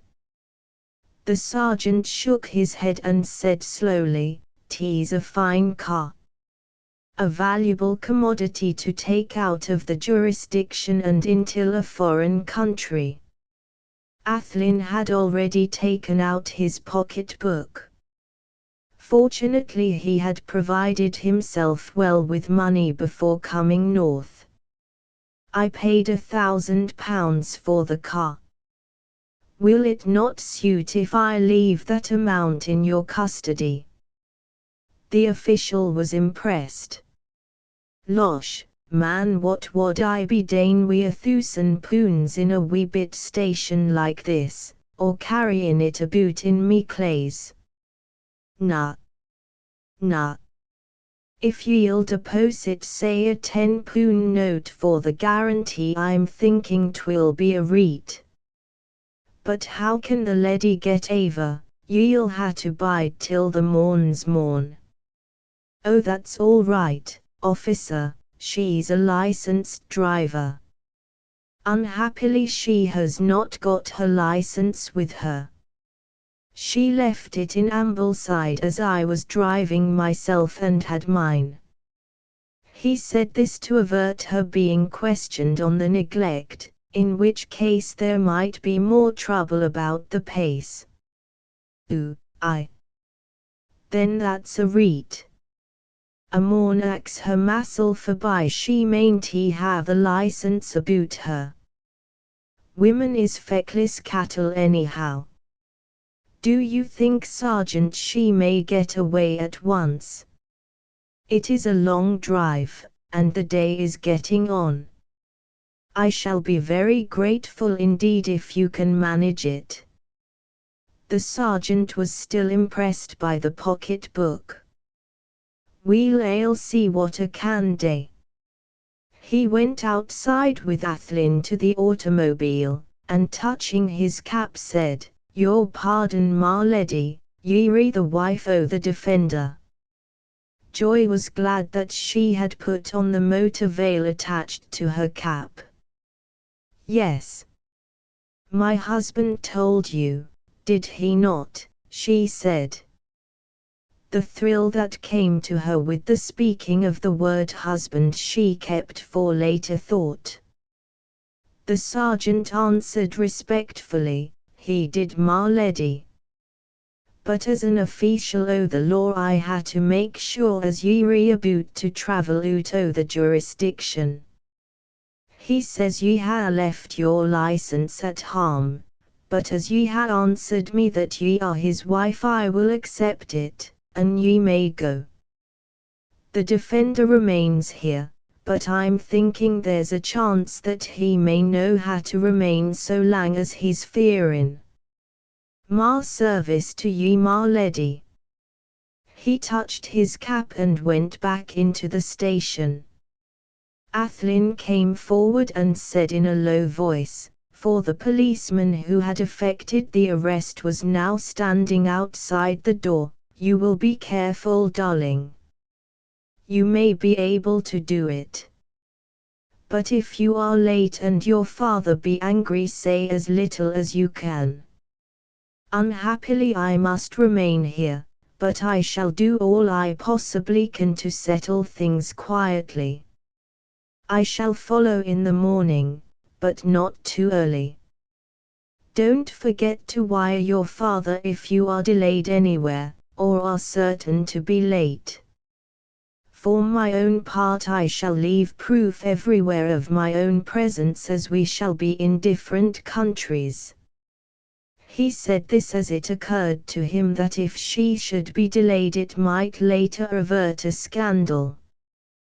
Then he spoke up for the benefit of the policeman, "As the time is so short, and we have learned the lesson of the danger of going too fast, you might ask when you get to Carlisle whether it is not quicker to return by Penrith and Patterdale. That way is some miles shorter." The policeman, who had heard, and had also seen the pocket-book, came close and said with a respectful touch of his cap, "If a may make sae bold, the leddy can save a wee no miles by taking the road to Dumfries by Kenbrig and Crocketford up yon. I saw ye the morn coming up there." Athlyne nodded and touched his pocket. The man drew back into the station. "One last word to Joy. I wish you knew the machine, darling. But we must take chance for all going well." As he spoke he was turning the starting handle. Joy in a low voice said, "Goodbye, my darling." Resolutely she touched the levers, and the car moved off quietly to the "God bless you" of each. Athlyne watched the car as long as it was in sight, then he went back into the station. He spoke at once to the sergeant. "Now, Sergeant, is there nothing that can possibly be done to hasten the matter? You see, I have done all I can to obey rules, once having broken them. I am most anxious to get back home as I have some very important business in the morning. I shall of course do exactly as is necessary, but I shall be deeply obliged if I can get away quietly, and double deeply to you if you can arrange it." "Well, my lord, I dinna think ye'll ha' much trouble or be delayed or lang neither. For Massila canna do aught, but I am thinking that the Sheriff o' Galloway himsel will be here one moment. He nearly always rides by when the fair at Castle Douglas is on, as it is to be in the morn. I'll ha' a sharp look out for him. He's a kind good man, and I am thinking that he'll no fash your lordship. He can take responsibility that even a sergeant o' police don't he. So it's like ye'll get over before the nisht." Athlyne sat himself down to wait with what patience he could muster. Once again nature's pendulum began to swing in his thoughts, on one side happiness, on the other anxiety. The delight of the day wherein he had realized to the full that Joy indeed loved him, even as he loved her, the memory of those sweet kisses which still tingled on his lips and momentarily exalted him to a sort of rapture, and then the fear which was manifold, selfish and unselfish. She might get into any one of many forms of trouble if only from her anxiety to reach home before the arrival of her parents. She was, after all, not a practiced driver, and was in control of the very latest type of machine of whose special mechanism she could know nothing. If she should break down far from any town she would be in the most difficult position possible, a girl all alone in a country she did not know. And all this apart from the possibility of accident, of mischance of driving, of the act of other travelers, of cattle on the road, of any of the countless mishaps which can be with so swift and heavy a machine as a motor. And then should she not arrive in time, what pain or unpleasantness might there not be with her father? He would be upset and anxious at first, naturally. He might be angry with her for going out on such a long excursion with a man alone. He would most certainly be angry with him for taking her, for allowing her to go. And at such a time too. Just when everything was working, had worked towards the end he aimed at. He knew that Colonel Ogilvy was and had been incensed with him for a neglect which under the circumstances was absolute discourtesy. And here he bitterly took himself to task for his selfishness. He realized now that it was such, in wanting to make sure of Joy's love before consulting her father, or even explaining to him the cause of his passing under a false name. Might it not be too late to set that right now? And there he was, away in Scotland, kicking his heels in a petty little police station, while the poor girl would have to bear all the brunt of the pain and unpleasantness. And that after a long, wearing drive of 100 miles, with her dear heart eternally thumping away lest she might lose in her race against time. And what was worse still, that it would all follow a day which he did not attempt to doubt had been, up to the time of the arrest, one of unqualified happiness. Nessun mago dolor che ricordarsi del tempo felice nella miseria. A sorrow's crown of sorrow is remembering happier things. The contrast would be terrible. He knew what the thought of it was to him. What would it be to her? Her sweet, gentle, loving heart would be hurt, crushed to the very dust. He sprang to his feet and walked about the room, till noticing the sergeant was watching him with surprise and suspicion, he controlled himself. He talked with the sergeant for a while genially. It was positively necessary that there should not be any doubt in the mind of the latter when the sheriff should arrive. This episode took the strain from his mind, for a time. He expressed to the officer how anxious he was to get on and interested the worthy man so much that he sent over to the hotel to borrow a timetable. There Athlyne learned that it would be practically impossible for him to get on to Ambleside that night. Not even if he could get a special train at Carlisle, there was no possibility of getting one from a nearer place. When he asked the sergeant his opinion, that grave individual condescended to smile. "Losh, man, they don't run specials on these bit lines. 'Tis as much as they can do to run a few trains a day. Am thinking that if ye asked the station master anywhere along the Dumfries and Kirkcudbright line for a special he'd ha' ye in the daft hoose, or he'd be there himsel." Athlyne went back to his seat. Once again the pendulum of his thoughts swung to and fro. He was now face to face with one certainty amongst many possibilities. Whatever befall, he could not give any immediate help to Joy.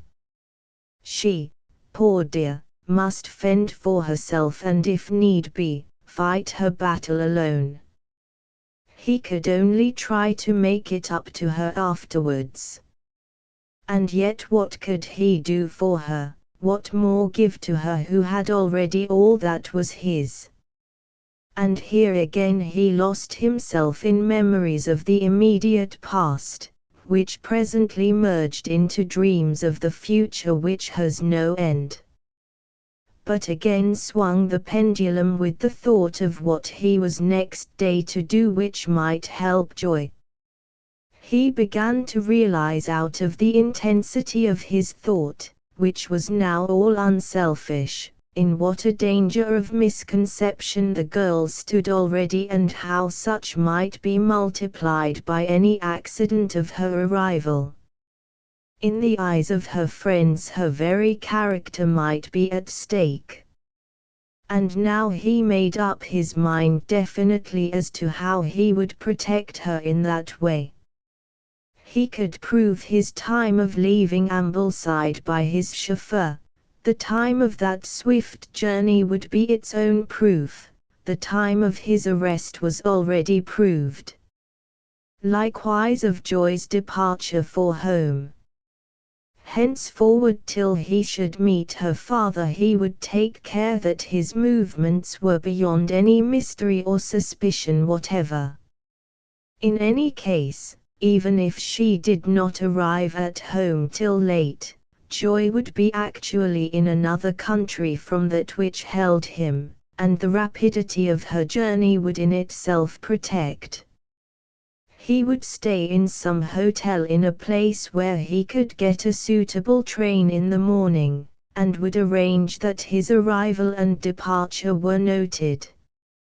Naturally, the place he would rest for the night, if he should succeed in getting away, would be Castle Douglas, for here lines from Kirkcudbright, from Stranraer, and from Glasgow made junction, so that he had a double chance of departure. If he were detained at Dalry, the police themselves would be proof of his presence there. He felt easier in his mind after this decision, and was able to await with greater patience the coming of the sheriff. Chapter 16. A painful journey. Joy started on her long journey in a very agitated frame of mind, though the habit of her life and her concern for her lover enabled her to so bear herself that she appeared calm. To start with, she was full of fears, some of them natural, others of that class which is due to the restrictions and conventions of a woman's life. She was by no means an expert driver. She merely had some lessons and was never in an automobile by herself before. Moreover, she was not only in a country strange to her, but even the road to Dumfries on which she was started was absolutely new to her. In addition to it all, she was, as an American, handicapped by the difference in the rules of the road. In America they follow the French and drive on the offside. In England the on rule is correct. She had no option, however. She dared not make any difficulty or even ask advice or help, for such might betray her and she might not be allowed to proceed at all. So with as brave a face and bearing as she could muster, but with a sinking heart, she started on her journey, praying inwardly that she might not meet with any untoward accident or difficulty. For she did not know anything about mechanism. The use of the wheel and the levers in driving was all that had been embraced in her lessons. At first all went well enough. The road was clear and she felt that she had the machine well in hand. As far as Barmaclellan she went slowly, carefully, climbing laboriously up the steep zigzag road, and presently she began to feel in good heart. She did not know the name of the place, had never heard of it. But it was somewhere, one stage at least on the way home. When the village lay behind her she began to put on more speed. With the apprehension gone of not being able to get on at all, she began to think of her objective and of how long was the journey before it could be revealed. With increased speed, however, came fresh fears. The importance of the machine began to be manifest. Such force and speed needed special thought. The road changed so rapidly that she felt that she wanted another pair of eyes. The wheel alone, with its speed and steering indices, took all attention. She hardly dared to look up from it. And yet if she did not, how could she know the road to take? How could she look out for danger? Happily the mere movement was a tonic, the rush through the air braced her. Otherwise she would have been shortly in a state of panic. Very soon she began to realize the difficulty of driving on an unknown road, when one is not skilled in the art. So many things have to be considered all at once, and the onus of choosing perpetually is of nightmare shadow. The openings of byroads and crossroads are so much more important than is suspected that there is a passing doubt as to direction, and country roads generally wind about so that distant landmarks, which can guide one in general direction, come and go with embarrassing suddenness. At first every cart track or farm road made such doubts, and even when she got to understand such minor trends she got confused over byroads of more importance. Crossroads there were before long, right or left making shortcuts for those who knew. These she had to pass. She could judge only of her course by the excellence of the main road, not always a safe guide in remote agricultural districts. One thing told in her favor, the magnificent bracing air of that splendid high-hung moor through which she passed. By the time she got to Corsica, however, she was beginning to feel the strain severely. She was hot and nervous and wearied. Only the imperative need of getting on, and getting on quickly, enabled her to keep up at all. At Corsica she stopped to ask the way, but found it hard to understand the lowland Scotch in which directions for her guidance were given. The result was that she started afresh with a blank despair gripping at her heart. Already she felt that her effort to reach home in time was destined to failure. The time seemed to fly so fast, the miles to be so long. She even began to feel a nervous doubt as to whether she should even be able to send word to her father. East of Corsica the nature of the road is confusing to a stranger. There are byroads leading south and up northwards into the mountains, and our water has to be crossed.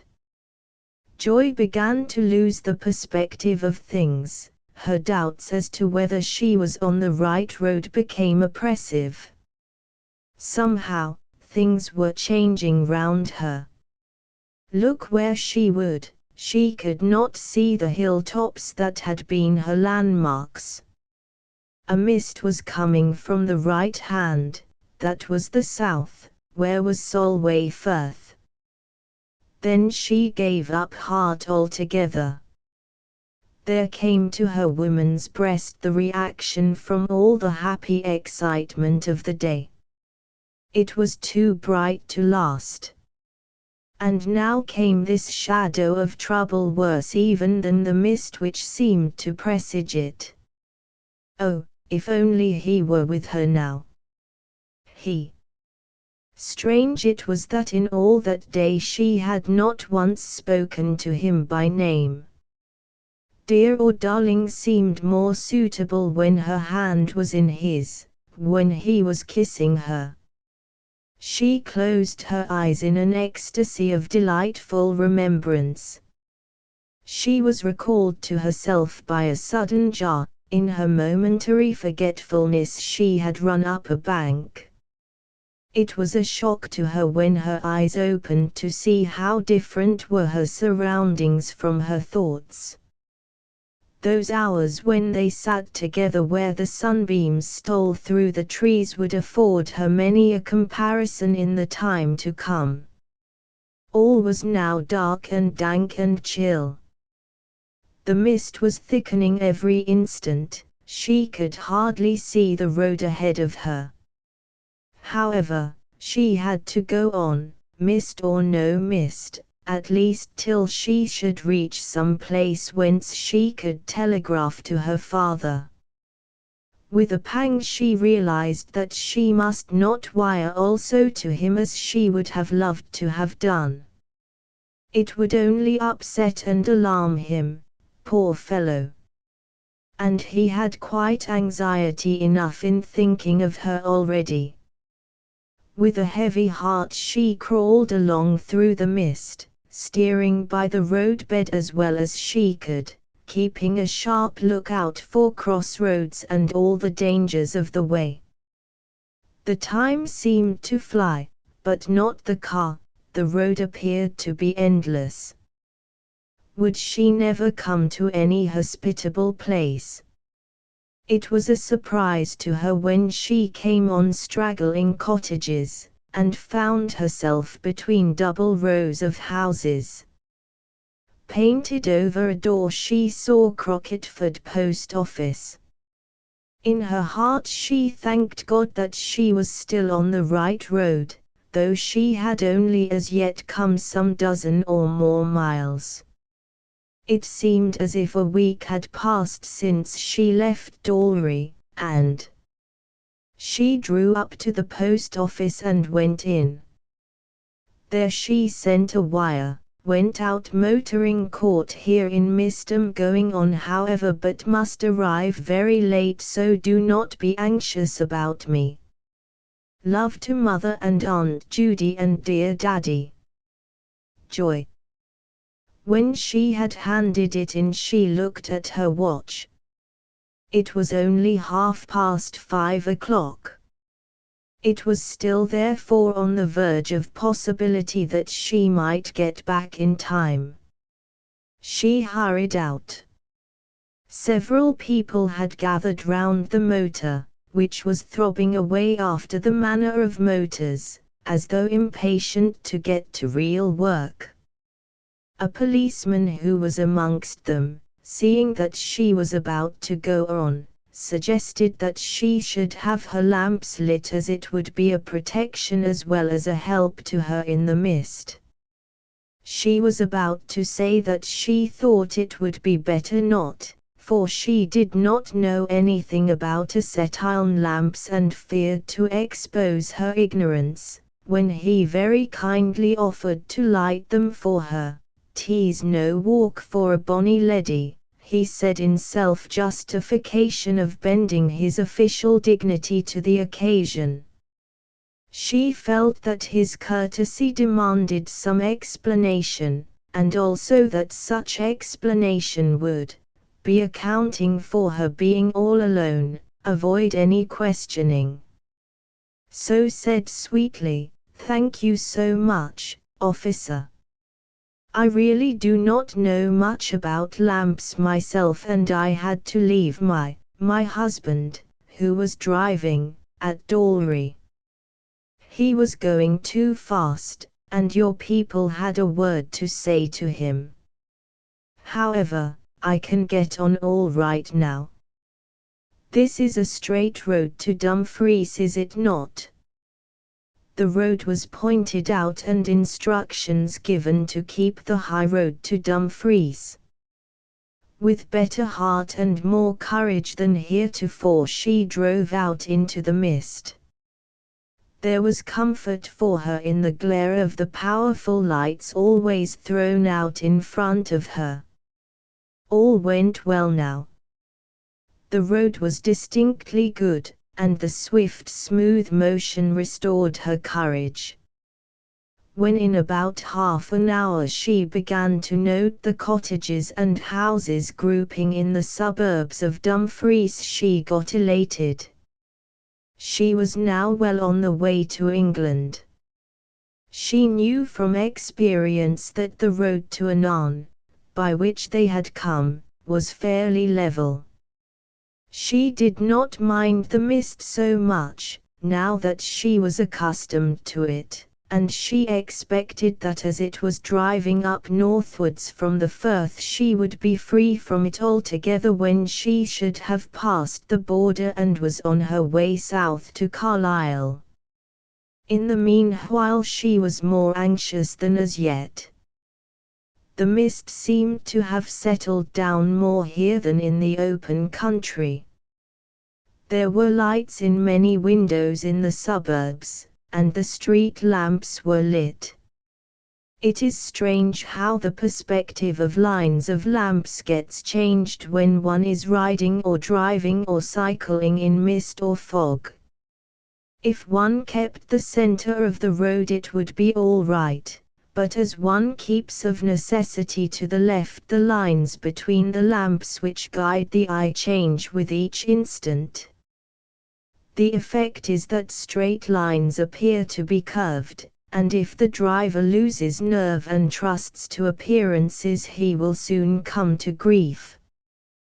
This was Joy's first experience of driving in mist, and she naturally fell into the error.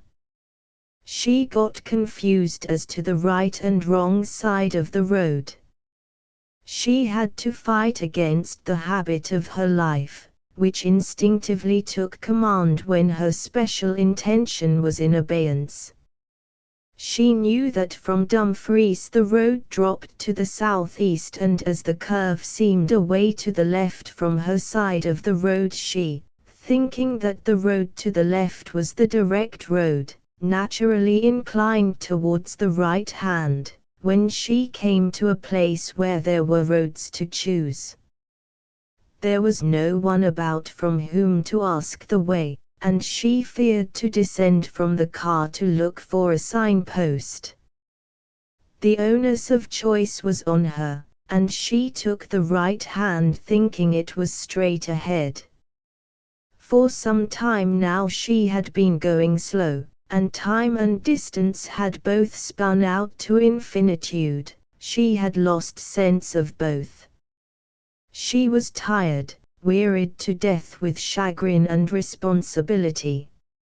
Everything around her was new and strange and unknown, and so was full of terrors. She did not know how to choose. She feared to ask lest the doing so might land her in new embarrassments.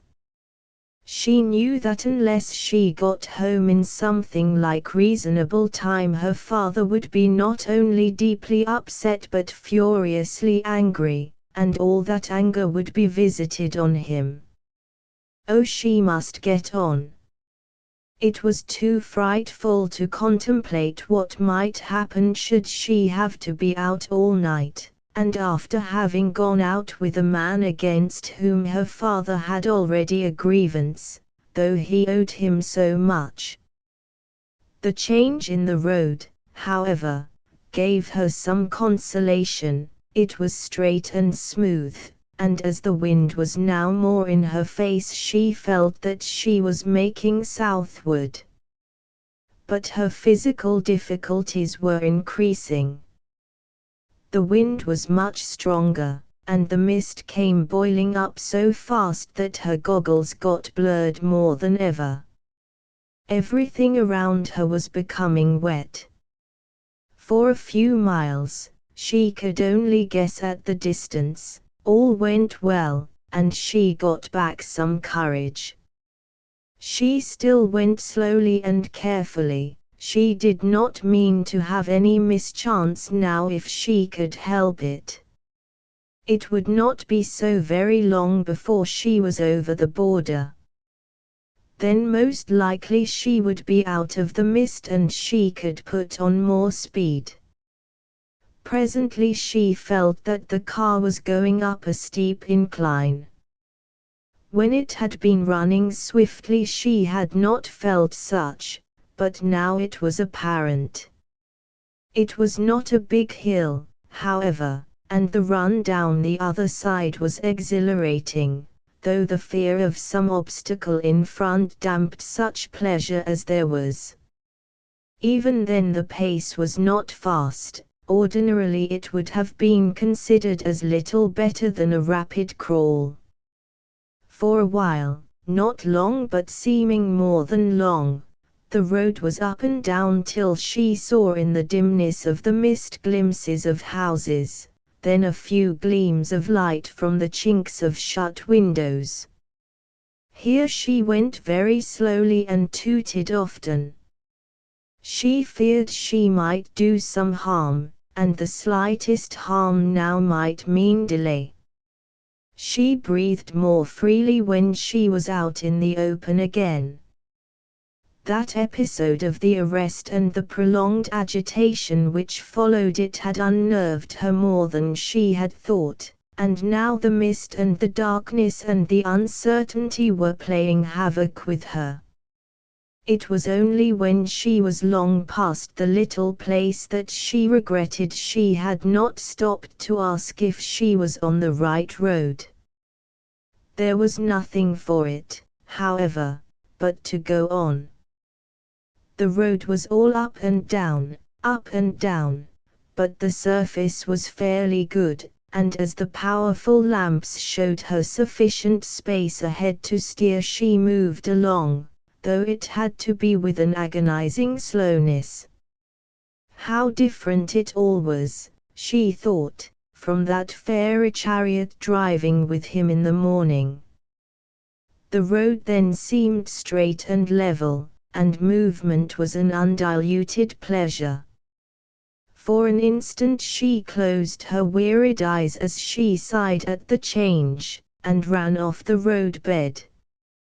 Happily she was going slowly and recovered herself before more than the front wheels were on the rough mass of old road scrapings. In a couple of seconds she had backed off and was under way again. She was preternaturally keen now in her outlook. She felt the strain acutely, for the road seemed to be always curving away from her. Moreover, there was another cause of concern. Night was coming on. Even in the densest mist or the blackest fog, the light or darkness of the sky is to some degree apparent. Now the sense came on her that over the thick mist was darkness. She stopped a moment and, getting out, looked at her watch in the light of the lamps. Her heart fell away. It was now close to 8 o'clock. There was no use worrying, she felt, nothing to be done but to go on, carefully for the present. When she made up her mind to the worst, her courage began to come back and she could think. She felt that as the wind was now strongly in her face she must be nearing the Firth, and that in time she would pass the border and be heading for home and father. She jumped into her seat and was off again. The fog, she realized now that it was not mist but fog, was thicker than ever. The wind being strongly in her face, it seemed above the glare of the powerful lamps, to come boiling up out of the roadway which she could see but dimly. Fear, vague and gaunt, began to overshadow her.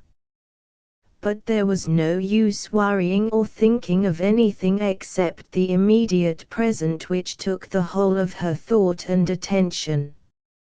In the face of her surroundings she dared not go fast, dared not stop. And so for a time that seemed endless she pressed on through the fog. Presently she became aware that the wind was now not so much in her teeth. As she was steering by the roadbed she did not notice curves. There was no doubt as to her route, as there did not seem to be any divergent roads at all. On.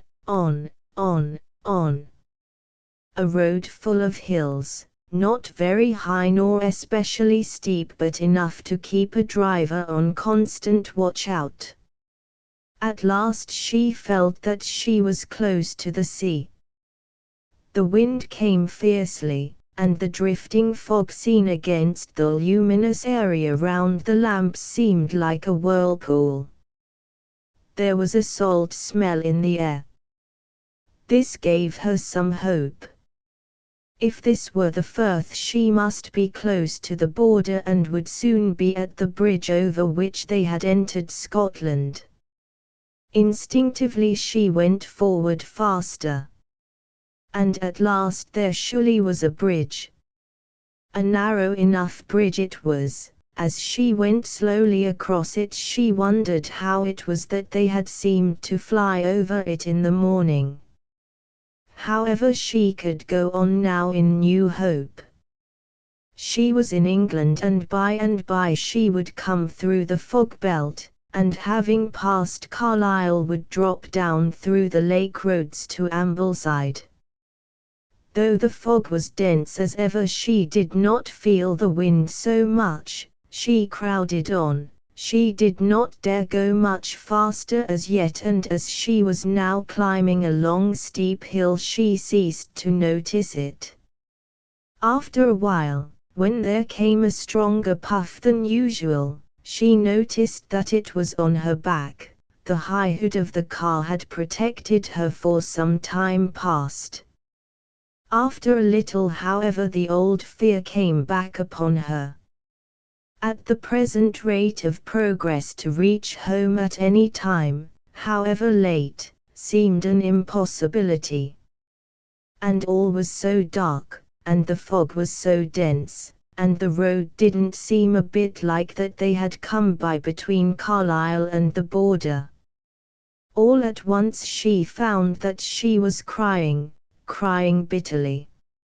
She did not want to stop the car, and so dared not take her hands from the wheel, even to find her pocket handkerchief. She wept and wept her heart out, whilst all the time mechanically steering by the light of the lamps on the road. Her weeping aided the density of the fog, and with her eyes set on the road and the driving wheel in her hands, she did not notice that she was going between houses. She came to a bridge, manifestly of a little more importance than the one she had already passed, and crossed it.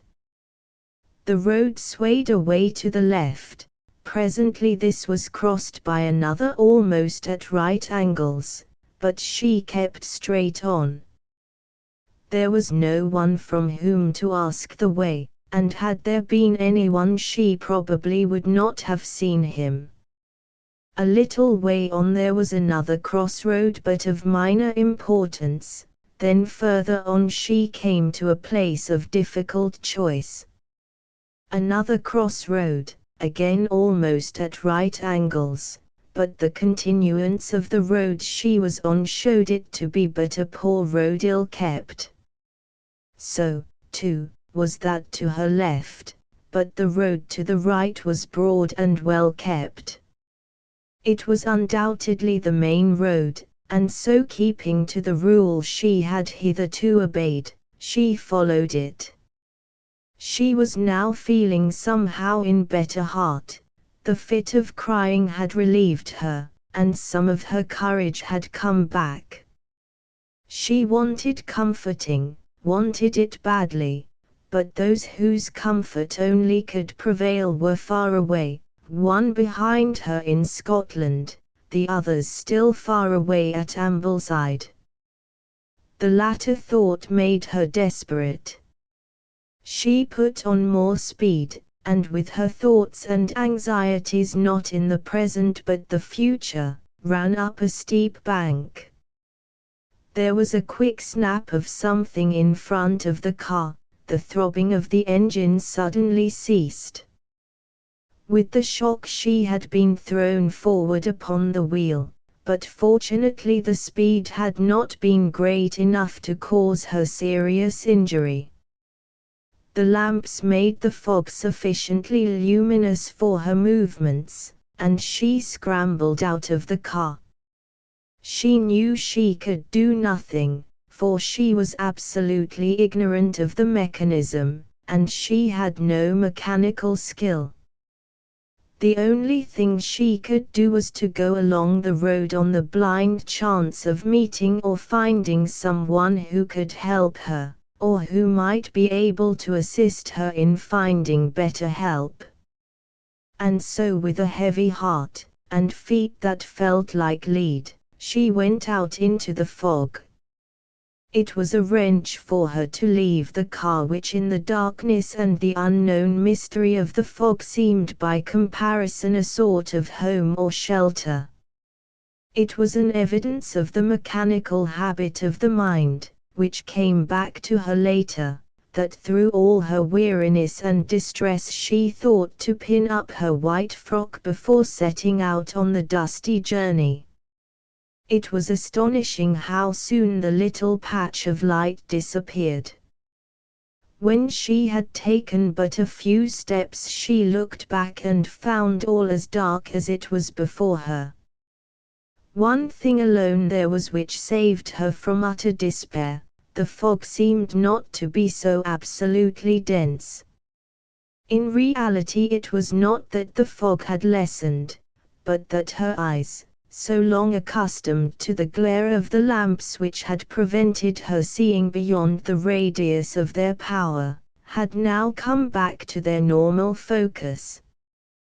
Though the darkness seemed more profound than ever, since there was no point of light whatever, she was actually able to see better.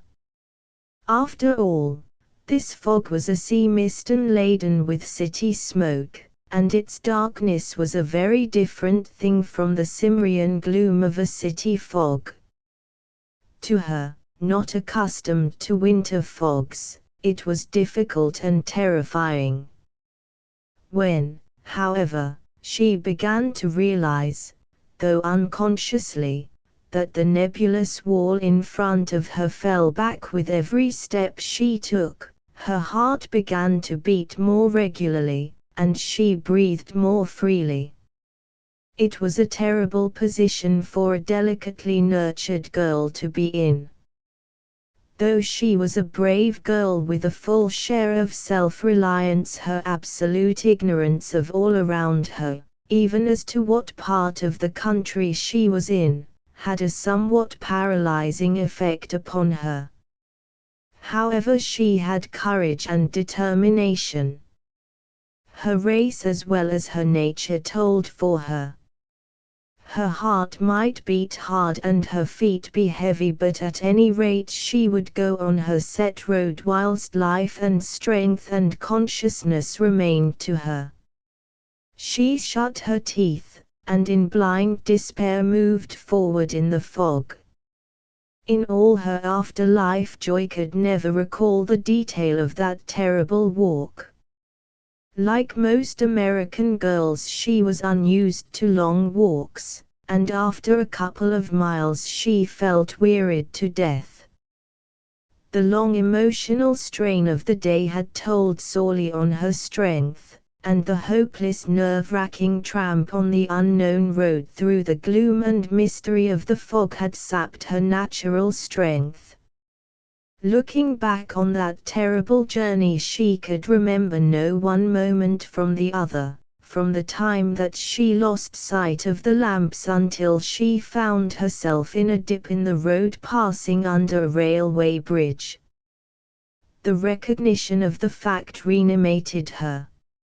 It was an evidence that there was some kind of civilization somewhere, a fact that she had begun in a vague way to doubt.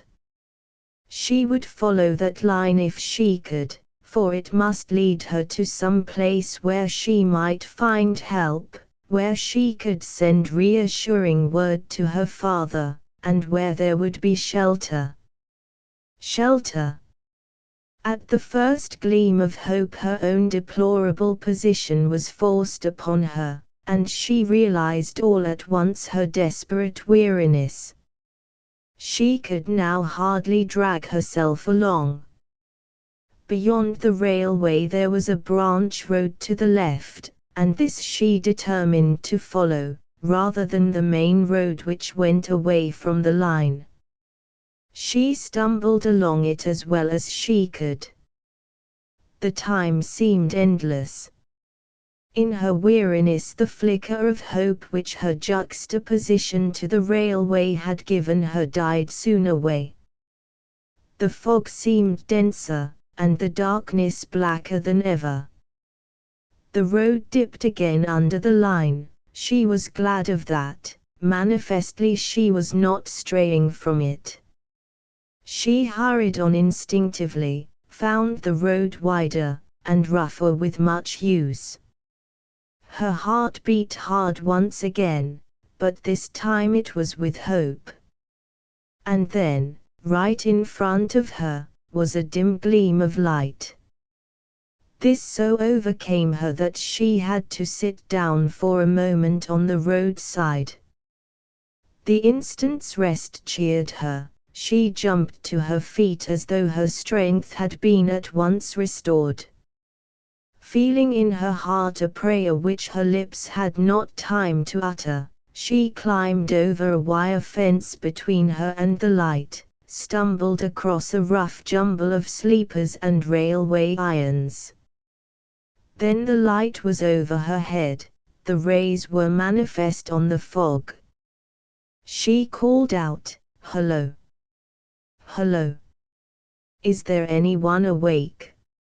Almost instantly the window through which the light shone was opened and a man looked out. "I am awake. Did ye think I'd be sleeping on a night like this? 'Tis nae time for a signal man to be aught but awake, I am telling ye." Thank God, oh thank God. Joy's heart was too full for the moment to say more. The man leaned further out. "Is yon a lassie? What are ye daein here a nicht like this?" "Phew! I canna see my ain hond. Yes, I'm a girl and I'm lost. Will you let me come in?" The man's voice became instantly suspicious. "Nah, nah. I canna let ye in. 'Tis no in accord with the company's rules to let a lassie intil the signal box. Why don't ye go intil the tune?" "Oh, do let me in for a moment," she pleaded. "I have been lost in the fog, and my motor broke down. I have had to walk so far that I am wearied and tired and frightened, and the sight of a light and the hope of help has finished me." She sat right down on the ground and began to cry. He heard her sob, and it woke all the man in him. This was no wandering creature whose presence at such a time and place might make trouble for him. He knew from the voice that the woman was young and refined. "Dinna greet, pooey lassie, dinna greet. I canna leave the box for an instant lest a signal come. But go round to the reeked and ye'll find a door. Come reeked up. Rules or no rules, I am no gangin' to let ye greet there all by your lanes. There's fire here, and when ye re-warmed I can direct ye on your way intil the tune." With glad steps she groped her way to the door. A flood of light seemed to meet her when she opened it, and she hurried up the steep stairs to where the signal man held open the upper door. "Cúmin lassie and ha a soup o' marty.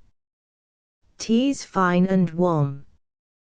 Cúmin and let me offer ye some refreshment, and if I may make say bold may I offer ye all I have that'll warm ye. Cúmin. Cúmin ma leddy," he said in a crescendo of welcome and respect as he saw Joy's fine motor coat and recognized her air of distinction. Glad indeed was Joy to drink from the worthy fellow's tin tea bottle which rested beside the stove, glad to sit down in front of the fire. Then indeed she felt the magnitude of her weariness, and in a minute would have been asleep. But the thought of her father, and all that depended on her action and his knowledge, wakened her to full intellectual activity. She stood up at once and said quickly, "What place is this?" "The signal box of Castle Douglas Junction." "And where is that?" "I think I have heard the name before. 'Tis a tune as they say it here. The junction is o' the Glasgowan South-Western, the Caledonian, the Port Patrick and Wigtonshire, the London and North-Western, and the Midland lines. But for short there are but TWA. One frae Kirkcudbright, and t'other frae Newton Stewart. In what country are we?" Seeing the astonishment in his face, she went on, "I am an American, and not familiar with the district. We came from England this morning, from Westmoreland, from Ambleside, and I am confused about the border. I had to drive myself because we got into trouble for driving fast, and I had to come on alone. And then the fog overtook me. I went along as well as I could. Are we anywhere near Carlisle?" Her face fell as she saw the shake of his head. "My lady, but ye mony a mile frae Carlisle. 'Tis over 50 miles be the line. Ye maun ha' lost your way, sir. Ye re in Kirkcudbrightshire the new." Her heart sank. "Oh, I must send a telegram at once." "Ye canna telegraph the nicht, ma lady. The office is closed till 8 the morn. My God! What shall I do? My father arrived from London tonight and he does not know where I am. I came out for a drive and thought to be back in good time to meet him. He will be in despair. Is there no way in which I can send word? It is not a matter of expenses, I shall pay anything if it can be done." She looked at him in an agony of apprehension. The man was stirred by the depth of emotion and by her youth and beauty, and his clever Scotch brain began to work. His mouth set fast in a hard line and his rough heavy brows began to wrinkle. After a pause he said, "I'll do what I can, ma lady, though I can't be sure if 'twill walk. The telegraphs are closed. Even if we could find an operator it wouldn't be possible to get the wires. Our own lines are closed, for we'll ha' no traffic till morn." Here an idea struck Joy and she interrupted him. "Could I not get a special train? I am willing to pay anything." "Lord love ye, ma lady, they don't have specials on bit lines like this. Ye couldn't get one nigher than Glasgow, and not there at this time o' day. Let alone they'd no send in such a fog anyhow. But I'm thinking that I can telephone to Dumfries. The operator o' our line there is a friend o' mine, and if he's on duty he'll telephone on to Carlisle where there's sure to be someone at the place. And mayhap the lat'll telephone on till Ambleside. So, if there be any awake there, they'll send to the hotel." "Is it a hotel your faith'll be in?" "Oh, thank you, said Joy, seizing his hand in a burst of gratitude. "I'll be forever grateful to you if you'll be so good. Am thinking," he went on, "that perhaps 'twill cost your ladyship a mickle, perhaps a muckle, but I dare say ye'll no mind that. Oh no, no. It will be pleasure to pay anything. See, I have plenty of money." She pulled out her purse. Nah, not yet, ma lady. 'Tis no for massel, unless your ladyship insists on it, later on. 'Tis for the laddies that will do what they can. Ye see there may be some trouble o'er this. We signalmen and officials generally are not supposed to attend to aught outside o' the routine. But if it should be that there is trouble to us pooey folk, I am sure your ladyship and some o' your gran friends'll no see us wranged." "Oh no indeed. My father and Mr. and all our friends will see to it that you shall never suffer, no matter what happens. Well now, my lady, if ye'll just write down your message I'll do what I can. But 'twill be wiser if ye gang awa intil a hotel and rest ye. I can send the message better when I am quit o' ye. For by ye see 'tis no quite respectable to ha' a bonny lassie here our lang. My wife is apt to be a wee jealous, and it's no wise to gie cause where nane there is. But I do not know where to go, she began. He interrupted her hastily. There's a grand hotel I the tune, vera fine it is, but I am thinking that your ladyship, being by your lonesome, may rather care to go to a quieter house. And as I do recommend ye to seek the Walter Scott Hotel. 'Tis kept by vera decent folk, and though small is vera respectable and vera clean.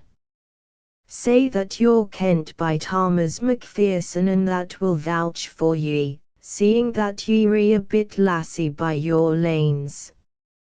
'Tis a most decent place entirely, and I am telling ye that the Sheriff o' Galloway himsel I rests there when he comes to the tune.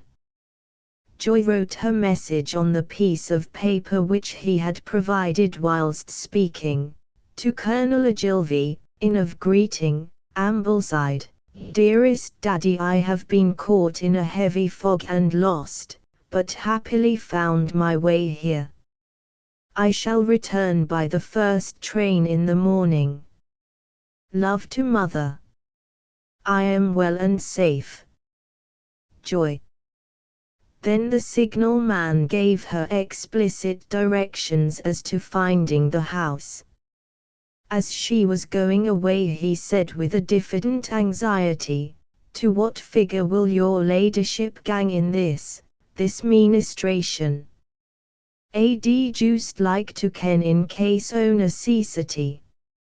She answered quickly, "Oh, anything you like. $25, I mean £5, £10, 20, 100, anything. Anything so that my father gets the message soon." He looked amazed for a moment. Then as he held open the door deferentially he said in a voice in which all blended with respect, "Dinna fash yourself more, my lady. Your message will gang for sure, and gang quick. Ye may sleep easy the nicht, and we out a thocht o' doot. An LL leave we ma kinsman Jamie Macpherson o' the Walter Scott ma Neiman address in case your ladyship wishes me to send to yon the memorandum o' the £20. Joy found her way without much difficulty to the Walter Scott. The house was all shut up, but she knocked and rang, and presently the door was unchained and opened. The Boots looked for a moment doubtful when he saw a lady alone, but when she said, "I am lost in the fog, and Mr. Thomas Macpherson of the railway told me I should get lodging here," he opened the door wide and she walked in. He chained the door, and left her for a few minutes, but returned with a young woman who eyed her up and down somewhat suspiciously. Joy seemed to smell danger and said at once, "I got lost in the fog, and the motor met with an accident. So I had to leave it on the road and walk on." "And your chauffeur?" asked the doubting young woman. "He got into trouble for driving too fast, and had to be left behind." "Very well, What name shall I put down?" Joy's mind had been working. Her tiredness and her sleepiness were brushed aside by the pert young woman's manifest suspicion. She remembered Mr. Hardy's caution not to give her own name, and now, face to face with a direct query, remembered and used the one which had been given to her on the cryptic. It had this advantage that it would put aside any suspicion or awkwardness arising from her unprotected position, arriving as she did in such a new and accredited way. So she answered at once, "Athlyne. Lady Athlyne." The young woman seemed impressed. Saying, "Excuse me a moment," she went into the bar where she lit a candle. She came back in a moment and said very deferentially, "It's all reeked, your ladyship. There's TWA rooms, a sitting room and a bedroom. They were originally kept for the sheriff, but he sent word that he was no coming. So when the wire came frae Third the rooms were kept for him. When no one arrived the name was crossed AFF the slate. But it's a reeked. Shall I light a fire, your ladyship?" "Oh no. I only require a bedroom. I must get away by the first train in the morning. I shall just lie down as I am. If you can get me a glass of milk and a biscuit, that is all I require. If it were possible I should like the milk hot, but if that is not convenient it won't matter." As they went upstairs the girl said, "Ye'll forgie me, your ladyship, but I didna ken what ye were." Mrs. Macpherson was early up to bed the nicht, when the fog had settled down and she knew there was no more traffic. Tomorrow is a heavy day here, and things keep up late, and she wanted to be ready for it. And she's mitty discreet aboot oney coming here without. She realized that she was getting into deep water and turned the conversation. "There is your candle lit. The fire in the kitchen is hearty yet, and I'll bring your milk hot in the 2:30. I'll leave word that ye're to be called in good time in the morn." Within a few minutes she came back with the hot milk. Joy was too tired and too anxious to eat, and refusing all proffers of service and of help as to clothing, bade the girl good night. She just drank the milk, and having divested herself of her shoes and stockings which were soiled with travel and of all but her underclothing, crept in between the sheets. The warmth and the luxury of rest began to tell at once. Within a very few minutes she was sound asleep. Chapter 17. The sheriff. It was late in the afternoon when the sheriff rode into Dalry. The police sergeant spoke to him, and he kindly came into the station. There the sergeant put the matter before him. He was an elderly man, hearty and genial and with a pleasant manner which made every man his friend. When he heard the details of the case, regarding which the policeman asked his advice, he smiled and took snuff and said pleasantly to the officer, "I don't think ye need be uneasy in your mind. After all, 'tis only a matter of a fine, and as the chauffeur is ready to pay it, whatever it may be, and is actually in your custody, having, as you say, more than sufficient money upon him to pay the maximum penalty hereto inflicted for furious driving in this shire, I think you will not get much blame for allowing the lady to go away in the car to a foreign country, as you call it. I suppose, sir," turning to Athlyne, "you can get good bail if required." "I think so," said Athlyne, smiling. "I suppose a deputy lieutenant of Ross-shire is good enough," whereupon he introduced himself to the sheriff. They chatted together a few minutes and then, as he went to his horse which a policeman was holding at the door, he said to the sergeant, "I must not, as sheriff, be bail myself. But if any bail is required I undertake to get it, so I think you needn't detain his lordship any longer. You'd better serve the summons on him for the next session and then everything will be in order." Athlyne walked down the village with him, he leading his horse.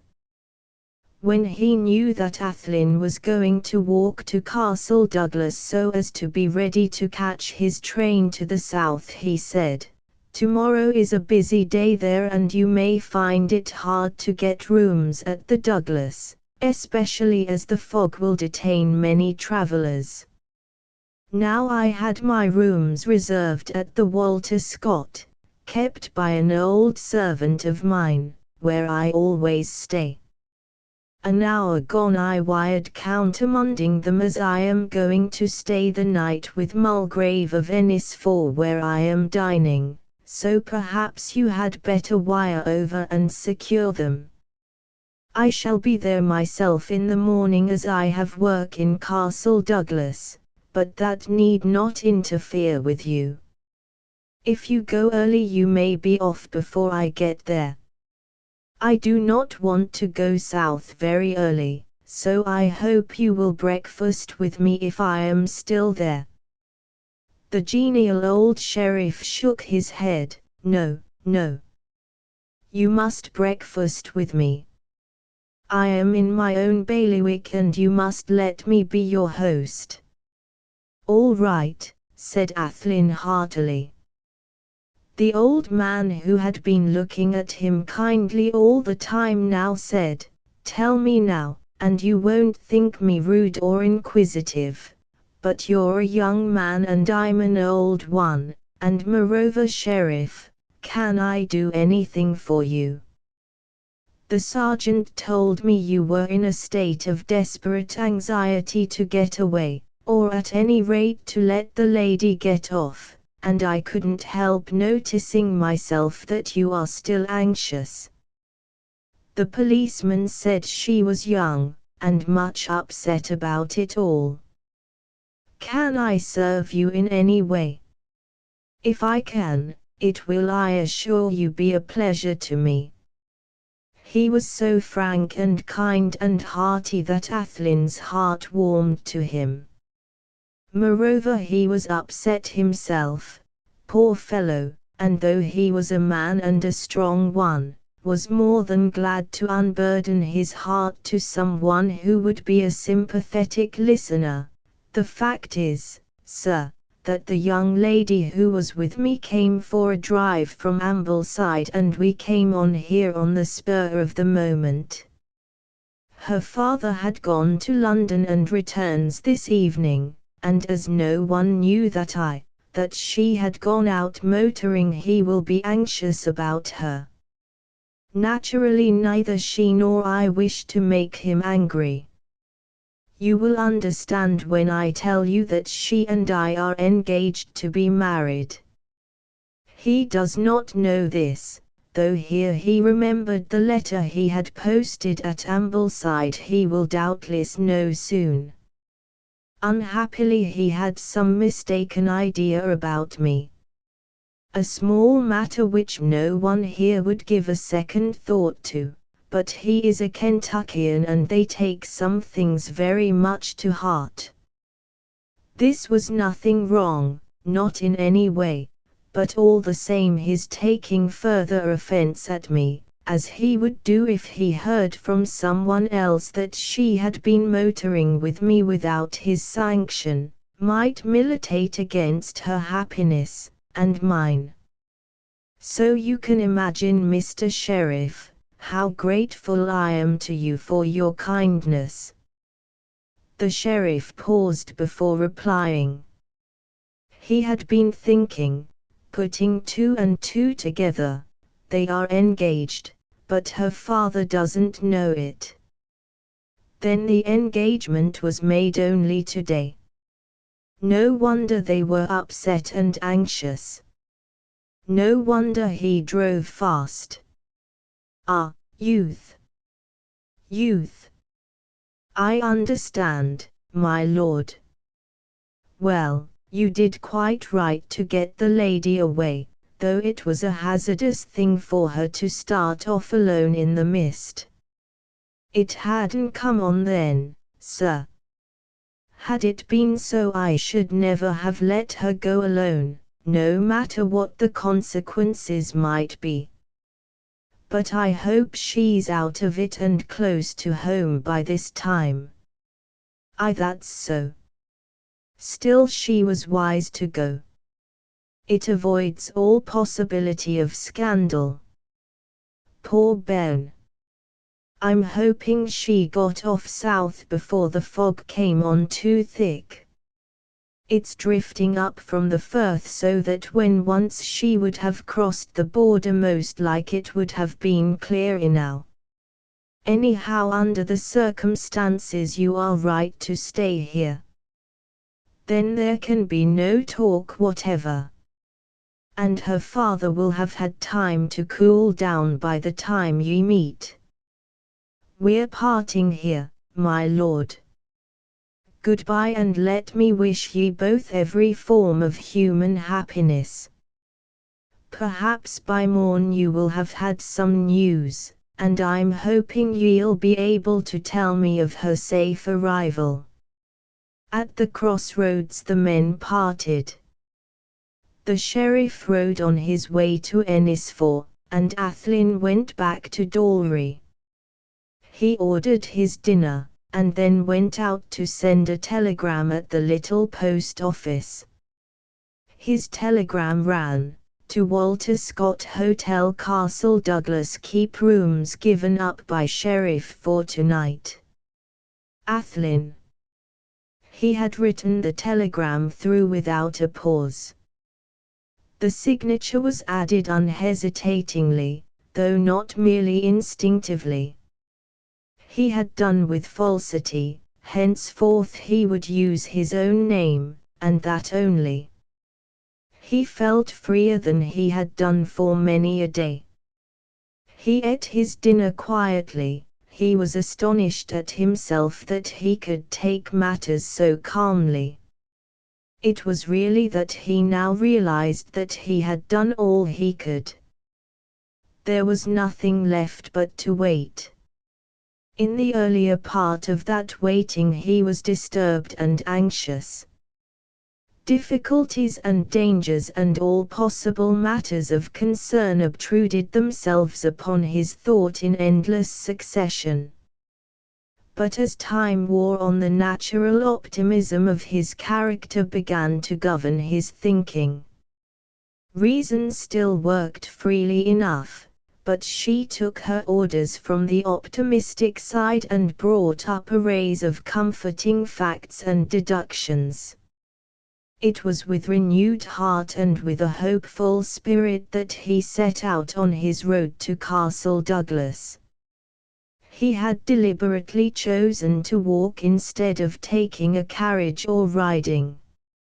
He did not want to arrive early in the evening, and he calculated that the 16 miles would take him somewhere about 4 hours to walk. The exercise would, whilst it killed the time which he had to get through, give him, if not ease of mind, at least some form of mental distraction. Such, he felt, must be his present anodyne, his guarantee of sanity. As he had no luggage of any kind, he felt perfectly free. The only addition to his equipment was a handful of cigars to last him during the long walk. He had left Dalry some miles behind him when he began to notice the thickening of the mist. After a while, when this became only too apparent, he began to hesitate as to whether it would not be wiser to return.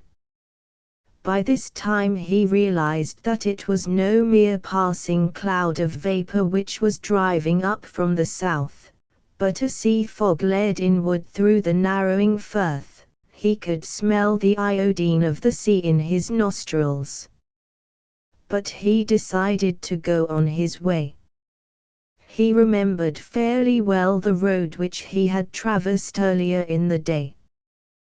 Though a rough road and somewhat serpentine as it followed the windings of the Ken and the Dee, it was so far easy to follow that there were no bifurcations and few crossroads. And so with resolute heart, for there was something to overcome here, and difficulty meant to him distraction from pain, he pushed on into the growing obscurity of the fog. On the high ground above Shermer's he felt the wind driving more keenly in his face, but he did not pause. He trudged on hopefully. Every step he took was bringing him closer to England, and to joy. Now it was that he felt the value of the stout walking cudgel that he had purchased from a passing drover. For in the fog he was like a blind man, sight needed the friendly aid of touch. But it was dreadfully slow work, and at the end of a few hours he was wearied out with the overwhelming sense of impotence and the ceaseless struggling with the tiniest details of hampered movement. Being on foot and of slow progress, he had one advantage over traveling on horseback or in a vehicle: he was able to take advantage of every chance opportunity of enlightenment. From passing pedestrians and at wayside cottages he gathered directions for his guidance. It was midnight, the town clock was striking, when he entered Castle Douglas and began to inquire his way to the Walter Scott Hotel. After repeated knocking, the door was opened by the boots, a heavy, thick-headed, sleepy, tousled man, surly and grudging of speech.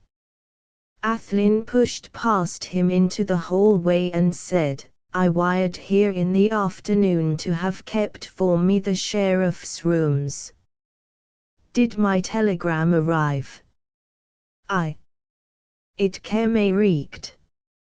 But that was all that came. Ye was expected, and the missus kept the rooms for ye till late. But when ye didna come she gied ye up and let an I the party that was lost I the fog have a bedroom. All that's left is the parlour, and that we can ha an ye will. For by that ye'll ha to sleep on the sofy. Am thinking it's weel it's o long than ordinaire, for ye re know a ween yearsel. Bide hwee a while, and I'll fetch ye a rug or two and a cushion. Ye maun put up with them the nisht, for ye'll git nae here." He left him standing in the dark, and shuffled away down a dim stairway, to the basement. In a few minutes he reappeared with a bundle of rugs and pillows under his arm. In his hand was a bottle of whiskey, with the drawn cork partly reinserted. With the deftness of an accomplished servitor he carried in his other hand, together with the candle, a pitcher of water and a tumbler. As he went up the staircase he said in a whisper, "Man, walk saft as ye gang, and dinna cough nor sneeze or mak a sound in the room, or ye'll maybe waken t'other body. Juist gang like a man at a carryin'.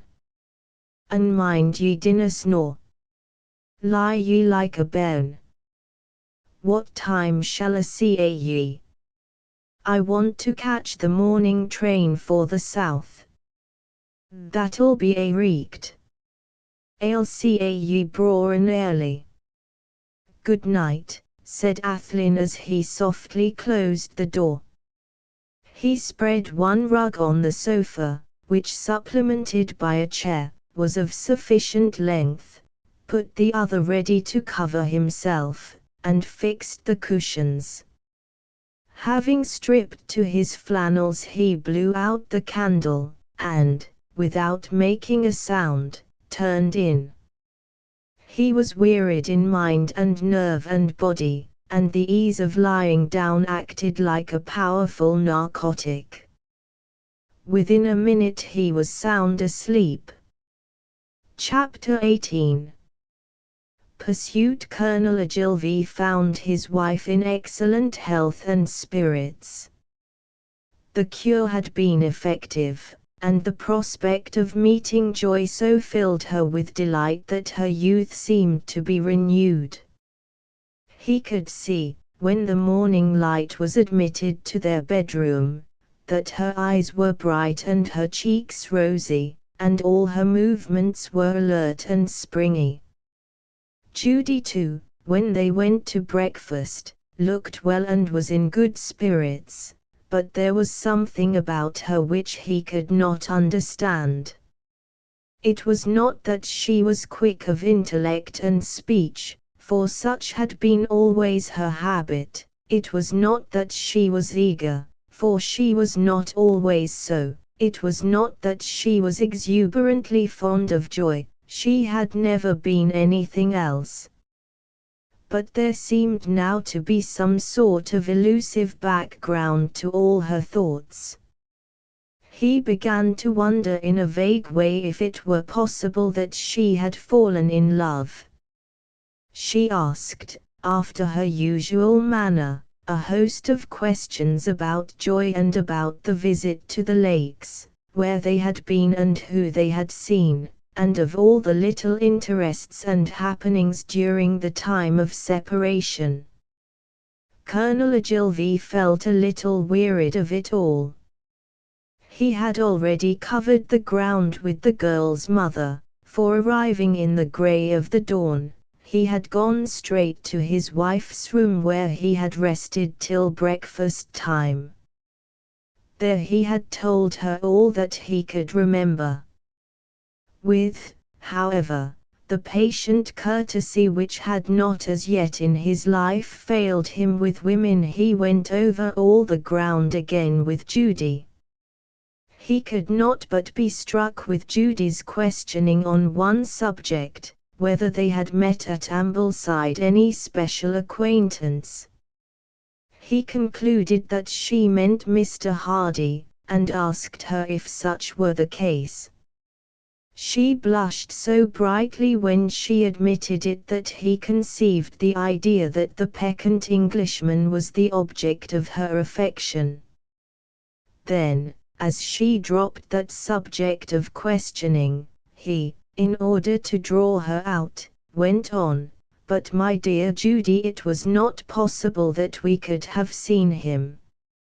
He has not seemed particularly anxious to meet us. And even if he was anxious he could not have done it as he did not know where we were." "Oh, yes he did." The Colonel was surprised.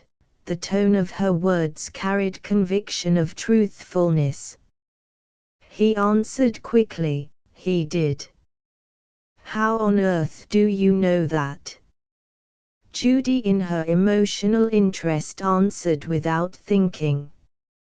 "Because I told him so." "Oh, you saw him then?"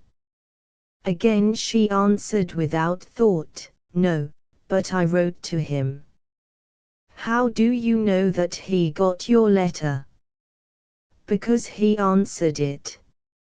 She would have given all she possessed to have been silent or to have answered more discreetly when she saw her brother-in-law's face wrinkle into a hard smile, and noted the cruel keenness of his eyes and the cynical smile on his mouth.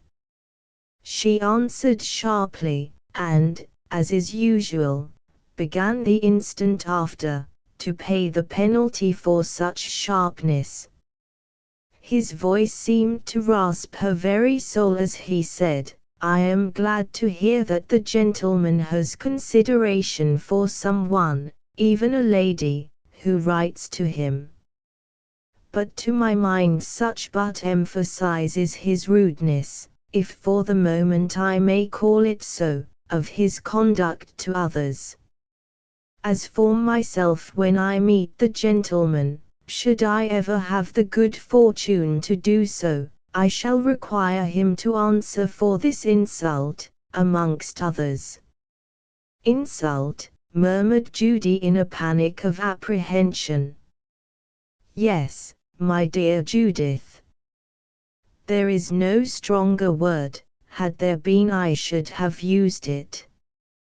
When the same man who does not answer my letters, or write even to accept or decline my proffered hospitality, carries on at the same time a clandestine correspondence with ladies of my family, he shall have to answer to me for it.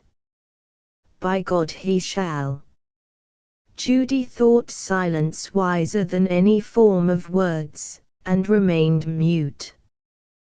Colonel Ogilvy went on in the same cold, rasping voice, "May I ask you, Miss Hayes, my God," thought poor Judy, trembling. He went on, "if my daughter has had any meeting or correspondence with him." "No, no, no," cried Judy. "I can answer for that." "Indeed. May I ask how you can speak with certainty on such a subject? I thought you were in Italy and that my daughter had been with me." In despair she spoke impulsively, "I don't know, Lucius. How could I only think so." "Exactly. Then you are but giving your opinion." "For that, my dear Judith, I am much obliged, but it has been for so long my habit to judge for myself in matters of those mutual relations between men which we call honor, that I have somehow come to trust my own opinion in preference to that of any one else, even you, my dear Judith, and to act upon it." Then, seeing the red flush of anger and humiliation in her cheeks whilst the tears seemed to leap into her eyes, he felt that he had gone too far and added, "I trust that you will forgive me, my dear sister, if I have caused you unnecessary pain. Unhappily pain must follow such dereliction of duty as has been shown by that young man, and by you too. But believe me, I would spare you if I could. But I can promise, and do so now, that I shall not again forget myself and speak bitterly, out of the bitterness of my heart as I have done. I pray your forgiveness, and trust that it may be extended to me." The cynical words and tone of his apology, however it may have been meant, only added fuel to her anger. Words were inadequate, so she sought refuge in flight. As she went out of the door she heard Colonel Ogilvy say as if to himself, "I may not know how to speak to women, but thank God, I do know how to deal with that damned fellow." Judy threw herself on her bed in a storm of futile passion. She could not but feel that she had been brutally treated, but she was powerless to either resent or explain. But well she knew that she had helped to leave matters worse for poor Joy than they had been. All the anger that Colonel Ogilvy had been repressing had now blazed out. He had expressed himself, and she had never known such expression of his to fail in tragic consequences. He would now never forgive Mr. Hardy for his double sins of omissions and commission. She was sorry for the young man's sake, but was in anguish for the sake of the poor girl who had, she felt and knew, set her heart upon him. Joy's romance, in which her heart, her whole being and her future happiness, had been embarked, was practically over, though she did not know it as yet. All the lifelong brightness that even her father had ever hoped for her was gone. Henceforth she would be only a poor derelict, like Judy herself, wrecked on a lee shore. Judy had always pitied herself, but she had never realized the cause of that pity as she did now, seen as it was through the eyes of loving sympathy. I pitied my own heart, as if I held it in my hand, somewhat coldly, with a sense of fulfilled benevolence, and a poor thing negligence. Colonel Ogilvy went out in a very militant humor to interview the motor agent. He felt angry with himself for having lost his temper, and to a lady, and his anger had to be visited on someone. In any case he considered that the motor people had treated him scurvily and should suffer accordingly. In reality he was in a reaction from great happiness. He was an affectionate husband who had been deeply concerned at his wife's long illness, and lonely and distraught in her long absence. Only that morning he had met her again and had found her quite restored to health and as though she had regained her youth. He had shared in her pleasure at the good account he had to give of joy. It was, after all, perhaps natural to a man of his peculiar temperament to visit heavily his displeasure on the man who had, to his mind, ill-used him, and on all concerned with him in the doing. Mr. Hardy it was who had jarred the wheels of his chariot of pleasure, and Mr. Hardy it was who must ultimately answer to him for so doing. The expression of his opinions as to the moral and commercial worth of the motor agent and of the manufacturer with whom he dealt seemed to relieve his feelings to some degree. He returned to Brown's in a much milder frame of mind than that in which he had gone out. He was kept pretty busy till the time of departure, but in his secret heart, made up to action during the time of his work, he determined to try to make amends to Judy for the pain he had given her. He rejoiced now that his wife had not been present at that scene which it already pained him to look back upon. He was somewhat incensed that as he could not leave by his intended train he would have to postpone the journey by several hours. He could not now arrive at Ambleside till nearly midnight. In the train he took the first opportunity of making the amende to Judy. Mrs. Ogilvy had fallen asleep, she had been awake since very early in the morning, so the Colonel said quietly to his sister-in-law, "Judy, I want you to forgive me, if you can." She thrilled with pleasure as he spoke her name in the familiar form. It seemed some sort of presage of a change for the better, a sort of lifting of the ban which had all day lain so heavy on her. As he went on her hopes grew, there were possibilities that, after all, joy was not yet finally doomed to unhappiness. At all times Colonel Ogilvy was impressive in his manner. The old-fashioned courtesy on which he had long ago founded himself was permeated with conscious self-esteem. Now when the real earnestness of the moment was grafted upon this pronounced manner he seemed to the last degree dignified, almost pompous. "I cannot tell you how sorry I am that I caused you pain this morning, or how ashamed I am for having so lost my temper before you. For more than 20 years I have honestly tried, my dear, to make you happy." Here she interrupted him, "And you succeeded, Lucius."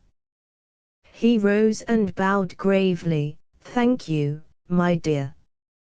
I am grateful to you for that kindly expression." It does much, I assure you, to mitigate the poignancy of my present concern. It was too bad of me to let my bitterness so wound you. It shall not occur again. Moreover, I feel that I owe you something, and I promise you that if I should be so overcome again by anger, I shall try to obey you to the best of my power. You shall tell me what you wish me to do, and if I can I shall try to do it. Here a look of caution, rare to him, overspread his face. I won't promise to give up a purpose of my life or brook any interference with the course of honor, that I can promise to no one, not even to you, my dear. But if I can grant any consideration, or favor, I shall certainly try to do so. Judy was not so well satisfied with the end of the promise as with the beginning.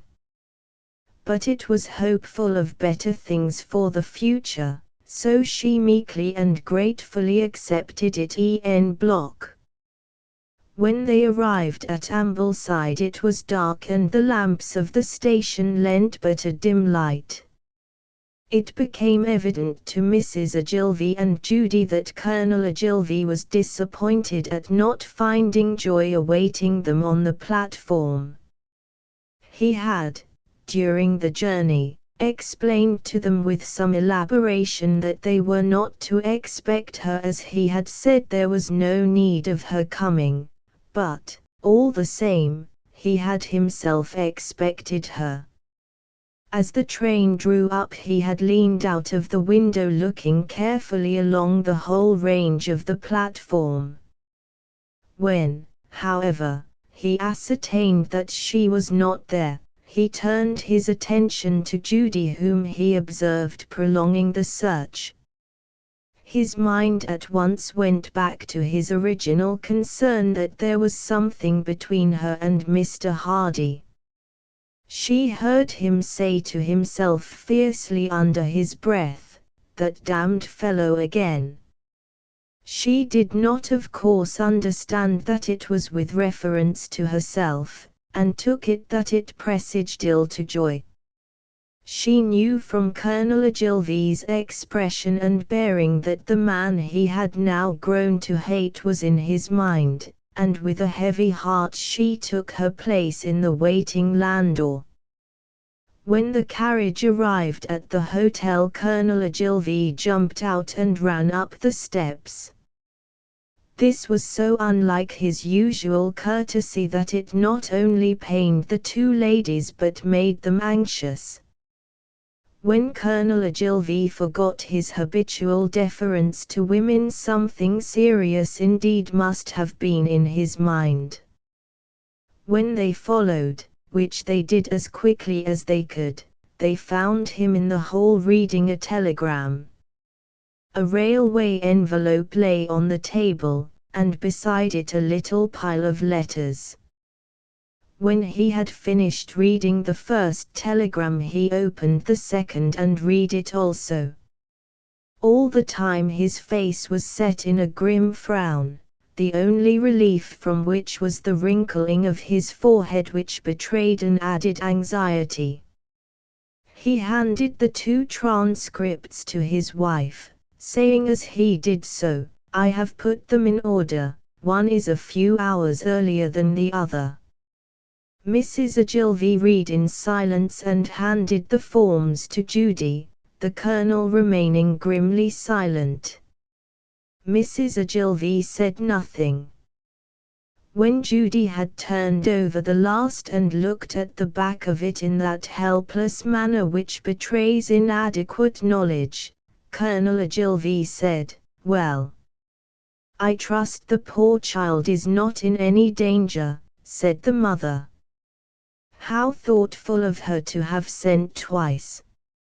"She knew you would be so anxious about her," said the aunt, wishing to propitiate the angry father. For fully a minute no more was said.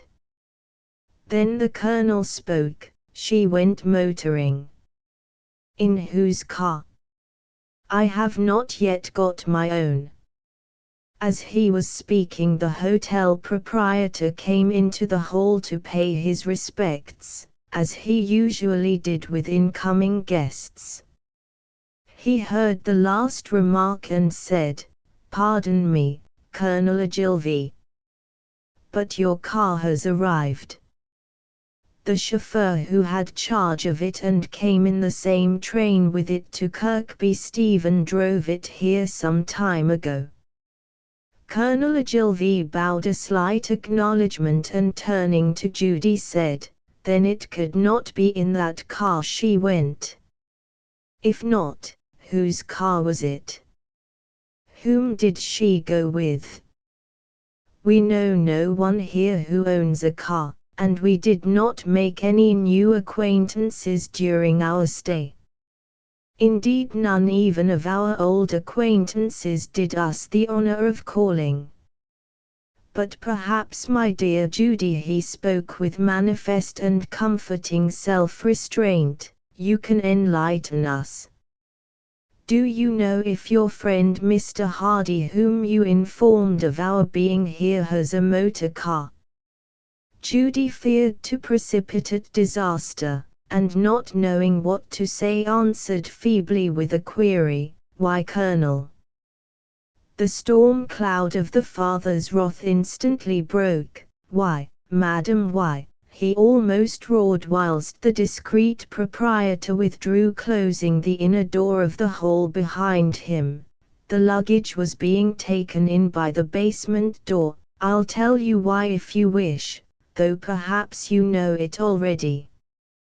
Because I want to know under what circumstances my daughter has gone out motoring with some stranger, though indeed it may be that he is not quite a stranger, the moment my back was turned. Let me tell you that it is not usual for unmarried young ladies to go out motoring into faraway places with men, unchaperoned. My honor through my daughter, is here concerned. And it is like that damned fellow to take her away in such an underhand manner. You need say nothing of him. It's no use trying to palliate his conduct. True enough, I don't know for certain that it is he, or that she is alone with any man, but I have a conviction that it is so, and I tell you I shall lose no time in putting my convictions to the test. I mean to take no chances with regard to that damned fellow. I don't trust him. He has already affronted me, and has been tampering with the women of my family. I have borne even that with what temper I could, because I was under obligation to him.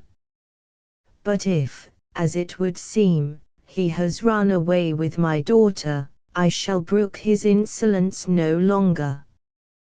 He shall render me a full account of his doings with me and mine." He crammed his letters into his pocket and strode upstairs. There he rang the bell in such a violent manner that the proprietor himself attended to it. Colonel Ogilvy asked him to have the chauffeur sent up to him, and requested the proprietor to come also himself, as he wished to ask him some questions on local matters. He had by now his temper in hand, and was all the more dangerous because cold. In a few minutes the proprietor brought in the chauffeur, a stolid, hard-featured, silent man, manifestly one to obey orders and to stand any amount of fatigue. When Colonel Ogilvy had looked at his credentials and asked him some questions, all of which he did with perfect self-control and courtesy, he turned to the proprietor and asked, "Can you tell me whereabout is a place called Castle Douglas?" "In Scotland, Colonel."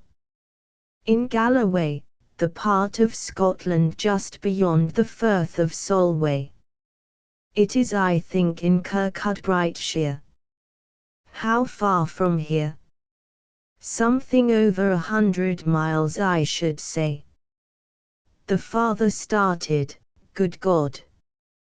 Judy's heart sank at the exclamation and the tone. His voice was laden with horror and despair. The new chauffeur's mouth opened. He spoke as if every word was grudgingly shot out. It is exactly 91.5 miles. Colonel Ogilvy turned to him quickly. How do you know so accurately? Have you driven it? Never, sir. Then how do you know? In the train coming down I spent my time looking over the maps and the distance as given in the books of the Motorists' Touring Club. I noted that. Had you any reason for examining that particular route? Asked the colonel suspiciously. He was obsessed by an idea that the damned fellow was corrupting everybody so as to work against him, Colonel Ogilvy. None special, I was only trying to do my business well. I thought it likely that you might want me to stay with you a short time until you and your permanent chauffeur should become acquainted with the mechanism of your new car.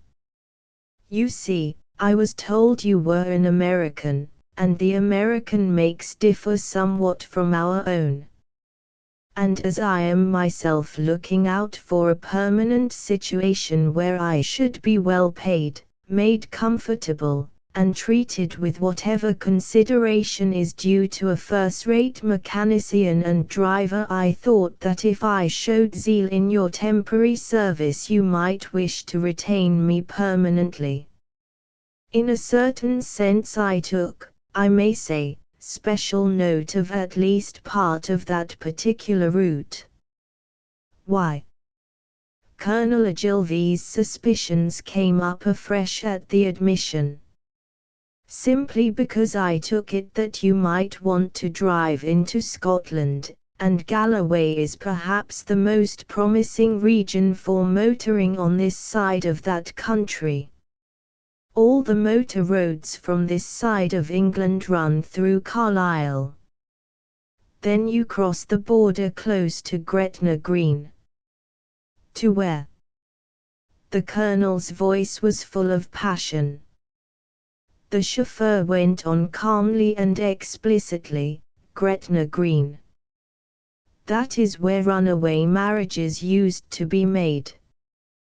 That place was usually chosen because it was the first across the border where Scotch law ruled. The simplifying of our marriage laws and the growth of sanity amongst parents of marriageable daughters generally has done away with the necessity of elopement. Now we go by there without stopping, as Galloway is the modern objective. Indeed, in going there you do not go into Gretna at all, you pass it by on the right when you have crossed the bridge over the Sark and are making for Athlyne. And as to my knowledge of mileages, that is a part of my trade. It is my business to arrange for the amount of petrol necessary for the run I am ordered to make. I don't think that you need disturb yourself about that one small item of my knowledge. It may set you more at ease if I tell you that it is 136.5 miles to Glasgow, 101 to Abbotsford, 75.5 to Dumfries, 135.5 to Edinburgh, 274.5 to Aberdeen, 158.75 to. Stop, stop, cried Colonel Ogilvy. I am obliged to you for your zeal in my service, and I think I can promise you that if in every way you suit, you may look on the permanent post as your own. I shall want you to begin your duties this very night. But this is a special job, and with special reward, for it is difficult and arduous. I am willing, sir, whatever it may be. That is well said. You are the sort of man I want. My orders, sir. I want you to take me to Castle Douglas tonight, now, as soon as you can get ready. I wish to get there as soon as I can. You will want to have everything right, for we must have no breakdown if we can help it. And you must have good lamps. 'Twill be all right, sir. We shan't, I expect, break down.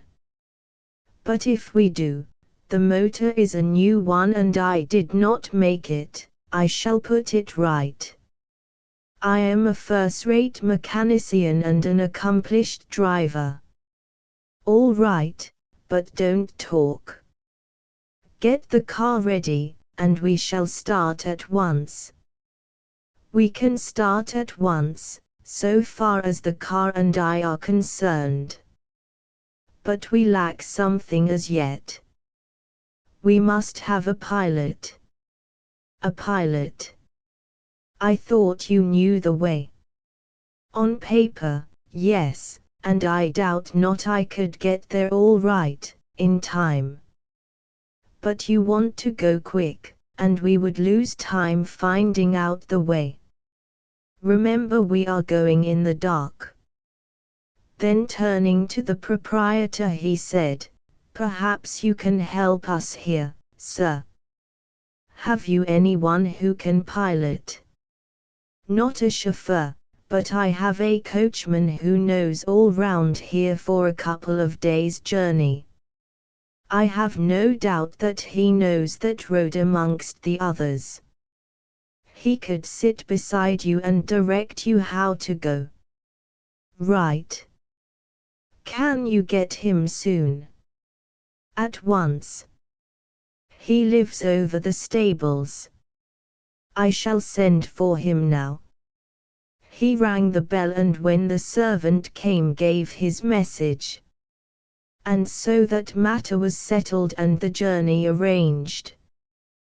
The chauffeur went to have a last look over the motor car, and to bring it round to the door. All the time of the interview Colonel Ogilvy stood silent, keeping erect and rigid. He was so stern and so master of himself that Judy wished now that he had less self-control. She feared the new phase even more than the old. Then care for what had still to be done took hold of her. She took her sister away to prepare a little basket of food and wine for Colonel Ogilvy and the men with him. They would need some sustenance on their long, arduous journey. Those kindly offices kept both women busy whilst Colonel Ogilvy was putting on warm clothes for the night travelling. Presently Mrs. Ogilvy joined him. When they were alone she said to him somewhat timidly, "You will be tender, dear, with joy. The child is young, and a harsh word spoken in anger at a time when she is high-strung and nervous and tired and frightened might be a lasting sorrow to her." She half expected that he would resent her speaking at all. She was surprised as well as pleased when, putting his hands kindly on her shoulders, he said, "Be quite easy in your mind on that subject, wife. Joy has all my love, and, whatever comes, I shall use no harsh word to her. I love her too well to give her pain, at the moment or to think of afterwards. She shall have nothing but care and tenderness and such words as you would yourself wish spoken." The mother was comforted for the moment. But then came a thought, born of her womanhood, that the keenest pain which could be for the woman would be through her concern for the man. She had little doubt as to what her husband's action would be if his surmises as to Mr. Hardy should prove to be correct. And such would mean the blighting of poor Joy's life. She would dearly have loved to remonstrate with her husband on the subject, and she would have done so, whatever might have been the consequences to herself, but that she feared that any ill-timed expostulation might be harmful to her daughter. All the motherhood in her was awake, and nerved her to endure in silence. The only other words she said as she kissed her husband were, "Goodbye for a while, dear. God keep you in all dangers of the road, and in all the far greater dangers that may come to you at the end of it. My love to Joy. Be good to her, and never forget that she can suffer most through anyone dear to her. Bring her home to me, safe and happy."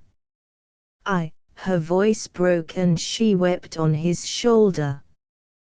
Colonel Ogilvy was a determined man, and in some ways a harsh and cruel one, but he was a man, and understood. He took his wife in his arms and kissed her fondly, stroking her dark hair wherein the silver threads were showing. Then he passed out in silence. By the door of the car he found Judy, who said, "I have put in your supper, you will want it, dear, and also supper for the men. And oh, Lucius, don't forget, for poor Joy's sake, that this day you hold her heart, which is her life, in your hand." This added responsibility filled the cup of Colonel Ogilvy's indignation. Already his conscience was quickening, and his troubles, the agitation to his feelings, were almost more than he could bear. He would have liked to make some cynical remark to Judy, but before he could think of anything sufficiently biting, the motor which had been throbbing violently started. Before the angry man could attempt to get back his self-possession, he was gazing past the two shrouded figures before him and across the luminous arc of the lamps out into the night. The darkness seemed to sweep by him as he rushed on his way to Scotland. When he had gone, Judy turned to her sister and said, "I was going to give him Joy's dressing bag and a change of dress to take with him. She will want them, poor dear, after a long day of travel and a night in a strange place. But I have thought of a better plan." "And that?" asked the anxious mother. "To take them myself. Moreover, it won't be any harm my being present in case the colonel gets on the rampage. It will restrain him some. Now you go and lie down, dear. Don't say anything, except your prayers, in case you feel you must say something. But sleep will be your best help in this pretty tough proposition. I'll go and get a hustle on that Dutch landlord. He's got to find an automobile and a chauffeur, and a pilot if necessary, for me too." Chapter 19. Declaration of war. Joy Ogilvy was so tired out that her body lay like a log all night. How her mind was occupied she only knew afterwards. For the memory of dreams is an unconscious memory at the time. It is only when there is opportunity of comparison with actualities that dreams can be reproduced. Then, as at first, the dreams are real, as they are forever whilst memory lasts. Indeed, regarding dreams and actualities, one might almost appeal to scientific analogy, and in comparing the world of imagination, which is the kingdom of dreams, with the material world, might adduce the utterance of Sir Oliver Lodge in comparing the density of ether with that of matter. In the modern scientific view, matter is turning out to be a filmy thing in comparison with ether. This might well serve as a scientific comparison. Nay more, it might well be an induction. The analogies of nature are so marvelously constant, as exemplified by the higher discoveries in physics, that we might easily wander farther than in taking the inner world of thought as compared with the outer world of physical being, as an analogy to the seen and unseen worlds. In the meantime we may take it that Joy's dreams that night were in some way reflective of the events of the day. No girl of healthy emotional power could fail to be influenced by such a sequence of experiences of passion and fear as she had gone through. The realized hoping of love, the quick answering abandonment of expressed passion, long minutes of the bliss of communion with that other soul, minutes whose sweetness or whose length could not be computed until the leisure of thought gave opportunity. Unconscious cerebration goes on unceasingly, and be sure that with such data as she had in her mind, the workings of imagination were quick and by no means cold. Again she lived the moments of responsive passion, but so lived them that she had advanced further on the road to completed passion when the unconsciousness to physical surroundings began to disappear and on the senses the actualities began to consciously impress themselves. The dawn, stealing in between the chinks of the folded shutters, made strange lines on the floor without piercing through the walls of sleep. The myriad sounds of waking life from distant field and surrounding street brought no message to the closed eyes of weariness. The sun rose, and rose, and rose, and still she lay there unmoving. At last that unaccountable impulse which moves all living things to sentience at the ending of sleep, stirred her. The waking grew on her. At first, when her eyes partially opened, she saw, but without comprehending, the dim room with its low ceiling, the wide window, masked in with shutters whose edges were brilliant with the early light, the odd furniture and all the unfamiliar surroundings. Then came the inevitable self-question, where am I? The realization of waking from such dreaming as hers is a rude and jarring process, and when it does come, comes with something of a shock. For what seemed a long time Joy lay in a sort of languorous ecstasy whilst memory brought back to her those moments of the previous day which were sweeter even than her dreams. Again she heard the footsteps of the man she loved coming up rapidly behind her. Again she saw as she turned, in obedience to some new impulse which swayed her to surrender, the face of the man looking radiant with love and happiness. Again she felt the sweet satisfaction of living and loving when his arms closed round her and her arms closed round him and they strained each other strictly. Again there came to her the thrill which seemed to lift her from her earthly being as his mouth touched hers and they kissed each other in the absolute self-abandonment of reciprocated passion, the very passing memory of which set her blood tingling afresh, the thrill which set her soul floating in the expanse of air and made all conventions of the artificial world seen far below seem small and miserable and of neither power nor import.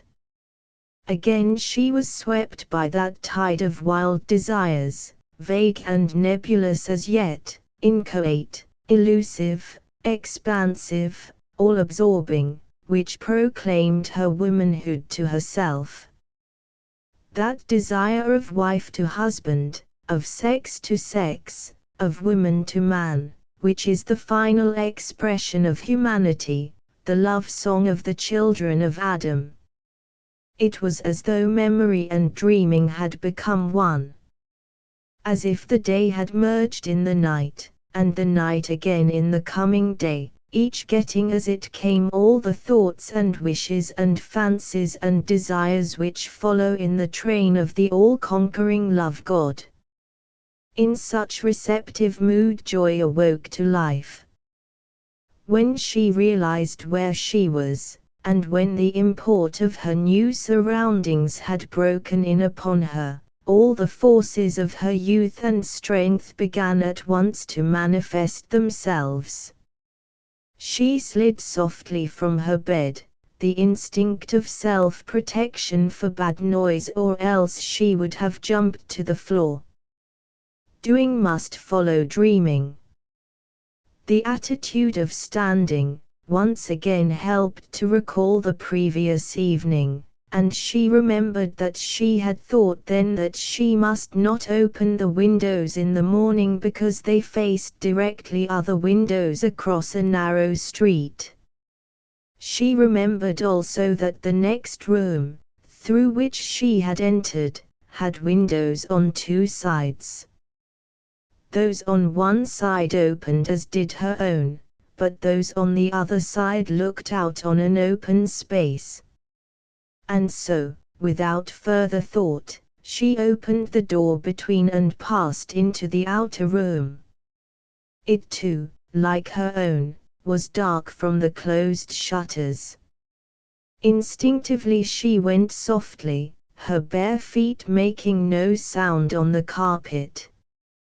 With the same instinctive caution she had opened the door noiselessly. When the self-protective instinct has once been awakened, it does not easily relapse to sleep. She went over to one of the windows and tried to look out through the chinks. The day was bright outside and the sun was shining, the fog had entirely disappeared. In the sudden desire to breathe the fresh morning air, and to free in the sunlight her soul cramped by the long darkness of fog and night, she threw open the heavy shutters. Athlyne slept so soundly that he never stirred. He lay on the sofa on his left side with his face out to the room. He too had been dreaming, and to his dreams the happiness of the day had brought a vivifying light. Through all his weariness of mind and body came to his spirit the glow of those moments when he knew that his love was reciprocated, when his call to his mate had been answered in no uncertain voice. And so he, too, had lain with bodily nature all quiescent, whilst the emotional side of his mind ranged freely between memory and expectation. And in due process the imaginative power of the mind had worked on the nerves, and through them on the body, till he too lay in a languorous semi-trance, the mind ranging free whilst the abnormally receptive body quivered in unison. It was a dangerous condition of being in which to face the situation which awaited him. The sound of the opening shutter wakened him, fully and all at once. The moment his eyes opened he saw a figure between him and the window, and at the knowledge that some stranger was in his room the habit of quick action which had prevailed in his years of campaigning reasserted itself. On the instant he flung aside his blanket and sprang from his bed. At the sound of a step on the floor joy turned. The light streaming in through the unshuttered window showed them in completeness each to the other. The light struck Athlyne full in front. There was instant recognition, even in the unaccustomed garb, of that tall lithe form, of those fine aquiline features, of those dark flashing eyes. As to Joy, who standing against the light made her own shadow, Athlyne could have no doubt. He would have realized her presence in darkness and silence. As she stood in her fine linen, the morning light making a sort of nimbus round the opacity of the upper part of her body, she looked to him like some fresh realization, some continuation in semi-ethereal form, of the being of his dreams. There was no pause for thought in either of the lovers. The instant of recognition was the realization of presence, unquestioning and the most natural thing in the world that the other should be there. Delight had sealed from within the ears of doubt. Unhesitatingly they ran to each other, and before a second had passed were locked tightly in each other's arms. In the secret belief of the conventional world, that belief which is the official teaching of the churches of an artificial society, and not merely the world of Adam and Eve, and some others, the ceremony of marriage in itself changes the entire nature of the contracting parties. Whatever may have been the idiosyncrasies of these individuals, such are forthwith changed, foregone, or otherwise altered to suit that common denominator of human nature which alone is officially catalogued in the records of the just. It were as though the recorded promise of two love-stricken sufferers, followed by the formal blessings of the Church in any of its differentiations, or of the registrar, should change baser mortals to more angelic counterpart, just as the philosopher's stone which the medieval alchemist dreamed of and sought for, was expected to change baser metals to gold. Perhaps it is because this transmutation is so complete that so many of those marriages which the Church does sanctify turn out so differently from the anticipations of the contractors and blessers. But Dame Nature has her own church and her own ritual. In her case the blessing comes before the service, and the benediction is but the official recognition that two souls, with their attendant bodies, have found a perfect communion for themselves. Those who believe in human nature, and many of them are seriously minded people too, realize and are thankful for the goodness of God who showers the possibilities of happiness with no stinting and no uncertain hand. After all, they say, what about Eden? There was no Church's blessing there, not even a registrar, and yet we hold that Adam and Eve were united in matrimony. Nor were their children or their children's children made one with organized formality. What was it then that on these occasions stood between fornication and marriage? What could it be but the blessing of God? And if God could make marriage by his blessing in Eden, when did he forego that power? Or if indeed there be only a civil contract, as so many hold today, what proofs or writings must there be beyond that mere parole contract which is recognized in other matters by the law of the land? So, the believers in natural religion and natural law, those who do not hold that personal license, unchecked and boundless, is an appanage or logical result of freedom. To these, freedom is in itself a state bounded on all sides by restrictive laws, as must ever be, unless anarchy is held to be the ultimate and controlling force.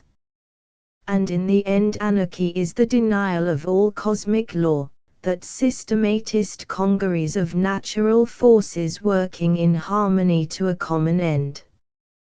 But law, cosmic or anarchic, if there be such a thing, and it may be that hell, if there is one, has its own laws, or any grade between these opposites, is a matter for coolness and reflection.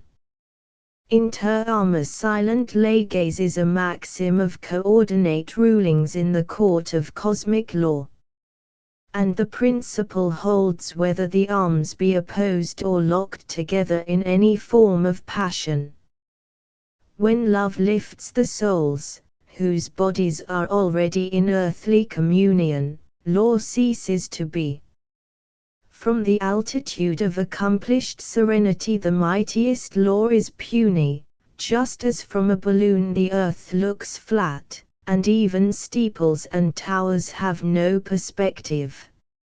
So it was with the two young people clasped in each other's arms.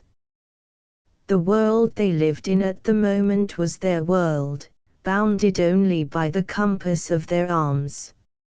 After all, what more did they want, what could they want? They were together and alone. Shame was not for them, or to them, who loved with all their hearts, whose souls already felt as one. For shame, which is a conventional ordering of the blood, has no place, not even a servitor's, in the house of love, that palace where reigns the love of husbandhood and wifehood, of fatherhood and motherhood, that true, realized cosmos, the aim, the objective, the heaven of human life. Their circumstances but intensified the pleasure of the embrace. Athlyne and Joy had both felt the same communion of spirits when they embraced at their first meeting out of Ambleside when their souls had met. This had been intensified when they sat in close embrace after lunch beyond Dalry, when heart consciously beat to heart.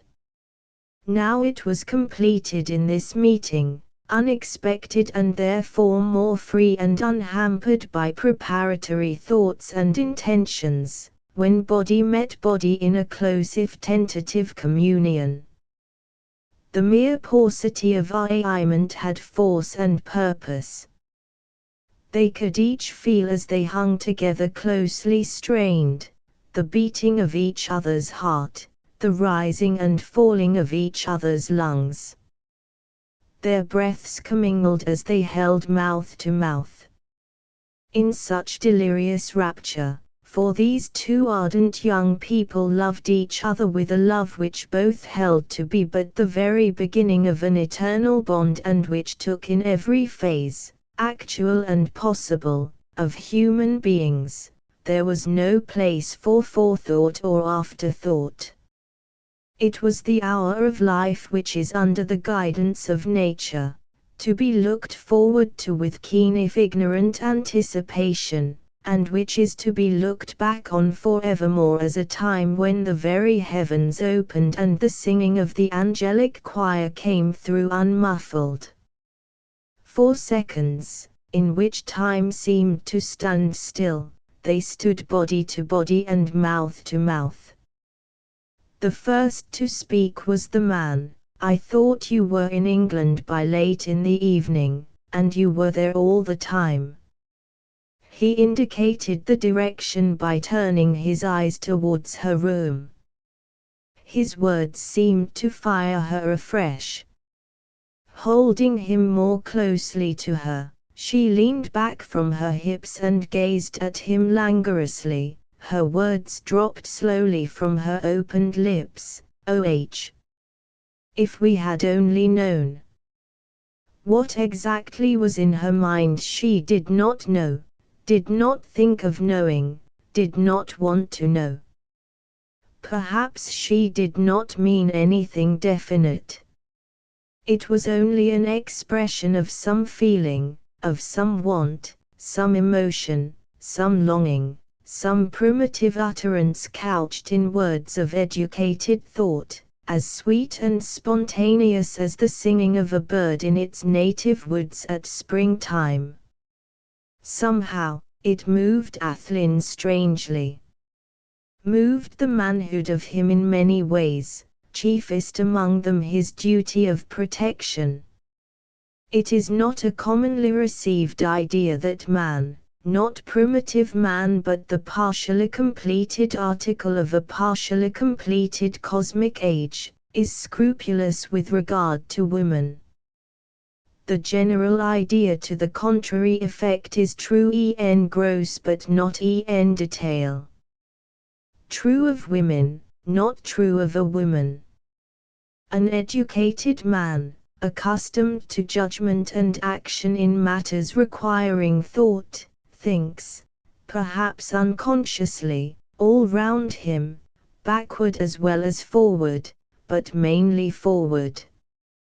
Present surroundings form his data, consequences represent the conclusion. Himself remains neutral, an onlooker, until he is called on for immediate decision and consequent action. So it was with Athlyne. His instant ejaculation, "Thank God we didn't know," would perhaps have been understood by a man. To a woman it was incomprehensible. Woman is, after all, more primitive than man. Her instincts are more self-centered than his. As her life moves in a narrower circle, her view is rather microscopic than telescopic, whilst his is the reverse. Inasmuch then as he naturally surveys a larger field, so his introspective view is wider. Joy loved the man, and so, since he had already expressed himself, considered him as already her husband, or to speak more accurately considered herself as already his wife. It was, therefore, with something like chagrin that she heard his disavowal of her views. She did not herself quite understand what those views were, but all the same it was a disappointment that he did not really acquiesce in them, nay more that he did not press them on his own account, press them relentlessly, as a woman loves a man to do, even when his wishes are opposed to her own. A woman's answer to chagrin is ultimate victory of her purpose, and the chagrin of love is perhaps the strongest passion with a purpose that can animate her. When Joy became conscious, as she did in a few seconds, that her lover following out his protective purpose was about to separate himself from her, she quite understood without any telling or any experience both motive and purpose. She opposed it on her part. As the strictness of his embrace lessened, so in proportion did hers increase. Then came to the man the reaction, he was only a man, after all. His ardor redoubled, and her heart beat harder with new love as well as triumph as he drew her closer to him in a Pythonic embrace. Then she, too, clung to him even closer than before.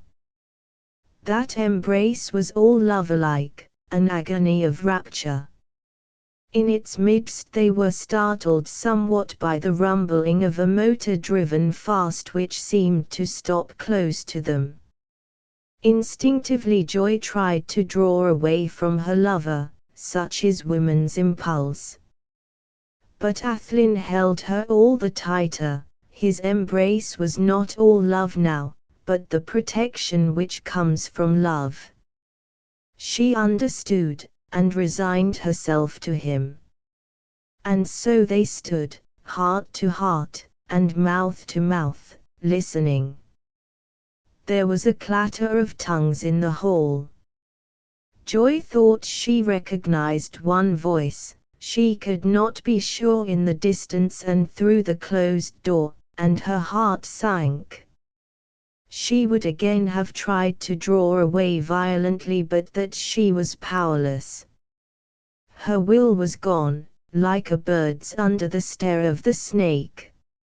Athlyne, too, was in suspense, his heart beating wildly. He had a sort of presage of disaster which seemed in a way to paralyze him. There were quick steps on the stairs. A voice said, "There," and the door rattled. At this moment both the lovers were willing to separate. But before they could do so, the door opened and the figure of Colonel Ogilvy blocked the entrance. Good God! The old man's face had grown white as though the sight had on the instant frozen him. So pallid was he, all in that second, that Joy and Athlyne received at once the same idea, that his moustache, which they had thought of snowy whiteness, was but grey against the marble face.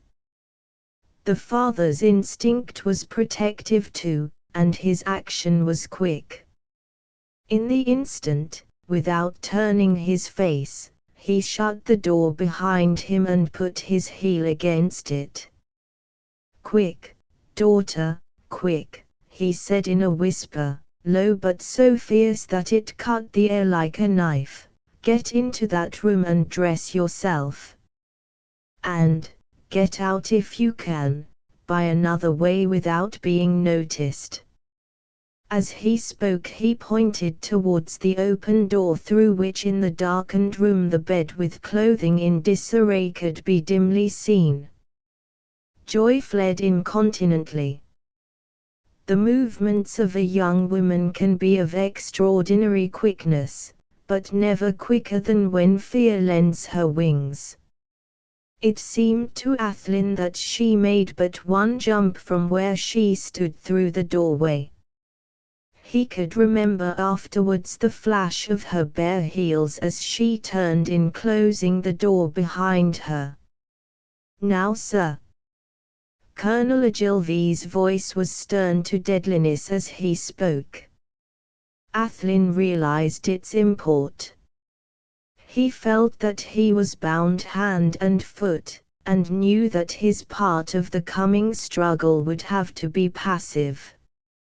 He braced himself to endure. Still, the colonel's question had to be answered. The onus of beginning the explanation had been thrust upon him. It was due to Joy that there should be no delay on his part in her vindication. Almost sick at heart with apprehension he began, "There has been no fault on Joy's part."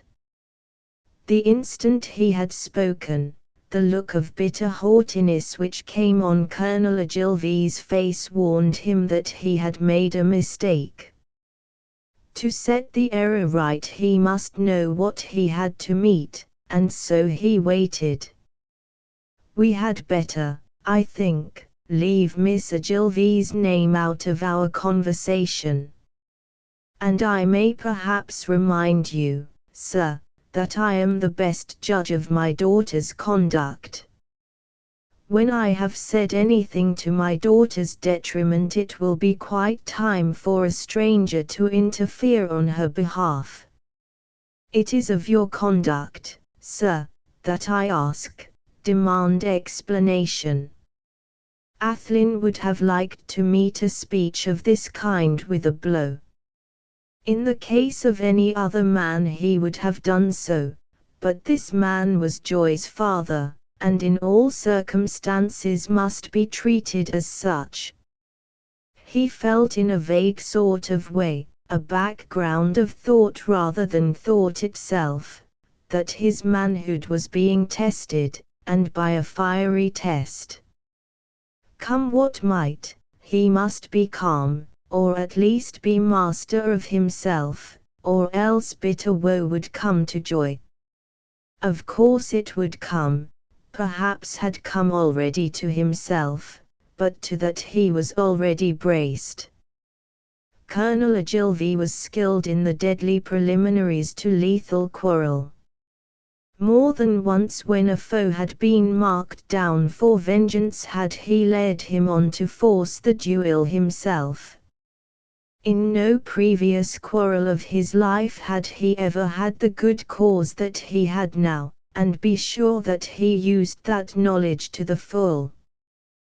There was in his nature something of that stoical quality of the Red Indian which enables him to enjoy the torture of his foe, though the doing so entails a keen anguish to himself.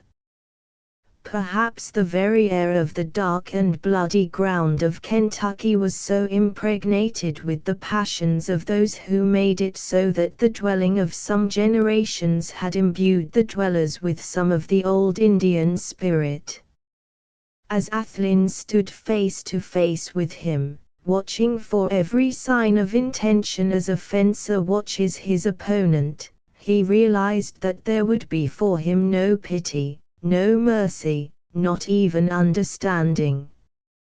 He would have to fight an uphill contest, if joy was to be saved even a single pang. What he could do he would, sacrifice himself in any way that a man can accomplish it. Life and happiness had for him passed by. One of his greatest difficulties would be, he felt, that of so controlling himself that he would not of necessity shut behind him, by anything which he might say or do, the door of conciliation. He began at once, therefore, to practice soft answering. My conduct, sir, has been bad, so far as doing an indiscreet thing, and in not showing to you that respect which is your due in any matter in which Miss Ogilvy may be concerned. For some reason which he could not at the moment understand, this seemed to infuriate the Colonel more than ever. In quite a violent way he burst out, "So I am to take it that no respect is due to me in my own person. Such, I gather from your words. You hint, if you do not say, that respect is only my due on my daughter's account."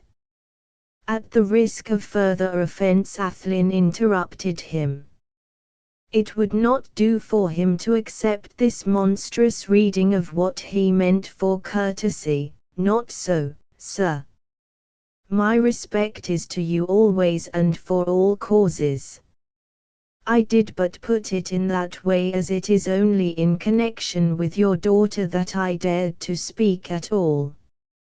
Even this pacific explanation seemed to add fuel to the old man's choler. "Let me tell you, sir, that this has nothing whatever to do with my daughter.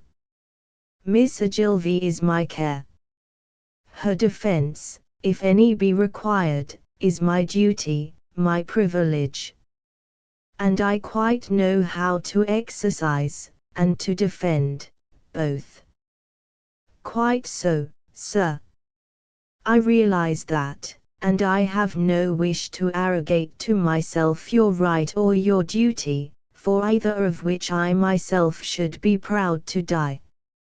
Athlyne's voice and manner were so suave and deferential that Colonel Ogilvy began to have an idea that he was a poltroon, and in this belief the bully that was in him began to manifest itself.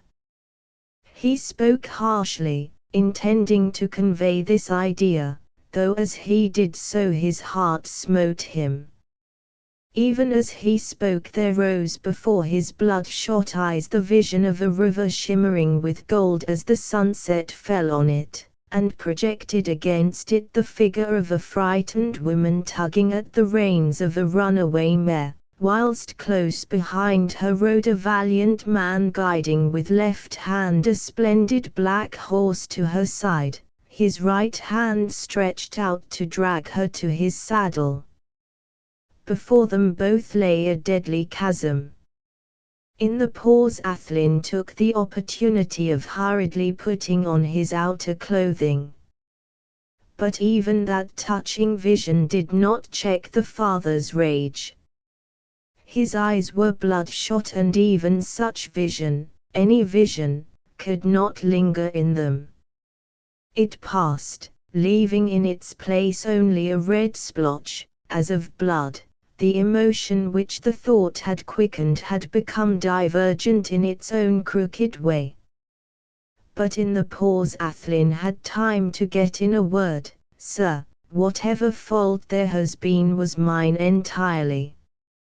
I acted foolishly perhaps, and unthinkingly. It placed me in such a position that every accident multiplied possibilities of misunderstanding. I cannot undo that now. I don't even say that I would if I could. But whatever may be my fate, in the result that may follow my acts, I shall accept it without cavil. And may I say in continuance and development of your own suggestion, that no other name should be mentioned in whatever has to be spoken of between us." As he finished he unconsciously stood upon his dignity, drawing himself up to his full height and standing in soldierly attitude. This had a strange effect on Colonel Ogilvy. Realizing that he could rely implicitly on the dignity of the man before him, he allowed himself a further latitude. He could afford, he felt, to be unrestrained in such a presence, and so proceeded to behave as though he was stark, staring, raving mad. Athlyne saw the change and, with some instinct more enlightening than his reason, realized that the change might later have some beneficent effect.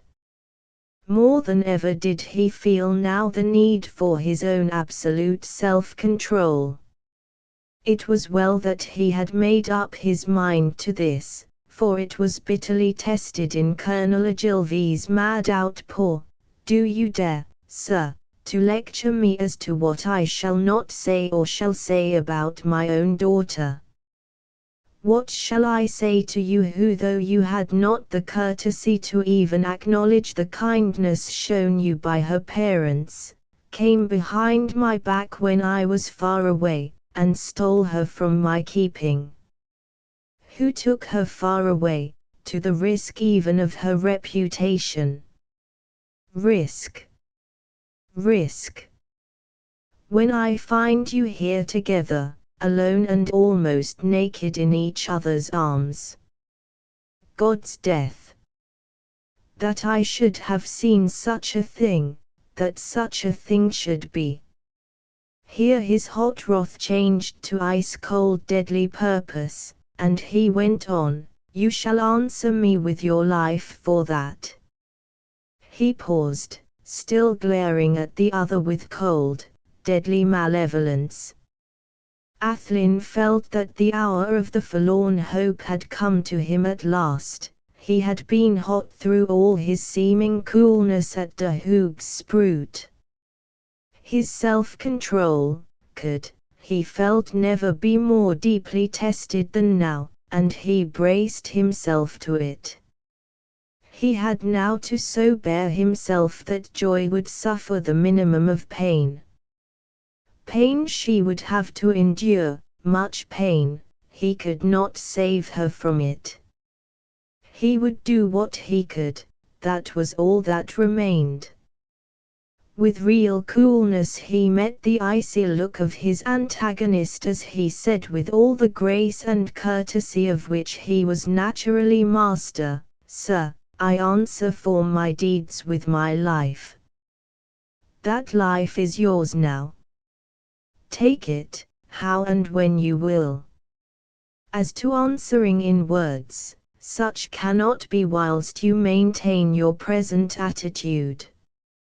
I have tried already to answer, to explain." "Explain, sir." "There is no explanation." "Pardon me."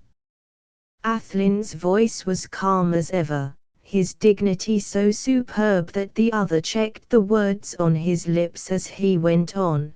there is an explanation to be made, and made it must be, for the sake of another. I deny in no way your right of revenge. I think I have already told you that my life is yours to take as you will. But a dying man has, in all civilized places, a right to speak to the court which condemns him. Such privilege is mine. I claim it, if you will force me to say so. And let me add, Colonel Ogilvy, that I hold it as a part of my submission to your will. We are alone now and can speak freely, but there must be a time, it will be for your own protection from the legal consequences of my death, when others, or at least one other, will know of your intention to kill. I shall speak then if I may not now. Here the colonel, whose anger was rising at being so successfully baffled, interrupted him with hard cynicism. Conditions in an affair of honor. To be enforced in a court of law, I suppose. He felt ashamed of himself as he made the remark which he felt to be both ungenerous and untrue. He was not surprised when the other answered his indignant irony with scorn, "No, sir. No law. Not any more appeal to law in my defense than there has been justice in your outrageous attack on me. But about that I shall answer you presently. In the meantime I adhere to my conditions. Conditions, I do not hesitate to use the word." Colonel Ogilvy, through all the madness of his anger, realized at that moment that the man before him was a strong man, as fearless and determined as he was himself. This brought back his duty of good manners as a first installment of his self-possession. For a few seconds he actually withheld his speech. He even bowed slightly as the other proceeded, "I have tried to explain. My fault was in venturing to ask a lady to come for a ride in my car. I had no intention of evil. Nothing more than a mere desire to renew and further a friendship which had, from the first moment of my knowing her, or rather from the first moment I set eyes on her, become very dear to me. It was a selfish wish, I know, and in my own happiness at her consent I overlooked, neglected, forgot the duty I owed to her father. For that I am bitterly sorry, and I feel that I owe to him a debt which I can never repay. But enough of that. That belongs to a different category, and it has to be atoned for in the only way by which an honorable man can atone. As I have already conceded my life to him, I can say no more. But from the moment when that lady stepped into my car, my respect has been for her that which I have always intended to be given to whatever lady should honor me by becoming my wife. Surely you, sir, as yourself an honorable man, a husband and a father, cannot condemn a man for speaking an honorable love to the woman to whom it has been given. When I have admitted that the making of the occasion was a fault, I have said all that I accept as misdoing." He folded his arms and stood on his dignity. For a few seconds, Colonel Ogilvy stood motionless, silent. He could not but recognize the truth that underlay all the dignity of the other. But he was in no way diverted by it from his purpose. His anger was in no way mitigated, his intention of revenge lessened by no whit. He was merely waiting to collect his thoughts so as to be in a position to attack with most deadly effect. He was opening his lips to speak when the other went on as though he had but concluded one section or division of what he had to say. And now, sir, as to the manifest doubt you expressed as to my bona fides in placing my life in your hands, your apprehension lest I should try to evade my responsibility to the laws of honor by an appeal in some way to a court of law. Let me set your mind at ease by placing before you my views, and my views, let me tell you, are ultimately my intentions. I have tried to assure you that with the exception of waiting to ask your consent to taking a certain passenger for a drive, my conduct has from that moment been such as you could not find fault with. I take it for granted that you, nor no man, could honestly resent such familiarities as are customary to, and consequent on, a man offering marriage to a lady, and pressing his suit with such zeal as is, or should be, attendant on the expression of a passion which he feels very deeply. Even whilst he was speaking, his subconsciousness was struck by his own coolness. He marveled that he could, synchronously with the fearful effort necessary to his self-control and with despair gnawing at his heart, speak with such cold-blooded preciseness. As is usual in such psychical stresses, his memory took note for future reference of every detail. His opponent, on the contrary, burst all at once into another fit of flaming passion. Athlyne's very preciseness seemed to have inflamed him afresh. He thundered out, "Familiarities, sir, on offering marriage! Do you dare to trifle with me at a time like this? When but a few minutes ago I saw you here in this lonely place, at this hour of the morning after a night of absence, undressed as you were, holding in your arms my daughter undressed also. God's death! Sir, be careful or you shall rue it." He stopped, almost choking with passion. Athlyne felt himself once more overwhelmed with the cold wave of responsibility. Joy!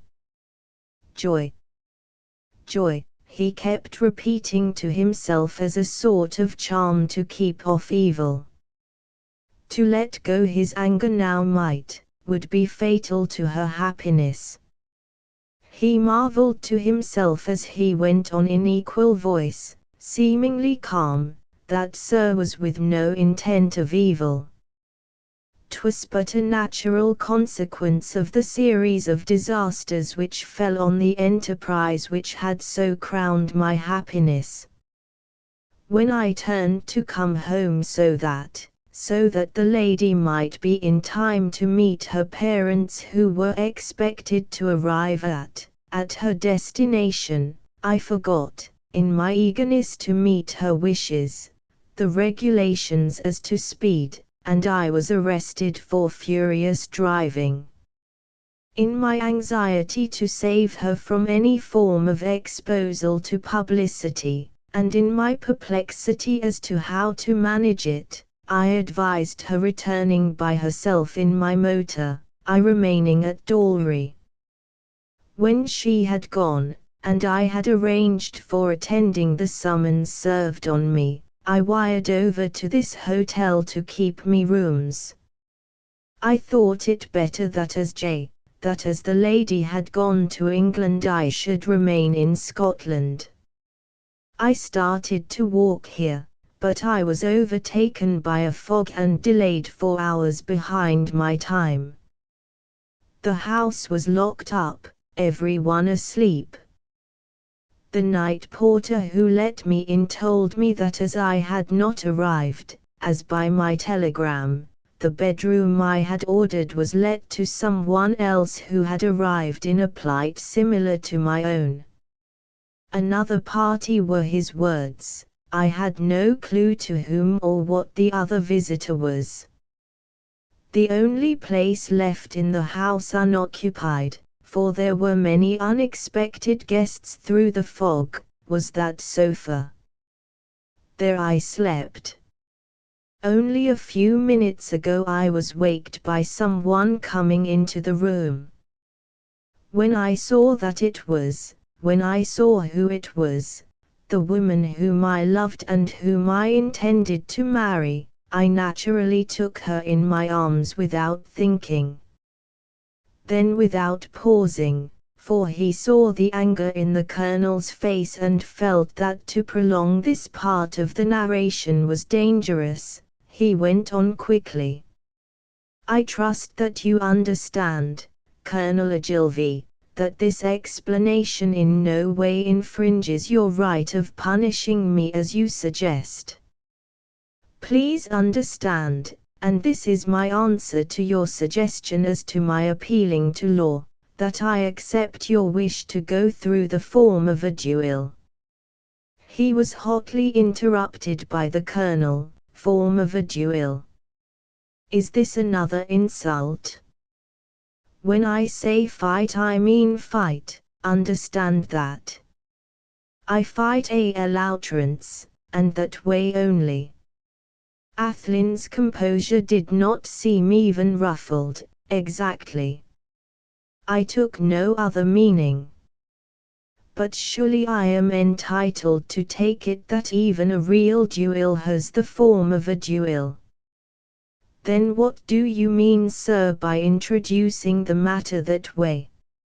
Simply, Colonel Ogilvy, to protect myself from a later accusation on your part, either to me or of me, of a charge of poltroonery, or even a silent suspicion of it in your own mind. How do you mean? Sir, I only speak for myself. I have already said more than once that I hold my life at your disposal. From that I do not shrink. I accept the form of a duel for my execution. Your execution? Explain yourself, sir. In a calm, even voice came the answer.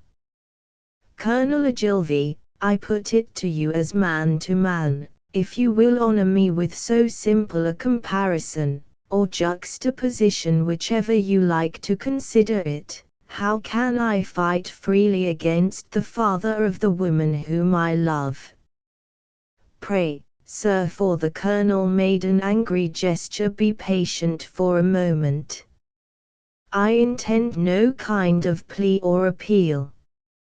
I feel myself forced to let you know my position from my point of view. You need bear no new anger towards me for this expression of my feelings. I do so with reluctance, and only because you must understand, here and now, or it may make, later on, further unhappiness for someone else, someone whom we both hold in our hearts. Colonel Ogilvy hesitated before replying. The bitter scowl was once again on his face as he spoke.